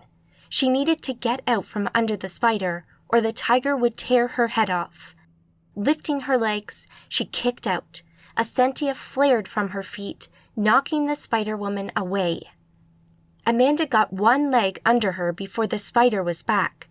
Amanda exploited a careless opening and punched the thing hard in the chest, and she felt a rib or 2 crack beneath her fist. The Spider-Woman jumped back and squealed in pain. "You bitch! You pay for that!" Amanda turned just in time for the weird tiger to slash at her. Breaking through her aegis, the claws cut her upper arm, leaving deep gashes. Amanda winced. Pulling her arm away, she spun and kicked the weird tiger's face. He staggered as the Spider-Woman charged in, screaming at her. Feeling a little more in control, Amanda continued the spin. She dodged out of the way and grasped 2 of the woman's spider legs. Heaving the weird spider off the sand, she spun once and threw the thing at the tiger. The huge Spider-Woman hit the dazed weird tiger full in the chest, and both went down in a mess of limbs, screams, and roars as they kicked up the sand all about them in their confusion. As she watched, Orion and Zane finished off their werewolf opponents and turned to look at Amanda and the remaining 2 scions. "Kicking ass and taking names, Amanda?" Zane said as he drew his sword from his back and walked towards the spider and the tiger. Orion nodded to her and followed his partner in crime, reloading his guns. Amanda put her hands on her knees and took a few seconds to catch her breath before she noticed the pain from the cuts on her body and face. Her arms stung the most. The tiger's claws had bitten deep into her arm, and it was bleeding profusely. But the fight wasn't over yet, and she still hadn't seen Mr. Black or the other Magi woman, Echo. A wall of kinetic force and explosive fire hit Amanda out of nowhere. It drove her into the sand with a power that frightened her. Her aegis held, keeping her from the worst of it, but she could feel her shield buckle slightly from the attack. She looked up in time to see Echo step from a large doorway in the side of the huge rock in the middle of the island. Behind her, standing in that doorway, Mr. Black watched with a stony expression. Barely a fraction of a second after opening her eyes, magic flared from Echo again. It smashed into Amanda like a wrecking ball, knocking the wind out of her. As she tried to breathe, she focused all of her minds on bolstering her defenses. An invisible force lifted her into the air and then pounded her down again, closer to Echo. "No quips?" Echo asked. A series of magical strikes hit her about the head, and bells rang in her skull as her neck twisted in painful ways. "No jokes, Amanda?" Echo added as a lightning bolt flew from her hand and struck Amanda in the chest. It slammed her into the ground again. Her body spasmed in shock while her aegis tried in vain to keep it at bay. "I'm disappointed in you. I thought you were a more worthy opponent," Echo said as more magic crashed into her. Amanda needed to fight back. She needed to defend herself. The next magical strike rolled her over the ground. Quickly, she stopped herself and sent a blast of energy at Echo. But with a casual flick of her hand, the attack flew to Echo's side, missing its target entirely. "Huh, is that all you've got?" Echo taunted. Amanda jumped up to run at her, only to have another of Echo's attacks get through her counter effects, sweeping her legs from under her and throwing her to the ground. "You're not worthy to have Mr. Black as your father, or me as your sister." Sister? Had she said sister? Amanda's mind reeled through the haze of pain that clouded her mind. "I'm sorry, Amanda," Mr. Black said from maybe 10 meters away. "But I simply cannot let you ruin my plans. I have invested too much in this to see it fail now." Amanda started to get up, but her legs felt like jello. She had aches and pains in every part of her body. Her mind swam with it as she struggled to get a grip on reality and what was happening to her. Echo's magic and power had turned out to be way beyond hers. This was a powerful and dangerous woman, and Amanda had no idea if she could go the distance with her on a good day, let alone after she'd been injured. Her aegis remained intact, so she could defend herself for a little while longer. But something needed to change. Otherwise, well, Amanda didn't want to think about what the consequences might be. A powerful magical strike from Echo collided with Amanda's aegis. Amanda leant into it, resisting its relentless force as their magic fought, flaring and sparking with magical fire in her etheric sight. Nearby, Amanda watched as Gentle Water, Liz, and Maria struggled against Mr. Black's forces. Liz hung back, nursing a limp arm. Maria defended her while Gentle Water held off 2 skilled Magi who were causing him some problems. This did not look good. Amanda could feel her aegis slipping away beneath the raging torrent of magic that hammered against it. She couldn't hold this for much longer. She locked eyes with Liz, saw the look of desperation in her eyes, and knew she had to do better. Amanda closed her eyes and focused on resisting this torrent of power and energy. She held her aegis against it, forcing as much Ascentia into her shield as she could. She felt the inevitable cracks forming as the Aegis started to weaken and disintegrate. She didn't want to die like this. She couldn't let it end like this. She only just discovered her father, even if he was an old, psychopathic, and seemingly insane man, with a daughter who Amanda sensed hostility from. She had started to question whether she would invite Echo to any family gatherings. She laughed a little to herself, finding humor in the darkest of moments. Then something changed. The attacks from the Magi her friends were fighting faltered. After a moment of confusion, Maria and Gentle Water were winning. Looking up, Amanda saw Angel backing off. Then she attacked Mr. Black's forces. Angel flanked Mr. Black's Magi enforcers and destroyed their aegises. Gentle Water and Maria took the upper hand as Angel turned and ran into the trees. Magic flared from somewhere behind Echo. Powerful and dangerous, it ripped into Echo's aegis. Echo's magic faltered seconds before Amanda's aegis failed. Amanda dropped to her knees and did her best not to collapse entirely. She looked up to see Yasmin's familiar silhouette standing on a rocky ridge, as hideously powerful magic brought Echo to her knees. For a moment, Amanda sat in stunned silence as she watched a nomad fight on the same side of the Arcadians. Yasmin had likely saved her life and the lives of her friends. She didn't know how she felt about that. News of this could easily be twisted into something less favorable for her and her friends if it got out. She wanted to do this herself. She didn't want to be saved by someone more powerful. Not that she wasn't grateful, though. Quite the contrary, but she didn't like that she and her friends couldn't do this themselves. She looked over at Liz, who sat in the sand, and Gentle Water and Maria finished off the Magi in short order.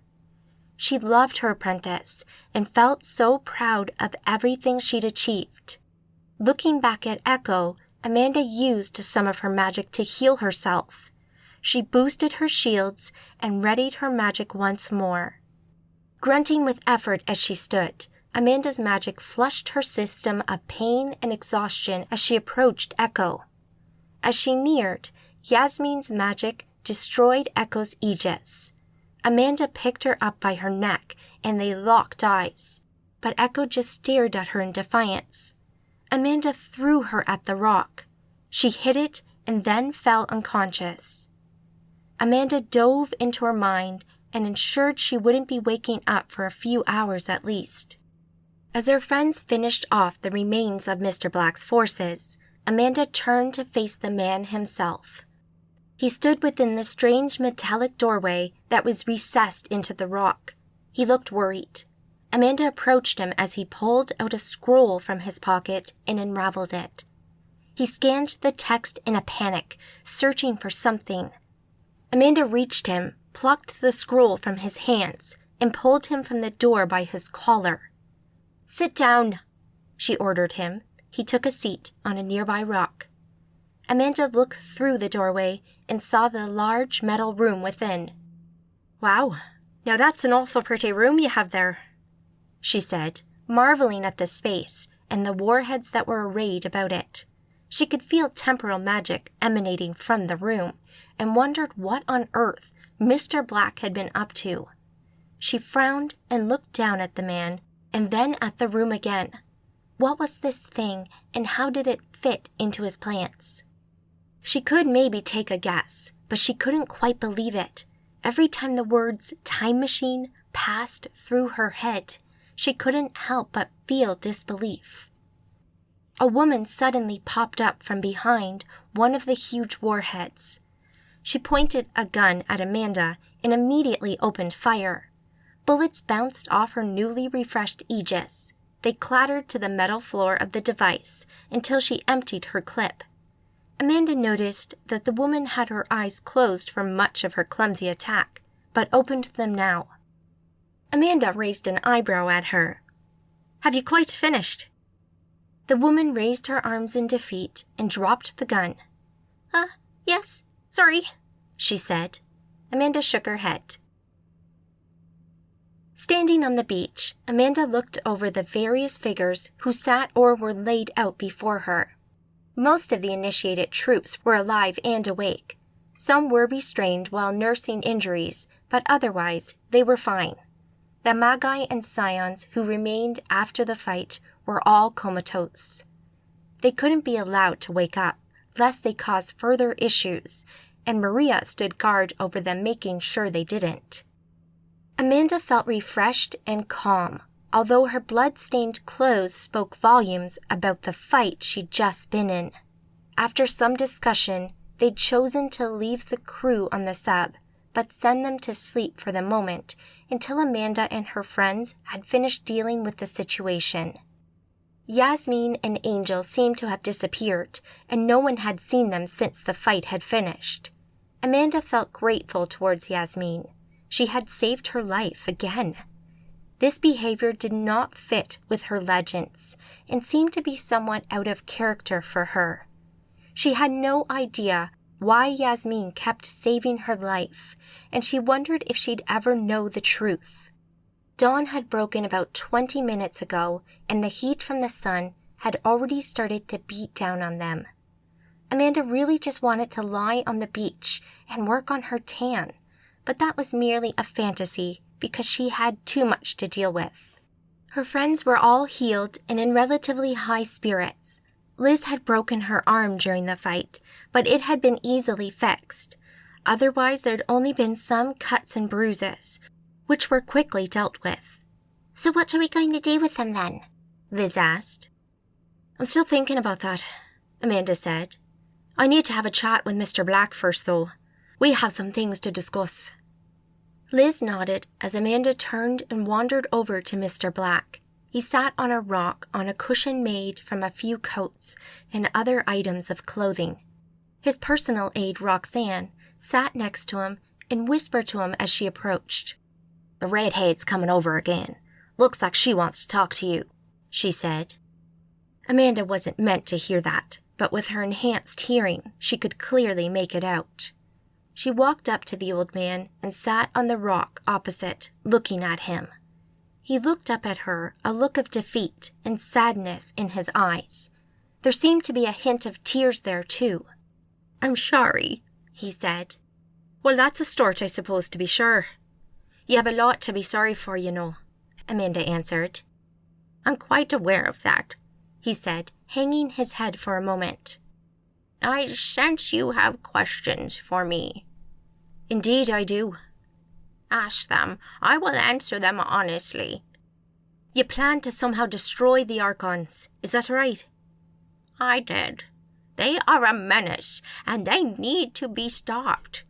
I will apologize for a lot of things, but not for wanting to save humanity from the whims of these creatures. My methods might have been fucked up, Amanda offered. Questionable, he finished. But I still believe that the Archons are dangerous and need to be stopped. On that point, I agree with you, but sending a bunch of nukes into the vastness of the abyss would not do that unless you could somehow place them right where you need them. Maybe. I still believe I had a chance, though, he said. I think we will have to agree to disagree on that point. I'm sure there are other better ways to achieve your goal. I want it too. The Archons and the Nomads are a scourge on this earth. The sooner they're ended, the better. I'd like to work with you on that, but you need to change your ways, Amanda said. Well, see, he answered. Amanda sighed. Has nobody ever told you that you're a difficult man? You wouldn't be the first, he answered. I bet. Look, ever since meeting you in that power plant where you said you were my father. I am your father. How can you say that? How can you be sure? I'm sure, he said. Would you care to elaborate? She asked, feeling a little exasperated by this verbal sparring. Maybe. Anger bubbled up inside her. Listen, gobshite, you're going to tell me what the bleeding hell happened, how you got to be this way, and what the hell that metal room is. I want to know how and why you think you're my father, and what you want out of our relationship without me having to chase the answers out of you. Because believe me, you don't want me rummaging about in that head of yours at your age." She spat. Mr. Black didn't flinch. With her piece set, Amanda just stared at him and watched as he lowered his eyes and seemed to think for a moment. "It all started 20 years ago. I'm actually only 40 years old, despite what this body looks like. 20 years ago, I was a fairly normal young man, part of a wealthy family who were well connected. I had a great future ahead of me, I suppose. But my family had been in service to an ancient and powerful scion for over 1,000 years. We knew nothing else other than to do his bidding, to run his enterprises, and to suffer his wrath. Serving Horlak was all we knew." "Horlak?" Amanda asked in surprise. "Yes, you know him?" "I've had dealings with him, but that's not important. Please, continue." Mr. Black nodded. "For hundreds of years, my family had been searching for a way out, for a way to release ourselves from the bondage of being Horlak's slaves. Our salvation came in the form of a scroll, the Lazarus Scroll to be precise. After months of planning, my family used the scroll to summon a true god and beg for his mercy and his help. This god, who referred to himself as Weaver, agreed to help us, asking us to choose one amongst the family to complete the mission and to reconvene on this tropical island that my family owned.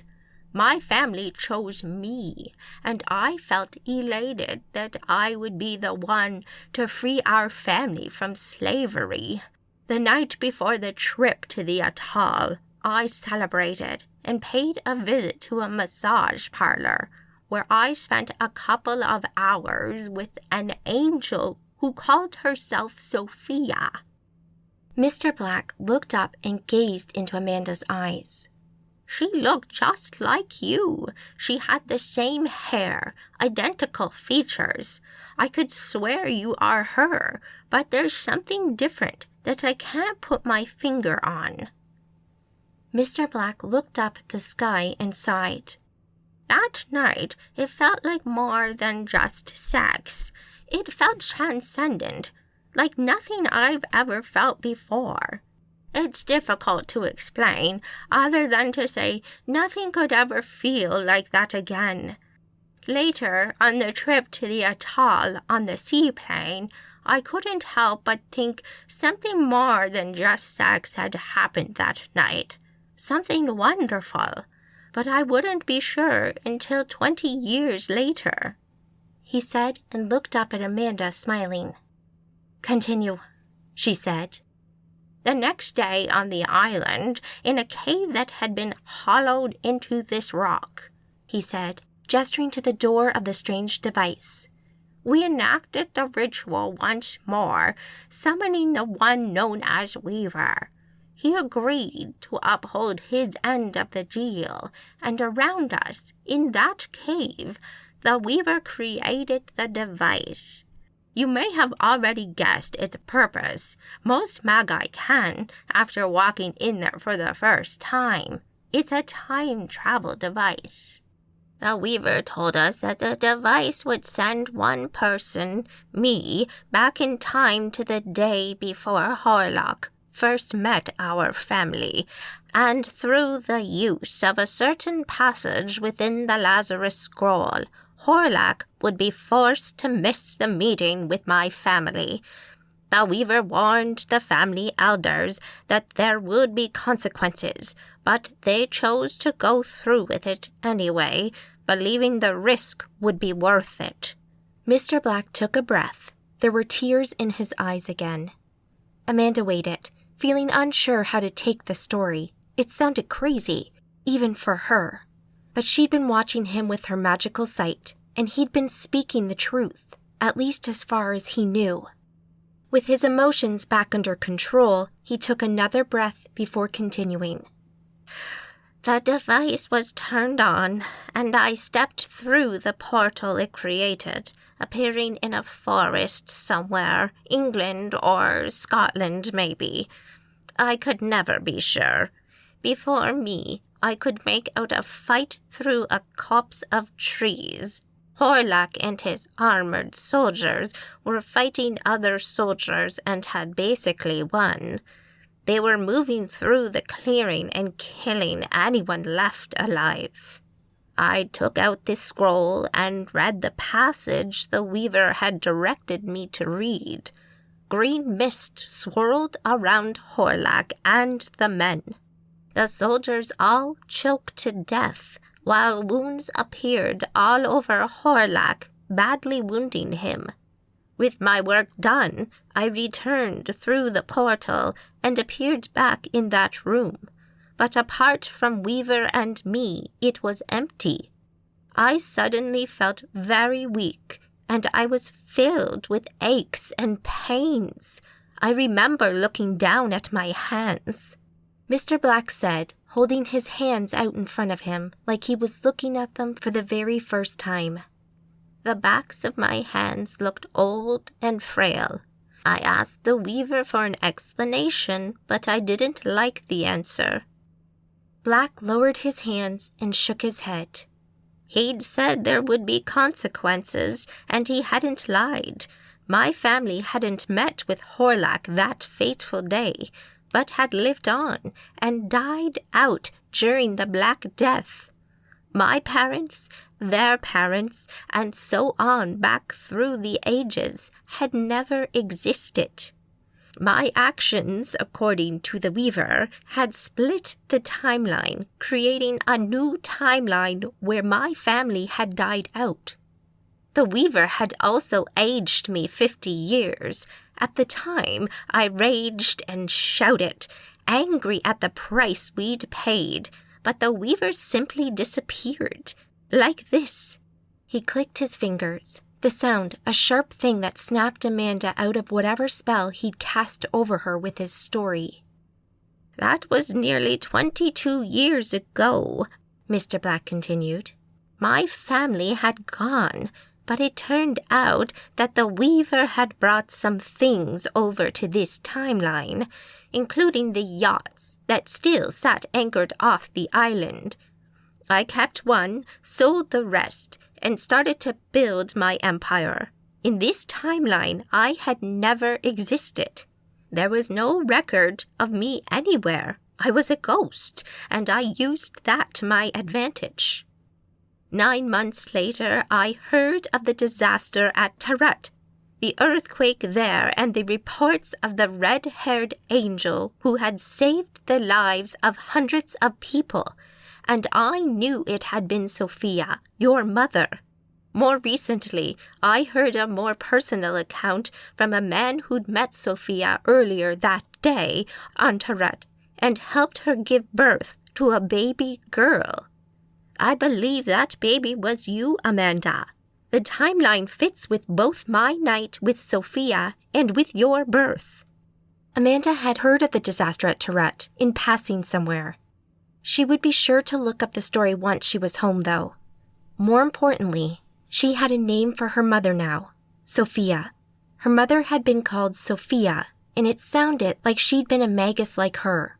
She felt elated, and yet she was still full of questions. So you don't know why she gave me up? Why I grew up in an orphanage? She asked. Mr. Black shook his head. I'm sorry. No, I have no idea. I'd like to know that myself. You said you heard of a report by someone who met Sophia recently. Who made that report? My aides found it on the dark web, made by someone going by the name of Edge. I wasn't able to track him down, and I had more pressing matters anyway, he said, indicating the nukes that now sat on the beach a short distance away. Amanda looked over to the warheads.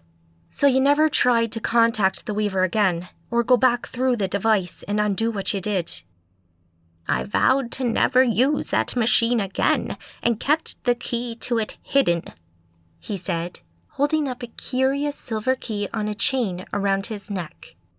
As for the Weaver, sure, I tried to summon him again, but it never worked. After I lost the scroll, that became impossible anyway. I'll take that key, she said, holding her hand out. Mr. Black took the key from around his neck and passed it to Amanda. She looked at it before placing it in her pocket. You lost the scroll. The scroll seems to have a life of its own, appearing where it needs to be all by itself. One day it was in my safe. The next day it had gone, and no one had been in the room, let alone in the safe. Like I said, a life of its own. Amanda put her hand to her back pocket, making sure the Lazarus scroll hadn't vanished. It hadn't, for now at least. So why do you want to destroy the Archons? She asked. Like the rest of my family, I hated being under the control of the Scion Horlak. We knew a good amount about the supernatural world already. After time traveling, I started to recruit Magi and Scions to my cause, wanting to save others from the life I had lived. Naturally, I discovered more about the Archons and started to see their influence everywhere. They direct and shape this world of ours even now, corrupting it and those who live in it every day. I will not stand by and let that happen while I have the power to do something. A noble goal, even if your methods leave something to be desired, she said as she stood up. She looked down at Echo, unconscious a few feet away. And her? Is she really my sister? Echo is my adopted daughter. I discovered her at the age of 4, living as a dangerous curiosity in a government care home that had basically locked her away. Already a child prodigy and a magus, I took her in and raised her as my own. She's very powerful. She's been everything to me, and I love her dearly, although I think she's a little jealous of you. Understandable, to be sure, Amanda said, half joking. Will I see you again after today? I'd like to get to know you a little better. You are my daughter, after all. Amanda looked down at him and at Echo. She'd heard of dysfunctional families before, but this felt like one step beyond. A time-traveling, prematurely aged father and a psycho sister didn't sound like happy fun times to her, but they were her only link to her past and to her mother. She would need time to think. She couldn't make a choice like that now. I need time, she said. Of course you do. I understand. Take as much time as you need. I have a card in my top pocket. Take it, and call me sometime. Amanda reached down and pulled the business card from his jacket pocket. It only had the word Black and a phone number printed on it. She stuffed it in her back pocket and turned away, leaving Mr. Black where he sat. She had a lot to think about. Angel stood atop the submarine just behind the conning tower, hidden from the beach. She was leaning against the tower, playing with a lock of hair that had come loose during the fight, and she was unbearably bored. She'd been watching events unfold for nearly an hour now, and after the excitement of the fight, she just wanted to get on with it and finish this. Mr. Black, his flunkies, and the Arcadians were all sitting ducks. All they would have to do would be to launch a missile and blow it up the moment it launched. Boom! Dead Arcadians everywhere. But Yasmin had insisted that they wait and watch, and then Yasmin had disappeared somewhere for a better view. She wasn't sure where Yasmin was right now, but given her interest in the affair, she doubted she was far. The fight had been good, She enjoyed it, and turning the tables on Mr. Black had been a moment of great satisfaction for her. She'd grown bored of her mission with the syndicate anyway, and wanted to return to her own businesses. She didn't feel totally comfortable siding with the Arcadians, but Mr. Black's plan did have some merit, and there had always been the tiniest possibility that it might have succeeded. She had no desire to have any of the Archons destroyed by a mortal, so needs must, she supposed. But now that the threat had been averted, surely the time had come for them to deal with the Arcadians. What was it about Amanda that had Yasmin acting so strangely? What kind of hold did that redhead have over her? She wished she knew. She hated Yasmin. She tortured her and forced her to give her allegiance to her, and that wasn't an easy pill to swallow. So she followed orders, outwardly at least, but deep down she nursed her hatred of Yasmin and hoped to express it one day in a glorious act of revenge. Angel pursed her lips. She looked around the side of the conning tower at the beach and saw the Arcadians cleaning up and dealing with Mr. Black's forces. She glanced to her left at the open missile tubes, and then at the closed ones with their nuclear payload still sitting there, waiting to be deployed by someone with the balls to do so. Fuck it, she said to herself. She'd had enough of Yasmin's shit. She had a chance to strike a huge blow for the Archons, and watching it slip through her fingers was something she simply couldn't do. She climbed back inside the sub, sliding down the railings of the ladder into the belly of the beast. She thought better than to port inside. Too risky. It would give away her position to the Arcadians. Before all this had kicked off on the island with the Arcadians showing up, Angel had found time to locate the missile operators, pull all the information she needed from their heads, and procure the keys she would need to launch the nukes.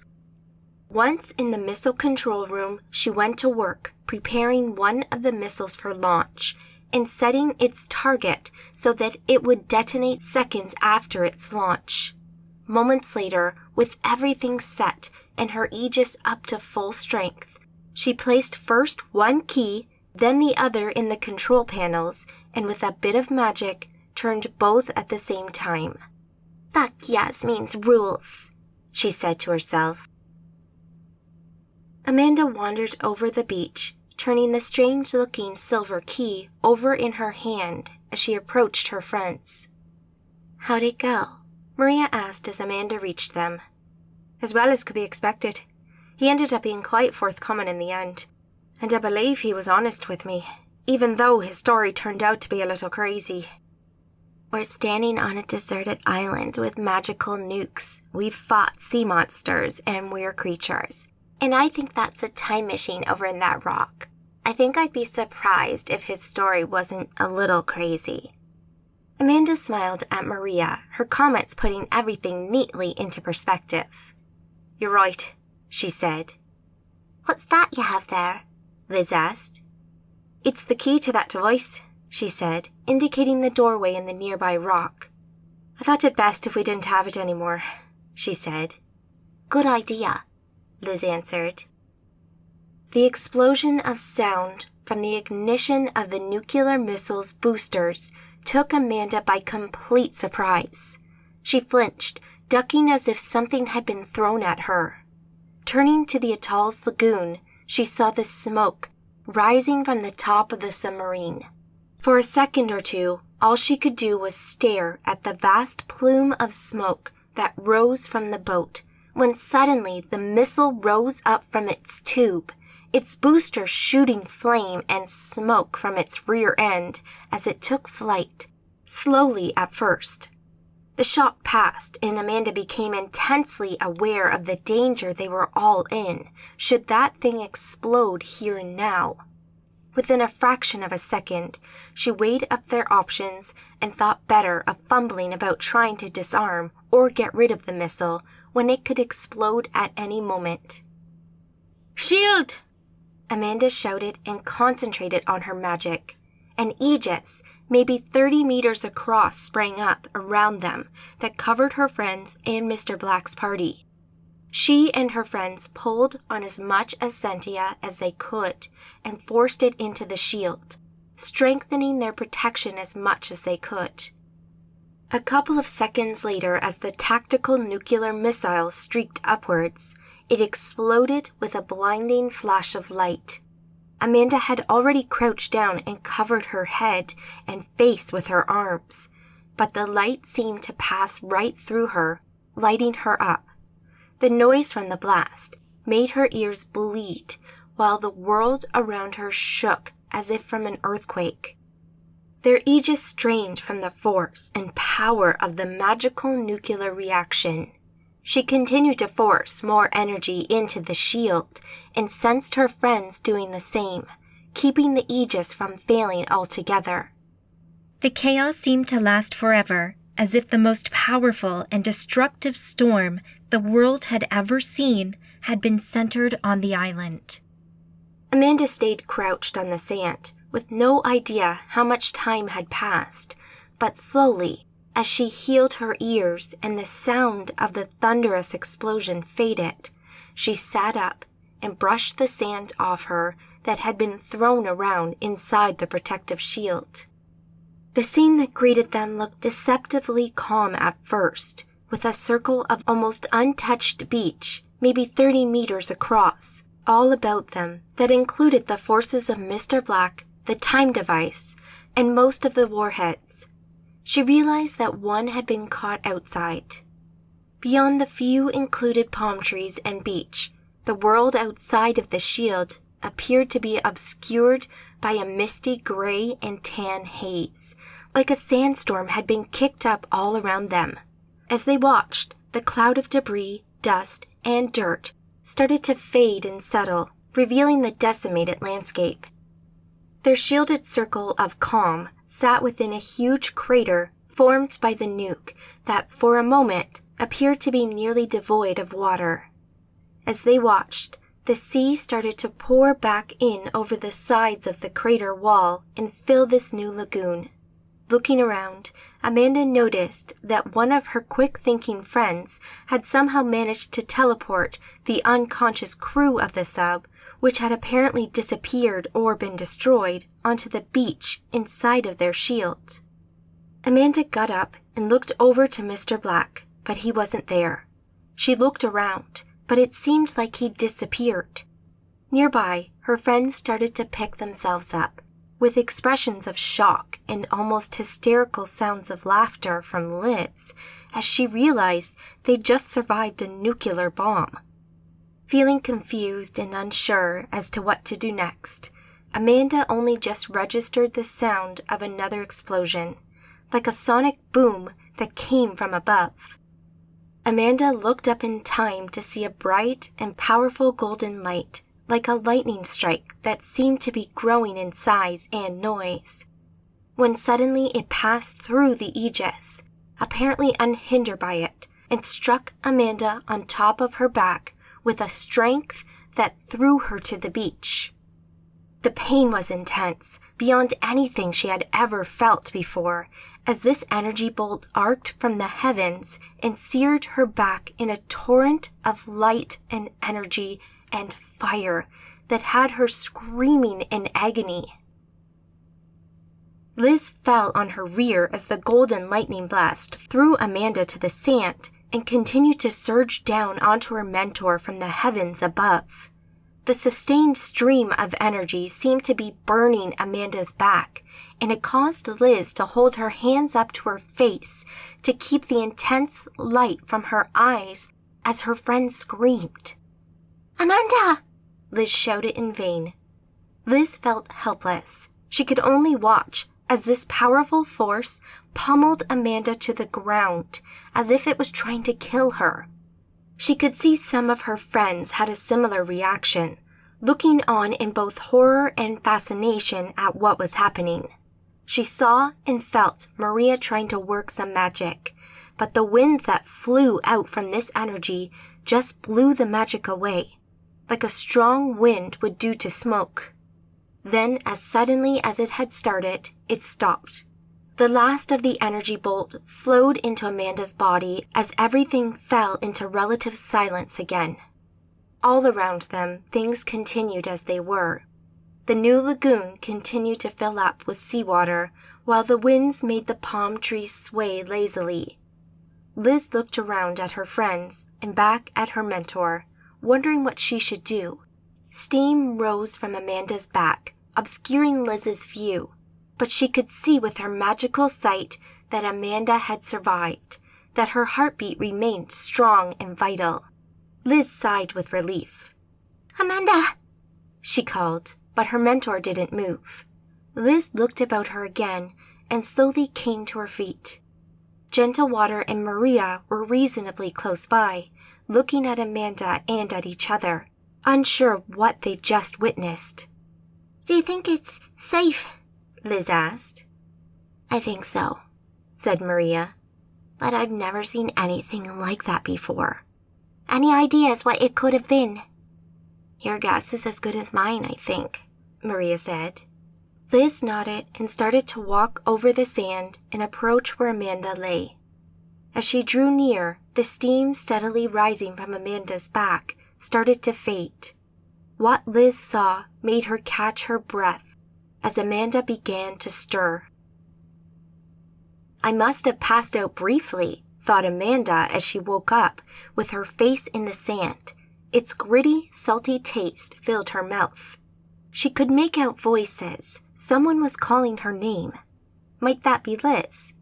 She coughed and tried to move. She felt stiff and ached all over, as if she'd just spent an entire day in the gym working on every part of her body.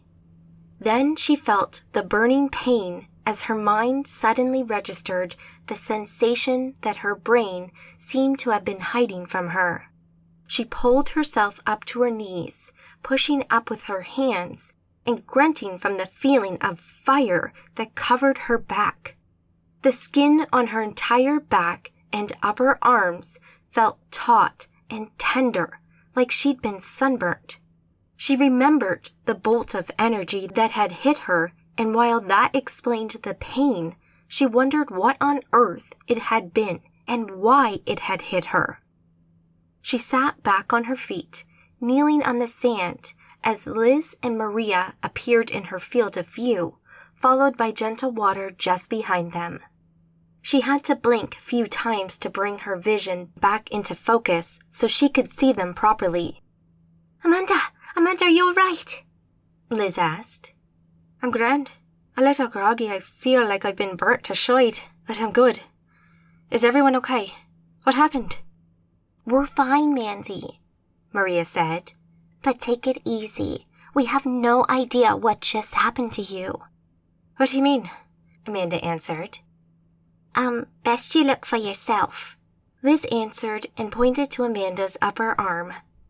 Amanda looked down and had two surprises as she did so. Firstly, she realized she was topless. Her vest top had been burnt off, leaving her chest exposed to the world. She quickly put her arms across her bosom and immediately noticed the strange, flowing black tattoo-like markings on both of her upper arms. They wrapped around her arm, about halfway between her shoulder and her elbow on both sides, and flowed up over her shoulders and onto her back. She couldn't see much, but it looked like it grew into a huge design all over her back. She could see parts of it spilling around her ribs, to the sides of her breasts, and over her hips as well. What in the bleeding hell? She exclaimed as she pulled on her magic and created another set of senses that she used to look at her back more clearly.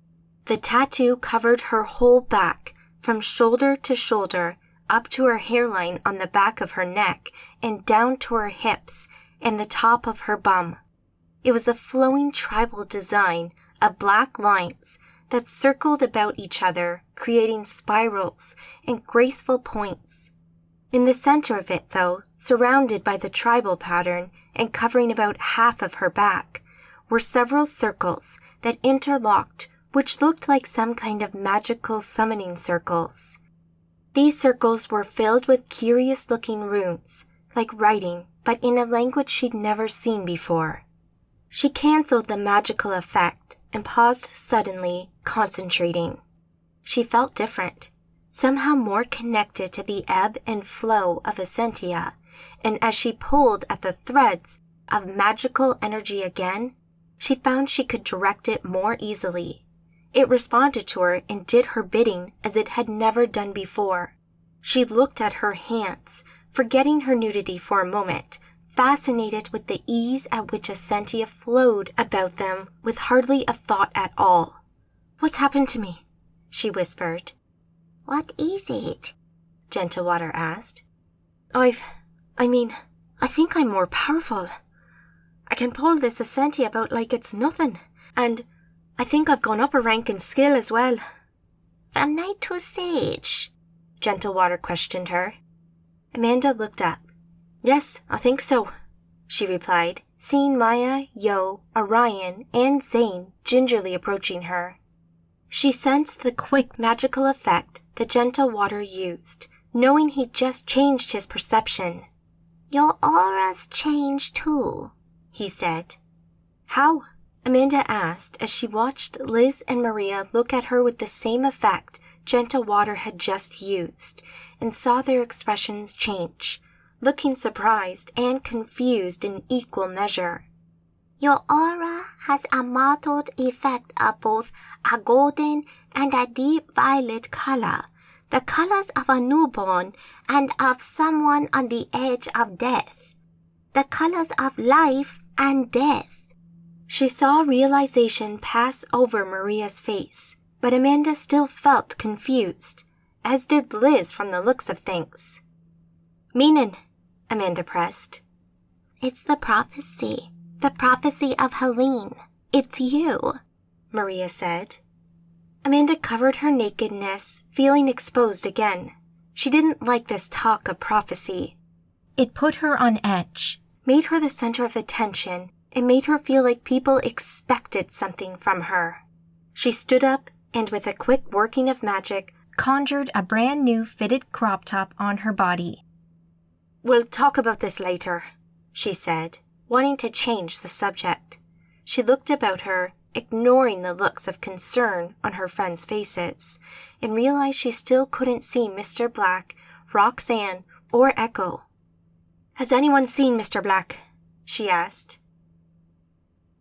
Angel stood on a rock as the sea surged past her into the new lagoon, with the small island in the middle where the time device and the Arcadians were.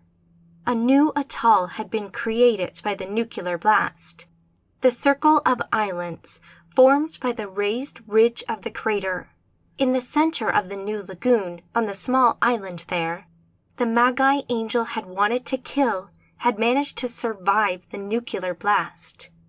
Angel felt cheated, but having just watched the strange energy that had flowed into Amanda and marked her, Angel didn't feel too bad. At least some interesting information had come out of this that she could use. She could hear the voices of the Arcadians as they talked to Amanda, discussing the prophecy. There would be plenty of people who would be interested to hear this bit of news, and she would be sure to let them know. With a smile, she worked her magic and poured it from the island. Nowhere. Alicia laughed hysterically as she swung the dagger again and again. Blood from the corpse flew with every strike, and as she calmed down and looked down at the remains, she noted with fascination you really couldn't tell who this had been just an hour earlier. These past few days, Yasmin had given her a couple of new playthings every day, asking only that she amuse Yasmin. Alicia knew what that meant, and she had come to enjoy what she did. As long as her mistress was happy, she was happy. Today's had been a beautiful teenage boy, innocent and scared.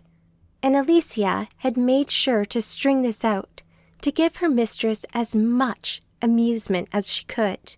These shows of loyalty always had to come to an end eventually, and Alicia wanted to end it on a high note. So she really went for it, going a little crazy as she hacked this boy into tiny pieces. She turned her naked body, covered in blood that dripped to the floor and tasted salty in her mouth, towards her mistress, who sat nearby with a huge grin on her face. You've done well, Alicia. I'm proud of you, Yasmin said. Chapter 24. Epilogue 1, Reawakening, the Atoll Pacific Ocean. The sun slowly sank towards the horizon, looking like it might extinguish itself by dropping into the vast ocean surrounding the small island on the edge of the new atoll. Yellow and orange light spread over the sky, creating a beautiful panorama that would make an artist weep. The small island had only been formed for a day. It was small and unassuming, and only one of many that made up the ring of small islands that encircled the new lagoon created by the nuclear blast that morning. Devoid of any indigenous life for the time being, nothing should have moved, but as the orange light that filled the sky slowly turned red, the earth on the island shifted, and a form rose from the ground. It sat up at first, looking around, seeing something half buried next to it. It reached down and picked it up. The huge thing stood, raising itself up to stand on its two huge legs, and looked out to sea, and then down at the figure it held in its arms. Echo, it said in a deep, rumbling voice, addressing the unmoving but still alive girl it held in its arms. Echo didn't move, but it knew she was alive. The thing looked about itself once more. Roxanne, it said, its voice a little louder this time. Yes, sir, came the reply. It sounded odd and reverberated about its ribs. The thing looked down to see a face on the left side of his chest, just below its collarbone. Its whole body had been transformed, mutated. No longer was he an aged old man. Now he had been changed, enhanced. He felt like he maybe stood about double the height he had before, but his skin looked terrible, like some kind of infected mutant. He could feel Roxanne's thoughts as part of his own and knew he'd somehow been fused with her. She'd been melted into him to become a part of him, but something else caught his attention when he looked down. Right there in the center of his chest, buried in his flesh and ribs, glowed the green orb. It throbbed and pulsated with his heartbeat and filled his body with power. He could feel the energy that flowed into him, the strength that it gave him, and he knew he'd been reborn. Emotions churned inside him. He felt elated that he'd somehow survived the nuclear explosion, but he also felt rage and injustice at his failure to destroy the Archons. He thought of the reason for his failure. He thought of Amanda, his daughter, and then looked down at Echo. She was more of a daughter to him than Amanda was. He could feel the rage inside him. He'd always had that drive, that anger, but it had grown along with his body and become something strong and powerful that he could no longer ignore. Thinking of Amanda now, at how she had failed to understand his mission, at how she'd stood against him, fought his men, and defeated him only made his rage grow. He tried to keep it under control, to moderate it, but he was past that now, and the anger washed through him like a torrent of energy as he breathed harder and harder before he had to let it out, and he roared to the heavens. His inhuman voice carried over the sea and could be heard on all parts of the atoll. As he reined in his emotions, he thought only of how he could hurt those who had wronged him. He heard voices then from the small island behind him in the center of the lagoon. Turning to look, he noticed a smallish ship that had probably been there for a while. With his enhanced sight, He could make out movement on the ship and beach. It looked like a military boat, and as he moved over the island to get a better look, he noticed another, much larger naval frigate that had been hidden behind the rocks of his small island. The soldiers were being picked up. Maybe they had a boat he could use to get back to the mainland. Chapter 25. Epilogue 2, Taking Stock, New York. Amanda sat on her sofa, her bare feet up on the seat as she leaned back into Maria. She sat behind her with her right arm around Amanda's body, her left tracing gentle lines over her skin, following the lines of the tattoo. After the chaos of the last few days, sitting here, relaxing with someone she loved, and not having to answer questions or deal with people, felt amazing. She leant her head to her right, enjoying the softness of the sofa against her head and the gentle touch of Maria's fingers.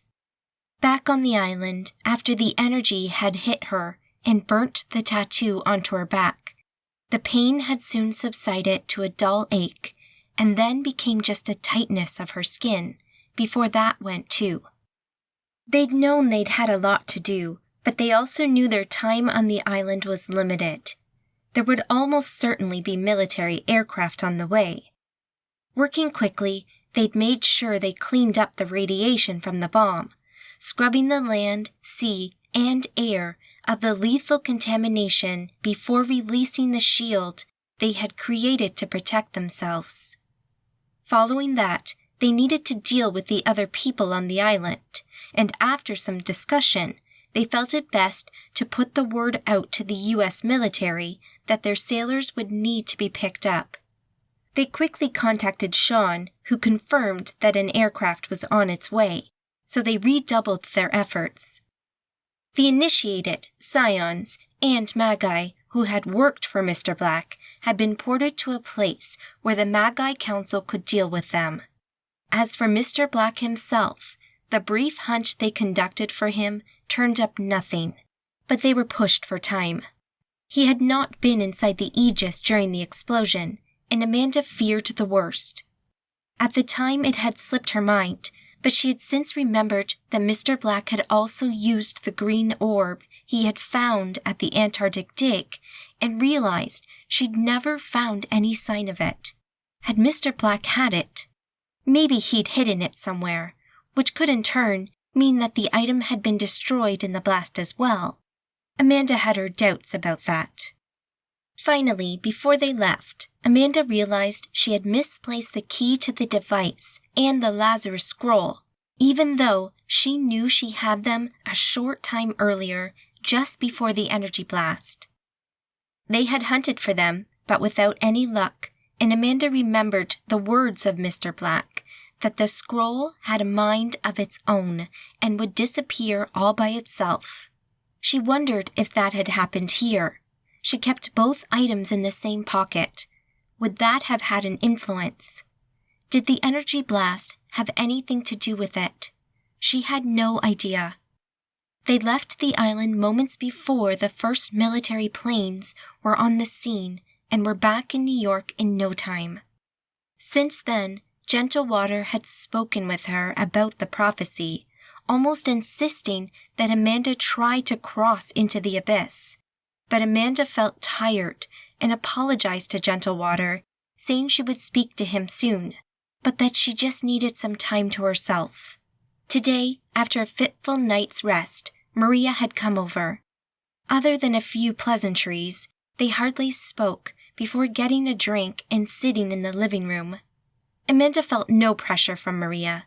She seemed to know that Amanda needed to think. Questions and fuss could wait.